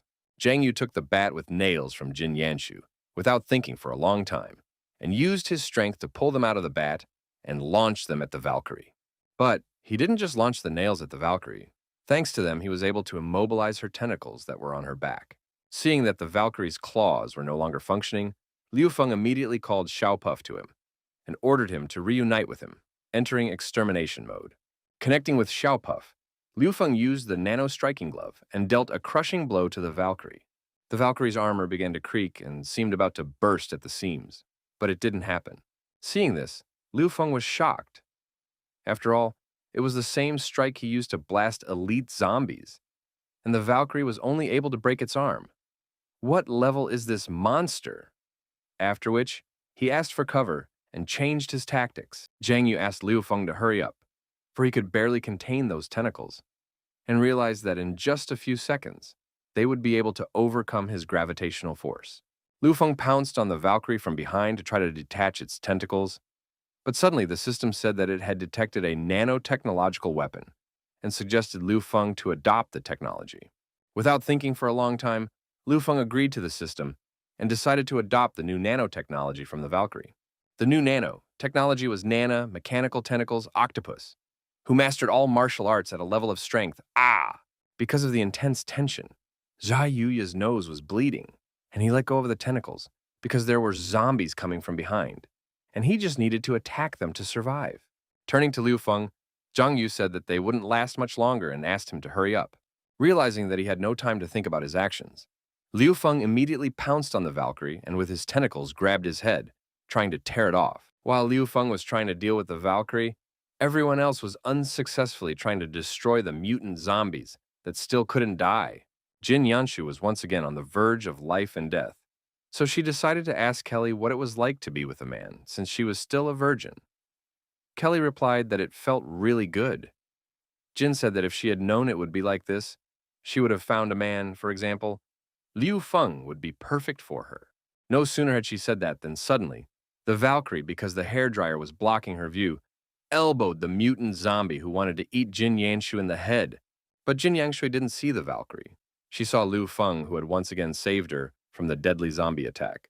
Due to Liu Feng blocking Valkyrie's view, he was able to piss him off and slam his head against the wall, causing Valkyrie's head to get stuck in the wall.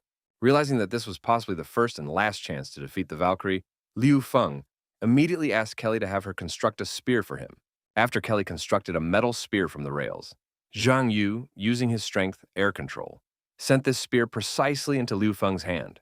Liu Feng, on the other hand, with all her might, stabbed this Valkyrie spear right into the back, where the claw control unit was located. Valkyrie couldn't be killed so easily, and she was still moving her arms, which was very not good, because she could grab Liu Feng and throw him off herself. But Lady Virus came to Lu Fo's rescue and stuck her dagger into the Valkyrie's palm, thus chaining his hand to the wall. Liu Feng gave another powerful blow to the Valkyrie with his spear from behind.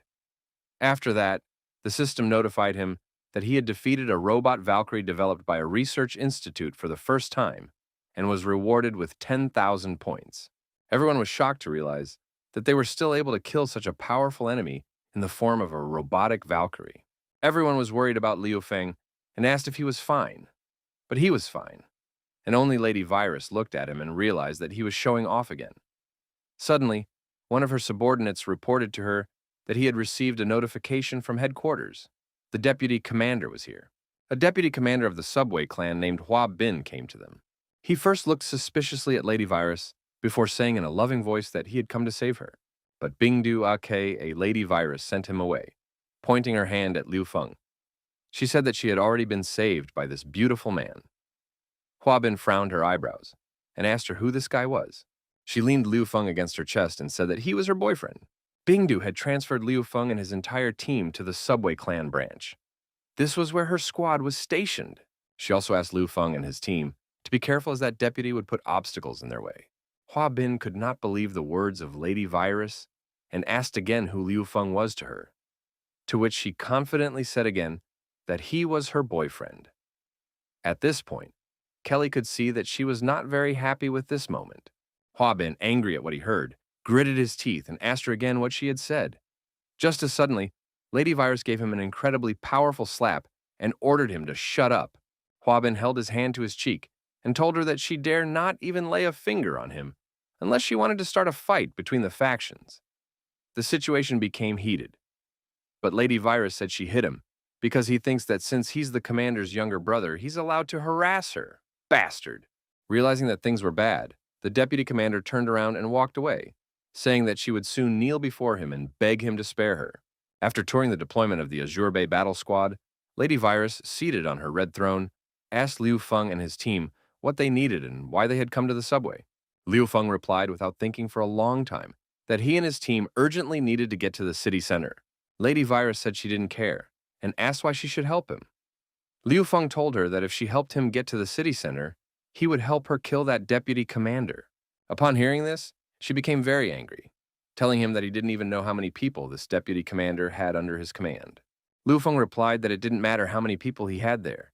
He asked her to say if she would cooperate with him here and now, and he asked the deputy commander to leave it to him, saying that after he defeats him, she would be able to accept and reform his troops, thus increasing her influence. The girls heard this proposal and realized that Liu Feng had come up with a very cunning plan to destroy the enemy from within. Two birds with one stone, a mutually beneficial plan. Liu Feng was a genius. Lady Virus thought for less than 1 minute and said that she was very interested, then ordered her warriors to take Liu Feng and his team to rest and prepare for tomorrow's march to the city center. One of the fighters took them to the rest area, telling them that they could stay here for now, 1 room per person, so that they could get a good rest, because tomorrow they would go with the boss to the center of the city. Liu Feng walked into his room and finally breathed out a sigh of relief. He was glad that it was finally over. But suddenly, Jin Yanshu knocked on his door saying she wanted to talk to him. She jumped on top of Liu Feng, pinning him against the wall, and said that she wanted to thank him for his care and warmth. She asked him to be gentle with her, saying she would have him first.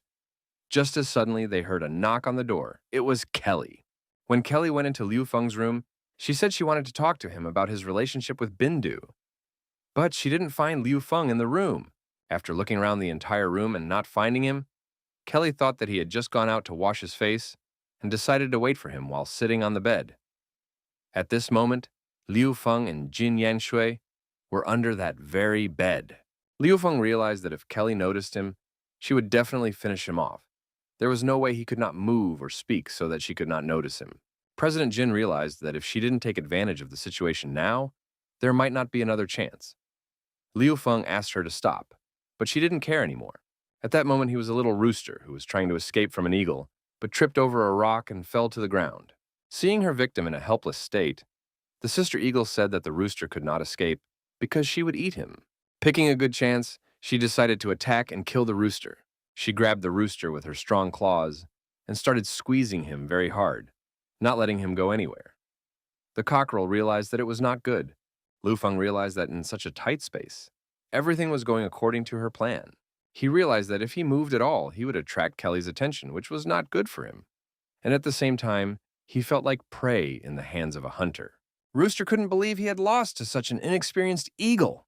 He covered her mouth with his hand and told her that she should not underestimate the purgatory-born descendant of Genghis Khan's lineage. He began chiseling the eagle, striking it with direct blows, then making duplicate blows. In the end, he applied the technique, beating the eagle, thanks to which he battered the eagle to death. After Liu Feng defeated the eagle, Jin Yangshui fell sound asleep on his shoulder. Liu Feng decided to go out to reconnoiter and see what was going on with Kelly. Seeing that she had fallen asleep, he realized that it was no wonder then that she hadn't heard him with the eagle under the bed. He immediately decided that he had to find something, anything, to get Jin Yanshu out of the room. But at that moment, Kelly woke up. Kelly took his hand and told him that he had to explain how well he knew Bindu and if they were lovers. Liu Feng said he was ready to explain right now, to which Kelly said she wanted him to explain it to her in bed all night. Under the bed, Jin Yanshu tearfully realized that she was only the first of the night, but not the first and not the last. 4 hours later, in the subway clan morgue, the pathologist decided to examine the corpse of a Valkyrie. They detached his high-tech tentacles and went to prepare to dissect the Valkyrie. As suddenly, quite unexpectedly for the doctors, the Valkyrie came to life and stabbed one through and through, while the other had his clawed hand pierced through his head. Valkyrie is an elite-level enemy. His talent is immortality, because he has a super regeneration ability. Each time he dies, he evolves and becomes stronger. A peerless hunter who didn't forget that his mission was to kill Liu Feng. The next morning, Lady Virus came to the Subway Clan's general headquarters, along with Liu Feng and his team. When she arrived at the general headquarters, she asked Hua Dabian why he had called her, since her patrol task had been perfectly accomplished. Gathering his thoughts a little, he replied that this time he had called her because an appointment order had come in. A reward for capture. Pointing his finger at Liu Feng and his team, he said that there was a reward of 3 tons of food and 100 weapons and ammunition for their capture. Then he suggested that Bindu join forces and capture them together, whereupon she would fall into his arms and he would share the reward with her equally. But Lady Virus didn't like his plan because he wanted to offend his man. So she grabbed him with her whip and threw him to the floor. She then put her heel on his face and asked him if he still wanted to grab her boyfriend or if the urge was already gone. The mercenaries couldn't tolerate such treatment of the deputy commander, so they took out their guns and pointed them at Lady Virus along with Liu Feng's team, saying that they wouldn't allow her to riot. Meanwhile, Jin Yanshu, standing behind Liu Feng, told him in his ear that his girlfriend was a real tigress. She then asked him how he dared to ring the bell yesterday, with Kelly until dawn, and she had to spend the whole night under the bed. She also asked him how she could now be called a black gold witch if she didn't teach him a lesson. At that moment, her son was not in the mood for jokes, and told her that if she continued to annoy him, he would hit her with a stick. Hearing that he would hit her brought back flashbacks from the previous night of him hitting her hard with his stick. At this moment, Liu Feng and the team were already surrounded on all sides by Deputy Commander Hua's men. Realizing that the matter was a mess, Liu Feng ordered him and Zhang Yu to create a bulletproof shield. Zhang Yu threw back his cloak, and on his body were metal ingots that Kelly could create anything. The mercenaries immediately fired a volley at them from every gun they had available. Once the smoke cleared, the mercenaries saw that all their shots were hitting in vain, because Kelly had created a shield of metal. After they repelled the mercenaries' volley of fire, Zhang Yu, thanks to his air control power, shattered the metal shield and destroyed the surrounding bandits with shards. The mercenaries didn't expect this turn of events and started shooting at Liu Feng and his team. But it was already too late, because thanks to his nanotechnical tentacles, Liu Feng jumped out of the encirclement and began to destroy the mercenaries with his new weapon. Liu Feng waved his tentacles and destroyed the mercenaries one by one, not sparing any of them. Then he grabbed Deputy Commander Hua with his tentacle and offered him to surrender, saying that he had lost all his subordinates and was alone. But Huaban didn't want to give up and said that a soldier prefers death to humiliation. Gritting his teeth, he said that their subway clan also has ideals and strength. So there is Liu Feng wants him to surrender. No matter what he does, he will not succeed. Suddenly, Lady Virus appeared, and with all the power she had, she whipped Huaban in the face with her whip. Seeing this again, Liu Feng asked Bindu not to do it again. Since Hua was a man anyway, doing this to him was low. 3 hours later in the subway tunnel, Liu Feng along with Bindu were rushing towards the city center.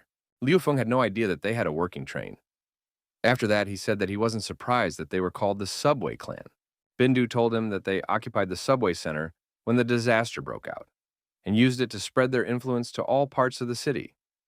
And owning the train is the symbol of the leader of the Subway Clan branch. Now this train will take them to the center of the city. Liu Feng understood why the deputy commander of the Huaban clan had handed over the train key of their Metro clan branch Azure Bindu Bay. In general, Liu Feng didn't care where the train came from or whose train it was. The most important thing was that it would get them to the city center. He was more concerned about whether the Subway clan would persecute them later on for what they had done. Lady Virus told Liu Feng that the strongest in the Subway clan is in charge. As long as they have a lot of weapons and a lot of people, they can possess their own clan. As long as you recognize the power of the Subway clan, then the headquarters won't care what you've done. Liu Feng realized that for the sake of his goals, she was taking risks. So he told her not to worry, because he would double the promised reward. But Lady Virus replied that she didn't need his stinking handouts. At that moment, Li Xin requested to contact Liu Feng. He stepped onto the subway car and opened a connection with Li Xin, asking how her situation was. Li Xin reported the situation to him, saying that they were blocked by a wave of zombies 3 kilometers away from the center.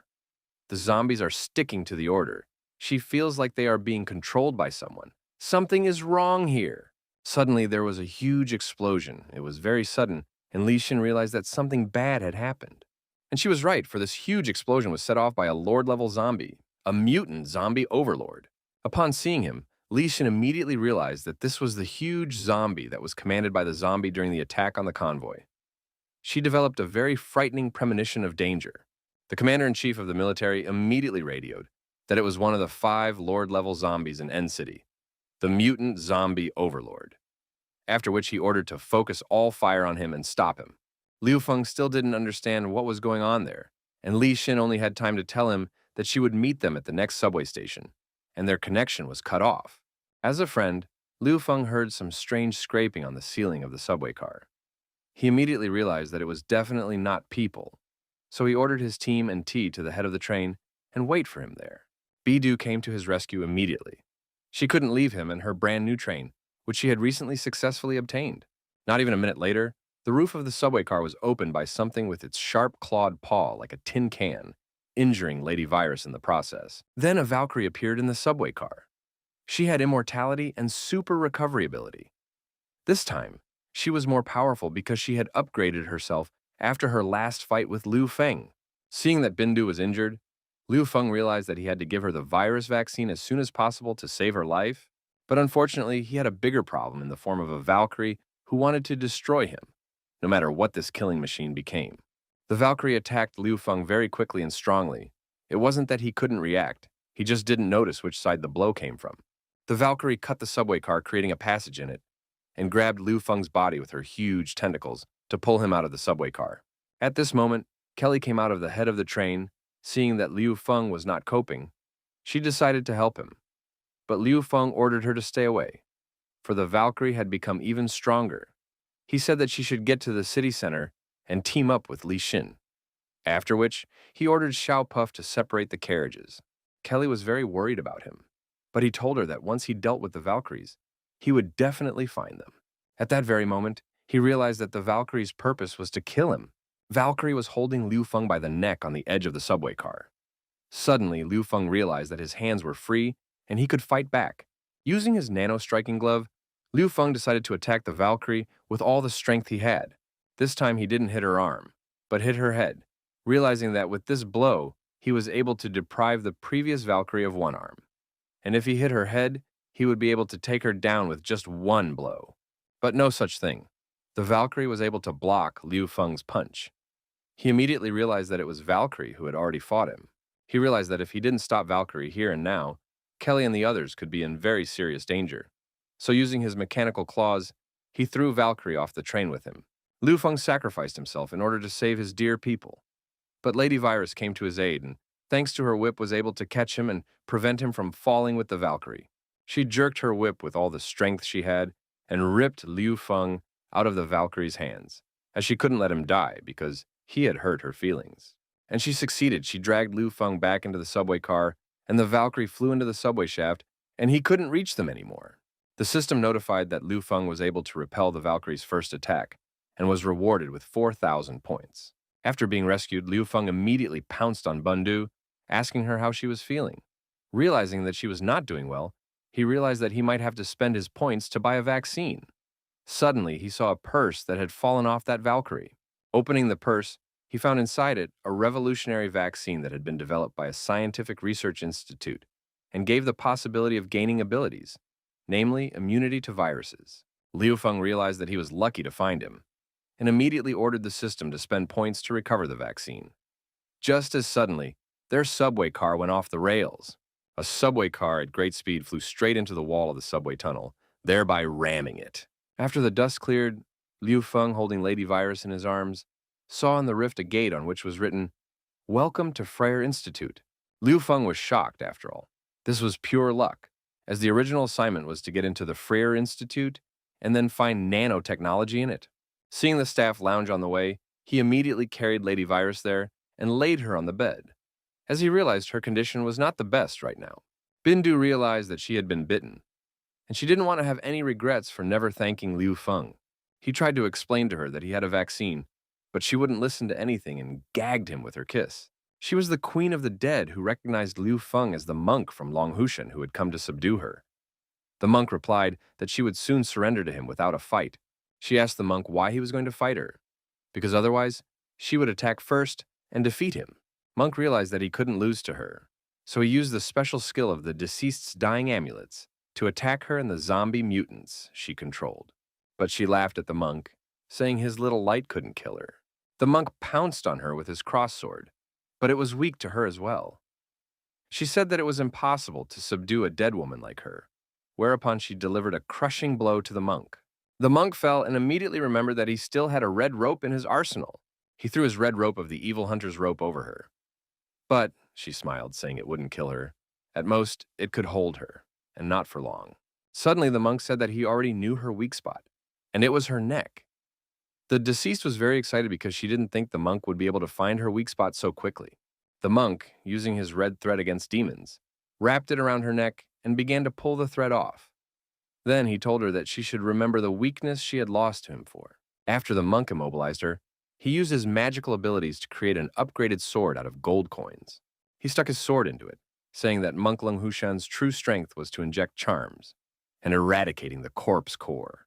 Seeing that Bindu had withdrawn into the Morpheus realm, Liu Feng understood that she was very assertive, but fortunately, he was very good. Although he had already injected her with the vaccine, he decided to inject her as well, just in case. In addition, there's the possibility of an ability awakening. After he injected the vaccine, he sat down on the floor next to her bed and was happy that it was finally over and now he could get some rest. But before he went to bed, he asked the system to show him the interface of himself to see what he could improve and acquire new. He realized that the enemies were getting stronger. What the situation here was also unclear to him, and the techniques of a kung fu master were no longer enough. He had to make several weapons and subdue his armor. He realized that the power of the hand crossbow is low and can only destroy ordinary zombies. The gauntlet has a recharge time. You can't use it as a permanent weapon. Xiaopuff's laser is another disposable weapon, and the nano tentacles he received merged with Xiaopuff. As he suddenly turned around on the table, he saw the police batons. After taking them and playing around a bit, he realized they were of poor quality and decided to take them back and upgrade them later. Next, he asked the system to open the interface of his talents. First, he decided to increase his strength and intelligence to develop the scientist talent. He needed intelligence. He realized that his strength, stamina, and perception could be enhanced through Kung Fu Master and transformation. Therefore, he decided to increase his scholar talent to level 8 and his superhuman talent to level 4, thus increasing his strength. The system upgraded all of his characteristics that he chose and said that he now had a deeper knowledge of artificial intelligence. And he also had new level gloves opened up. Kung Fu Qigong gloves. Liu Feng realizing that he had a free right hand, although he didn't know what a Qigong glove was. But Kung Fu couldn't let him down, so he asked the system to transform a Kung Fu Qigong glove onto his other free hand. Valkyrie was badly hurt, but she survived and didn't forget that she had to kill Liu Feng no matter what, because that's her #1 mission. Meanwhile, Lady Virus had a terrible dream in which Liu Feng came to her and said that for her sake and her protection, he had contracted the zombie virus and asked her when he became a zombie to use this knife to cut off his head. She cried out in fright and opened her eyes and saw Xiaopuff in front of her, who wished her a good morning. She frightened asked who he was, to which Xiaopuff replied that he was charging last night, but he heard everything perfectly. He replayed to her what she had said to Liu Feng yesterday, asking him to squeeze her neck harder and even harder. She immediately asked Xiaopuff to shut up. At that moment, Liu Feng entered the room. He said he was happy to see her awake, and that he had prepared a present for her. But Lady Virus immediately asked him to answer her question as to why she didn't become a zombie, because she had never seen an infected person not turn into a zombie before. Liu Feng replied that it was because he had injected her with the vaccine. She was shocked to hear this, because he had given her the vaccine for free, whereupon he pulled out the very gift he had told her about before. It was her old pair of swords that he had transformed for her, making them stronger. After giving her the paired swords, he said he could give her much more, so he invited her to join his hideout. Bindu replied that since he had helped her so much, she saw no point in not joining his hideout. But she demanded that they infiltrate the subway clan so that they could act from the outside and the inside at the same time, so that they could take over the subway clan and she could become the queen. Liu Feng expected this from her, so he agreed to her terms. After Bindu joined Liu Feng's hideout, immediately looked at her profile and realized that she was a very good soldier and a great addition to his team. At this moment, the system notified Liu Feng that the construction of the second floor in the base had been successfully completed and offered to spend 2,000 points to build a research institute, a restroom, a sewage system, and a drilling machine. Liu Feng agreed with the system and ordered her to build everything. After that, Liu Feng approached Bindu and told her that this vaccine could awaken new abilities in her and advised her to try them out soon. After a while, they set off again and discovered an underground elevator. They decided to go down in it. Stepping out of the elevator, Xiaopuff said with confidence that they had come to the right place and what they were looking for was right here. Now that all of Liu Feng's equipment had been upgraded, he really wanted to try it out and kill some mutant zombies.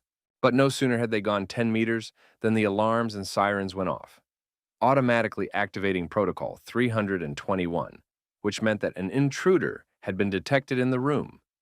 Machine guns also came out of the ceiling and walls, and the loudspeaker addressed Liu Feng and his team, telling them to leave the university immediately, as it was private property and territory. Liu Feng immediately asked his team to stay still and wait, for he had figured out a way to bypass the battle and subdue the system. He used his transformation skill, thanks to which he was able to subdue the system. After a while, the university's artificial intelligence reported that the identity had been confirmed and greeted the Yin master of the house, asking if he wanted a bath or food, or his. After that, the artificial intelligence opened the door to another hall in front of them. Liu Feng was very happy that he had this ability, because AI was a direct threat that was not easy to deal with. Stepping through the door, they found themselves in the hall of the Freyer Institute. Seeing the very powerful and technologically not ordinary computers, Liu Feng realized that this was where nanocore technology was being created. Since he didn't know what it was, he decided to ask his system, asking it what a nanocore was. The system replied to him that nanonuclear technology is a high-tech nanorobot that can be used in military engineering, materials, and structures. Items created with nanotechnology would be much more powerful. Suddenly, the Freyer University system warned Liu Feng that there was currently a nanovirus leak, and the nanonucleus sample storage room was locked down, warning that Freyer Institute will self-destruct in 2 hours. Lady Virus was very excited and called out to Liu Feng because she saw that the nanovirus zombies were coming to meet them. Liu Feng wanted to fight them, but Lady Virus said that she would deal with them herself because she now has a superpower. She transformed her normal whip into a weapon that could wound the enemy's psyche. It's a psychological whip, a whip that digs into the opponent's neck a very sharp weapon. Even though it looked like an ordinary whip, it could easily be used to decapitate an opponent. Lady Virus skillfully used her whip, so she easily chopped zombie monsters into small pieces. Seeing how she mercilessly dealt with those nano-zombies, Liu Feng realized that there was no need to provoke her in the future, considering that her ability was a flogger. It would seem that the nano-zombies were defeated, but suddenly, after a few minutes, they rose up again by connecting their severed limbs and body parts. The system immediately reported to Liu Feng that these mutant zombies had a piece of nanotechnology that allowed them to regenerate limitlessly. After being destroyed, the transformation skill could be used to absorb this technology. After listening to the system, Liu Feng decided to use his new Kung Fu Qigong mechanical hand. After choosing this mechanical arm, the system asked Liu Feng what command he wanted to perform, to which he replied that he wanted to use 18 dragon palms. 18 palms of the dragon, one of the most prominent martial arts in Jin Young's martial arts novel. Kung Fu Qigong Cannon, every time you launch, you need to shout the name of the reception. Different names have different effects. For example, dragon flying in the sky, long-range large-caliber weapon. Liu Feng realized that the damage of this cannon was quite powerful, but shouting out the name every time seemed a little dire to him. After he had destroyed all those mutant zombies with just one blow, he decided to seize the moment and absorb all the nanoparticles contained in their bodies. After absorbing the nanoparticles, the system said that Liu Feng had only absorbed in 1% of the total mass. Liu Feng asked the system where everything else was, to which she replied that it was in the other room and opened the door in front of them. Entering the next room, Liu Feng saw a huge nanoparticle reactor with many zombies roaming around. When Liu Feng saw this place, he immediately realized that this was the place to store the nanonuclear technology. After he turned around and saw a bunch of mutant zombies in white coats, and realized that this is where the virus was leaked, because all these zombies are scientists. Suddenly, out of nowhere, the head of the light-bearing dragons appeared holding Huang Bing and the Iron Lady hostage. He told Liu Feng that he was also looking for nanonuclear technology. Liu Feng immediately took out his hammer from behind his back, but the leader of the light-bearing dragons asked him not to move because he had put bomb collars on his captives, and if Liu Feng dared to move, he would blow their heads up. The light-bearing dragon leader said that in order to deal with Liu Feng, he had invited aides, after which he asked them to come out so that he could introduce them, for it was the Purple Demon and the long-haired boss. They were the famous authority figures from the Subway clan. Many have heard that they work under the leadership of a powerful female captain. They are among the top 5 strongest in the wasteland. The leader of the light-bearing dragons told Liu Feng Mole it just so happened that the people from the Subway clan were just nearby, and he had spent a lot of resources to call them to his aid. The very dangerous bandits from the Subway clan came out to meet Liu Feng and Bindu to assess their opponents.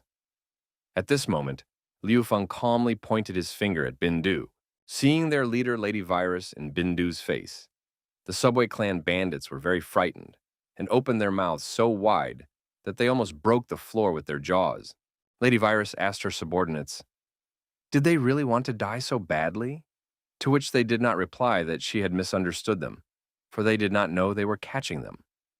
After that, using secret moves, she asked them to help her get the hostages away in return for the favor. She was willing to forgive them for their transgression.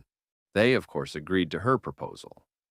And the leader of the light-bearing dragons, Zhao Feng, who was standing to the side, thought that he had already scared Liu Feng and his partner by bringing the thugs of the Subway gang with him. He thought that they would surrender without a fight. Huang Li decided to warn Liu Feng, telling him to be careful because they had come to capture him and Kelly on orders from the Research Institute. Zhao Feng immediately slapped her naked in the face and said that he should only press that red button and the bombs on their necks would explode. Liu Feng realized that things were bad because Huang Bing and Huang Li were in Zhao Feng's hands. He quickly turned to Bindu and asked her if the 2 thugs from her clan were under her control. She replied that she had already made arrangements with them. Suddenly, the leader of the light-bearing dragons, Zhao Feng, ordered his thugs to open fire on Liu Feng and Lady Virus to destroy them. Liu Feng immediately teamed up with Xiaopuff and used the octopus catapult to jump to their floor and prevent the virus lady from firing on them. He used his tentacles to deflect shots towards him and the lady's side, the virus. Zhao Feng raised up the remote control of our hostages' collars and said that there is for Liu Feng. no longer interested in saving the lives of the hostages. Then he will blow them up. Suddenly, those subway gang thugs he hired to kill Liu Feng betrayed him by stabbing him in the back with a bat. With a well-laid-out plan, they were easily able to take away his remote to activate the explosive collars around the hostages' necks. While one of the robbers was taking the remote control from him, the other stole his hostages and fled with them. Zhao Feng was very angry with them and ordered his men to kill them. But Liu Feng covered their retreat with his tentacles, fending off enemy bullets. Zhao Feng and all of his mercenaries were shocked to see that the Lion N had repelled all of their bullets. Liu Feng, on the other hand, was happy to have such tentacles at that moment. Lady Virus's servants delivered the hostages and the remote control to her. Liu Feng turned to Zhao Feng, the head of the light-bearing dragons, saying that he would not be able to detonate them now. But Zhao Feng laughed back at him, saying that even without pressing the button, the bombs on their necks would automatically explode in 2 minutes.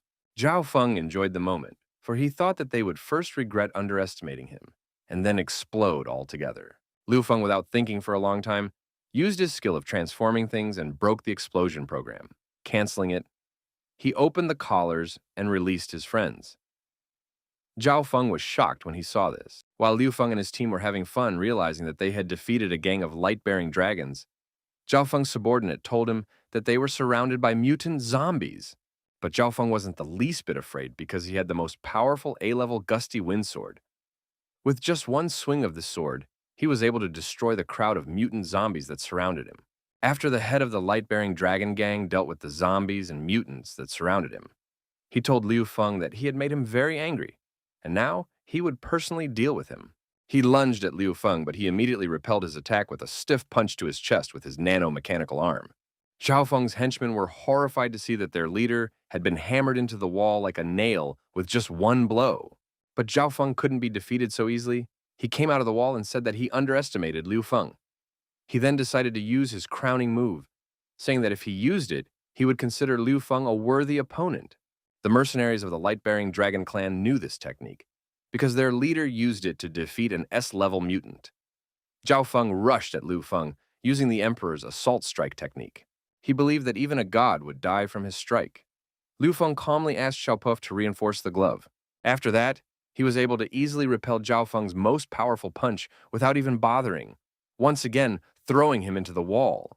This time, everyone was shocked, because no one thought that Liu Feng would be able to repel such a strong and dangerous technique with such ease, as if he was beaten by a child with a stick, and not one of the martial artists who killed S-level monsters alone. Zhao Feng was very upset and even more angry, so he yelled at Liu Feng that he wouldn't just get away with it.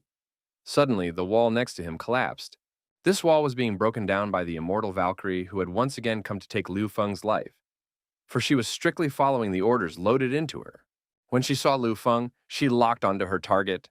When Liu Feng saw the Valkyrie, he only wondered when this Valkyrie would die. After which, the Valkyrie immediately took the leader of the light-bearing dragon gang, Zhao Wen, by the head and flattened it. Everyone was shocked to see the Valkyrie. Seeing how she easily crushed Zhao Feng's head with just one hand, it was immediately clear that a Valkyrie with such overwhelming strength was at the S or Lord level. This time, Liu Feng didn't wait for the Valkyrie to attack him, and decided to attack her first, using the Tianshan 6 kinds of Yang Atomic Palm.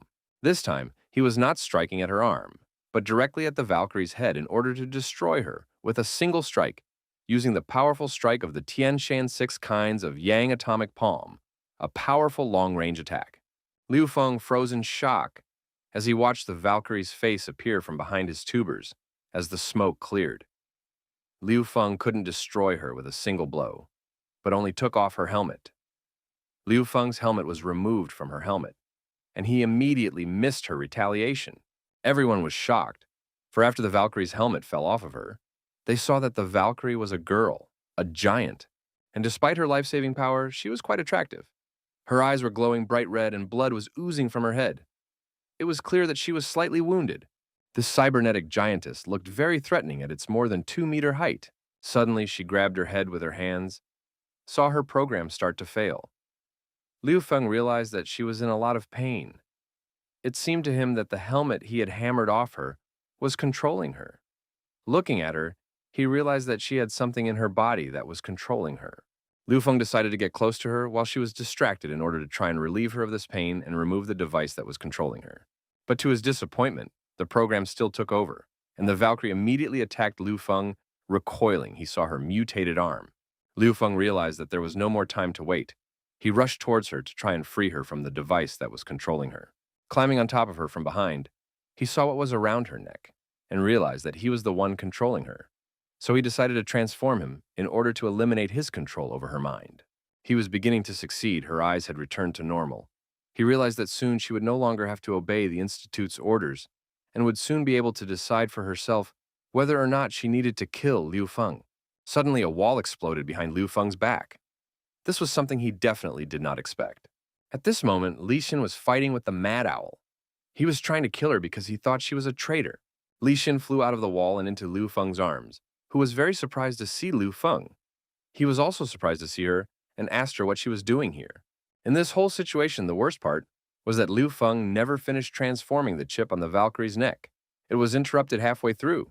Following Li Xin, the fourth squad leader Mad Owl, an S-level mutant, appeared. Seeing that Liu Feng was trying to remake Mr. Zhen's beast, the owl said that he had come at just the right time because he could destroy the traitor Li Xin and this worthless kid in one fell swoop. Liu Feng immediately asked Li Xin where the others were and what was going on. Li Xin revealed that the army was blocked by a monster on the road. After they separated from the army and rescued Kelly, they were ambushed at the entrance of the Institute. She was forced to come here to distract the captain of the fourth squad of Mad Owl, and asked Liu Feng to be more careful since he is Zheng Tianshang's henchman. She also said that he was rumored to have become famous for single-handedly killing dozens of mutants by tearing them into small pieces. Suddenly, the Valkyrie had another new attack, and she grabbed her head. At that moment, Lady Virus realized that there was finally a chance to use her new ability and help the Valkyrie remember who she really was. The moment the opponent's neck is tied, the opponent goes into a state of emotional judgment. Valkyrie immediately remembered who she was as a child, what she did as an adult, and what she dreamed of. Lady Virus realized that she had succeeded in freeing Valkyrie from the influence of the Institute. Upon seeing this, the owl became furious, saying that they had no right to touch the property of the Research Institute. He said that for that he would kill them all without sparing anyone. Suddenly, something very huge appeared behind him. This huge monster was a zombie lord, Lord Level. It immediately pierced Feline's chest with its sharp claws. The danger warning from the system that hadn't appeared for a long time appeared again, but this time it recommended Liu Feng to run away without looking back. Just a month after the apocalypse, zombies quickly occupied the city and pushed government forces back to the northern suburbs. The city was divided into 5 parts. The central part was occupied by a mutant-level disaster, the Blood Empress. In the western part is a nameless forest. In the south, the forces of the coreligionists, and in the north, the Lord in the east, exactly unknown. They are the main predators of the city. They compete with each other in hunting humans, and any forces of humans have become second class, fighting for survival. The boss of a city of Lord level, he was ruthless and killed anyone who got in his way. Upon seeing him, Li Xin immediately said that he was the one who ordered the zombies to chase them, but couldn't understand how he could catch up with her here. Hanging on the claws of this monster, Mad Owl realized that his days were numbered, but he didn't want to leave. So sad and sorrowful. So he told the Overlord not to dare to underestimate him. After that, he gathered all the energy of his suit into a fist and released it directly at the Overlord. But it didn't do any damage to the Overlord. He just ate the crazy owl. Liu Feng was a bit frightened, after all. This was his first time encountering a Lord-level zombie. He took out the plasma electric batons from behind his back and asked Li Xin to cover him while he dealt with this zombie lord. Liu Feng decided that he would use his specially made weapon to restrain the zombies. Then he jumped up with his tentacle catapult technique to reach this giant zombie lord.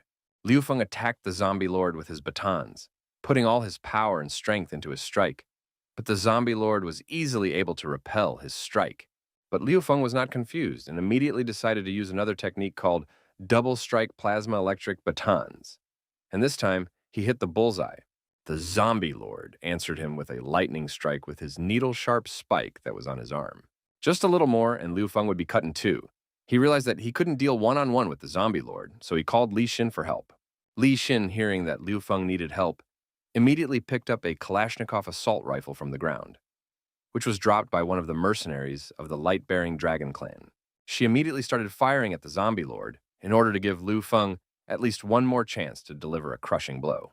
At this moment, he realized that this was likely his one and only and last chance to deliver a crushing blow to the zombie lord.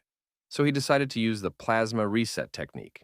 He made 4 of his 2 plasma batons, making his strength double, and jumped at the zombie lord with his arms crossed. Liu Feng delivered a powerful electric charge strike to the zombie lord, thus frying him. There was a very powerful vapor coming from the zombie lord. Liu Feng thought that he was able to kill him, since he looked like a boiled cancer. But it was not to be, and just a couple of seconds later, the zombie lord decided to strike back at Liu Feng. Quite unexpectedly, a Valkyrie stood up for Liu Feng, telling the zombie lord that he had no right to kill Liu Feng since he was her prey. But the zombie lord didn't care who he wanted to kill, because he wanted to kill them all. So he immediately attacked the Valkyrie, to which she responded with a sharp blow to his head.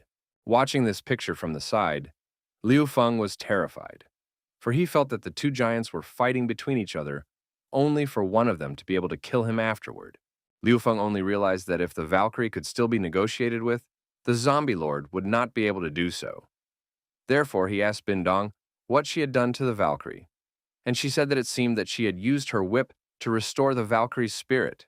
Although the Valkyrie was a brave and skillful fighter, but still a zombie, the Lord surpassed her in height and strength, so quite unexpectedly he grabbed her head with his huge hand.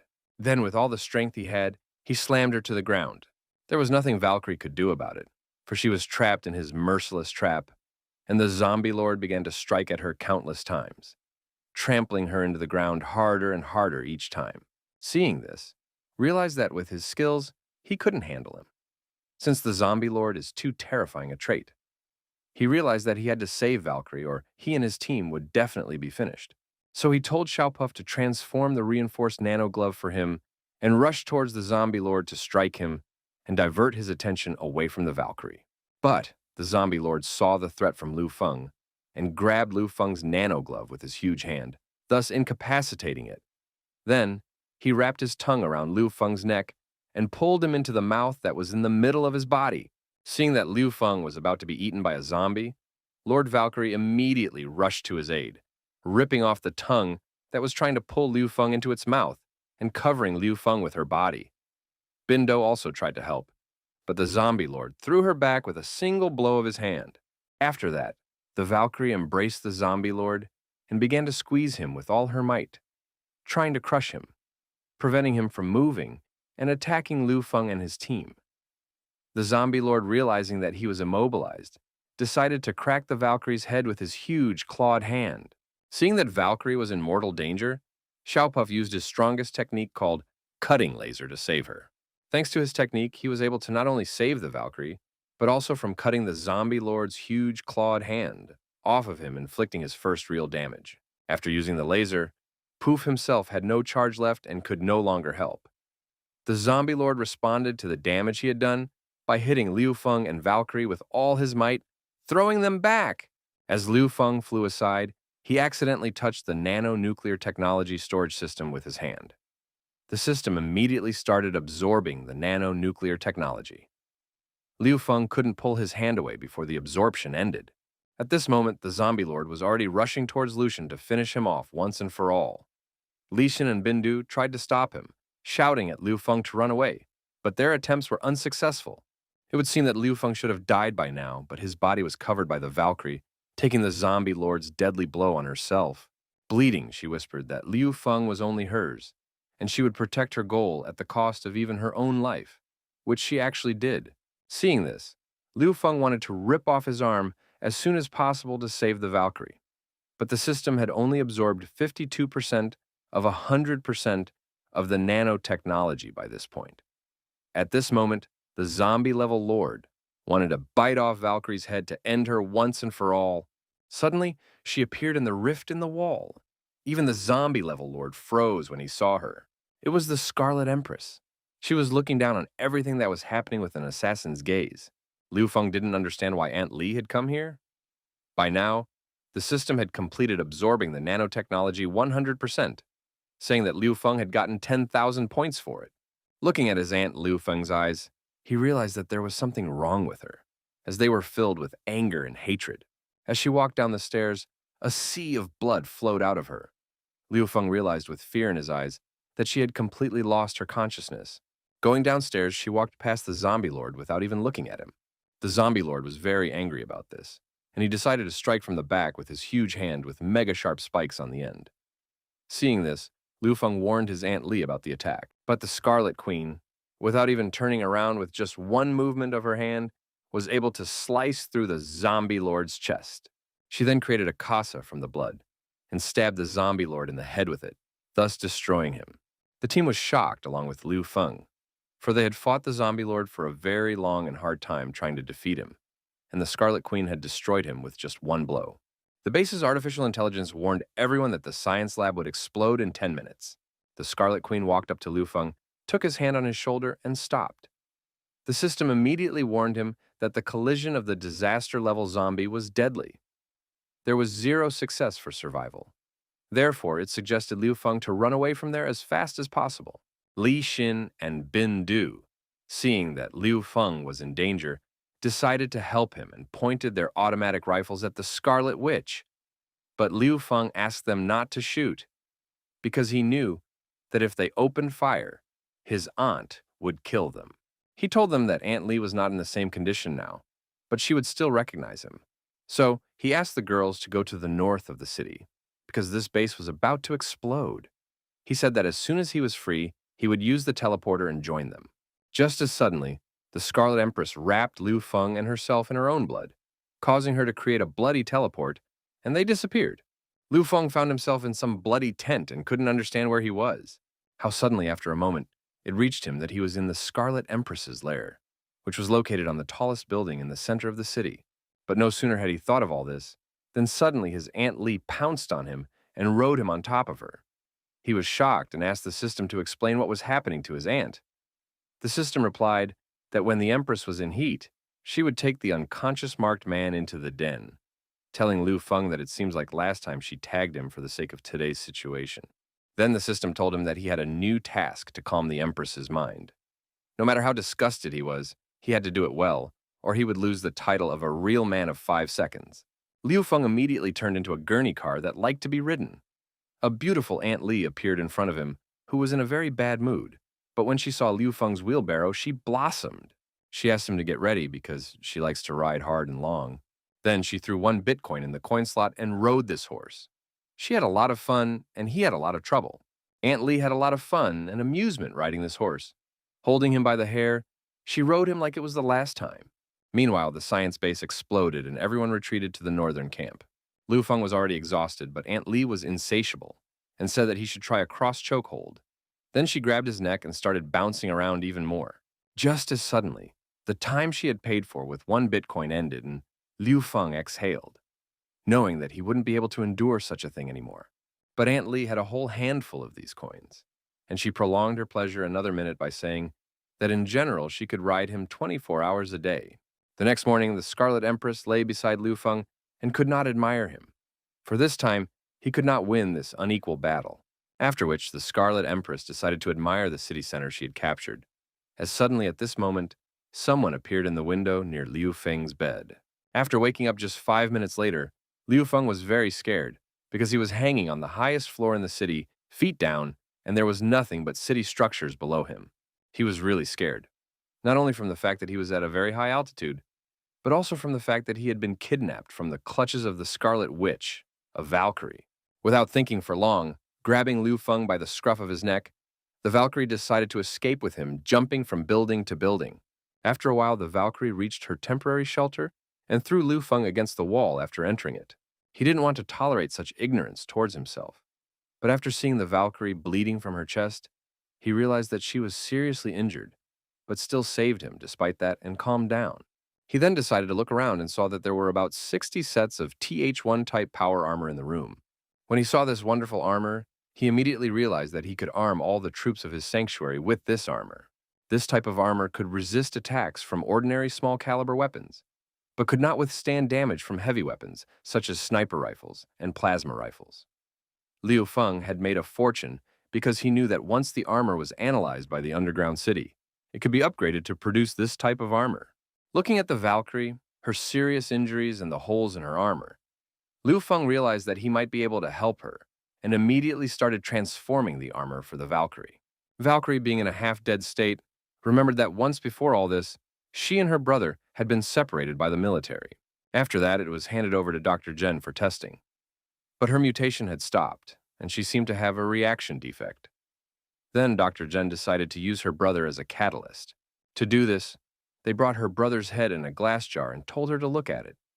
Saying that, her brother's body was turned into a serum and injected into her body.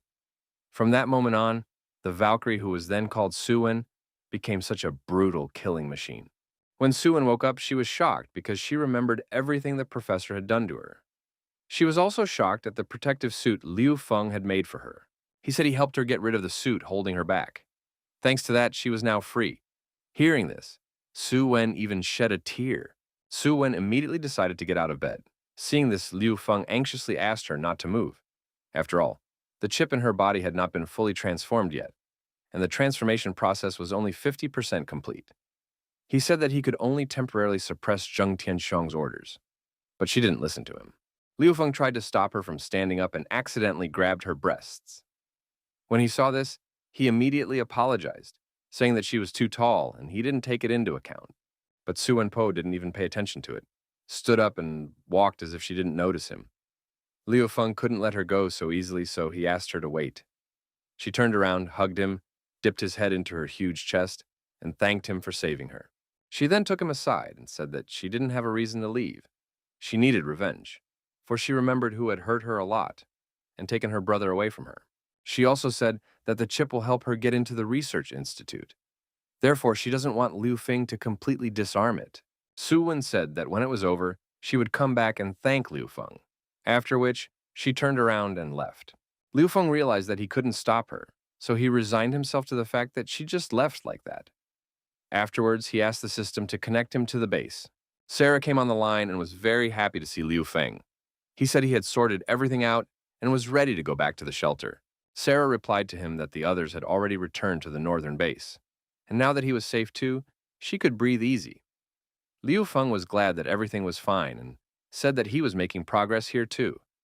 After all, he had gotten a lot of new type scolding. Crossing the armor into the shelter, Liu Feng and his team returned back. No sooner had they left the teleport than Sarah and Commander Lun were already waiting for them in the shelter. Sarah immediately asked how their mission had gone, and Liu Feng replied that this time everything had been accomplished perfectly. Lun immediately apologized for his lack of caution because the enemy had infiltrated them, and the shelter was in danger. But Liu Feng did not scold him, saying that everything was fine because this mutant ability could not be countered, and the shelter was still fine. After that, he said that he didn't come empty-handed. This time he brought 60 sets of power armor to replace the old one. At this moment, Dr. Qin was at the hospital treating the soldiers who had been injured by the faceless woman that Zheng Tianxian had sent to their base. When they heard on the loudspeaker that Liu Feng and his team had arrived, they immediately rushed to meet him. Meanwhile, Liu Feng was already pacing around the base with Lun and the military dressed in new modern armor. This new type of legendary armor was incredibly durable and also very beautiful. Qin saw Liu Feng and the soldiers wearing the new armor and realized that he had become even much stronger. She couldn't stop admiring him, thinking he was an amazing person. The actresses, upon seeing the director in the new gear, immediately realized that the booty was pretty big this time. After noticing the actresses, Liu Feng decided to say hello to them. After all, he was their idol. So he turned around and winked at them with one eye and raised his hand to show them 2 fingers. Seeing his hand gesture and 2 fingers, they thought it meant the 2 of them in suits. For the sake of survival, they were ready for anything. Luckily, Liu Feng was quite handsome. Walking through the hideout, Liu Feng thought about how this trip had been very fruitful. He had pumped up his skills, obtained tentacles, gotten 2 promising people, Zhang Yu and Jin Yanshu, acquired nanotechnology, defeated Zhen Tianxiang's plot, and freed the Valkyrie. After reaching his office, Liu Feng told everyone to rest first, because tomorrow they would have a meeting. He still had some business to take care of today. Kelly supported his suggestion, saying that she had something to discuss with him later. Entering his office, he immediately put Xiaopuff on charge and asked the system how he could raise the level of the nanotechnology he would already absorb. The system replied that it only needed 10,000 points. Liu Feng agreed. The system said the promotion would be over tomorrow morning. Li Xin was happy because at last he was home. But no sooner had he relaxed than the system reported that 2 stars were asking to meet him. He, of course, could not refuse them and told the system to let them in. The doors opened and 2 adorable girls in gorgeous latex costumes appeared in the passage. They were cosplaying Liu Feng's most favorite idols, Shang Shang and Bobo. Seeing that Liu Feng was in a bit of shock, the girls said that he himself showed them 2 fingers as a sign for the 2 of them to come together. He also told them to put on their costumes. But Liu Feng realized that Kelly should be coming soon, and they couldn't be allowed to be here at this moment. So he decided that he needed to escort them out. Liu Feng said that they had misunderstood him, and that Kelly would be here soon. Before he could say anything, the girls were a little sad at first, realizing that they were not going to be a threesome, but a foursome. But in just a few seconds, they cast aside all doubts and discouragement and said they were ready even for a quartet. They didn't wait for Kelly and immediately pounced on Liu Feng, saying that she could join them anyway. This time, everything resembled an action movie in which Xu Qiangqian and Hua Meimei were scouts who had infiltrated a secret territory. Liu Feng was the head of Feng's Black Tiger Company, which the 2 scouts had infiltrated to gather evidence against him. But luckily, he caught them. The scouts realized that there was nowhere to run, so they decided to rush into battle using a double attack. At this point, the head of the company realized that he wouldn't be able to resist their combined attacks for long because they were very powerful. After the double attack, they applied a 2-star attack, dealing even more damage to the principal. Then used the 2-star grappling technique to disarm him and lay him face down on the floor, not giving him the slightest chance to win. The director realized that he was losing and that their combined technique was very strong. But he couldn't let his defeat happen, so he used the Raven Flight technique to break free from their double grip. As soon as the headmaster was free, he immediately took out 2 swords from his pocket. After all, he was a master wielder of 2 swords. Seeing the 2 swords, the spies realized that danger was closing in on them and decided to escape. But it was too late, because the headmaster didn't want to let them go anywhere. Upon catching up with the spies, the director immediately spiked them with stun guns, sending a not insignificant charge of electricity through their bodies. In the finale, the scouts still failed to infiltrate and were captured. Liu Feng decided that he had to get the movie actresses out of his room because Kelly was about to come over. Before he could think about it, he suddenly heard a knock on the door. He was terrified, for he knew that if Kelly spotted him with other women, he was finished. So he decided to hide them as soon as possible by covering them with a sheet. Liu Feng opened the door with his eyes closed and said, "Hello, Kelly." But when he opened his eyes, he was surprised to see Li Xin in front of him. When she heard that, she immediately said that she was surprised that he still couldn't forget about Kelly. Li Xin pushed Liu Feng out of the door, entering the room, saying that she had business with him and wanted to discuss it in the room. When he saw Li Xin sitting on his bed, he was horrified. She had asked him to sit next to her because she had a very serious conversation with him. Li Xin insisted him to sit down beside her and didn't understand what he was really shy about. And Liu Feng at that moment didn't understand how he could sit down beside her when there were 2 naked women lying under the blanket behind Li Xin.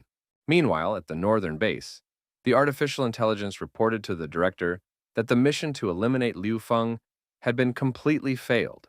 Director Zheng was testing a new serum to fight the black blood disease that turned people into mutant zombies. But just like before, the serum once again failed to work. When Director Zheng saw that the serum didn't work, and the man still turned into an ugly monster, he ordered him to kill him. Suddenly, the leader of the 3rd squad came into his lab and said that artificial intelligence was garbage. It would be better if they were assigned the mission to destroy Liu Feng. At the same moment, in Liu Feng's room, Li Xin laid down on the bed with her head resting on top of the models. When Liu Feng saw this, he was completely horrified. He realized that if he got caught with the models, and then Kelly showed up, he'd be finished and couldn't get away with it. Li Xin, saying that she was tired, leaned back completely. Seeing this, Liu Feng realized that things were not good. He immediately put his arm around her waist and said that she was very beautiful today. He realized that he had to stop her. Otherwise, he's dead.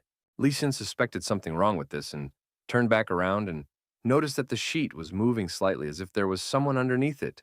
Liu Feng immediately grabbed her cheeks and turned her around to face him. He knew he had to take her attention away from what she was seeing first and said he had a surprise for her. Li Xin replied that she was looking forward to his surprise. But this time, she came to see him because she needed to ask him something. She first asked Liu Feng about her relationship with Kelly, but afterward, she said it was a joke, and she actually cherishes the relationship between her and Liu Feng. Liu Feng just froze in place, not knowing whether what he heard meant a declaration of love or just Li Xin's fetish that pushed her to say such a thing. Seeing that Liu Feng was in a dazed state, Li Xin grabbed his hand and kissed him in French, proving that her words were very true and real. After that, Li Xin immediately waved her finger at Liu Feng, showing him that she wanted to make passionate love to him right here and now. Liu Feng didn't even have time to think about this coitus, when suddenly there was a knock on the door and Liu Feng immediately realized that it must be Kelly. Liu Feng shoved Li Xin under the same sheet as the movie actresses and asked her to sit quietly, then went to open Kelly's door. After seeing this picture, the movie actresses immediately said that he's a bastard if he allows himself to treat girls like that. Li Xin was shocked because when she turned around, she saw that under the sheet was not only her, but also two other movie actresses. When they saw Li Xin, the actresses immediately realized that she was the third person the director had mentioned. Li Xin, on the other hand, thought that this was the surprise Liu Feng had told her about. In order not to fall foul of Kelly, Liu Feng offered to talk to her in the living room, saying that his bedroom was very messy. Kelly agreed to talk in the living room. One of the actresses found out that this red-haired beauty was Ms. Li Xin. The actresses couldn't even think that she was also in a relationship with the director. After that, they suggested her to do some nice things with the three of them. While in the living room, Liu Feng heard some very unusual voices coming from the bedroom of the girls he had left there. Kelly heard them too and asked him what those sounds were. Liu Feng immediately took the joystick from the console and offered Kelly to play, saying that he didn't hear any sounds. Kelly pulled out a CD and said she wanted to play a game called Lesbian Pilots. The pilot called Mayday, saying that enemy planes had gotten into her and were chasing her. She was not only chased by two enemy planes, but also periodically opened fire on her, thus preventing her from making any maneuver. The pilots of those pursuing two aircraft were undoubtedly professional aviators, who didn't want to let go for a second of the pursuing aircraft. As the game was playing, Kelly said that she had some advice for Liu Feng. After all, the base invasion crisis served as a warning signal that Zheng Tianshun would not spare them. Meanwhile, the brawny red-haired aircraft commander once again failed to dodge an enemy attack and was hit in the wing. Kelly suggested that the base should always have at least one officer and one mutant from the officers. There are Li Xin and Lun Xuan, and from the mutants, Shi, Zhang Yu, and his sister. You can divide everyone into 3 teams. One team will stay at the base, and the other team will go to search for materials. The main team will be led by Liu Feng. Her task will be to complete the main tasks. After that, Kelly asked Liu Feng what he thought of all this. But at that moment, Liu Feng was thinking whether Kelly was wearing silky tights or perfectly round and smooth tights. At that moment, the enemy pilots attacked the redhead with a double launch of missiles, after which she realized that the plane was definitely crashing. Kelly heard some strange screams coming from the bedroom. She immediately asked Len again if there was someone in his bedroom. He replied in a shaky voice that there was no one there. Kelly realized that he was hiding something, so she decided to see if he was telling the truth herself, and went to the bedroom. She opened the door and told him that whoever was in the bedroom had to come out. At this moment, the dining hall was serving curry with pork chop. Zhang Yu saw this and thought that he had gone to heaven, because he had not eaten hot food for a month. He immediately, with tears in his eyes, began to take away this delicious dish, even in spite of the beauty who prepared this masterpiece. Sister Li asked Jin Yangshui how the situation outside was. Was it still as bad, or could it be possible to go out for walks already? Jin Yangshui replied, saying that there were zombies running around everywhere now, and they had evolved to the point where they could dodge bullets, and people lacked food and clothes. If Zhang Yu didn't go out on campus to get food for them, they would have starved to death long ago. Sister Li was horrified to find out that it was still so terrible and very dangerous outside. Suddenly, she heard the teachers that Liu Feng had brought with him talking amongst themselves.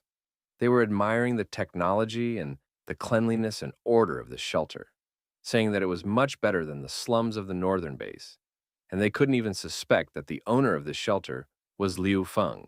Suddenly, the system alerted all the residents of the shelter that the base would be significantly upgraded and in 12 hours, and said that at that time everyone should be quiet and stay in their rooms without leaving them until the modernization was complete.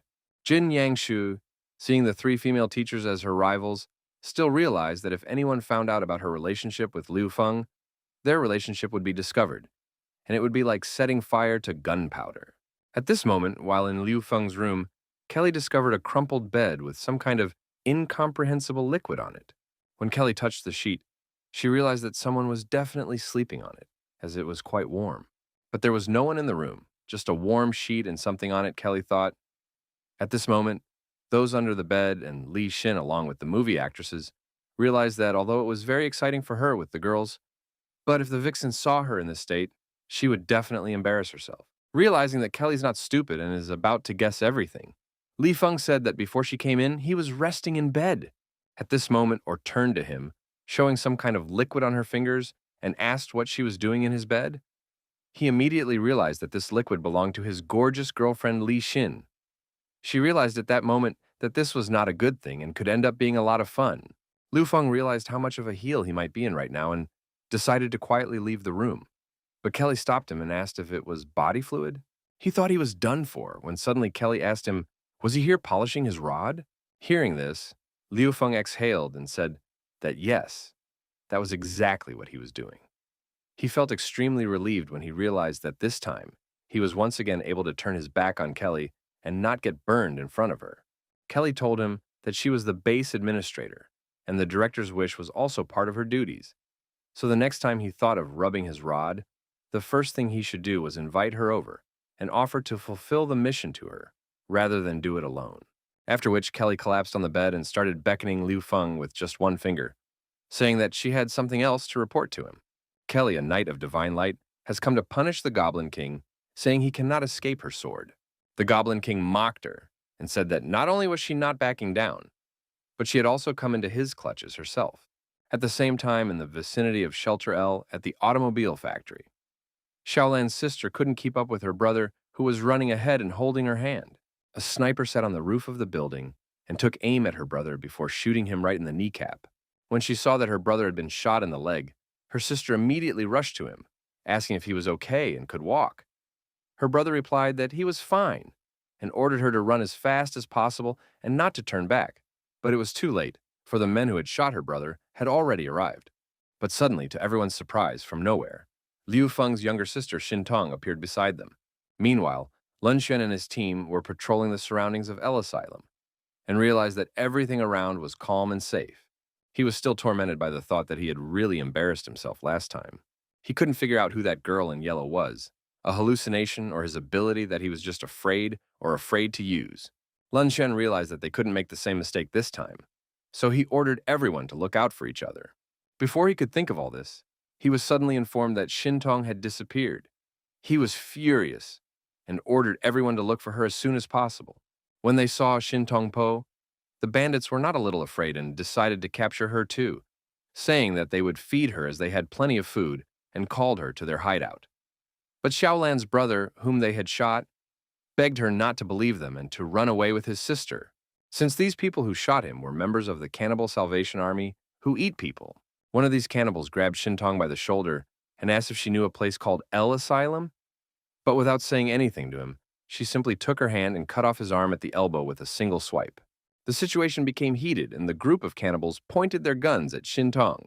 Not waiting for the moment when Xin Tong would break all of their arms, they decided to kill her and opened fire on her with all barrels. They didn't know that she couldn't be killed so easily with normal assault rifles, even if they were large caliber ones. She was able to dodge all the bullets with ease thanks to her mutation, and quickly rushed towards the mercenaries. And with her blood thread control abilities, she immediately blew 2 of the mercenaries' heads off. Then, she took the chief mercenary by the neck, whose arm she had cut off, and raised him above the ground to strangle him. No sooner had she finished him off than 3 more cannibals suddenly appeared behind her, pointing guns at her and ordering her to stop killing their people. But Xin Tong was unstoppable, and she easily dealt with the 3 Hannibals as well. Xiaolan, along with his brother, were simply horrified to see what such a small and cute girl was capable of. After a few seconds, Commander Lun Sun appeared with backup, and seeing that Xin Tong wanted to kill the last enemy, he asked him to leave him untouched. After all, he still needed to interrogate him.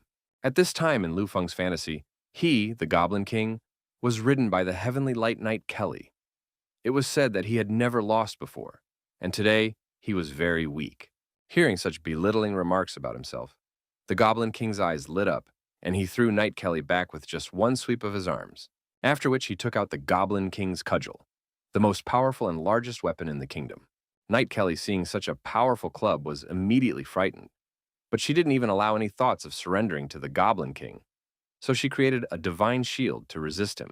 The Goblin King, using his mega-huge club, began to strike at this divine shield an infinite number of blows in order to break it and subdue Night Kelly. Despite the fact that her shield had taken a lot of damage from the huge, strong Goblin Club, Kelly did not give up or break. She used holy healing to continue the battle. The three of them ended up spending the whole night under the bed, listening to these two play their very unconventional games. Just games, no big deal. Meanwhile, at the northern base in the office of the Research Institute, they noticed that the Salvation Army's signal had disappeared. 2 kilometers away from the place where the Faceless One's signal disappeared, this meant that the boundaries of the local base were now defined to within a centimeter. The professor was happy about this because now they could easily calculate and track the location of the enemy, the location of Principal Liu Feng. The professor assigned this time the mission to destroy Liu Feng to his grandson, telling him that if he does not complete this task, there is no way back. He ordered Zhang Xiaofeng to destroy L's hideout, finish off Liu Feng, bring back the nanotechnology, and bring back Kelly. Hearing about Kelly, the grandson said he'd make Liu Feng wish he'd never been born.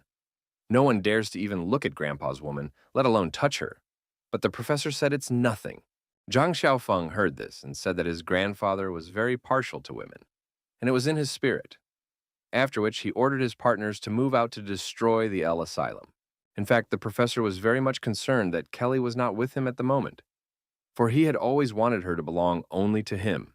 Meanwhile, in the middle of the day, Liu Feng had just woken up after a tumultuous night together with Kelly. Opening his eyes, he immediately saw Kelly, who had woken up before him and was already making breakfast. After just a few seconds, he remembered that there might still be Li Xin with 2 movie actresses under his bed. He immediately decided to look under the bed, but Liu Feng found no one there, so he calmed down and exhaled. At that moment, Kelly brought him breakfast and told him to eat first before doing anything else. That's when Liu Feng realized the girl's point. Liu Feng ate the food, saying it was delicious, and telling Kelly that she was a very skillful girl. Kelly wished him a good appetite and reminded him that they had a meeting later today. 15 minutes later, the system announced that the asylum had successfully completed the nano-nuclear technology upgrade. The entire dungeon had been modernized. After hearing this information, everyone rushed to see what the asylum had become. The modernization of the nano-nuclear technology had been completed. The system also reported that the nano-nuclear technology had already appeared in the main hall, and there were also new blueprints that Liu Feng could view in his computer. Everyone admired the renovated shelter and said that this was Liu Feng's strength. The guard room at the main gate was also upgraded. The system reported that this upgrade could lead to an overall scientific and technological rise in the underground city, strengthening the overall defense, and at the same time, the power consumption would also increase. The power plants would also be upgraded, but for this, the system asked Liu Feng to find as many power cores as possible. Kelly was once again pleasantly surprised for such a huge underground city to be upgraded in one night. All the inhabitants were very happy that they joined the Beak and began to live in its shelter. After all, the efficiency of the renewed underground city had increased by 20%, and energy consumption by only 10%. There were many who didn't know how Liu Feng had achieved such a magical upgrade, but this in their eyes looked just like a city of wonders. At this moment, everyone was looking at this magician. After all, he was the creator of this miracle. The system notified that Dr. Zheng Tiansheng was watching him. Because of the nanotechnology in his hands, he had prepared some more plans to confront Liu Feng. The system suggested to finish off Dr. Zheng Tiansheng from the Research Institute before he built up his strength and came to the hideout after Liu Feng. Liu Feng remembered that Zheng Tiansheng wanted to capture Kelly. Because of him, Auntie Li mutated. The horrible experiments on the human body he conducted led to the creation of the Valkyrie. What's even worse is that he wants to catch Liu Feng's little sister, so he's just a monster that needs to be done away with. Without thinking for a long time, Liu Feng raised his right hand up and shouted that humanity would win and they would all survive. To his surprise, all the residents of the shelter fiercely supported Liu Feng's words. They also raised their hands up. After raising morale in the shelter, Liu Feng ordered Kelly to convene a leadership meeting. Kelly said she would do his bidding and added that he already looked like a fine leader. After a while in the command center, Liu Feng said that he had gathered all of them to discuss the impending danger, saying that the shelter was being closely watched by Zheng Tianxiong. But before discussing the topic, he suggested a free report on the current situation in all departments.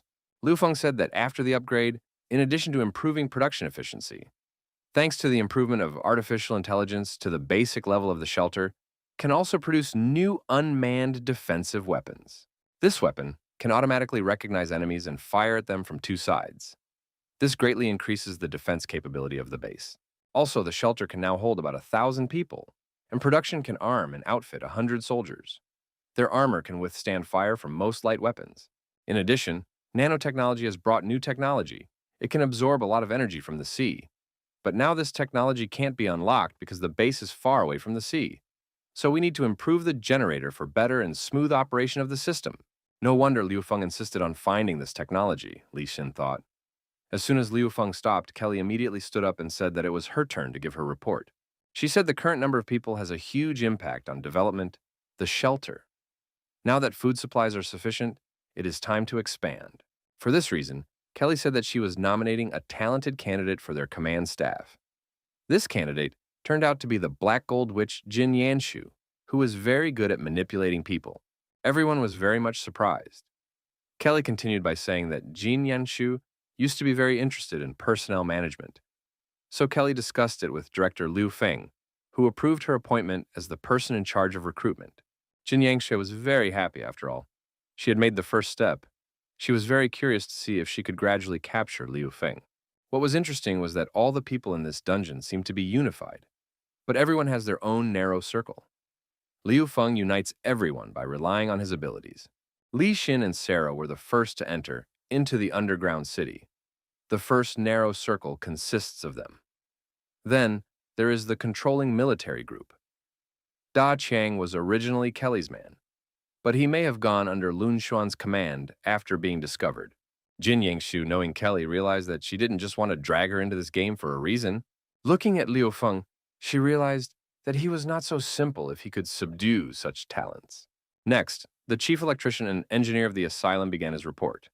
He said that the efficiency of the renewed underground city increased by 20%, the power consumption by 10%, that is, now the power source will only last for 6 months. To extend the service, it is necessary to find a new power core. He also said that the third floor has been built, which includes a research institute, a restroom, and a circulating sewer system. The circulating sewer system will help improve the sewer system and water storage. He also reported that there is currently no scientific team in the laboratory, and that it is necessary to recruit staff as soon as possible. Next, Lun Xuan gave his report while on patrol. They had rescued 2 children. According to them, the Salvation Army was looking for a shelter on the orders of the Scientific Research Institute. They captured a nearby military base and grabbed a large number of survivors as military food. Hearing that they were eating people, Da Chang immediately became enraged. Pounding his fist on the table, he said that they were monsters, and he would kill them. Liu Feng understood that in such situations, one should not let anger control one's mind. So he ordered Da Chen to immediately calm down and cool down. Kelly immediately said that Liu Feng was right, because it was a trap, and asked no one to give in to their emotions. She said that Zheng Tianxiong had obviously sent them to scout. They can determine the approximate location based on the disappearance radius of their squad. After which, Kelly asked Liu Feng to confirm her words. At this moment, Liu Feng didn't understand how the others could even think of such a thing.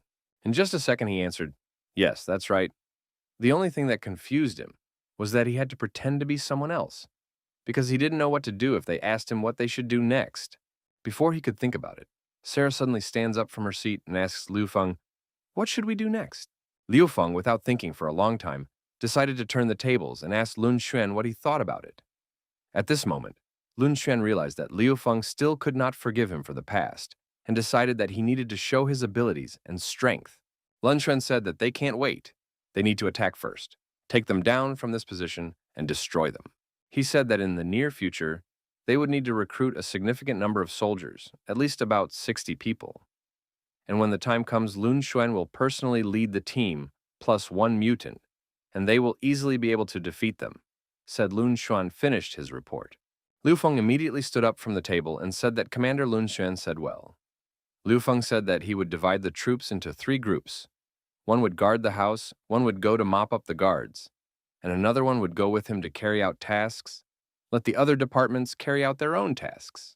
Likewise, Liu Feng said that there was no need to wait for the recruitment of 60 people, because after he and his team returned from scouting the news in the north of the city, he would personally lead the group together with Lun Xuan to destroy the Salvation Army. After the meeting was over, Liu Feng rushed to his own laboratory to refit some items. After refitting, he obtained the newest armor and 4 tentacles. At the same time, the teacher of the case, the children who were rescued from bloodthirsty human flesh-eaters, to the doctor for examination in the lab. After going down to the laboratory, they saw Liu Feng, who had 4 tentacles on his back that protected him from attacks from all sides in a 24/7 mode. After turning around and seeing the children, Liu Feng immediately told Dr. Qin that these were the children he was talking about and asked her to check on them, to see if there were any problems so that they could go to school. Looking at the boy, he said that he was going to build a school in the underground city. Besides, this time when he was returning from the northern base, he would take the children with him. Dr. Qin was very happy that Liu Feng had not forgotten about the children she had forgiven him to take from the northern camp. She also said that she had heard that the refuge needed scientists, and she knew just the right one to find. No sooner had Qin told her companions about her scientist than she was suddenly interrupted by the teacher, saying that the children needed a full checkup and asking when Dr. Qin would have time for it. Suddenly after that, the boy fell to his knees, and with tears in his eyes, he started asking Liu Feng to help him avenge his parents. He said that in order to protect him and his sister, his parents had surrendered to those monsters. Liu Feng wiped the boy's tears and asked him to be patient for a couple days, saying that he would personally send all these things to hell. Meanwhile, Lun Xuan was with the faceless woman not far away and ordered her to look at those children and see what the lackeys of the research institute she was protecting had done. He asked her if her warrior pride was this kind of vandalized human behavior. He realized that imprisonment was having an effect on the faceless one, and she would soon move into their camp. So he offered to serve as an asylum and wash away the shame. Dr. Qin and the teacher took the children to examine them, and Liu Feng was called out by someone at this moment. Those who were Li Xin and Kelly came to Liu Feng because he was looking for them both before.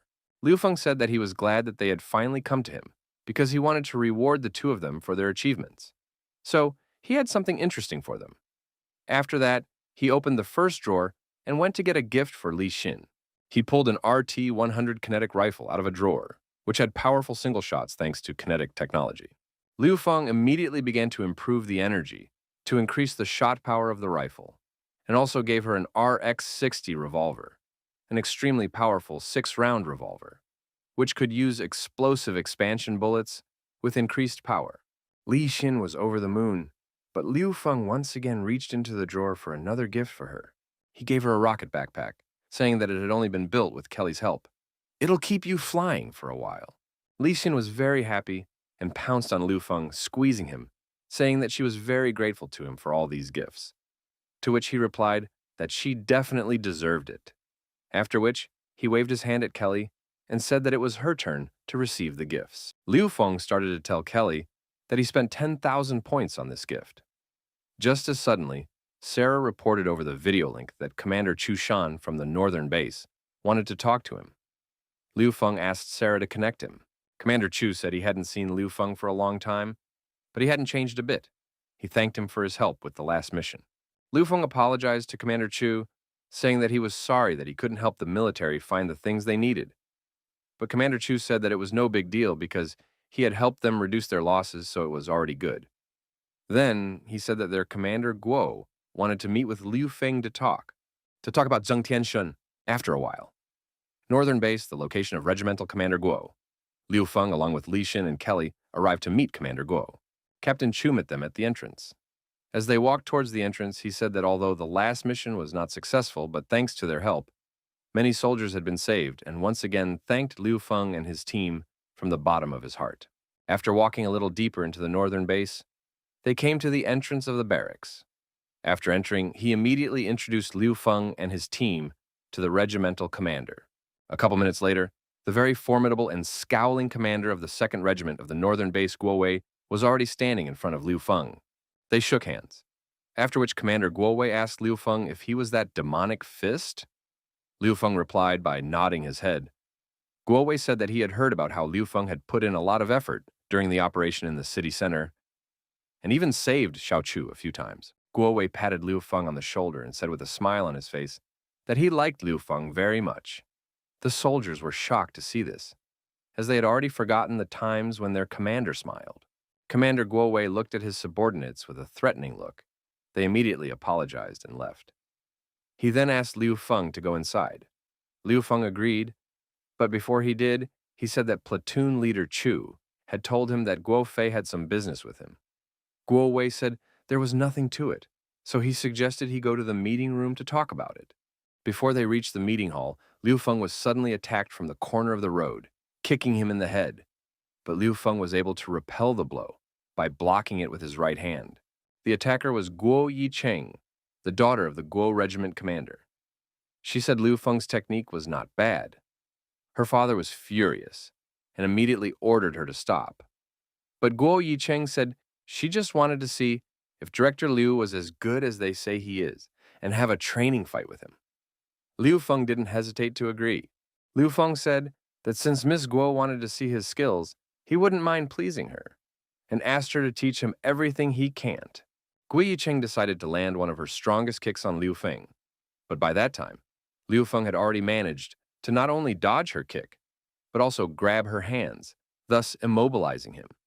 Liu Feng said that her attack had too many weaknesses, and that was why she lost. Guo Yicheng didn't like to lose, so she said that she hadn't lost yet and pushed Liu Feng with all her strength, causing them to fall down, and Liu Feng touched her breast with his hand, which was the size of a watermelon. They even thought for a second that a spark ran between them. But just a second later, Guo Yicheng shouted at Liu Feng to get his filthy hands off her, calling him a slut. When Commander Guo heard this, he told his daughter that if she did anything else like that, he would send her to the brig, after which he apologized to Liu Feng, saying that it was all his fault, because he spoiled his daughter too much. She was so capricious, and suggested that they continue their conversation in the meeting room. Upon entering the meeting room, Commander Guo decided to introduce his aides, saying that his daughter was also a staff officer. After that, he introduced two more people. The first to sit at the table was Xiao Li, the infantry commander, and the second Xiao Chen, the tank battalion commander. Then, Commander Guo turned to Liu Feng and said that this time he wanted to ask for his help. Liu Feng said that he wanted to know what the matter was first, and then he would answer whether he was willing to help them or not. Before telling, Commander Guo decided to show Liu Feng their forces at the northern base and turned on the TV. Everyone was shocked, especially Commander-in-Chief Guo himself, who turned on the TV material of inappropriate male-female copulation. The Commander-in-Chief did not hesitate to dump everything on Xiao Li, saying that he and only he was responsible for the information. Liu Feng thought at that moment that cooperating with Commander Guo would be very dangerous and unreliable if he couldn't even prepare a presentation. But his daughter Guo Yicheng stood up for the old man and said that she had a report ready and would tell the story.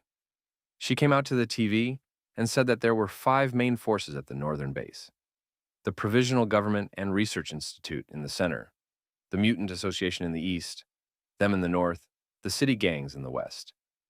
They are in a long confrontation with the Mutant Association. In the south, there are 6 large neutral gangs. They monitor all areas of the northern base. Guo Yicheng added that they suspect that Zheng Tiansheng of the Research Institute is conspiring, and they want to instruct Liu Feng to investigate about Director Zheng Tianshun. Meanwhile, in the asylum, Faceless has officially surrendered and joined L City. After listening to Commander Guo's daughter, Liu Feng asked them if he understood correctly that the military's help was needed to investigate the Research Institute. Commander Guo told him that he had gotten it right. After all, they had discovered that the Research Institute had been in trouble during the last mission, and they had been doing something behind the military's back. To understand their goals, a few days ago, the military captured their employee. After interrogating him, they found out that Zheng Tiansheng is looking for some institute. It seems like he needs to get something from there. Liu Feng happily agreed to take on this assignment because this time his main goal is to investigate the affairs of Zheng Tianshun. It is very convenient that it will turn out to be a favor to the military. Commander Guo was happy to hear Liu Feng's agreement and said that the vice president of the Mutant Association had information about Zheng Tiansheng. Perhaps it would be useful to Liu Feng, so his daughter would take them to the association. Their route took them through the poorest neighborhood northern bases. Things were so sad in these areas that parents starved to death as they gave all the food they had to their children. Brothers and husbands sacrificed themselves to feed their sisters and wives. Beautiful girls traded their bodies for food. Liu Feng, seeing this, asked Guo Yingcheng, why couldn't their troops do anything to change the situation? She replied that they had tried, but their supplies were limited and they couldn't take care of everyone. All because of Zheng Tianshun and the officials he conspired with, and took most of the supplies. And in addition, the slum is divided by some gangsters. So this is the situation. Before she could say anything, their car was blown up. Despite her driving skills, she still couldn't handle the steering and the car overturned, doing a few somersaults and went straight up onto the roof. Guo Yingcheng was able to get out of the car. She couldn't understand who dared to attack a military vehicle. Suddenly, armed men appeared in front of the car, saying that they were an organization of demonic snakes, and they were ordered to deal with Guo Yingcheng. There were 2 mutants in this gang. One of them was a B-level bomber, Ah Quan. The other was a B-level caster, Ah Feng. When Guo Yingcheng saw them, she immediately realized that they were demonic snake organizations that had escaped from the military prison.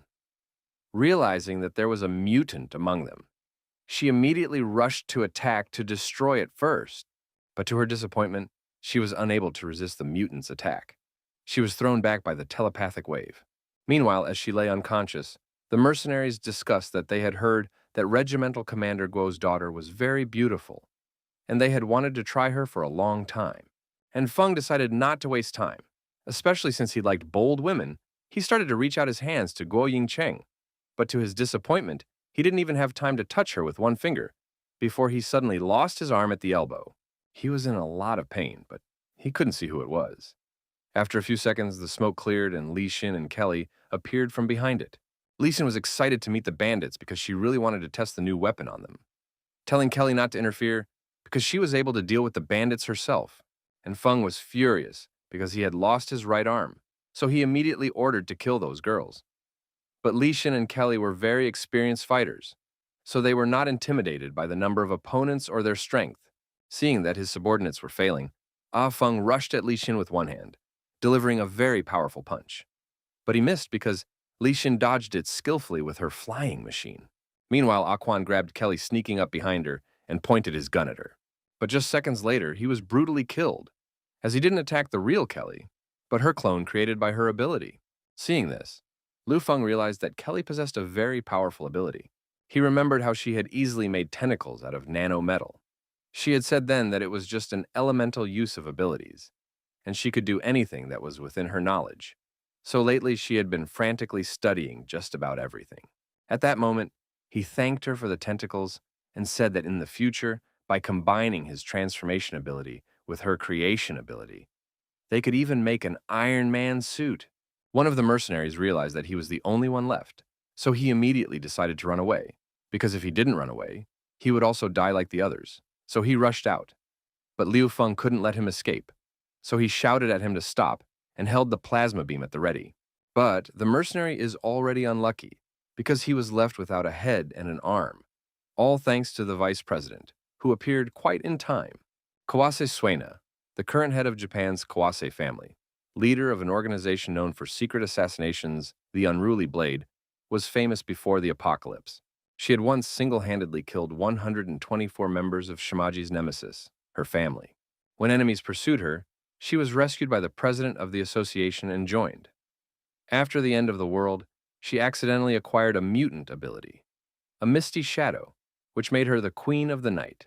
Kawase Suena told Liu Feng that the situation was urgent. She had received information that the mercenaries had gone to his base. Liu Feng couldn't believe his ears. Liu Feng asked her if it was true, to which she replied that she suggested going to the Mutant Association to talk in a more relaxed and safe environment. After arriving at the mutant headquarters and going up to the meeting room, Kawase Suena revealed that she had inside connections at the Research Institute, according to the information sent by the source. The third squad, Zhang Xiaofeng, led his squad to the Salvation Army base. Liu Feng realized that this was the base that Lun Xuan had told him about. The leader of the third squad of the Scientific Research Institute was Zhang Xiaofeng, who was ranked 51st among the mutants in the country, a bloody executioner. His entire squad, including himself, are an enigma, and his abilities are unknown. After seeing his picture, Lee Sin said she knew the psycho and was surprised that he had also become a mutant. She said that she had worked with his team in previous missions. He's a madman who isn't squeamish about anything. He used to go on mass-killing sprees to vent his anger, sparing neither children nor women. Liu Feng couldn't figure out if it was a coincidence or a setup, as he had just arrived and received such a message right away. After thinking for a moment, he asked the vice president if there was any news about the children around the clinic, because he was ready to take them to his sanctuary. She immediately contacted her man. Her man said that the children had recently been taken away by a man from the research institute.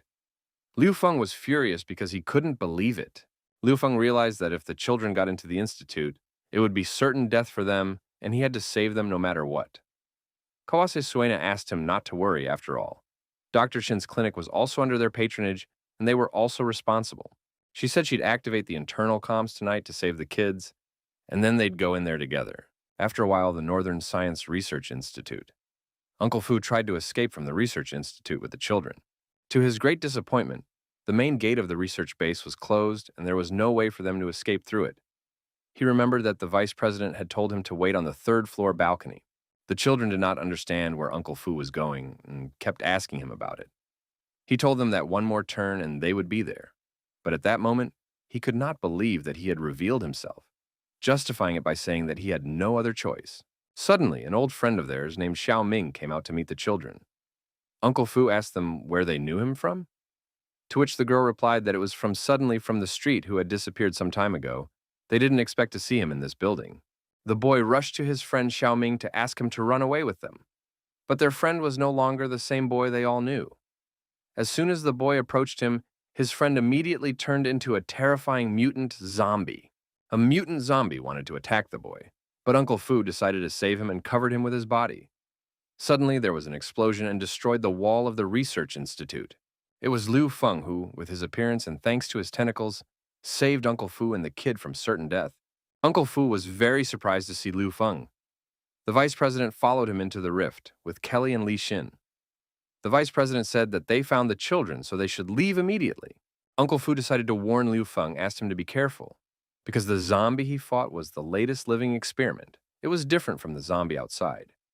Since he had been injected with the latest D10 solid virus.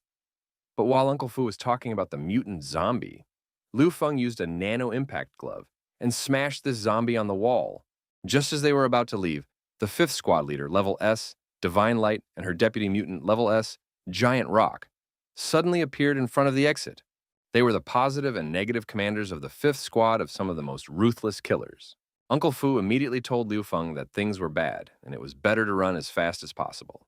After all, he knew that they are both Zheng Tianshun's Level S commanders, since he has personally served the ZAM commander and knows that one move from him and everyone in this hall will be dead. And he's never seen the captain at all, so he's afraid she's even scarier. The deputy commander of the 5th squad told Grandpa Fu that he was too valuable an asset to the research institute, so they would not let him go anywhere. Meanwhile, the institute's guards had already arrived and surrounded them all with their weapons. Suddenly, Wang Lei, a member of the 5th squad, a Level A sealer, came out of the crowd of military personnel, saying that this was his first meeting with Vice President Kawase, after which he asked her if she liked his gift. Uncle Fu was shocked to see him, because Wang Lei was supposed to be on a mission. He realized that he had been leaked the information on purpose. Liu Feng immediately realized that it was a trap targeted by Kawase. They fell into it because they underestimated the enemy. Kawase also realized that she was the target and decided to cover everyone so that they could evacuate and then engage them. Meanwhile, Steele sharply said that the Research Institute knew how strong she was, so they sent her to confront her. Kawase told everyone to retreat, saying he could hold them off for a while. Divine Light ordered his subordinates to take Kawase alive and finish off the rest of the scum. Wang Lei touching the wall separated Liu Feng's team from him and Kawase, leaving just the two of them. Liu Feng told Li Xin and Kelly not to worry, because he would think of something to release them. The girls realized that they were just sealed up. Before Liu Feng could think of how he could save the girls, suddenly a steel wall ran at him, and taking him by the scruff of his neck, rammed him into 3 concrete walls. Divine Light told Kawase that they had been instructed that she was too intimidatingly strong, so they should leave her alone with them, so she wouldn't have a chance to even escape. Steel wall. told Liu Feng that the captain would quickly deal with the rest of the scum and then join him so that they could kill him long and painfully.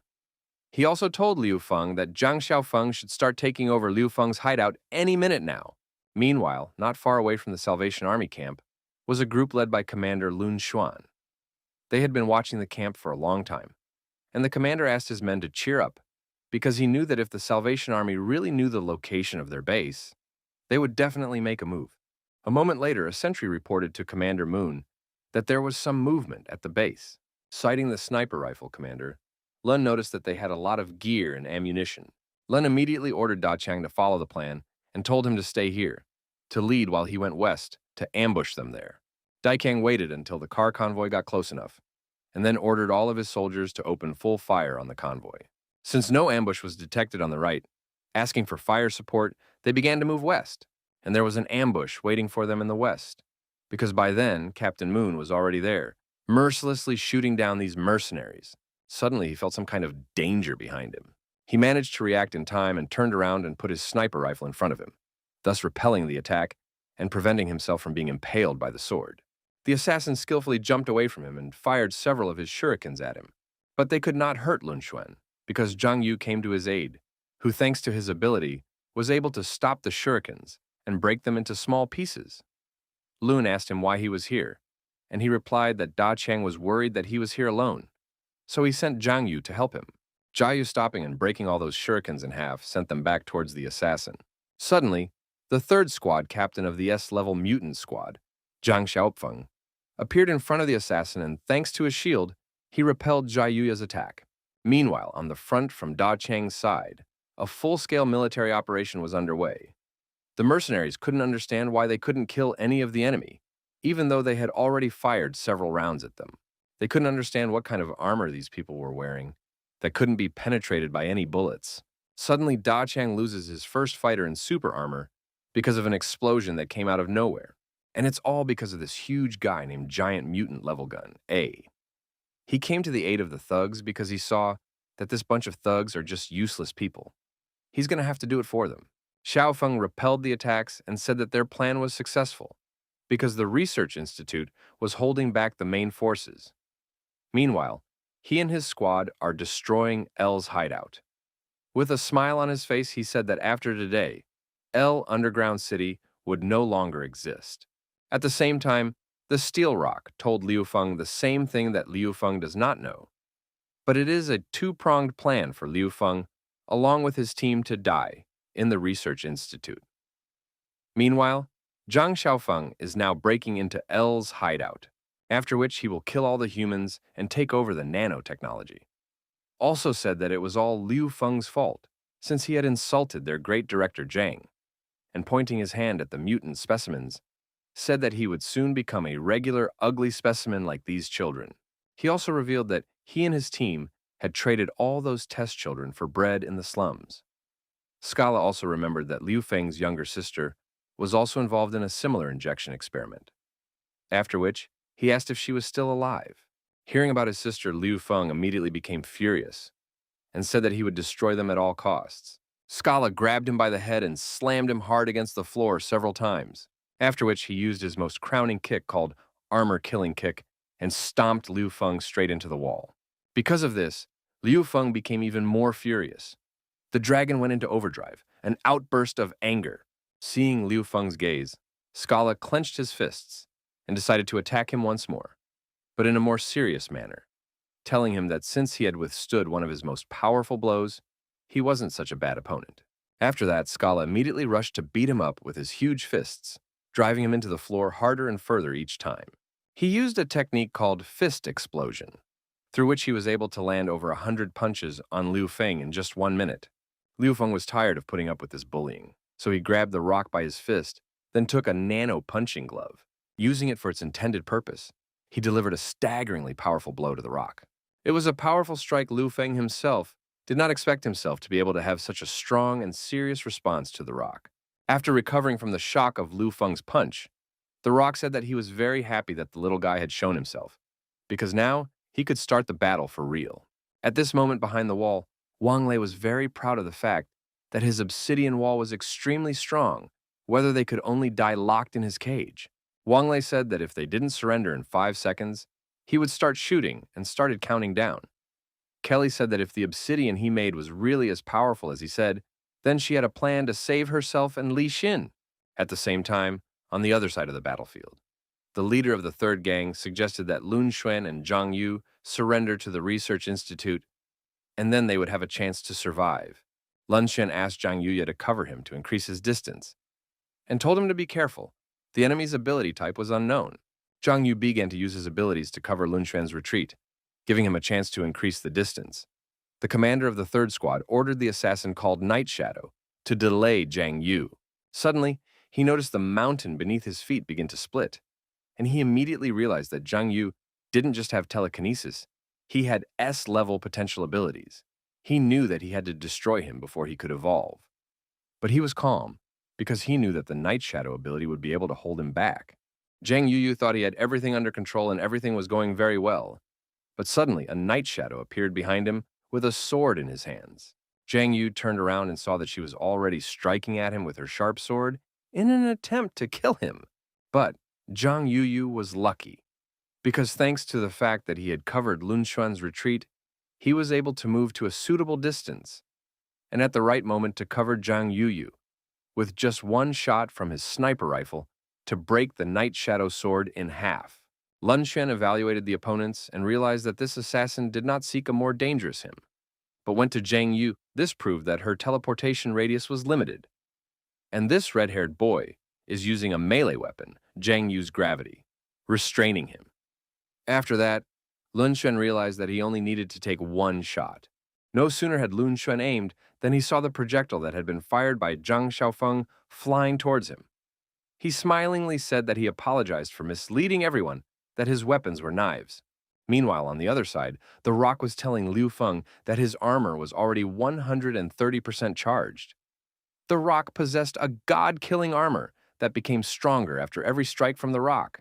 Scala said that Liu Feng was good and deserved to attack with all his might, after which he warned him to be more careful, because even his commander was running away from the next strike. Liu Feng replied to him that if so, he would also be serious, and applied a special skill, Master of Kung Fu, nano swords, taking a sharp sword in each tentacle. The Rock used the biomechanically flying machine to gain the most speed and deliver the final finishing blow to Liu Feng with all his might. Liu Feng, on the other hand, was not afraid to use the flow of the sword strike of the steel dragon, simply shredding the Rock into small pieces. At this time, behind the wall, Wang Lei counted to 5 and ordered the soldiers to open fire on Kelly, Li Xin, and the children with Grandpa Fu. As soon as the soldiers opened fire, Kelly immediately ordered everyone to duck and hide behind the obsidian shield she had made. Wang Lei saw her shield and laughed and said that it wasn't a bad ability, but it was only a support ability. And they have a two-pronged plan, so they captured them here. And Zhang Xiaofeng is currently destroying the L hideout. Hearing this, Kelly immediately decided that she had to tell Liu Feng this information somehow. She didn't know how to save the children and Grandpa Fu. Closing her eyes, she began to say in her head that she needed Liu Feng and asked him to come to her rescue. At this moment, Wang Lei laughed, saying that no matter what gods she prayed to, they would all die here. Suddenly, quite unexpectedly for Wang Lei, a wall collapsed behind his back. Liu Feng came out of the rift holding the Rock by his head, who looked quite bad. Seeing Wang Lei, Liu Feng said that if this was their entire plan, it was very weak. Meanwhile, on the other side of the battlefield, Zhang Xiaofeng said that after being hit by his energy cannon, Lun Xuan simply had no chance of survival. He also said that his ability was that he could use any kind of weapon without hindrance. The Research Institute has created a multifunctional shooting and cannon device for him. It can transform into different types of weapons combined with his ability. Enemies have no chance of success. After he finished bragging, he immediately attacked Zhang Yu with his super functional cannon. In just one go, he fired more than 10 rounds at Zhang Yu, but due to his strength, Zhang Yu was able to repel this blow. Before he could repel Zhang Xiaofeng's attack, a Night Shadow tried to attack and strike him from behind, but Zhang Yu was able to repel its attack as well. Zhang Xiaofeng told Zhao Yu that he recognizes that he is very talented, and his ability is very cool, and he is sorry to have to finish off Zhang Yu. Zhang Yu was at his limit, as he seemed to be at that moment. But after only a few seconds, he made a decision for himself that he would not give up in this life or any other. He would go all the way. Jiang Yu remembered that at the university he was invisible, and no one paid any attention to him. Outside of university, everyone had relationships, and the girls didn't like him, and they all wiped their feet on him and threw his love letters right in his face in full view of everyone. After the end of the world, he had a hard time awakening his abilities. I think that finally came spring. But he remained a backup who was almost fed to the zombie mutants. Thinking back on his entire life and how long everyone had been mocking and dismissing him, Zhang Yu realized that his entire life had been one big failure. Meanwhile, Faceless was still 100% determined to join the asylum, and had even already tried on a uniform. At this moment, Jia Yu was still holding back the attack of Night Shadow and Zhang Xiaofeng, realizing that his desire to become popular and recognizable was the right path. After all, Liu Feng had told him that he should not be afraid and develop his talent. Zhang Yu was angry as he threw the Night Shadow away from him. He then remembered that he was still holding onto the bullets that had been shot at him by Zhang Xiaofeng with his strength. He turned around and with all his strength threw about 20 rounds at the Night Shadow. Nightshade was shocked because he thought that the boy was cornered and would not be capable of such a thing. But Zhang Yu was unstoppable, as his rage knew no bounds, and he naturally gained a second wind when he saw that he was doing well. Because of this unexpected attack, the Night Shadow was injured and could not dodge any of the bullets Zhang Yu launched at it. Zhang Yu realized that he had to finish her off, to eliminate her once and for all, and to be left alone with Zhang Xiaofeng. Therefore, using his ability to control air and gravity, Zhang Yu broke her arm in several places with just one glance at the Night Shadow, so that she could not do anything to harm him. Zhang Xiaofeng, seeing that the Night Shadow was not coping with the boy, decided to help her by firing his super dangerous and cool gun. But no sooner had he aimed at the boy and fired than a bullet flew into his gun and damaged its trigger mechanism. He was shocked because he realized that this shot was made by Lun Xuan, whom he thought was dead because he thought he had killed him with 100% probability. Lun Xuan really did almost get finished off, but thanks to that girl, he was able to avoid being hit in time. Right now, this girl was pointing at Zhang Xiaofeng with her hand. Lun Xuan did not realize did this mean that he needed to shoot him. Meanwhile, at the research base, Divine Light was telling Kawase that she was resisting for nothing, explaining that she couldn't kill Divine Light and that her team would soon deal with the trash and they would all destroy Kawase together. She also said that at the same time, Commander Zhang Xiaofeng would take advantage of the absence of the main forces to attack El Sanctuary. It's a 100% plan to destroy the forces of El Shelter. All because this win-win tactic was put together by their commander, Zero. Kawase realized that she had to figure out how to save everyone. So she decided to attack the obsidian with her super-powered sword. Divine Light said that all her attempts were futile for her partner's ability to create solid obsidian. Such a degree of hardness, even she herself could not break through. Kawase still didn't want to give up, as suddenly they saw some kind of powerful laser that cut into the black obsidian like butter. After which, Lu Feng walked towards them, who not only cut through the obsidian with his powerful laser that no one had been able to pierce through before, but also held two Divine Light partners in his hands. Liu Feng told her that their plan was as fragile as obsidian. He said that he still had time to finish off the Divine Light and return to the base in time. At this moment, he thought that he was very lucky to have Xiao Puff's laser. Divine Light realized that attacking Kawase and Liu Feng was a mistake. She didn't expect that this Liu Feng would be so strong that he would be able to strike the two deputy captains. But since she had nowhere else to run, she mockingly said that it had been a long time since anyone had forced her to the second level and used the Death Eye technique. Seeing that, Kawase immediately rushed to attack. But Divine Light was 100% sure of herself. So she said that if they didn't surrender, they would die right here. As soon as Divine Light applied the Death Eye technique, Kawase and Liu Feng felt as if their bodies had stopped happening to them. They couldn't move. Her needle-sharp hair was already getting close to Kawase. Divine Light was pleased with herself, saying that once the second stage was launched, it couldn't be reversed. After which she said that they could be proud to die from this particular reception. Before she could speak, a Valkyrie appeared through the wall. She grabbed the Divine Light by the face so that she couldn't use her Eye of Death technique, and laying her on the ground, began mercilessly delivering blow after blow right to her head. The Valkyrie was ruthless, and despite everything, she tried to break the Divine Light's head for her to black out so she couldn't use the Eye of Death. Liu Feng realized that they had to destroy the Divine Light at all costs, so he decided to help the Valkyrie. But no sooner had Liu Feng approached her Then suddenly, divine light tipped her gaze towards him, thus casting a powerful illusion on him. Suddenly, he was transported to the university auditorium, where Kawase and Valkyrie were standing next to his desk. They were tugging at his ear like a puppy, saying how dare he fall asleep when the senior girls were giving him special counseling. Liu Feng didn't understand at first, as he had just been on the battlefield and was now in the classroom. After a couple of minutes, he still realized that it was an illusion created by divine light. But as soon as the high school girls held his head between their chests, he understood how realistic the illusion was. He was very happy that he had such classy and smart high school girls, because thanks to them, he would pass the exam with all 100 points. In reality, Liu Feng had fallen into the dream world that the divine light had made for him. Meanwhile, Zhang Xiaofeng was firing his cannon at Lun Xuan, who was running away and dodging his bullets, unable to believe that that shot couldn't destroy his weapon. Lun Xuan realized that he needed to find an opportunity to destroy Zhao Xiaofeng as soon as possible. Zhao Xiaofeng decided to add some more fun to his hunting game and threw a smoke bomb at Lun Xuan. The sniper realized that his opponent wanted the smoke to obstruct his view. But the pony also realized that it was also a hindrance to Zhao Xiaofeng. After climbing out of the cloud of smoke, Lun Xuan saw that the ion cannon was firing at him.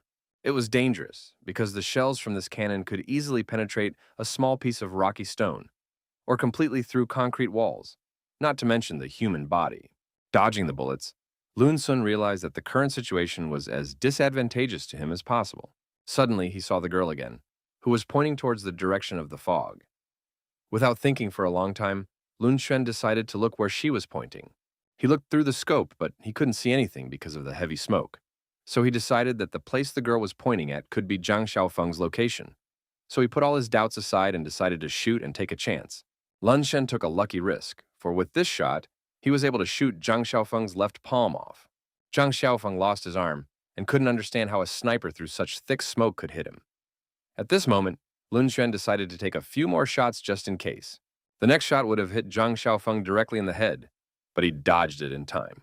Zhang Xiaofeng hid behind a huge stone, realizing that even if it wasn't a coincidence and he determined his location, he definitely wouldn't be able to pierce through a stone this thick.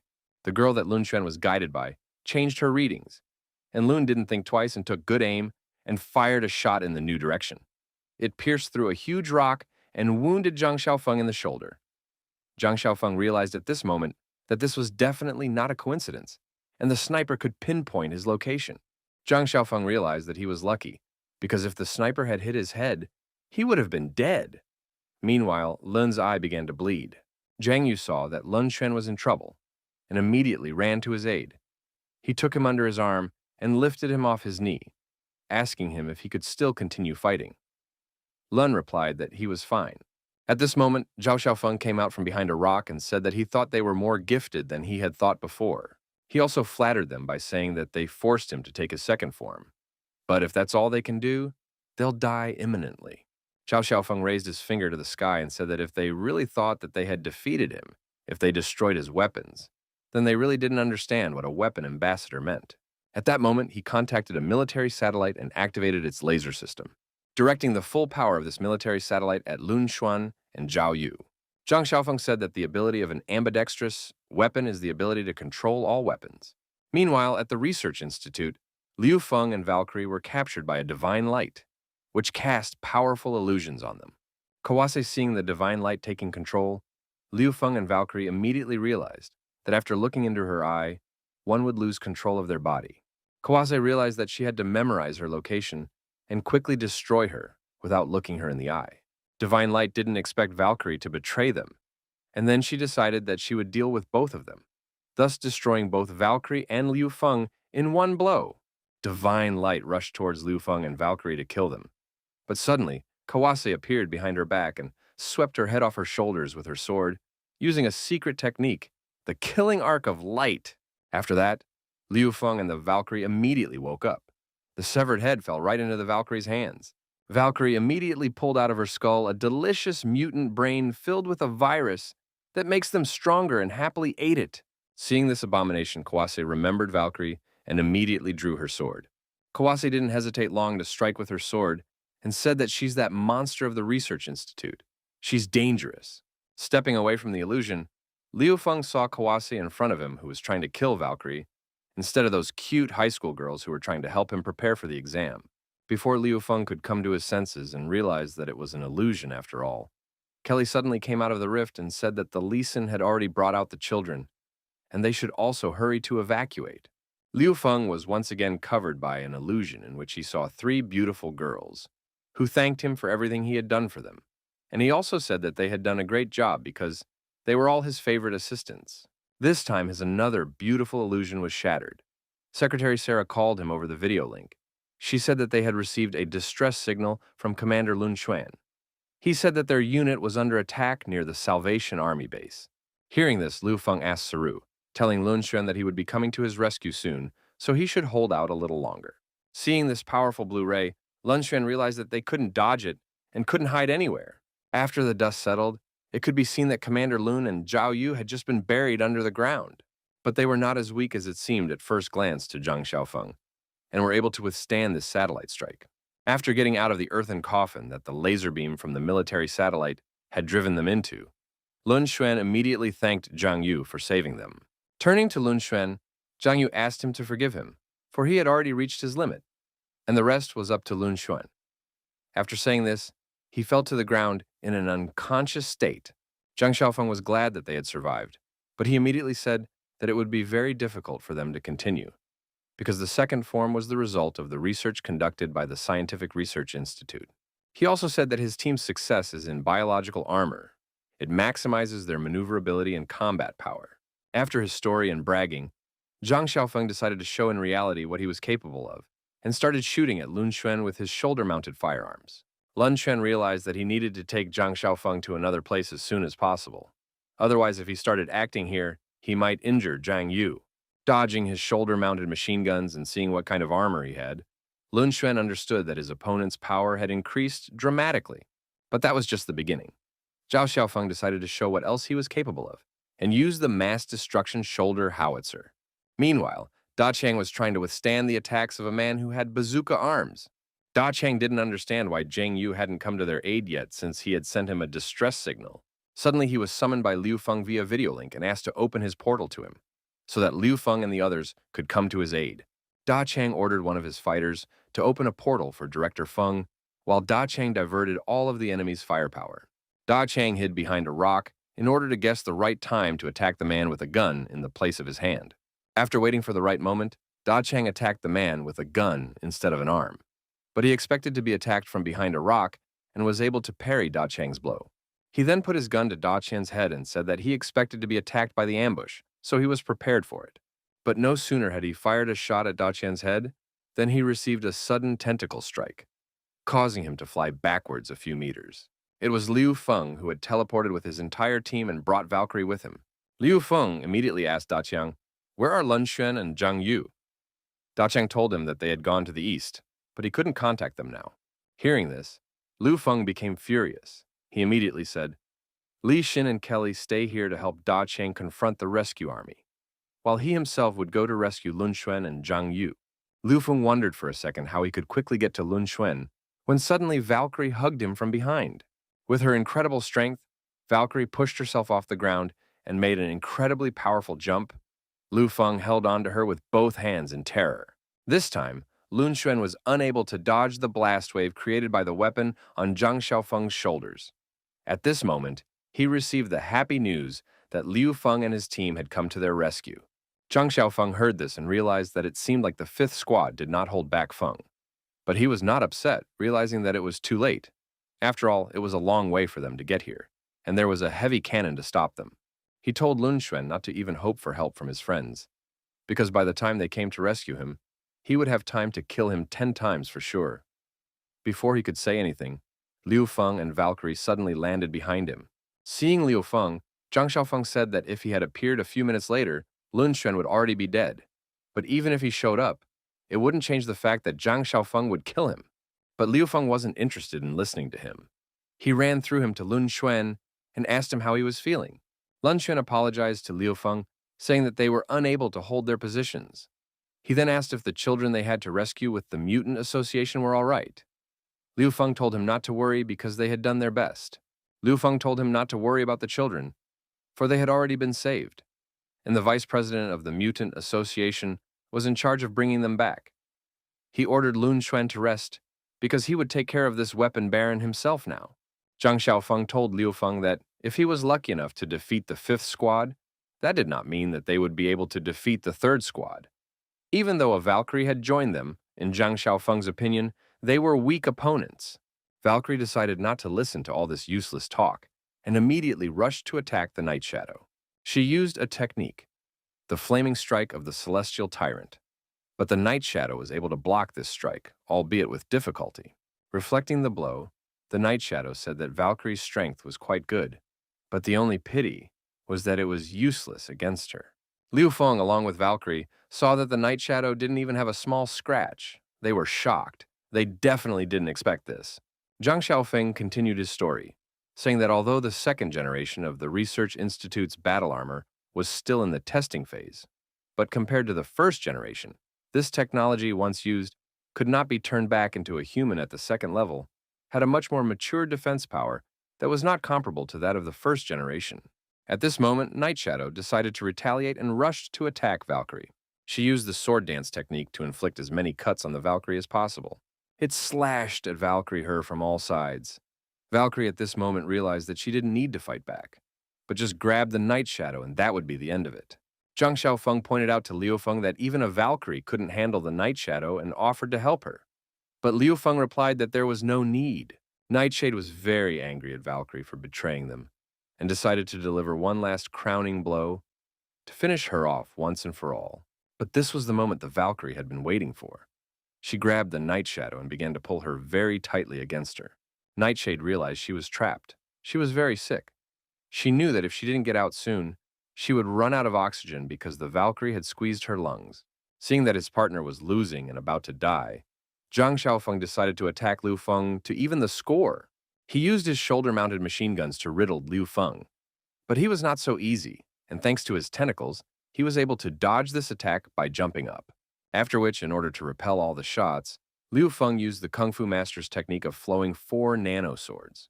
And so, Liu Feng was already close to strike at Zhang Xiaofeng as he suddenly opened his chest and pulled out 2 kinetic chest cannons from it. Being in the face of mortal danger, Liu Feng realized that there was no turning back, and one must break this kinetic chest cannon by any means necessary. Zhang Xiaofeng couldn't even imagine that the little guy was really such a good fighter. He had clearly underestimated Liu Feng. At the critical moment, Liu Feng was able to break his kinetic chest cannon with his glove to avoid the fatal blow. But because of this, he broke his glove, and Zhang Xiaofeng knew about it. At this moment, Liu Feng realized that he had to make the right choice, either take all of his own and escape to the base to heal his wounds and respond with renewed strength, or destroy Zhang Xiaofeng without a glove at all costs. Zhang Xiaofeng said, he can't help but notice that he is starting to fear their potential. After all, first Lun Xuan, then Zhang Yu. The former has a deadly eye. The latter has gravity control. In time, they would be able to reach the SS level. Hearing this, Liu Feng realized that he needed to use a new technique, and he only had one chance, so he decided to get close to Zhang Xiaofeng. Seeing Liu Feng approaching, Zhang Xiaofeng said that he had been waiting for the moment to get closer to him. He immediately set about changing the shape of his armored body.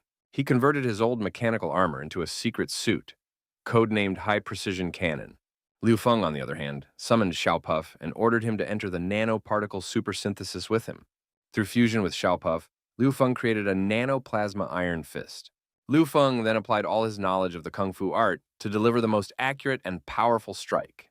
With his Kung Fu skill and thunderous deadly fist, Liu Feng delivered a precise and powerful strike at his opponent, thus shattering his armor.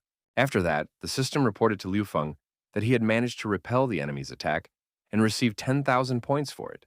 But the system also detected the nano core that Liu Feng had ripped out of Zhang Xiaofeng's chest and offered to integrate it.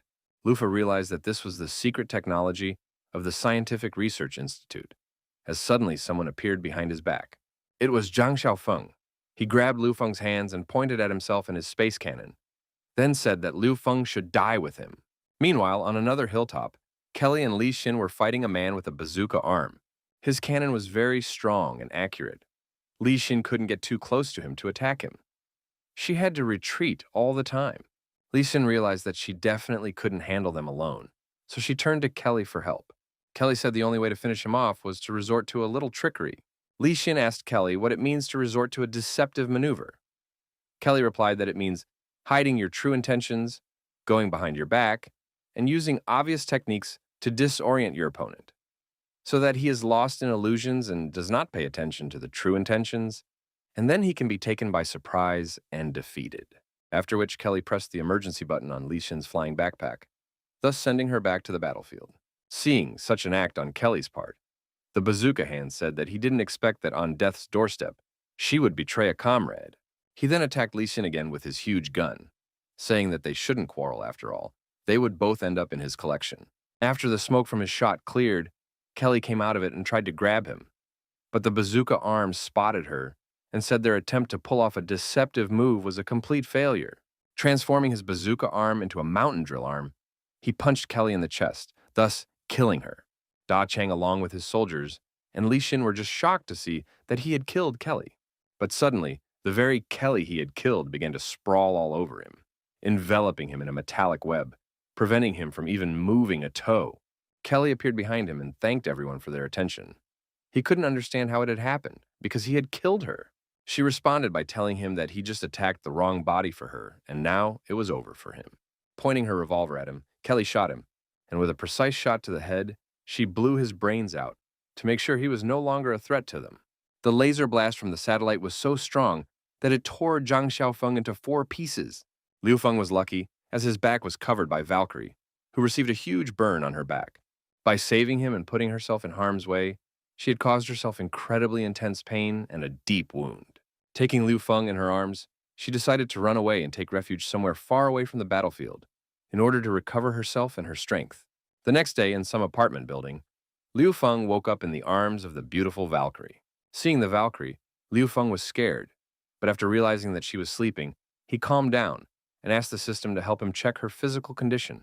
The system scanned the Valkyrie and replied that, because of the last interruption, the transformation progress was now at 56%, and it also detected a control command to kill them all. Liu Feng thought that Zheng would probably use this command to control Valkyrie. Liu Feng was glad that he had discovered this command in time. Otherwise, it could have led to his death and the death of his friends in the future. He ordered the system to change the command inside Valkyrie's body to the new command, "Take care of yourself." Xiao Puff told Liu Feng that Li Xin wanted to contact him. Liu Feng happily received the signal and asked if she was okay with Kelly. Li Xin replied that they were fine and asked where he was now. Liu Feng replied that he had been rescued by a Valkyrie, but it was possible that he was far away from them. So he ordered them to return to the base on their own. Li Xin accepted the order, saying that they would go to the base and he should be more careful. Liu Feng asked her not to worry because he could take care of himself.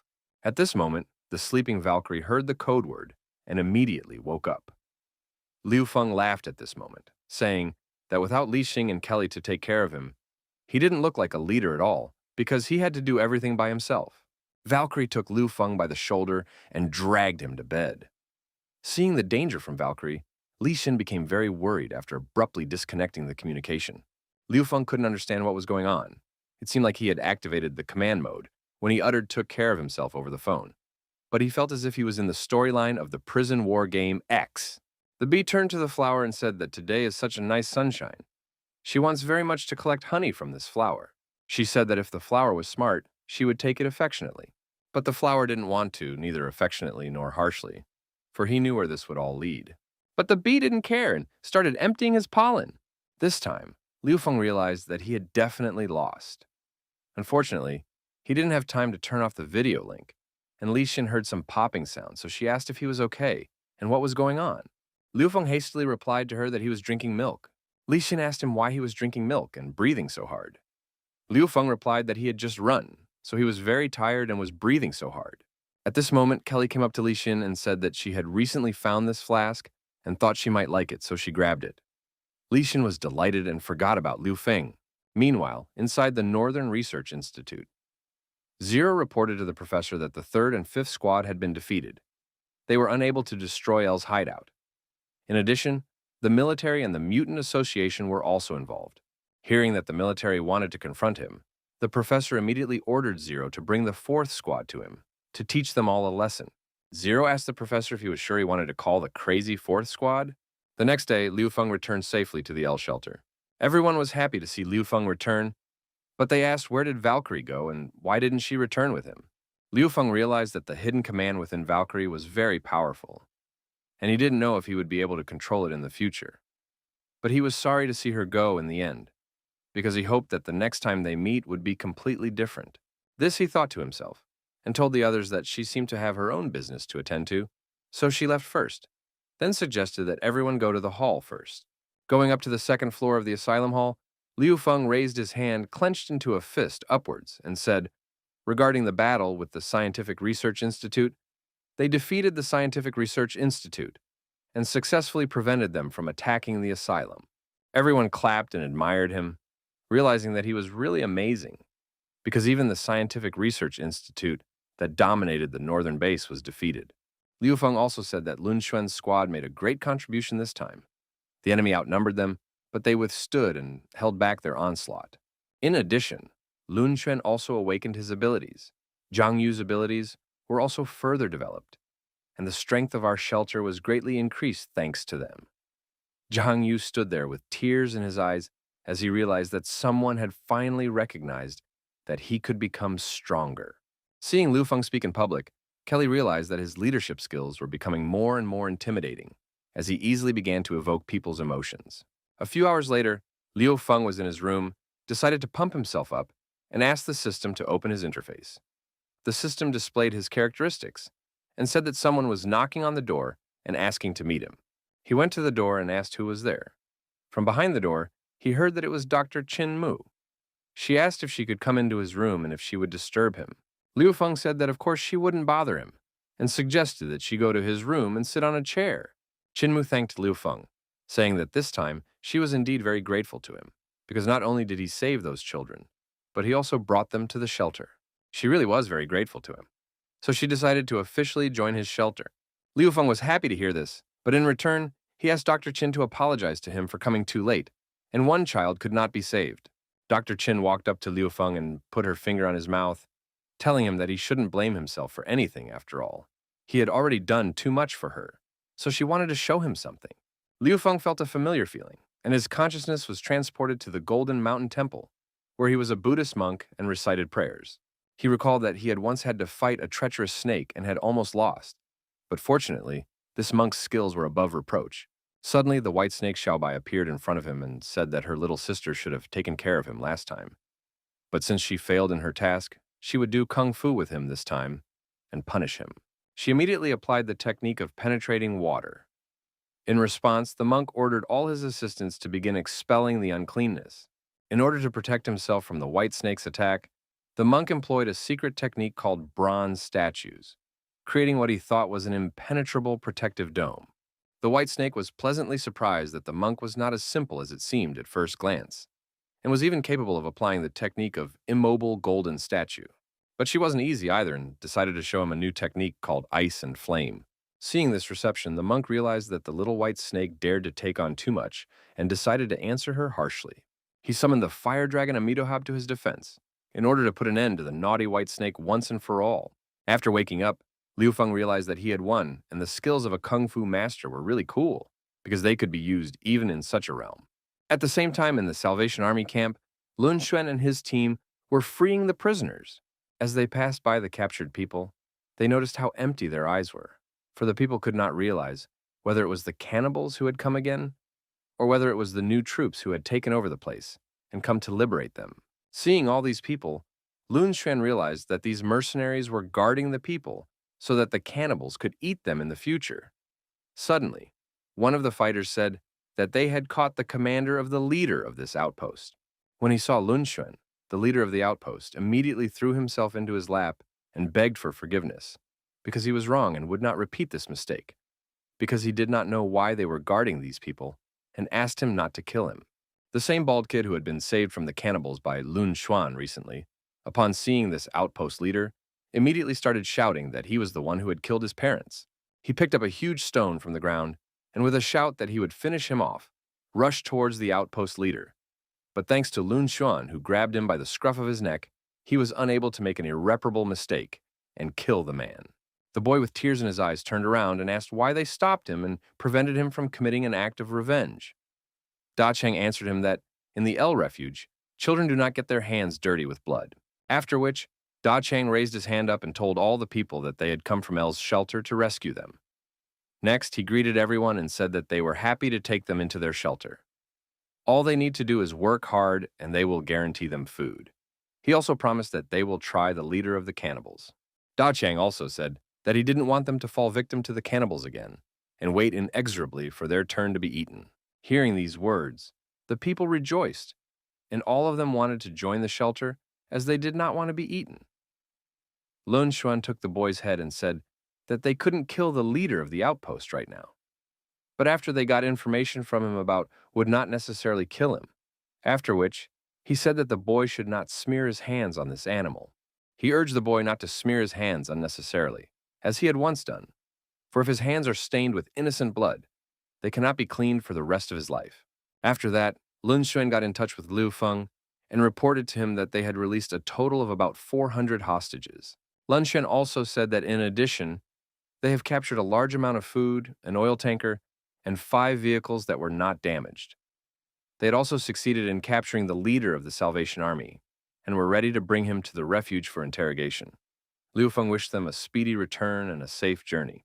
Suddenly, Dr. Qin just rushed into his office, screaming that everything was bad. Liu Feng asked her what was wrong. She, barely breathing, told him that his little sister was in trouble. Liu Feng was shocked. They immediately ran to the hospital wing. When Liu Feng saw his sister Xintong and her condition, he realized that things were really bad. Dr. Qin immediately asked to hold her so she could give her an injection, but Qin didn't have time to draw the syringe before Xintong suddenly decided to stand up. Seeing this, Liu Feng immediately hugged her. He immediately said that he couldn't see her and asked her not to be afraid because he was close by. When she felt her brother, Xintong, immediately calmed down and fell asleep. After putting his sister back on the hospital bed, Liu Feng immediately called out Sister Qinmu for her to give her an injection. Qinmu told him that his sister had an attack of black blood disease. This kind of medicine developed in the early days of the Research Institute has a strong ability to transform, but it is very unstable. She said that now her drug would no longer be able to suppress the growth of Xintong's strength, and if this continued, she would slowly lose her mind. Liu Feng didn't want to lose his sister, so he immediately asked Uncle Fu where else he could find the serum, to which he told him that the early serum of this type was no longer produced. After thinking for a while, Uncle Fu remembered that this serum could only be found in laboratory number 4 inside the Research Institute. But it was closely guarded, and it was very difficult to get into this laboratory. Liu Feng was very angry when he heard this. When he came back to his office and immediately asked the system to show his specs, for he wanted to upgrade them. He realized that this time, the enemy had taught him a lesson. You can never have enough weapons. His mom, the plasma fist, was very powerful, but he couldn't use it for too long. When facing the enemy, all the vulnerable points would open up. So first of all, he decided to increase his strength by 4 points in intelligence.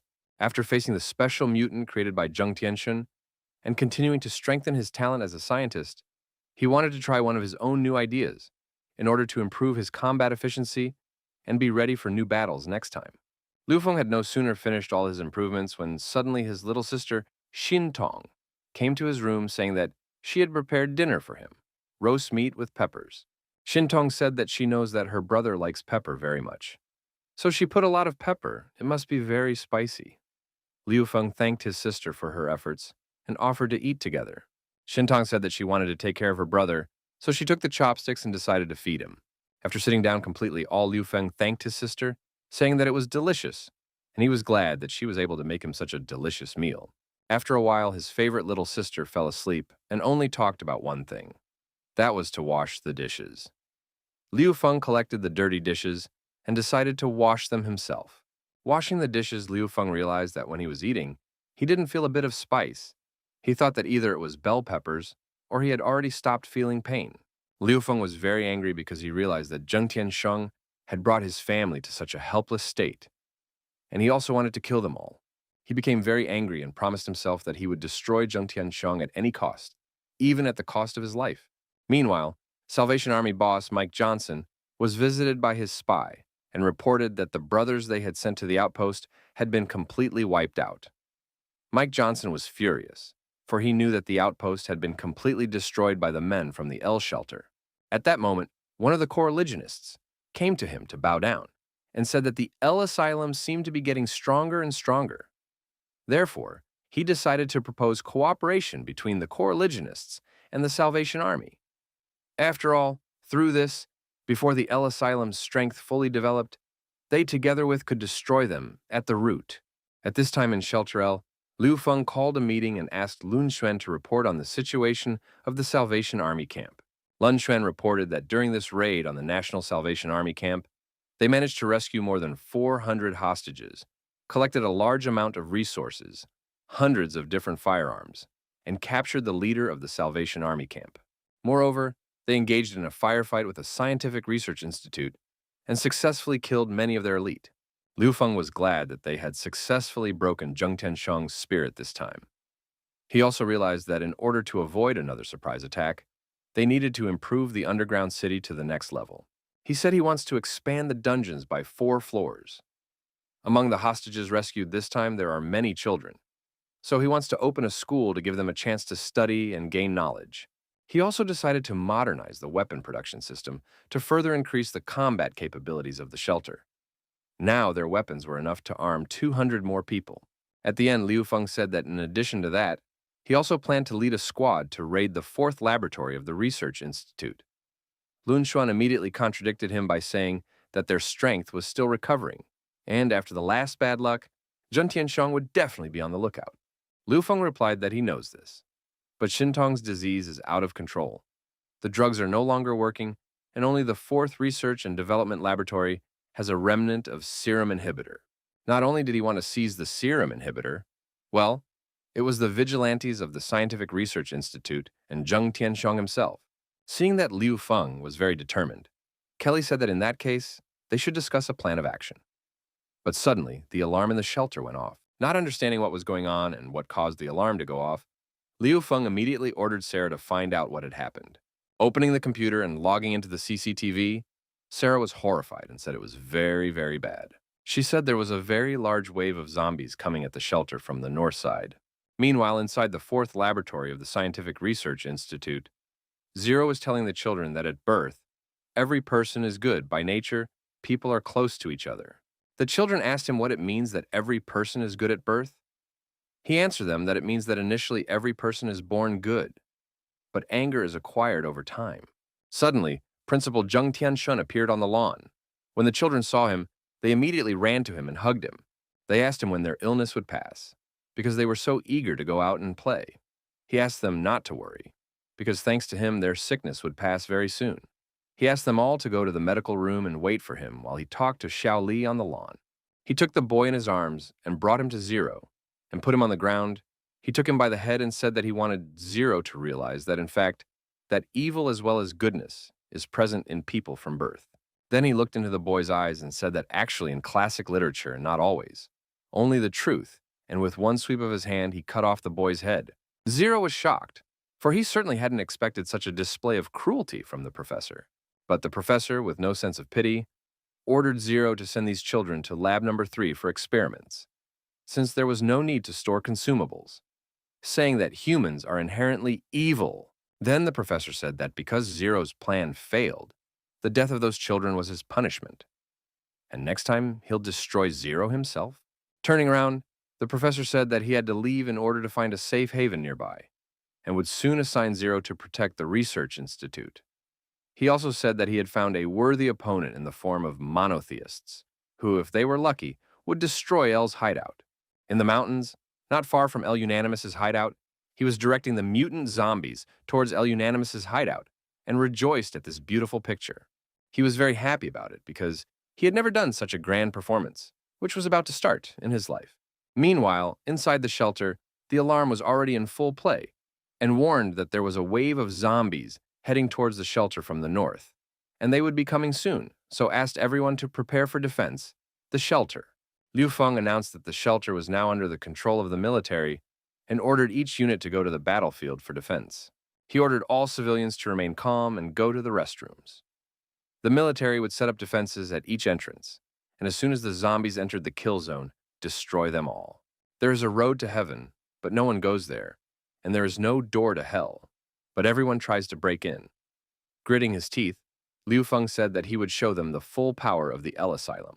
Meanwhile, Unanimity had already realized that L's hideout was under the hospital and very well hidden.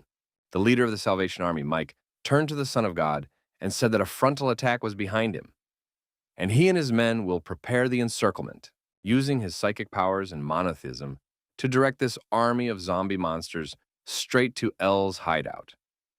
And the carnage began. The defenders of the asylum, led by Da Chang, were killing one zombie after another. Da Chang not only shot, but also used grenades for massacres. Unigod saw that the shelter L, a very huge combat power, because his zombies lay just a pack of zombies, does not have time to even get close to the shelter. Realizing this, he decided to scan the shelters and find any flaw in it to guide his mutant zombies down the easiest and most vulnerable path. But before he could even start scanning the shelter, suddenly with his accurate and powerful sniper rifle shot, Lun Xuan blew off his arm. The unicorn immediately hid behind a huge rocky stone. He had not expected such an accurate and powerful shot from the sniper. He survived, thinking that it was thanks to the prayer he recited to this day that he was able to dodge that fatal shot. He regretted not having the priestess with him, for she could have controlled the zombies and mutants to attack the fortified places. But fortunately, he still had the support of the leader of the National Salvation Army. At this time, Liu Feng was asking the priestess of the coreligionists about this apostle who had sent a crowd of zombies to their hideout. The priestess said that it was the number 5 apostle of the monotheists. Nicknamed the Son of God, his zombie control ability, he could control a large number of ordinary zombies. She also said that he complemented her ability, and the two of them often worked together. Hearing this, Liu Feng didn't understand why he had now decided to attack their hideout alone. Suddenly, Liu Feng and his team heard that there was an explosion in the shelter. Immediately, Da Chang contacted them and said that their business was bad because someone had blown up the wall in the restroom. Liu Feng was shocked at what he heard. Da Chang repeated to him, telling him that there was a big hole in the wall, a few people wide. A few more explosions rang out and strangers burst into the shelter and began killing civilians. The Army of Freedom, having broken through to L's hideout, destroyed everyone in its path, sparing no one. Salvation Army leader Mike Johnson was pleased that the map the underground clan had given him was indeed a good one, whereupon he ordered his boys to grab valuables, food, and women, killing all the men in their path. Seeing the stars of the world trembling on the floor, which were the girls even before the end of the world, the head of the Salvation Army pulled his filthy paws toward them, saying that the two of them were true beauties and he would take them with him. The chief electrician, who was nearby at the time, could not believe that he was afraid, and only watched his comrades being grabbed and the women being taken away. He got up from his knees and started laughing loudly, attracting attention. When the boss of the Salvation Army saw him, he ordered his servants to finish the worm off. At that moment, the electrician held what looked like a grenade in his hand and said loudly that his mission was over. Long live the shelter. He turned around and threw something that looked like a grenade at the enemies. Seeing the flying object that looked very much like a grenade, the leader of the Salvation Army, along with his bandits, immediately jumped back in different directions. Just a minute later, turning around, they realized it was a sausage. But the electrician, along with the world's movie stars, had already successfully escaped from them. Mike Johnson, realizing that he had been played, immediately ordered his men to kill them and open fire on them. The electrician, hearing the Hall of Fire, told the girls that they should immediately hide around the corner because the bullets wouldn't get them there after all. Bullets can't turn a corner. Running away, the electrician thought he would have been better off waiting for the doctor to come and save him. At least his life would have been in danger. He couldn't understand why he used to watch his friends die, and he couldn't do anything about it. Then he realized that there was a killer out there who would find and kill them anyway. So it was useless to hide, after all. He was just an ordinary man. So he decided to go out and die. He came out from around the corner, closed his eyes, but after a second he realized that no bullets had touched him. Opening his eyes and turning around, he saw that Liu Feng had appeared, who was able to repel all the attacks thanks to his tentacle. Liu Feng repelled all the mercenary attacks, after which he told the electrician that he was good for not being afraid and saved not only his life, but also the lives of the girls. When he saw Liu Feng, the electrician immediately threw himself at his feet and tearfully said that he was very happy to see him, because he thought he was going to die and no one would save him. He turned to the leader of the Salvation Army and asked him who they were and why they had invaded L's sanctuary. Mike Johnson responded by telling him that it didn't matter who they were, because they would take all the beauties from his hideout to be their playthings, and his acolytes said that when the boss got fed up, he would give these maidens to them, especially the one in red, for she was in the top 10 richest Forbes directors, Kelly. Their leader agreed and said to avoid this, Liu Feng should kneel down and beg for his life. Hearing this, Liu Feng asked him to repeat what he had said, because he didn't understand how this snapping bastard had such courage, not only to attack his hideout, but also to threaten him and his women. Mike Johnson told Liu Feng that his main problem was standing in front of him. After that, he immediately rushed at Liu Feng. He swung his huge axe for just one blow to blow his head off his shoulders and take possession of his hideout. Liu Feng saw this bulky man, did not panic at all, but used his skillful technique of Kung Fu master, and what he had strength, hit his nano-mechanical glove bulky man directly in the stomach. Mike Johnson's henchmen were horrified to see their boss taken down with just one punch, but Mike Johnson was not as easy to kill as it seemed at first glance. He quickly recovered from the blow and immediately launched a powerful counterattack. Mike Johnson told Liu Feng that he was strong and that if he didn't have that armor, who would have penetrated him with one punch? He then said that Liu Feng's main forces are on the front lines and he broke through to the hideout, and so Liu Feng but only has to wait to die. With a smile, Liu Feng said that he had already prepared himself long ago, just waiting for someone to attack him unexpectedly, then ordered the system to automatically launch the defense cannons. Mike Johnson saw the automatic defense cannons and was shocked. Meanwhile, Liu Feng ordered to destroy all the intruders who were inside his shelter. Mike Johnson saw his soldier being torn apart, realized that this was a very high-level shelter if it had such deadly defensive guns of enormous caliber. Video of his subordinates dying, he realized that this would not work, and he had to take the bull by the horns. He used his special technique called maximum overload of nuclear armor, after which he immediately rushed towards Liu Feng, for he realized that he only needed to kill the boy to take over the hideout. His armor was specifically designed for use underground before the end of the world. Designed specifically to successfully dig tunnels, it was able to withstand overloads for short periods of time. Mike Johnson was already too close. Liu Feng realized that he wouldn't be able to repel the deadly blow, so he asked Kelly to make a shield for him. Kelly made a shield for Liu Feng, and he immediately transformed it, making him able to fend off a deadly attack with Mike Johnson's huge axe. Mike Johnson was shocked to see that Liu Feng was able to easily repel his attack.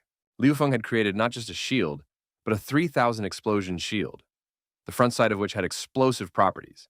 If you hit it hard enough, it would cause a huge explosion.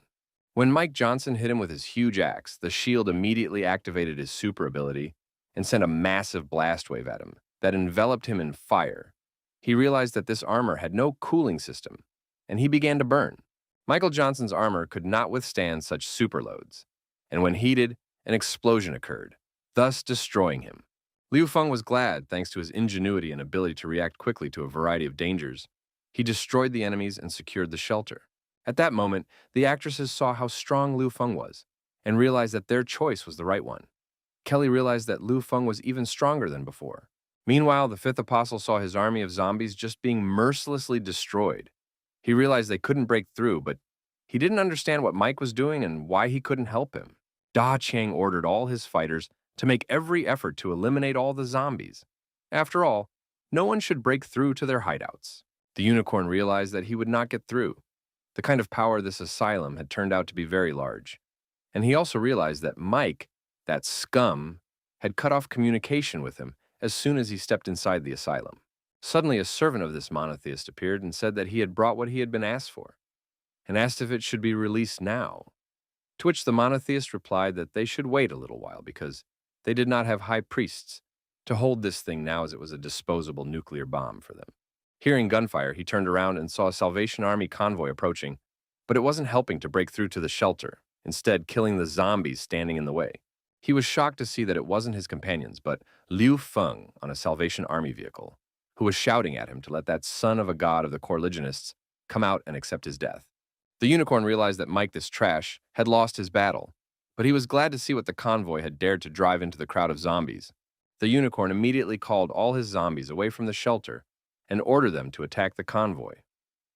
Da Chang saw that the column was surrounded and decided that he and his soldiers should cover their passage. But Lun Xuan told him to wait and see what would happen next.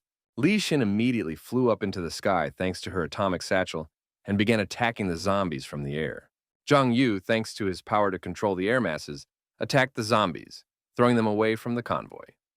Liu Feng, on the other hand, asked Kelly to make him something hard and metallic to protect the car.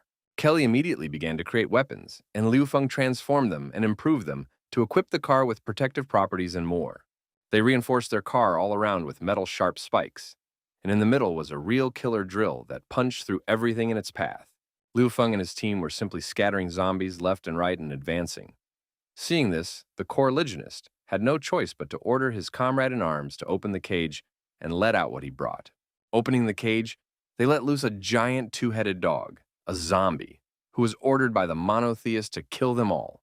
It was an enormous two-headed ferocious zombie, a mutant, a dog that was still unrivaled, eating everything in its path. Liu Feng saw this mutant zombie dog and was shocked, because he realized that it would be a deadly battle. But suddenly a priestess appeared beside him and said that she would deal with the dog. She self-consciously hooded herself and began to use her telepathic power to take control of this mutant zombie. The unanimous God King saw the high priestess at Liu Feng's side and stiffened from not understanding what was happening. The dog, a mutant zombie sensing the power of the high priestess, immediately stopped and turned towards the coreligionist, after which he attacked the high priest, tore him into two pieces, and ate him. Liu Feng froze in horror at what he saw. Liu Feng was very frightened because this huge, two-headed dog immediately ran at Liu Feng after eating the monotheist. But all was well, because it turned out that he just ran to his queen. She petted him and thanked him for his help. Liu Feng calmed down and realized that now that everything was settled here, they should take advantage of the victory and finish off the others. Especially since Zheng Tianxiang definitely did not expect them to win. Before they started reacting, Liu Feng decided to attack Lab Number 4, after a while in a certain alleyway of the northern base. Everything seemed strange to Liu Feng after all. Commander Guo had said that he would send people to meet them at the gate, but there was no one here. Suddenly, he was suddenly attacked from behind. Liu Feng sensed the sudden attack and applied a firm grip on the tentacles. Afterwards, he saw that this attacker turned out to be the staff officer of Commander Guo's daughter. Still in suspense, she said that Liu Feng had become even stronger. At least he would have the strength to break into the fourth laboratory. She also said that Zheng Tianshun had recently had a big scandal with the military, so the fourth squad had already returned to the base for defense. But fortunately, Jensen was away on business, and it was best to attack while he was gone, as then only the fourth squad would have to be defeated. Liu Feng asked her what that fourth squad was, and why she was so afraid to talk about it. She replied by saying that they are the most unruly squad. Also, they are Zheng Tianxiang's deadliest squad. But no one knows what exactly they are capable of. Everyone who has seen them is long dead. But Liu Feng was not the least bit scared by this, because no matter how strong they are, he must break through. His sister's illness can't wait. He then immediately decided to introduce him to his sister, saying that she was his sister and pointed to her. But after a second, he saw that she was gone. He was very frightened when he realized that his sister had disappeared without a trace once again and started shouting all around, calling out for Shintong. Meanwhile, in Lab Number 4, the girl and the boy were trembling against the wall, afraid of some type of person outside. This type outside was ripping out the swellings from the people in Lab Number 4 and putting them all in one pile. The girl and the young man realized that they were all black blood patients, were just food. The girl wanted to say something, but the young man immediately covered her mouth with his palm, saying that she should not say anything, because if this fourth group heard, they would kill them, because they are bloody monsters. But it was too late, for someone had heard them and had pierced the young man with his sharp hand. The girl, seeing the young man being dragged by the monster, fell on his knees, and with tears in his eyes asked God to help him, because he did not want to die. After a few minutes, after opening her eyes, she saw Liu Feng's younger sister, Xin Tong, sitting in front of him with her hands folded in her lap. She said that Xin Tong smelled just like them, that she was a patient with black blood disease, but couldn't understand why she hadn't seen her before in Lab Number 4. Hearing a suspicious sound, the girl took Xin Tong's hand and ran, saying that the demons from the fourth squad had spotted them. After running a little further down the hallway, they spotted a ventilation shaft in the wall and decided to get into it as soon as possible. Climbing into the ventilation shaft, the girl told Blue that they found this shaft while searching for food, It also runs through several facilities of Lab Number 4. The corpse processing plant is just a small structure with various rooms, a research lab, sample storage, and so on next to it. After that, the girl said that some survivors were hiding in a room, and she and Shintong should go there too. But as soon as she opened the door to that room, a crowd of the same surviving zombies poured out. Seeing this crowd of zombies, the terrified face of her companion Shintong immediately rushed forward to defend her friend. Realizing that there were so many zombies, Shintong decided to use her mutant powers to kill as many zombies as possible at once. When the girl saw this, she immediately realized that Shintong was a mutant, just like the fourth squad. After destroying all the zombies, Shintong looked at the girl with a demonic look, then calmed down and took her hands on her stomach, which was gurgling very loudly and letting her know that she was hungry. The girl immediately realized that Shintong was hungry and gave her some moldy bread, telling her that she should eat it sooner rather than later, as it had been obtained with a lot of hard work. Looking at this bread that Brother Jen bought with the price of his life, she realized that maybe she would be next. Taking the moldy bread from the girl, Shintong immediately recalled her brother's words, that one should not take other people's things lightly, but if they were accepted, they should express their gratitude. Sintun immediately opened her backpack and took out 2 bottles of milk, sprats, and non-moldy bread, saying that her brother had told her to thank good people, and handed the food to the girl. The girl was shocked because she had not seen so much food for a long time, and it was fresh. The girl thanked Shintong for the food and said that they would be friends from now on, since no one had ever saved her before, much less given her so much food.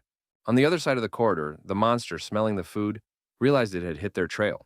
Moving further along the airwire, they reached another gathering place located in Lab Number 4, where the survivors were gathering. The girl said that she had found another survivor named Shintong, who gave her enough food for them all to eat for a few days. When they saw the food, they were shocked because they had been eating nothing but garbage for months. The guys were enjoying the fresh food when suddenly the wall crumbled into small shards, and a member of the 4th Glutton Squad came out, looking at Shintong and said that he was very happy to have found her. Meanwhile, in the Academy of Sciences near the Laboratory Number 4, 2 soldiers were walking around saying that given the high status of their research institute, no one would dare to attack them at all, and that the legendary 4th Squad personally guards the Laboratory Number 4. Suddenly, the wall of the university collapses and Liu Feng, riding a 2-headed mutant dog, bursts into the building saying that those who stand in his way will be dead. The level S mutant, Gluttony, was happy to have found these kids, after which he said, while looking at Shintong, that it was her sweet smell that led him straight to them. Having said that it would definitely taste good, the glutton immediately rushed to catch it in order to eat it. Seeing the mutant from the 4th Squad, the girl once again grabbed Shintong's hand and said that they urgently needed to run away if they wanted to stay alive. But the glutton did not catch up with them, saying that they could run, for he had already memorized their scent. He also said that the whole of Lab 4 was hunting ground for Unit 4. Meanwhile, the dispatcher reported to the captain of Level S Squad 4, nicknamed Lust, that Mr. Gluttony had located a group of surviving test subjects near the corpse processing plant. Right now, at this very moment, he's chasing them. Just a second later, the dispatcher reported to Madame Lust that according to the detector, the front door had been broken into. It was done by the leader of Asylum L, Liu Feng. Lust laughed, saying that it seems like there was a problem in Leader Zheng's plan, the co-religionists, that bunch of crazy people didn't stand up to it. After seeing Liu Feng, Lust decided that he was a very handsome man, so she ordered her military to send reinforcements there to capture everyone. As Liu Feng walked down the corridor of the Laboratory Number 4, he saw only corpses everywhere, and realized that this was just hell on earth. After that, he suggested that the priestess split up to find Shintong, as he was afraid that she was in danger. They split up, and in the next corridor, a whole army of military personnel led by a cyber colonel came out to meet Liu Feng. Miss Lust also came out to him via video link, saying that she didn't think that the person who had dealt with the head of the Salvation Army and the leader of the co-religionists was so cute, dared to barge in alone. Liu Feng angrily asked her to give up his sister, or else he would kill everyone here. But Miss Lust was not afraid of him, saying that the glutton was now chasing after his cute little sister, and offered him a pass with her subordinates who would take him to Sis Shintong, after which she said that if he did not surrender, she would only have to be cruel and destroy him and his sister. Realizing that Liu Feng was not going to surrender, the military immediately opened fire on him from all guns. But Liu Feng was not confused, and thanks to his tentacle, began to repel and stop all the bullets. Then, with his tentacle and nano dagger, he cut almost all the soldiers in half. Their leader was shocked to see this. The colonel realized that this guy was too dangerous and decided that it was his duty to deal with him himself and rushed to the attack. But not here. Liu Feng grabbed his fist, transformed his armor, and took away the colonel's control over his own armor and metal fists. After that, he used the double punch of his nano glove and punched the colonel through, thus finishing him off in just a couple blows. He then looked into the CCTV camera and told the lady to wait for him, for he would surely find her and kill her. Meanwhile, in the corridor of lab number 4, Shintong, along with her new friend, were running away from the glutton. The girl said that they should go to the testing area, because even those monsters wouldn't be able to enter the place. This was the only way they could get rid of the glutton. She knew there were vents, and they would be able to go through it. The girl then asked if she had any relatives, and what part of the labs were they in. Shintong replied that she had a brother. The girl immediately said that she was very familiar with the labs, and after they got rid of that monster, she would definitely take her to her brother. The girl said that the teacher had rescued her, fed her, and cared for her as if she were his own daughter. He told her that she looked a lot like his daughter. He was the one who showed her the ventilation shafts they were surviving in. He also told her that his daughter was eaten by his mutated wife. No sooner had she finished her story of how they had run away together and then had fun, than the silhouette of her Uncle Lee suddenly appeared in the draw. Seeing Uncle Lee, the girl immediately stopped and decided to get closer to him, thinking that he had survived and hadn't become a zombie after all. But this time, she made a very big mistake in approaching him, because her uncle turned into a horrible zombie mutant who immediately grabbed her arm. This time, the symptom couldn't save the girl and just stood aside, shocked, watching what had happened. The zombie mutant grabbed the girl's arm with its razor-sharp teeth and bit her arm. Glutton, who saw what was happening, said that he most enjoys watching this kind of human farce. One second it's still a family member, and the next, it's zombies lunging at one of their own. A father lunges at his son, and a brother lunges at his sister. The brother turns his little sister's skull around. To what an ironic scene. Fratricide in the flesh. After recovering from the shock of what was happening, Shintong immediately rushed at the mutant zombie and blew its head off with just one blow. After that, she immediately mutated and said that no one has the right to offend her friends and family, and anyone who offends them will be killed. Meanwhile, Liu Feng burst into the hall where Miss Lust was and brought her dead thug to her. But she was not frightened at all, but rather very happy that this handsome man had finally come to her. She said that she had been waiting for him so much that at one point she thought he wouldn't come to her. Suddenly, Liu Feng felt danger approaching from below. Realizing that Liu Feng saw her giant zombie vulva, Miss Lust Po said that it seems like she wasn't serious enough when she said she would kill him. Seeing this zombie vulva, Liu Feng said that he realized that she was trapped. After realizing that Ob Feng knew who she was, she immediately tore off her clothes and turned into an incredibly powerful mutant zombie. She said that since he was so bold, she couldn't resist eating him right now. Realizing that the gangway is very difficult, zombie mutant Liu Feng decided to play a little cat and mouse with him and began to run away. Seeing a red cloak like the one Liu Feng had behind the column, Miss Lust thought she had found it, and with just one blow of her mighty hand, she smashed that column into splinters, saying that she had already imagined eating it. But it turned out to be the corpse of her soldier, who also had a red cloak. Liu Feng was quite shallow, using the soldier as a distraction. Liu Feng, realizing that there might not be another chance, immediately rushed at her and began to chop her up, inflicting dozens of cuts with his nanomarks that he had on his tentacles. Miss Lust didn't even try to stop him, saying that whatever he was doing was useless, because she would be resurrected anyway. Taking his chance, Liu Feng jumped back and saw that all the cuts he had inflicted on her literally healed in a matter of seconds. Miss Lust told him that her ability was to heal wounds quickly. No matter how many times Liu Feng cut her, he wouldn't be able to hurt her. Liu Feng was in danger, for he didn't understand how he could handle such super strength. Meanwhile, Gluttony walked up to Shintong and sniffed her and said that she had such a fragrant smell that reminded him of his own, and concluded that he and she were very similar. Putting his hand on his heart, he said that they were sick with black blood, and until the end of the world, they were defenseless. But now, they are the true chosen ones, and the apocalypse is their stage. Gluttony said that lab number 4 was all black blood disease patients, but most of them were misfits worthy of being only their food. He told Shintong that, moreover, given her scent, her characteristics, they should be even higher than his. Gluttony said that she should definitely join their troop, because she would no longer have to suppress her nature, and she would be able to eat as much as she wished, just as they did. Hearing this, Shintong only got more angry and immediately started attacking the glutton. He put up a block and started laughing, saying that he was really hoping that she would refuse. He was glad because thanks to Shintong's refusal, he could happily eat her. After which, he immediately rushed to attack, trying to give her a powerful blow with his fist. He struck blow after blow, trying to hit Shintong and eat her afterward, saying that once he did so, he would be able to surpass Captain Lust's strength. But it wasn't that easy, because Shintong was very agile and nimble. No matter how many times the glutton tried to hit her, he couldn't. Gluttony said that after he ate Shintong, he would eat her brother and eat her sister so they could reunite in his belly. Shintong got tired of running from the glutton and twisted him with her powerful zombie veins and started sucking his blood. The glutton immediately felt him start to lose his strength. Gluttony couldn't believe his eyes. He didn't understand the feeling of oppression that enveloped his mind.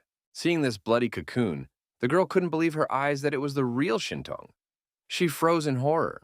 Shintong came out of the cocoon in a completely new form after being fed with the power of a glutton. She immediately said that anyone who dared to speak ill of her brother and her friends would die. Meanwhile, Liu Feng was trying his best to avoid falling into the clutches of Miss Lust, who wanted to eat him. Miss Lust realized that she couldn't catch up to Liu Feng, so she started destroying everything in her path. And thanks to the beam collapsing, she was able to stop him. At this moment, Liu Feng realized that he needed to attack again, because if he didn't, she would grab him. So he once again took out his nano daggers and began to dissect Miss Lust's flesh. Liu Feng was shocked because Miss Lust had infinite regeneration. He decided to run away from her again and thought of a risky option that could work. But this time, he couldn't get away from her, and she grabbed him. Miss Lust was very happy because she had finally caught him. She squeezed it tightly and said that it would become a part of her and decided to put it in her mouth. Liu Feng didn't want to be eaten, so he grabbed her teeth with his hands, preventing her from pushing him deeper into her mouth. Miss Lust laughed, saying that his hands were busy and her hands could tear him apart at any moment. Liu Feng hurriedly upset her by saying that he had more than 2 hands and thrust his tentacles into her face and gripped her hands with his tentacles. He used the whirlwind slicing technique, which caused him to slash her arms and mangled her face. Miss Lust couldn't withstand this attack and threw Liu Feng against the wall with all her might. Miss Lust was able to recover and was not critically injured, for she managed to put up her one arm and cover her face and the other 2 tentacles from that powerful slashing blow. Liu Feng's head hit the wall very hard and realized at this moment that the only way to fight a similar and regenerating monster was to cut it into pieces. He realized that it would take a few more good slashes at Miss Lust to get any results. Then his eyes fell on a new technology he could absorb. It was a level A nanotech mask. Once absorbed, it would be able to add 2 tentacles as well as breathe underwater for a while. Seeing that Liu Feng had noticed the green flasks, Miss Lust began to regret that he had come here in the first place. After all, this vault contained Leader Zheng's research results, and it wouldn't be good if they were destroyed. At this moment, Liu Feng had already run at Miss Lust to attack her again, thanking her for throwing him into that room, for he was now stronger, and instead of 4 tentacles, he now had 6. With 2 more tentacles, Liu Feng still managed to cut Miss Lust into several pieces. But she was still alive, and said that he was not too happy, because the member of her team called Gluttony would finish them all off because he was so strong that he could crush Liu Feng's tentacles with just 1 finger, and then him. Meanwhile, the glutton that Miss Lust had praised so much was beaten mercilessly, showing that he wasn't that strong. After that, his body broke through the wall just into the room where Liu Feng was. He was beaten so mercilessly by Liu Feng's sister, Shintong, who appeared before Liu Feng in a new one. Liu Feng was shocked to see his sister like this. Seeing Shintong, Miss Lust didn't understand how she could maintain such a form, for this appearance was like a descending god, and she could only watch her like an ant. Liu Shintong, the queen of the hell spiders, an abyss-level mutant, powers unknown. Upon seeing Ms. Lust, Shintong immediately stuck her sharp spider paws into her head and started sucking the life force out of her. Miss Lust begged her to let her go and not kill her, saying that Director Zheng had long wanted to investigate Shintong. Seeing this with his own eyes, Liu Feng couldn't believe that his sister had suddenly become so strong. And when did she even have time to do all this? The system informed him that Gluttony and Lust had been killed, for which he received 10,000 points, and told him he had a new task: save or kill his mutated sister. The system said he would get 5,000 points for saving his mutated sister, whose future danger level was unknown, or 40,000 points for destroying his mutated sister. Liu Feng said to the system that he would never kill his favorite little sister, Xintong. Then, out of the blue, his little sister took him and wrapped her veins around him. He was shocked, for just now he had seen how, through her abilities, she had killed the one he couldn't. Not even a satchel during the long fight. He was truly frightened. She walked over to Liu Feng and took his chin and said that she was very hungry. Liu Feng begged her to wake up, repeating her name Xintong over and over again. She reached out to bite Liu Feng, but suddenly remembered him, and began to try to block her strength and instincts. Focusing as hard as she could, she overstimulated her brain activity to shut down. Immediately afterward, she returned to her former normal state. Liu Feng realized that his sister had suppressed it of her own free will, and it was urgent to find a serum for her, because next time, she might not be able to handle it on her own. Xintong's new girlfriend saw her in Liu Feng's arms and asked him who he was. He replied that he was her brother. Then the girl introduced herself, saying that her name was Ah Ling, and she was Xintong's friend from lab number 4. She was also a black blood patient, and Xintong had saved her life. Liu Feng immediately asked her if she knew where the black blood suppression serum was stored in lab 4. The disease is progressing, the serum is needed. Urgently, he said, Ah Lin. She replied that Director Zheng took them there when they were taken for experiments. The serum is located sample storage in the east. Ah Ling decided to guide Liu Feng and Xintong to that vault. After arriving at the sample vault, A Ling said that usually Director Zheng gave them medicine here, but she didn't know how to make medicine. Liu Feng thanked her for bringing them to the storage room and said that he would do it himself. Seeing the computer, Liu Feng thought that there must be information about the serum in it, and decided to look for it. But in order to do so, he needed to know the password he asked to hack his system. The system cracked the password in a matter of minutes, and then said that the serum formula, as well as some interesting data, had been found on the computer of lab number 4. Liu Feng immediately ordered her to start producing the serum and copy all the available data on that computer. The serum was made in just a couple of minutes and successfully injected into Sister Xintong. Liu Feng was overjoyed, for he realized that it looked like he would be able to save his sister. After that, turning to Ah Ling, saying that if they were really friends, with Xintong then, she could go with them to the shelter. But suddenly, the system alerted Liu Feng, saying that Zheng Tianxiang had learned that the lab had been attacked and was returning. His convoy had already arrived at the lab grounds, and in about 5 minutes, he would arrive at the entrance. After literally a minute, the system said that if they left the main entrance, they would definitely run into Zheng Tianxiang. Things were getting worse by the second, as the principal was already near the entrance and scanning his fingerprints to open the door. Upon entering the lab, Zheng noticed that the lab was destroyed, the patients had escaped, and the data had been stolen. The only thing he didn't understand was how Liu Feng had managed to do it. After leaving the portal, Liu Feng told all the survivors that if they ran forward, they could reach the northern base, and they would be safe there. At that moment, Liu Feng was glad that he had made it in time to use the portal. In the future, the portal in the basement of the laboratory could be used to enter again. While Zheng was in shock at what was happening, Zero dug into the system of lab number 4 and found something that would interest Zheng, and it was the mutated Xintong. Seeing her, Zheng immediately realized that she was the second perfect mutant, besides the Blood Empress. And after all, she was still a child and not that strong. Zheng realized that if he couldn't capture the Blood Empress, then he must definitely get hold of Xintong. Zero asked Zheng if the second group of pride and anger, or maybe the other 3 commanders of the 7 deadly sins who had gone on a scouting mission should be recalled. Zheng replied negatively. After all, the second group is looking for nanotechnology. The other 3 are looking for who and eating people in the forest at the moment. The technology train is much more important. Suddenly, a Valkyrie appeared in lab number 4 and ran at Zheng, screaming that she would kill him.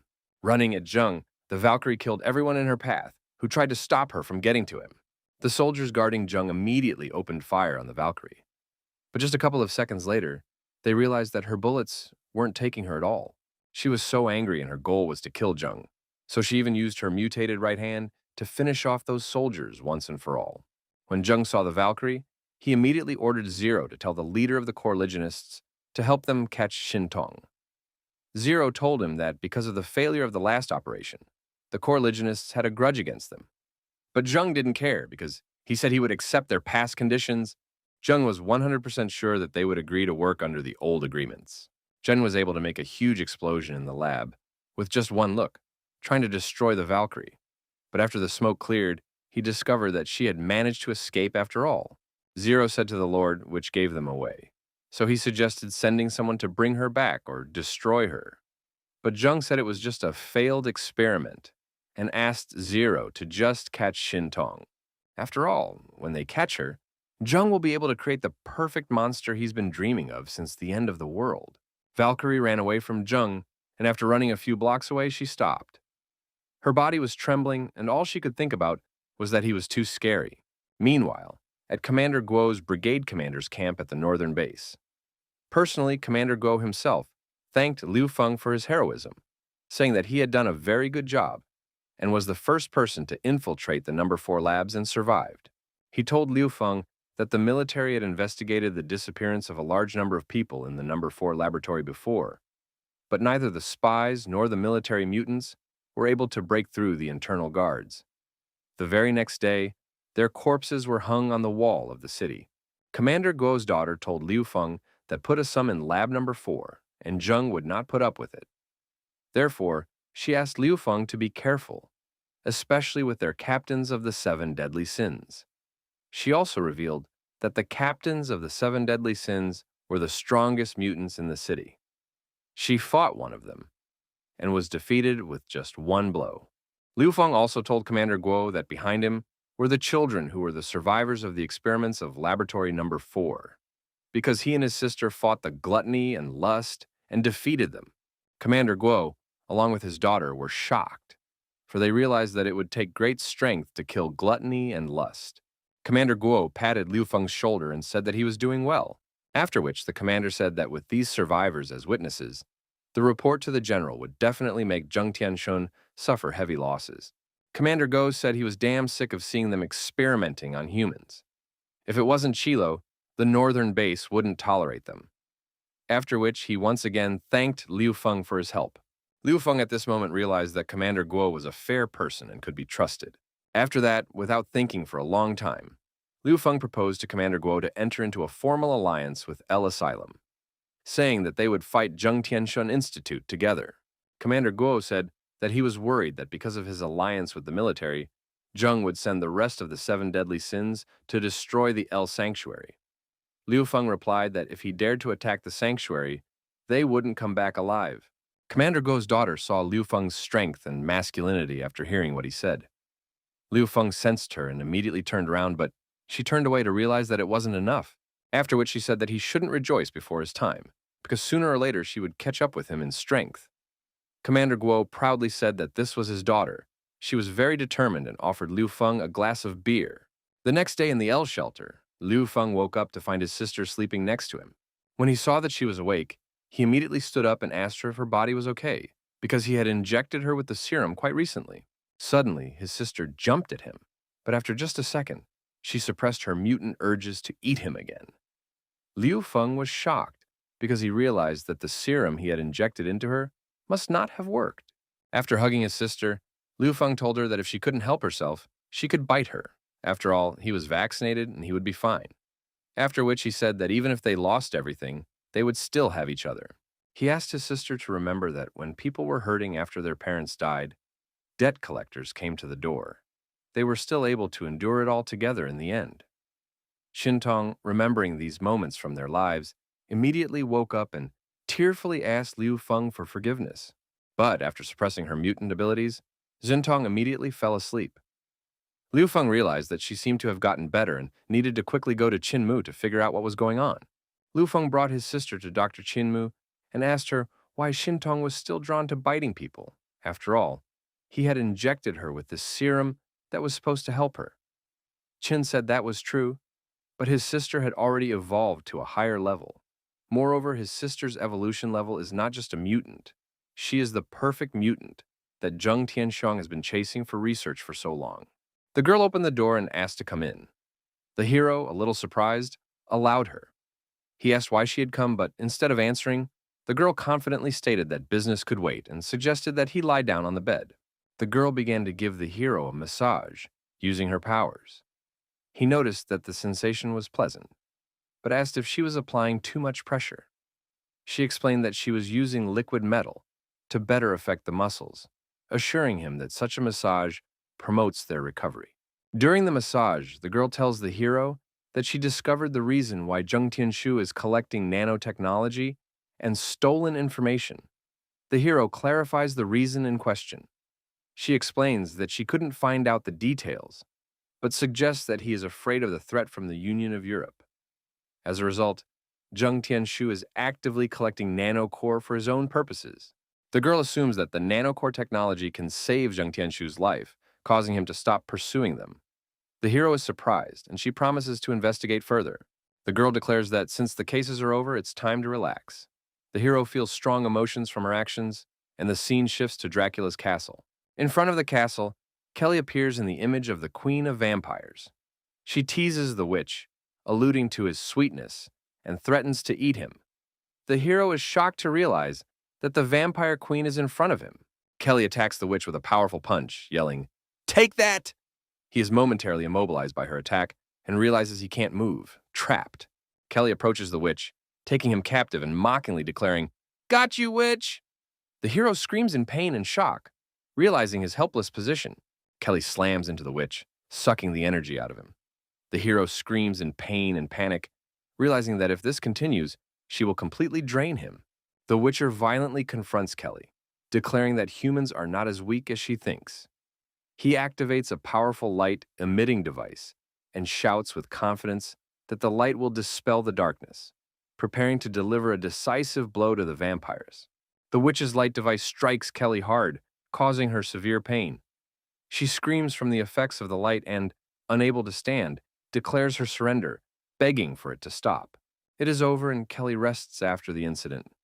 Lying peacefully on her bed, the hero reflects on her abilities, recognizing their power and the effects she is able to produce. The hero is in the Drug Research and Development Office. The screen informs him that the construction of the production line has been completed. The Level 1 line is now capable of producing 2 gene drugs and prophylactic vaccines per day, marking an important step forward. A hero holds a syringe of the drug and clarifies whether it is a gene drug. The woman confirms readiness and asks if the trials can begin. She confidently replies that she is ready. The hero injects the drug into Li Xin, then anxiously asks how she feels. Suddenly, her body starts to glow. She looks surprised, realizing that something unusual is happening. Her arm and powers start to change, causing the people around her to be shocked. Li Xin begins to feel a powerful surge of energy, as if power is bursting out of her hand. Her strength stats increase from B+ to A-, but the process causes her a great deal of pain. Those around her watch the transformation in amazement, shocked at what is happening. A doctor examines Li Xin to understand the changes in her body. Upon inspection, she confirms that the basic parameters of her body have improved and her strength has increased significantly, confirming the effectiveness of the drug. The doctor reports that Li Xin's strength increase was about 10%. This news comes as a shock to the gathering, especially to one of the attendees, who exclaims loudly in surprise. The attack on the shelter, which resulted in civilian casualties, is discussed. One participant expresses fears that their actions may have attracted dangerous forces. Another claims that the attackers, known as the National Salvation Army, are acting like beasts, increasing tensions among those gathered. A member of the gathering shouts in rage that the National Salvation Army ate his parents. This statement shocks everyone present, increasing the fear and horror of the group's actions. The group discusses the atrocities of the National Salvation Army, including the abuse of women and the brutal treatment of people. The hero calls for calm and assures everyone that he will personally lead a squad to destroy the enemy's laboratory and avenge his fallen comrades, attempting to boost the morale of those gathered. The hero informs them that the vaccine they received will protect them from contracting the zombie virus, and now they are not at risk of contracting it. He urges the people not to fear the virus and confidently declares that with the vaccine and weapons, they will be able to stand up for their lives and fend off any threats, including attacks from those who want to take their blood and return them to their zombie state. The hero inspires the people of the asylum, raising their morale and calling for the destruction of the Institute of Science and the Salvation Army. The crowd cheers him on, chanting, "Hail Asylum L!" In the background, the asylum director achieves a new reputation, which unlocks access to Level 1 science and technology blueprints, allowing access to Level 4 of the asylum's development. One character speculates that if there is a Type 1, there's probably also a Type 2, which could become a key resource for the asylum, providing additional benefits. Meanwhile, Liu Feng demonstrates his growing effectiveness and success as a leader, earning recognition from those around him. Liu Feng examines data from a system that helps him build a science and technology research institute. The system evaluates his abilities and suggests improvements so that he can upgrade the shelter to the next level as early as tomorrow. Liu Feng gets points to build the Science and Technology Research Institute, which should be completed the next day. He mentions that he is going to inject himself with a genetic drug when suddenly someone knocks on the door and he invites them in. Two sisters come to see Liu Feng, expressing their gratitude for his speech and for not abandoning them. They state that they have come to repay him for his help, which causes Liu Feng to be visibly confused. The sisters help Liu Feng relax, using their skills to reduce his fatigue. Liu Feng expresses pleasure at their efforts, and one of the sisters asks if he needs to work even harder. He replies that a little more effort wouldn't hurt. Liu Feng asks the system in surprise why she didn't mention before that you can use the consumption points to recover the genetic drug. His question is accompanied by bewilderment. The sister mentions that they had encountered a lot of damaged objects before. Liu Feng is surprised when the system explains that genetic and anti-epidemic drugs contain nanotechnology that it can repair. This leaves him shocked and with new questions. The system recommends that Liu Feng collect more products related to nanotechnology. His sister supports him by putting her hand on his shoulder, showing her willingness to help. The system tells Liu Feng to launch a hidden mission called Life and Death. He needs to collect more nanotechnology items to improve the hideout. Successful completion of the mission will provide a reward in 6 months, while failure will result in death. The sisters discuss the effectiveness of the system and its contribution to their survival. Liu Feng is shocked by the system's requirements for its first release. His surprise is emphasized by his reaction, showing the seriousness of the situation. Liu Feng learns the details of the Jump of Life mission, where he needs to collect more nanotechnology to improve the shelter. If the mission fails, death awaits him in 6 months. He ponders the requirements, ignoring the sisters who decide to get his attention with their invincible massage technique. The Hua sisters, clad in armor and ready for battle, appear in the demon world to attack the great demon king. The demon is surprised by their courage, mocking them and admiring them for daring to enter his territory as noble warriors. The sisters are determined to enter the battle. The Hua sisters engage in a fierce battle with the great demon king. Their attacks collide with powerful fire and ice magic. The demon confidently declares that he will defeat them using his powers, while the sisters try to break through the flames and ice blows, withstanding incredible pressure. The battle heats up. The Hua sisters are defeated in their battle with the great demon king. They are exhausted from the powerful attacks of fire and ice, their strength depleted. One of the sisters expresses hatred for her opponent, realizing that they have failed to gain the upper hand. The battle is over, but the bitterness of defeat remains. The great demon king, laughing, offers the Hua sisters surrender, promising to place them in his harem and train them. Realizing their powerlessness and inability to win, the sisters decide to surrender, showing the despair and frustration of defeat. Liu Feng watches anxiously as the demon king is suddenly defeated. His forces are brought to an end by his intervention, and the sisters who chose the surrender tactic are without Sasnia. The residents of the asylum discuss the situation, wondering if it was right to provoke the research institute and other enemies. Many are fearful and doubt the director's ability to deal with the threats.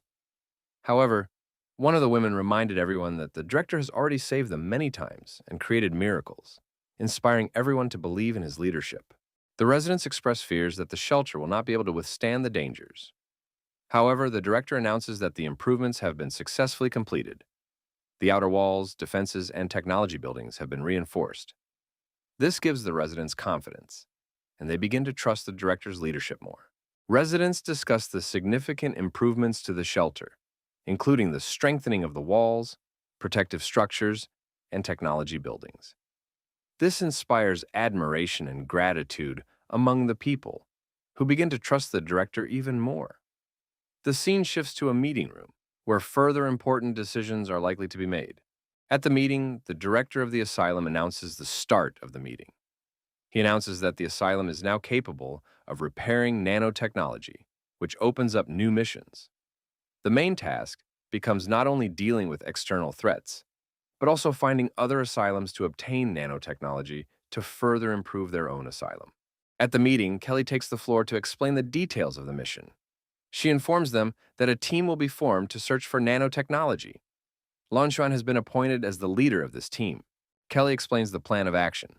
There is a large safe house in the woods west of the city. Lan Xuan leads a team to go there to search for nanotechnology.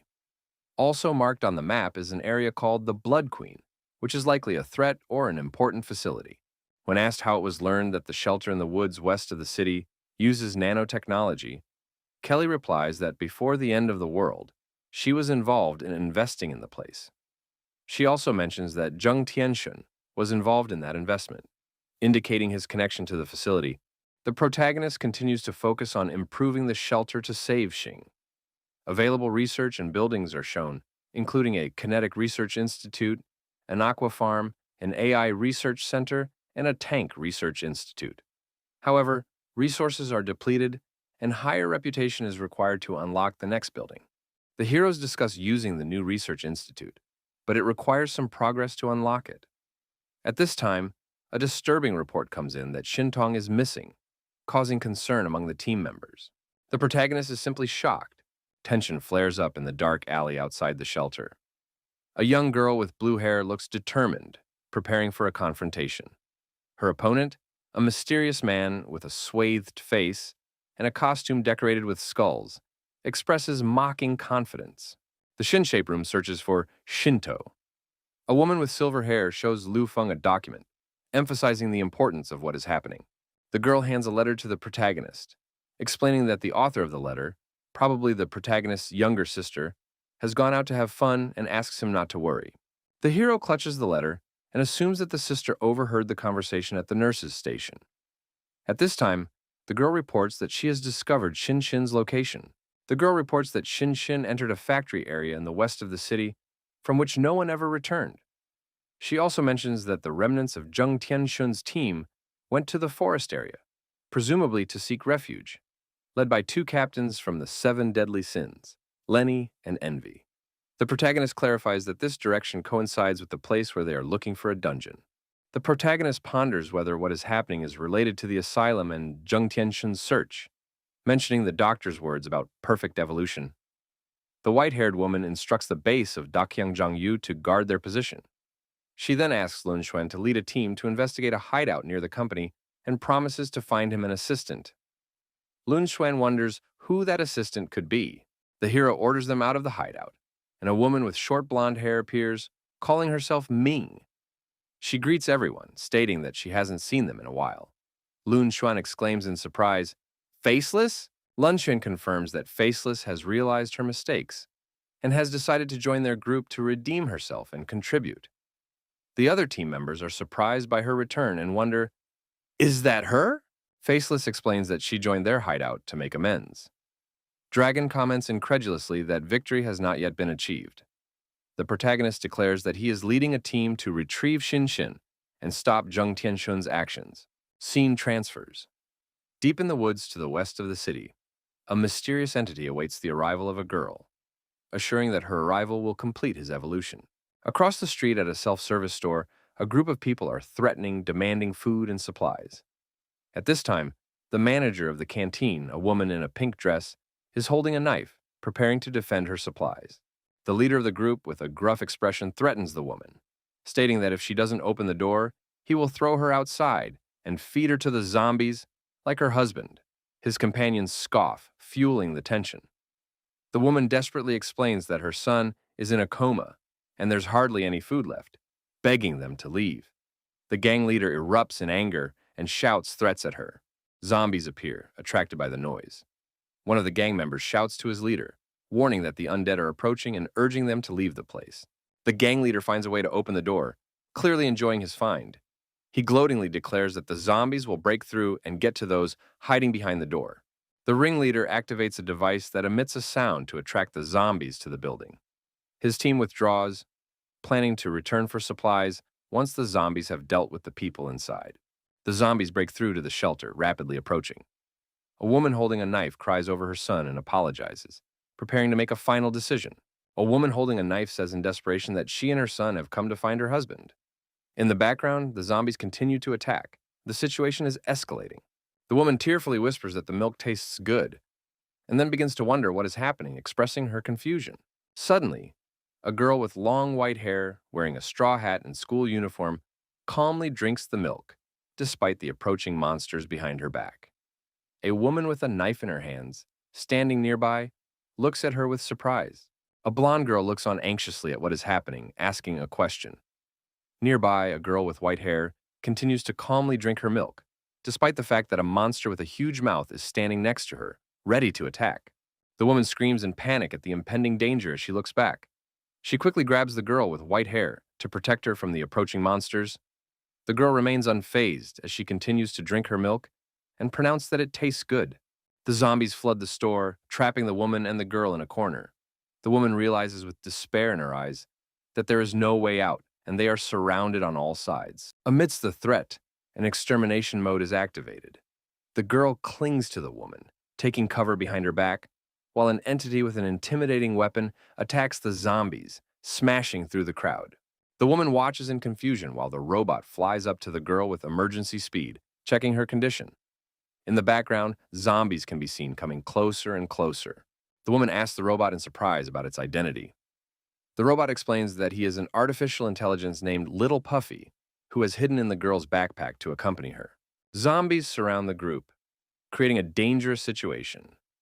The robot approaches the girl, offering to use his abilities to unite and start a battle. The girl looks focused and ready for action. The girl activates the robot's abilities, preparing for battle. The zombies begin to attack, but their reactions show that they are stunned by what is happening. One of them lets out a loud roar, foreshadowing a fierce battle. The robot activated by the girl continues to uncontrollably attack the zombies with incredible speed and power. The woman watching this chaos is surprised to realize how effective it is, despite the girl's panicked screams. After a moment, the situation becomes clearer. The woman thanks the girl for saving her and her son, expressing her admiration for her strength. She introduces herself as Chu Lingxiang and inquires about the name of her savior. The girl calmly replies that her name is Xing Shape. The little girl, embarrassed, answers the woman asking her questions. The woman with a serious look wants to know how the girl ended up here alone and where she is going. The girl says she is going to a dangerous place, a vegetation zone on the west side of town. The woman is concerned and warns her that no one goes back there alive, mentioning the military who also disappeared in that place. The woman watches the departing girl and ponders what she should do. Her thoughts are occupied with her son, who is still awake, but she realizes that she cannot let the girl go alone. The woman makes the decision to follow the girl so as not to leave her alone in danger. She convinces herself that this way they can take care of each other. The girl calmly agrees, giving the woman the choice, and the robot accompanies them, adding reassurance of safety. The girl is concerned, noticing that there is no one around. The woman, undaunted, offers to move on, despite the alarming silence. They are accompanied by a robot, ready to help in case of danger. The woman notices the strange atmosphere around them, but turns her attention to the cafe ahead. She suggests they go in and look around. The girl expresses mild surprise, and the boy remains calm, relying on their protection. They enter the cafe, which appears empty. The woman offers to look around, and the girl complains of hunger. The artificial intelligence offers to cook a meal, and the girl orders a pizza. The woman agrees to help with the cooking. The woman sarcastically remarks that the robot, though strong, is clearly no match for her in cooking. The artificial intelligence takes offense and declares that his cooking skills are top-notch. He suggests that she just wait and find out what the real law of flavor is. The woman, smiling, continues to hold her son in her arms. The robot activates its cooking mode and enthusiastically begins to cook. Ingredients fly into the air. He deftly manipulates them, demonstrating virtuoso speed and precision. In the background, you can see the pizza, almost ready to be served. The robot announces that the pizza is almost ready. All that remains is to add spices. The woman admiringly notes the aroma of the dish, anticipating its taste. The robot finishes cooking the pizza and announces it. The woman excitedly offers to start eating, noticing that the dish looks unusual and requires special attention. The woman tastes the pizza and its flavor elicits a veritable explosion of emotion. She describes how the flavors are perfectly matched, instantly unfolding in her mouth. The scene is saturated with a romanticized visual representation of her experience. The woman thanks her rescuers and tastes the pizza, marveling at its flavor. The son wakes up, asks where they are, and starts eating the pizza. The angry mother scolds him for being rude and demands that he give the food back, and the son notices her unusual behavior. The boy and his mother taste the pizza and marvel at its unusual flavor. The son asks his mother to eat more slowly so he can have enough too, noting how different the food is from what he's used to. The woman marvels at the abilities of the robot, which is not only strong but also cooks at the highest level. She admits that her cooking skills are inferior. Enjoying the last slice of pizza, she marvels at the flavor. The son notices that his mother has gotten carried away and is saddened that the last slice went to her. The boy rejoices at the offer to eat pizza without being embarrassed. The group decides to stay the night at the cafe to continue on their way the next day. The woman, seized with rage, leaves the group holding a knife in her hand. Her face is full of determination, and she whispers her offense, gearing up for something drastic. A woman with a cold smile and a knife in her hand heads towards her target. Her movements are hidden in the shadows, and she is clearly preparing for something decisive, full of determination and anger. The woman with a confident smile prepares for decisive action, clutching the knife in her hand. Suddenly, however, she is confronted by the heroine, who reacts to the unexpected appearance. Ku Xiang enthusiastically offers Shintong, a taste of her specialty, serving it with pride. However, after tasting the food, Shintong nonchalantly declares that the dish is unpalatable, leaving Ku Xiang in a state of shock. Ku Xiang is in despair after criticizing her cooking skills to Shintong, who rates her dish only 5 points. Xiang questions why her skills were rated so low and decides that she wants to find Shintong's brother to learn cooking from him. Her imagination drifts to the idea of battling the spirits of the kitchen, proving her culinary prowess. Shinton ponders that if her Aunt Q Xiang tries to compete with her brother in cooking, she will definitely lose. Xiang tastes a dish prepared by Shintong's brother and is amazed by its flavor, exclaiming with delight. Her brother offers to be her teacher, teasing that she doesn't want her son to go hungry after all. Shintong is convinced that she must be self-reliant and will not give up despite the difficulties. Meanwhile, a mysterious character with bandages and a staff with a skull tracks her down, laughing evilly and exclaiming that he has finally found her. The mysterious man with bandages decides to test Shintong's powers and orders local fighters to test her abilities. A group of mercenaries, clearly ready for battle, are signaled to attack, showing gloating and confidence in victory. A man with bandages watches on, expressing hope that he is not paying attention to the situation. Meanwhile, thick and dangerous-looking vines wrap around the buildings, hinting at a formidable force that no one will be able to stop if it is activated. A woman enjoys a relaxing bath, humming to herself. At this time, a shadow appears behind the door, hinting at the presence of someone who may be watching or preparing to do something. Suddenly, a man with a sinister smile peeks at the woman through the crack of the door, uttering the threatening question, "Who?" The woman notices his presence, her face expressing shock and confusion, creating a tense moment. Flora notices a strange noise, but we are transported to a group of riders on huge, multi-headed monsters. One of them, the main one, points forward, rushing his beast to catch up with someone. There is determination in his voice, and the command "stop" adds to the tension of the scene. The hero notices that the entire city is covered in dense forests. A group of riders with a monster spot a figure in the distance. One of them turns to him, assuming it is his brother, and asks why he is here alone. The atmosphere becomes tense, foreshadowing an important confrontation. One of the characters decides to approach the figure to get to the bottom of the situation, telling the others to stay put. As he approaches, he is horrified to see that the man in front of him has been transformed into a creepy creature with red eyes and a distorted body. The shocked hero realizes that he has encountered something far more sinister than he expected. The monster, consumed by the tree, suddenly bursts from its shackles, emitting an eerie roar. Its body distorted beyond recognition, exuding menace. The heroes panic as they realize that the situation is out of control and they have to fight this horrible creature. The monster lunges at the hero, opening wide its jaws filled with sharp teeth.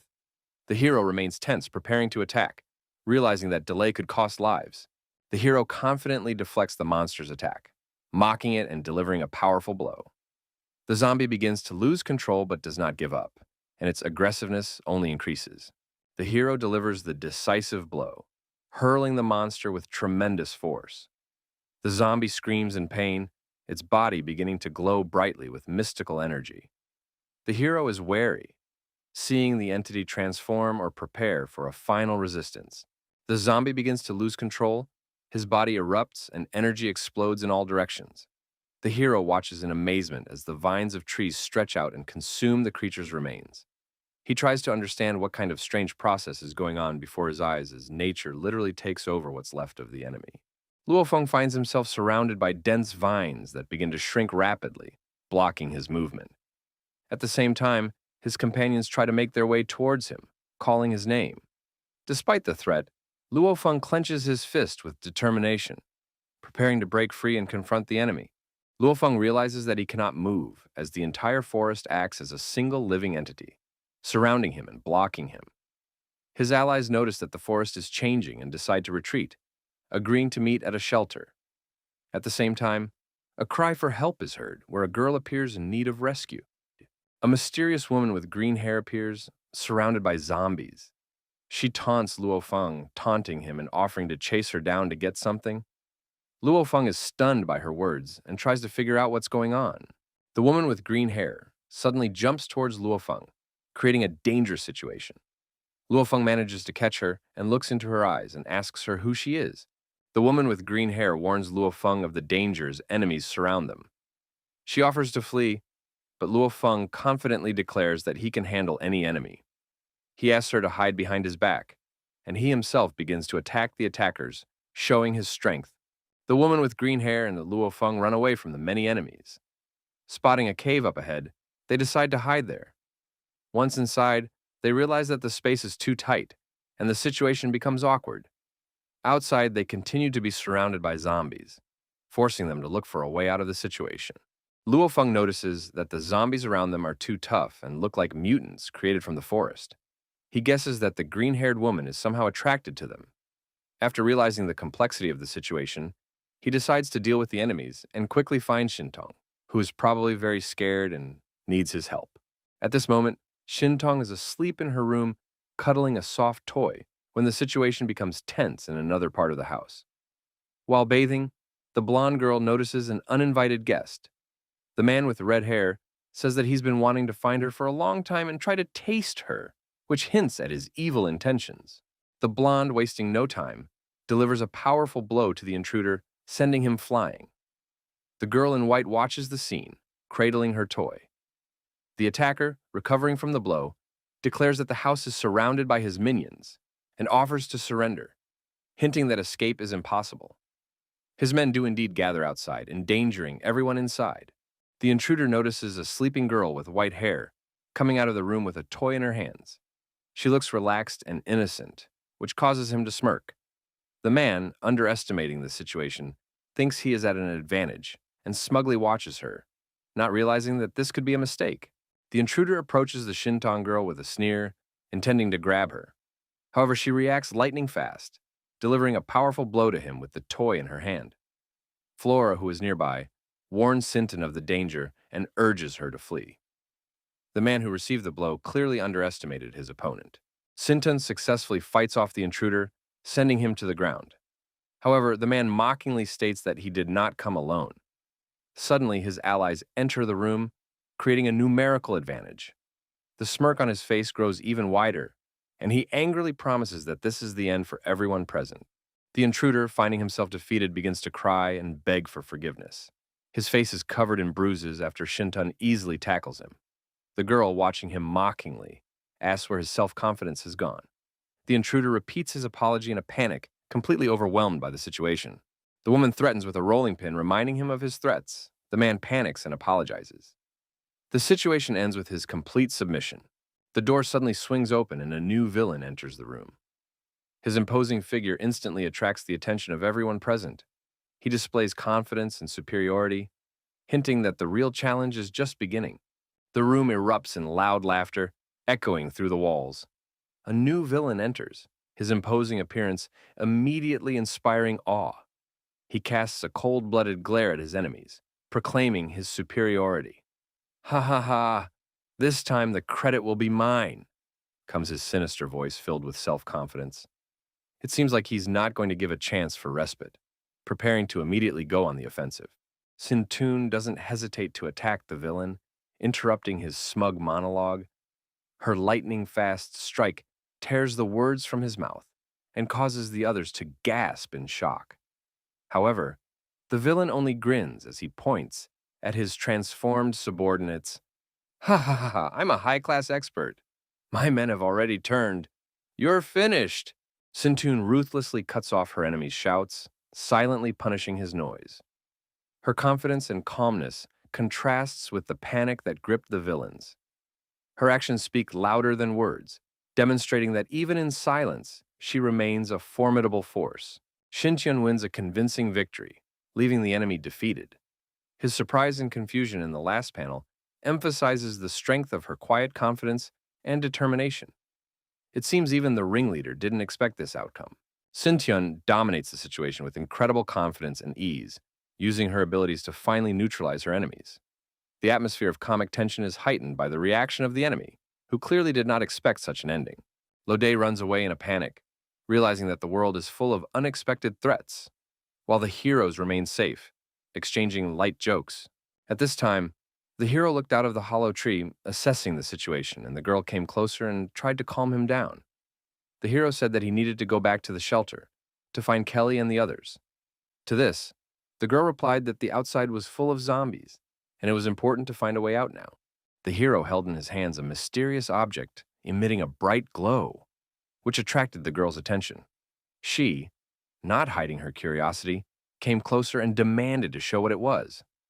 The hero tried to hold the object, but the girl impatiently reached for it, and at that moment the flashlight slipped out of her hands, falling to the ground. The hero looked confusedly at the girl, who stood in a strange pose, reminiscent of the worship of the ancient gods. Her serious face suddenly lit up with a wide smile, and she enthusiastically declared, "You can create things. Then marry me." The hero exclaimed confusedly, "Ah!" clearly not expecting such a drastic turn of events. At this time, the girl hugged the hero tightly and unexpectedly proposed, "Let's go out." The hero, embarrassed, asked, "What? Why are you saying such strange things?" To which she replied with a smile, "I don't have a name. Why don't you give me one? Isn't that normal for a guy?" The hero only said confusedly, "I didn't promise anything." The girl suddenly suggested to the hero, "Call me Liu Ji."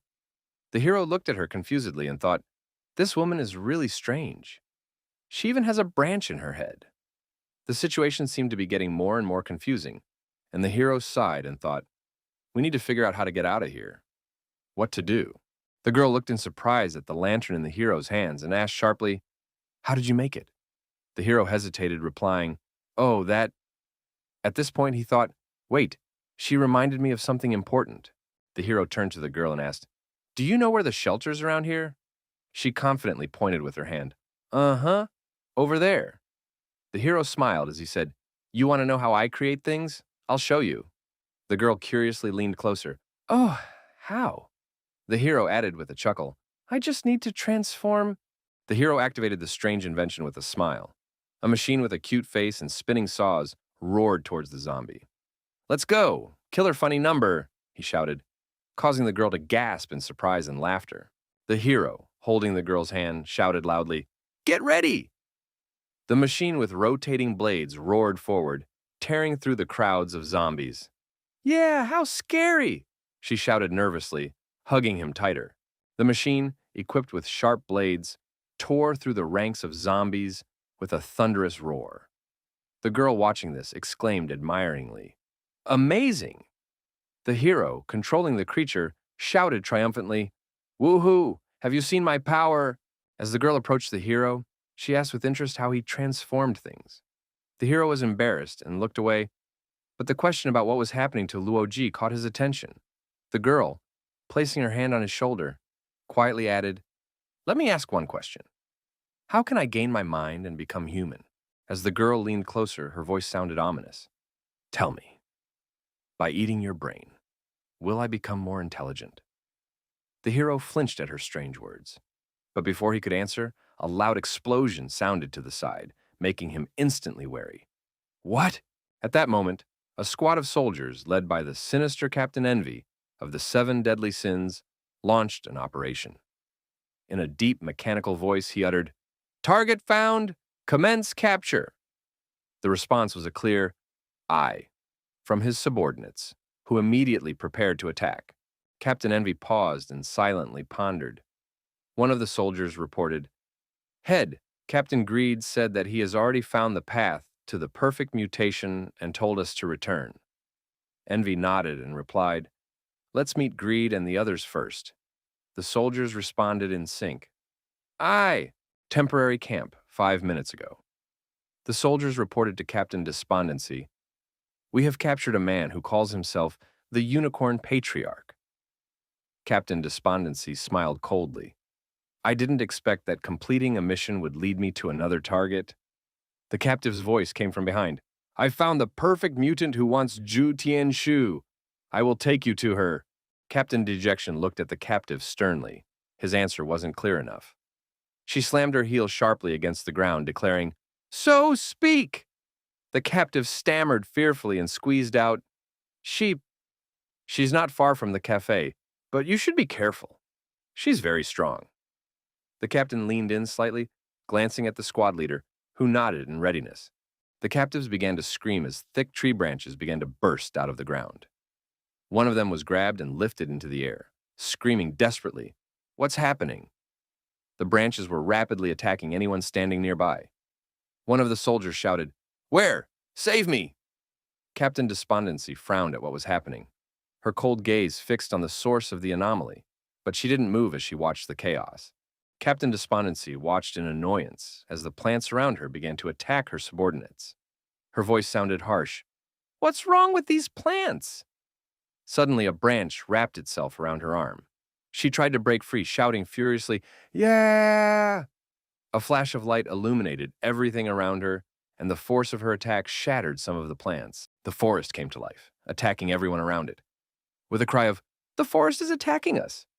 the soldiers tried to fight back, but they were surrounded by countless vines. Captain Dejection felt the powerful branches wrapped around her body, depriving her freedom of movement. Her rage showed in her voice as she searched for a way to free herself. "Greed!" she shrieked, hoping for an ally's help. The lianas grew more aggressive, wrapping around each one.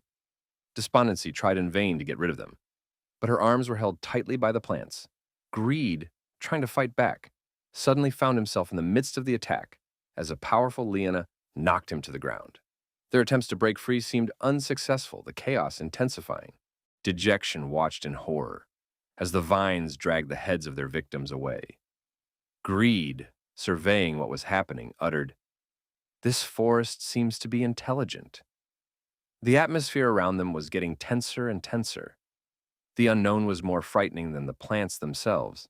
Elsewhere, during the chaos, Luoji saves Liuji by holding her in his arms. She admires his abilities, noticing that he is much stronger than the others. Luoji, not expecting such intimacy, is stunned by her words. Luoji and Liuji discover the center of the city, where their hideout may be hiding. Liuji points out a path under the trees, and they set off together, using a makeshift bridge to get to their destination faster. Luoji and Liuji, advancing through the strange and silent forest, notice an unusual absence of people or sounds. Luoji warily ponders what could have happened to this place, as they observe the deserted path that opens up before them, leading into the unknown. Luoji and Liuji walk closer to the tree, noticing a strange outline ahead. Luoji exclaims in exasperation upon discovering that the tree is covered in suspended bodies, causing him to be horrified and alarmed. Luoji notices the tree start to become aggressive, attacking with its branches. He reacts instantly, dodging and protecting Luoji. Realizing the threat, he decides to deal with the danger himself, ordering Liuji to stay safe. The atmosphere heats up as Luoji concentrates to confront the mysterious tree. Luoji fights the living tree, dodging branch attacks and throwing punches. The tree reinforces the attack by surrounding him, making the battle tense and dangerous. Luoji actively fights the living tree, dodging its attacks and trying to counterattack. Branches swiftly fall on him, forcing him to act as quickly and accurately as possible. Luoji continues to attack the tree while Liu Ji, admiring his actions, can't hide her surprise and delight. The tree resists, but Luoji confidently builds up the pressure. Luoji completes the attack, tearing the tree apart. Liu Ji, amazed by the power of his actions, watches admiringly, accompanying the scene with words of admiration. Everything around blazes with bright colors and sparks of destruction. Elsewhere, Kelly and Li Xin find themselves in an uncomfortable situation, trapped under a sewer manhole. The tight space forces them to fight, and the atmosphere is heightened by their proximity to each other, causing confusion and slight panic. Kelly and Li Xin find themselves in an uncomfortable situation, trapped under a sewer manhole. The tight space forces them to fight, and the atmosphere is exacerbated by their proximity to each other, causing embarrassment and slight panic. Kelly and Li Xin face difficulties again as they try to escape the cramped space of the sewer. Their personal ambitions and stubbornness begin to get in the way of working together, increasing the tension between them.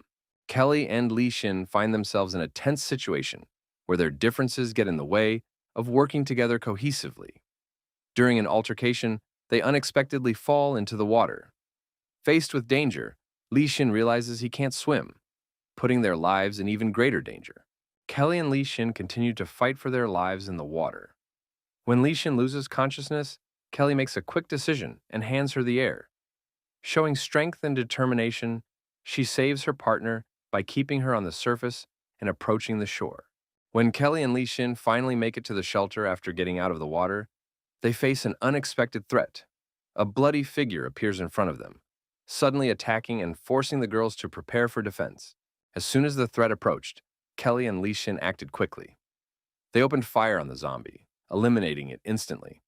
As they looked around, they realized that the shelter had long been abandoned and was home to primitive creatures. Reaching the center of the zone, Kelly and Li Xin faced a difficult task. The corridor was protected by lasers, any touching of which could result in serious injury. Kelly confidently declared that she could handle it, drawing attention with her skill. Kelly gracefully dodged the lasers, showing incredible agility and precision of movement. She moved forward confidently, dodging each beam with the precision of a professional. Kelly almost hit a laser beam, but her quick reaction saved the situation. However, the sudden movement caused her to lose her balance, and she found herself on the floor, preparing to quickly get up and continue on her way. Kelly deftly maneuvers among the lasers, showing incredible flexibility and speed.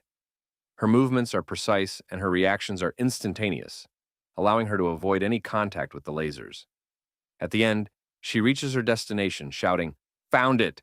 and pointing to the right device. Kelly has completed her mission, overcoming the obstacles with ease, demonstrating her skill and confidence. She proudly announces, "Effortless!" In the background, her partner respectfully observes her success, noting, "That ginger monkey did it, and she's good." Kelly and her partner stop in front of a creepy tree with menacing roots emanating from it. Kelly asks anxiously, "Did all those headless corpses become food for that tree?" The atmosphere is tense and the tree's roots look ominous, as if ready to attack.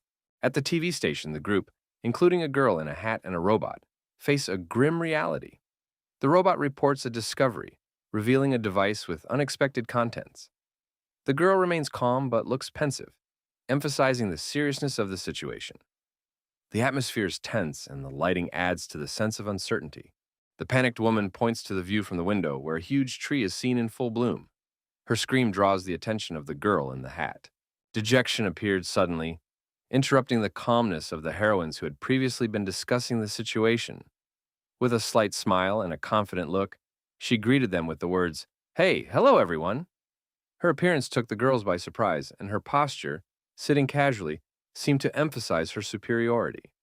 Dejection immediately made it clear that her target was one of those present, saying, "Finally found you."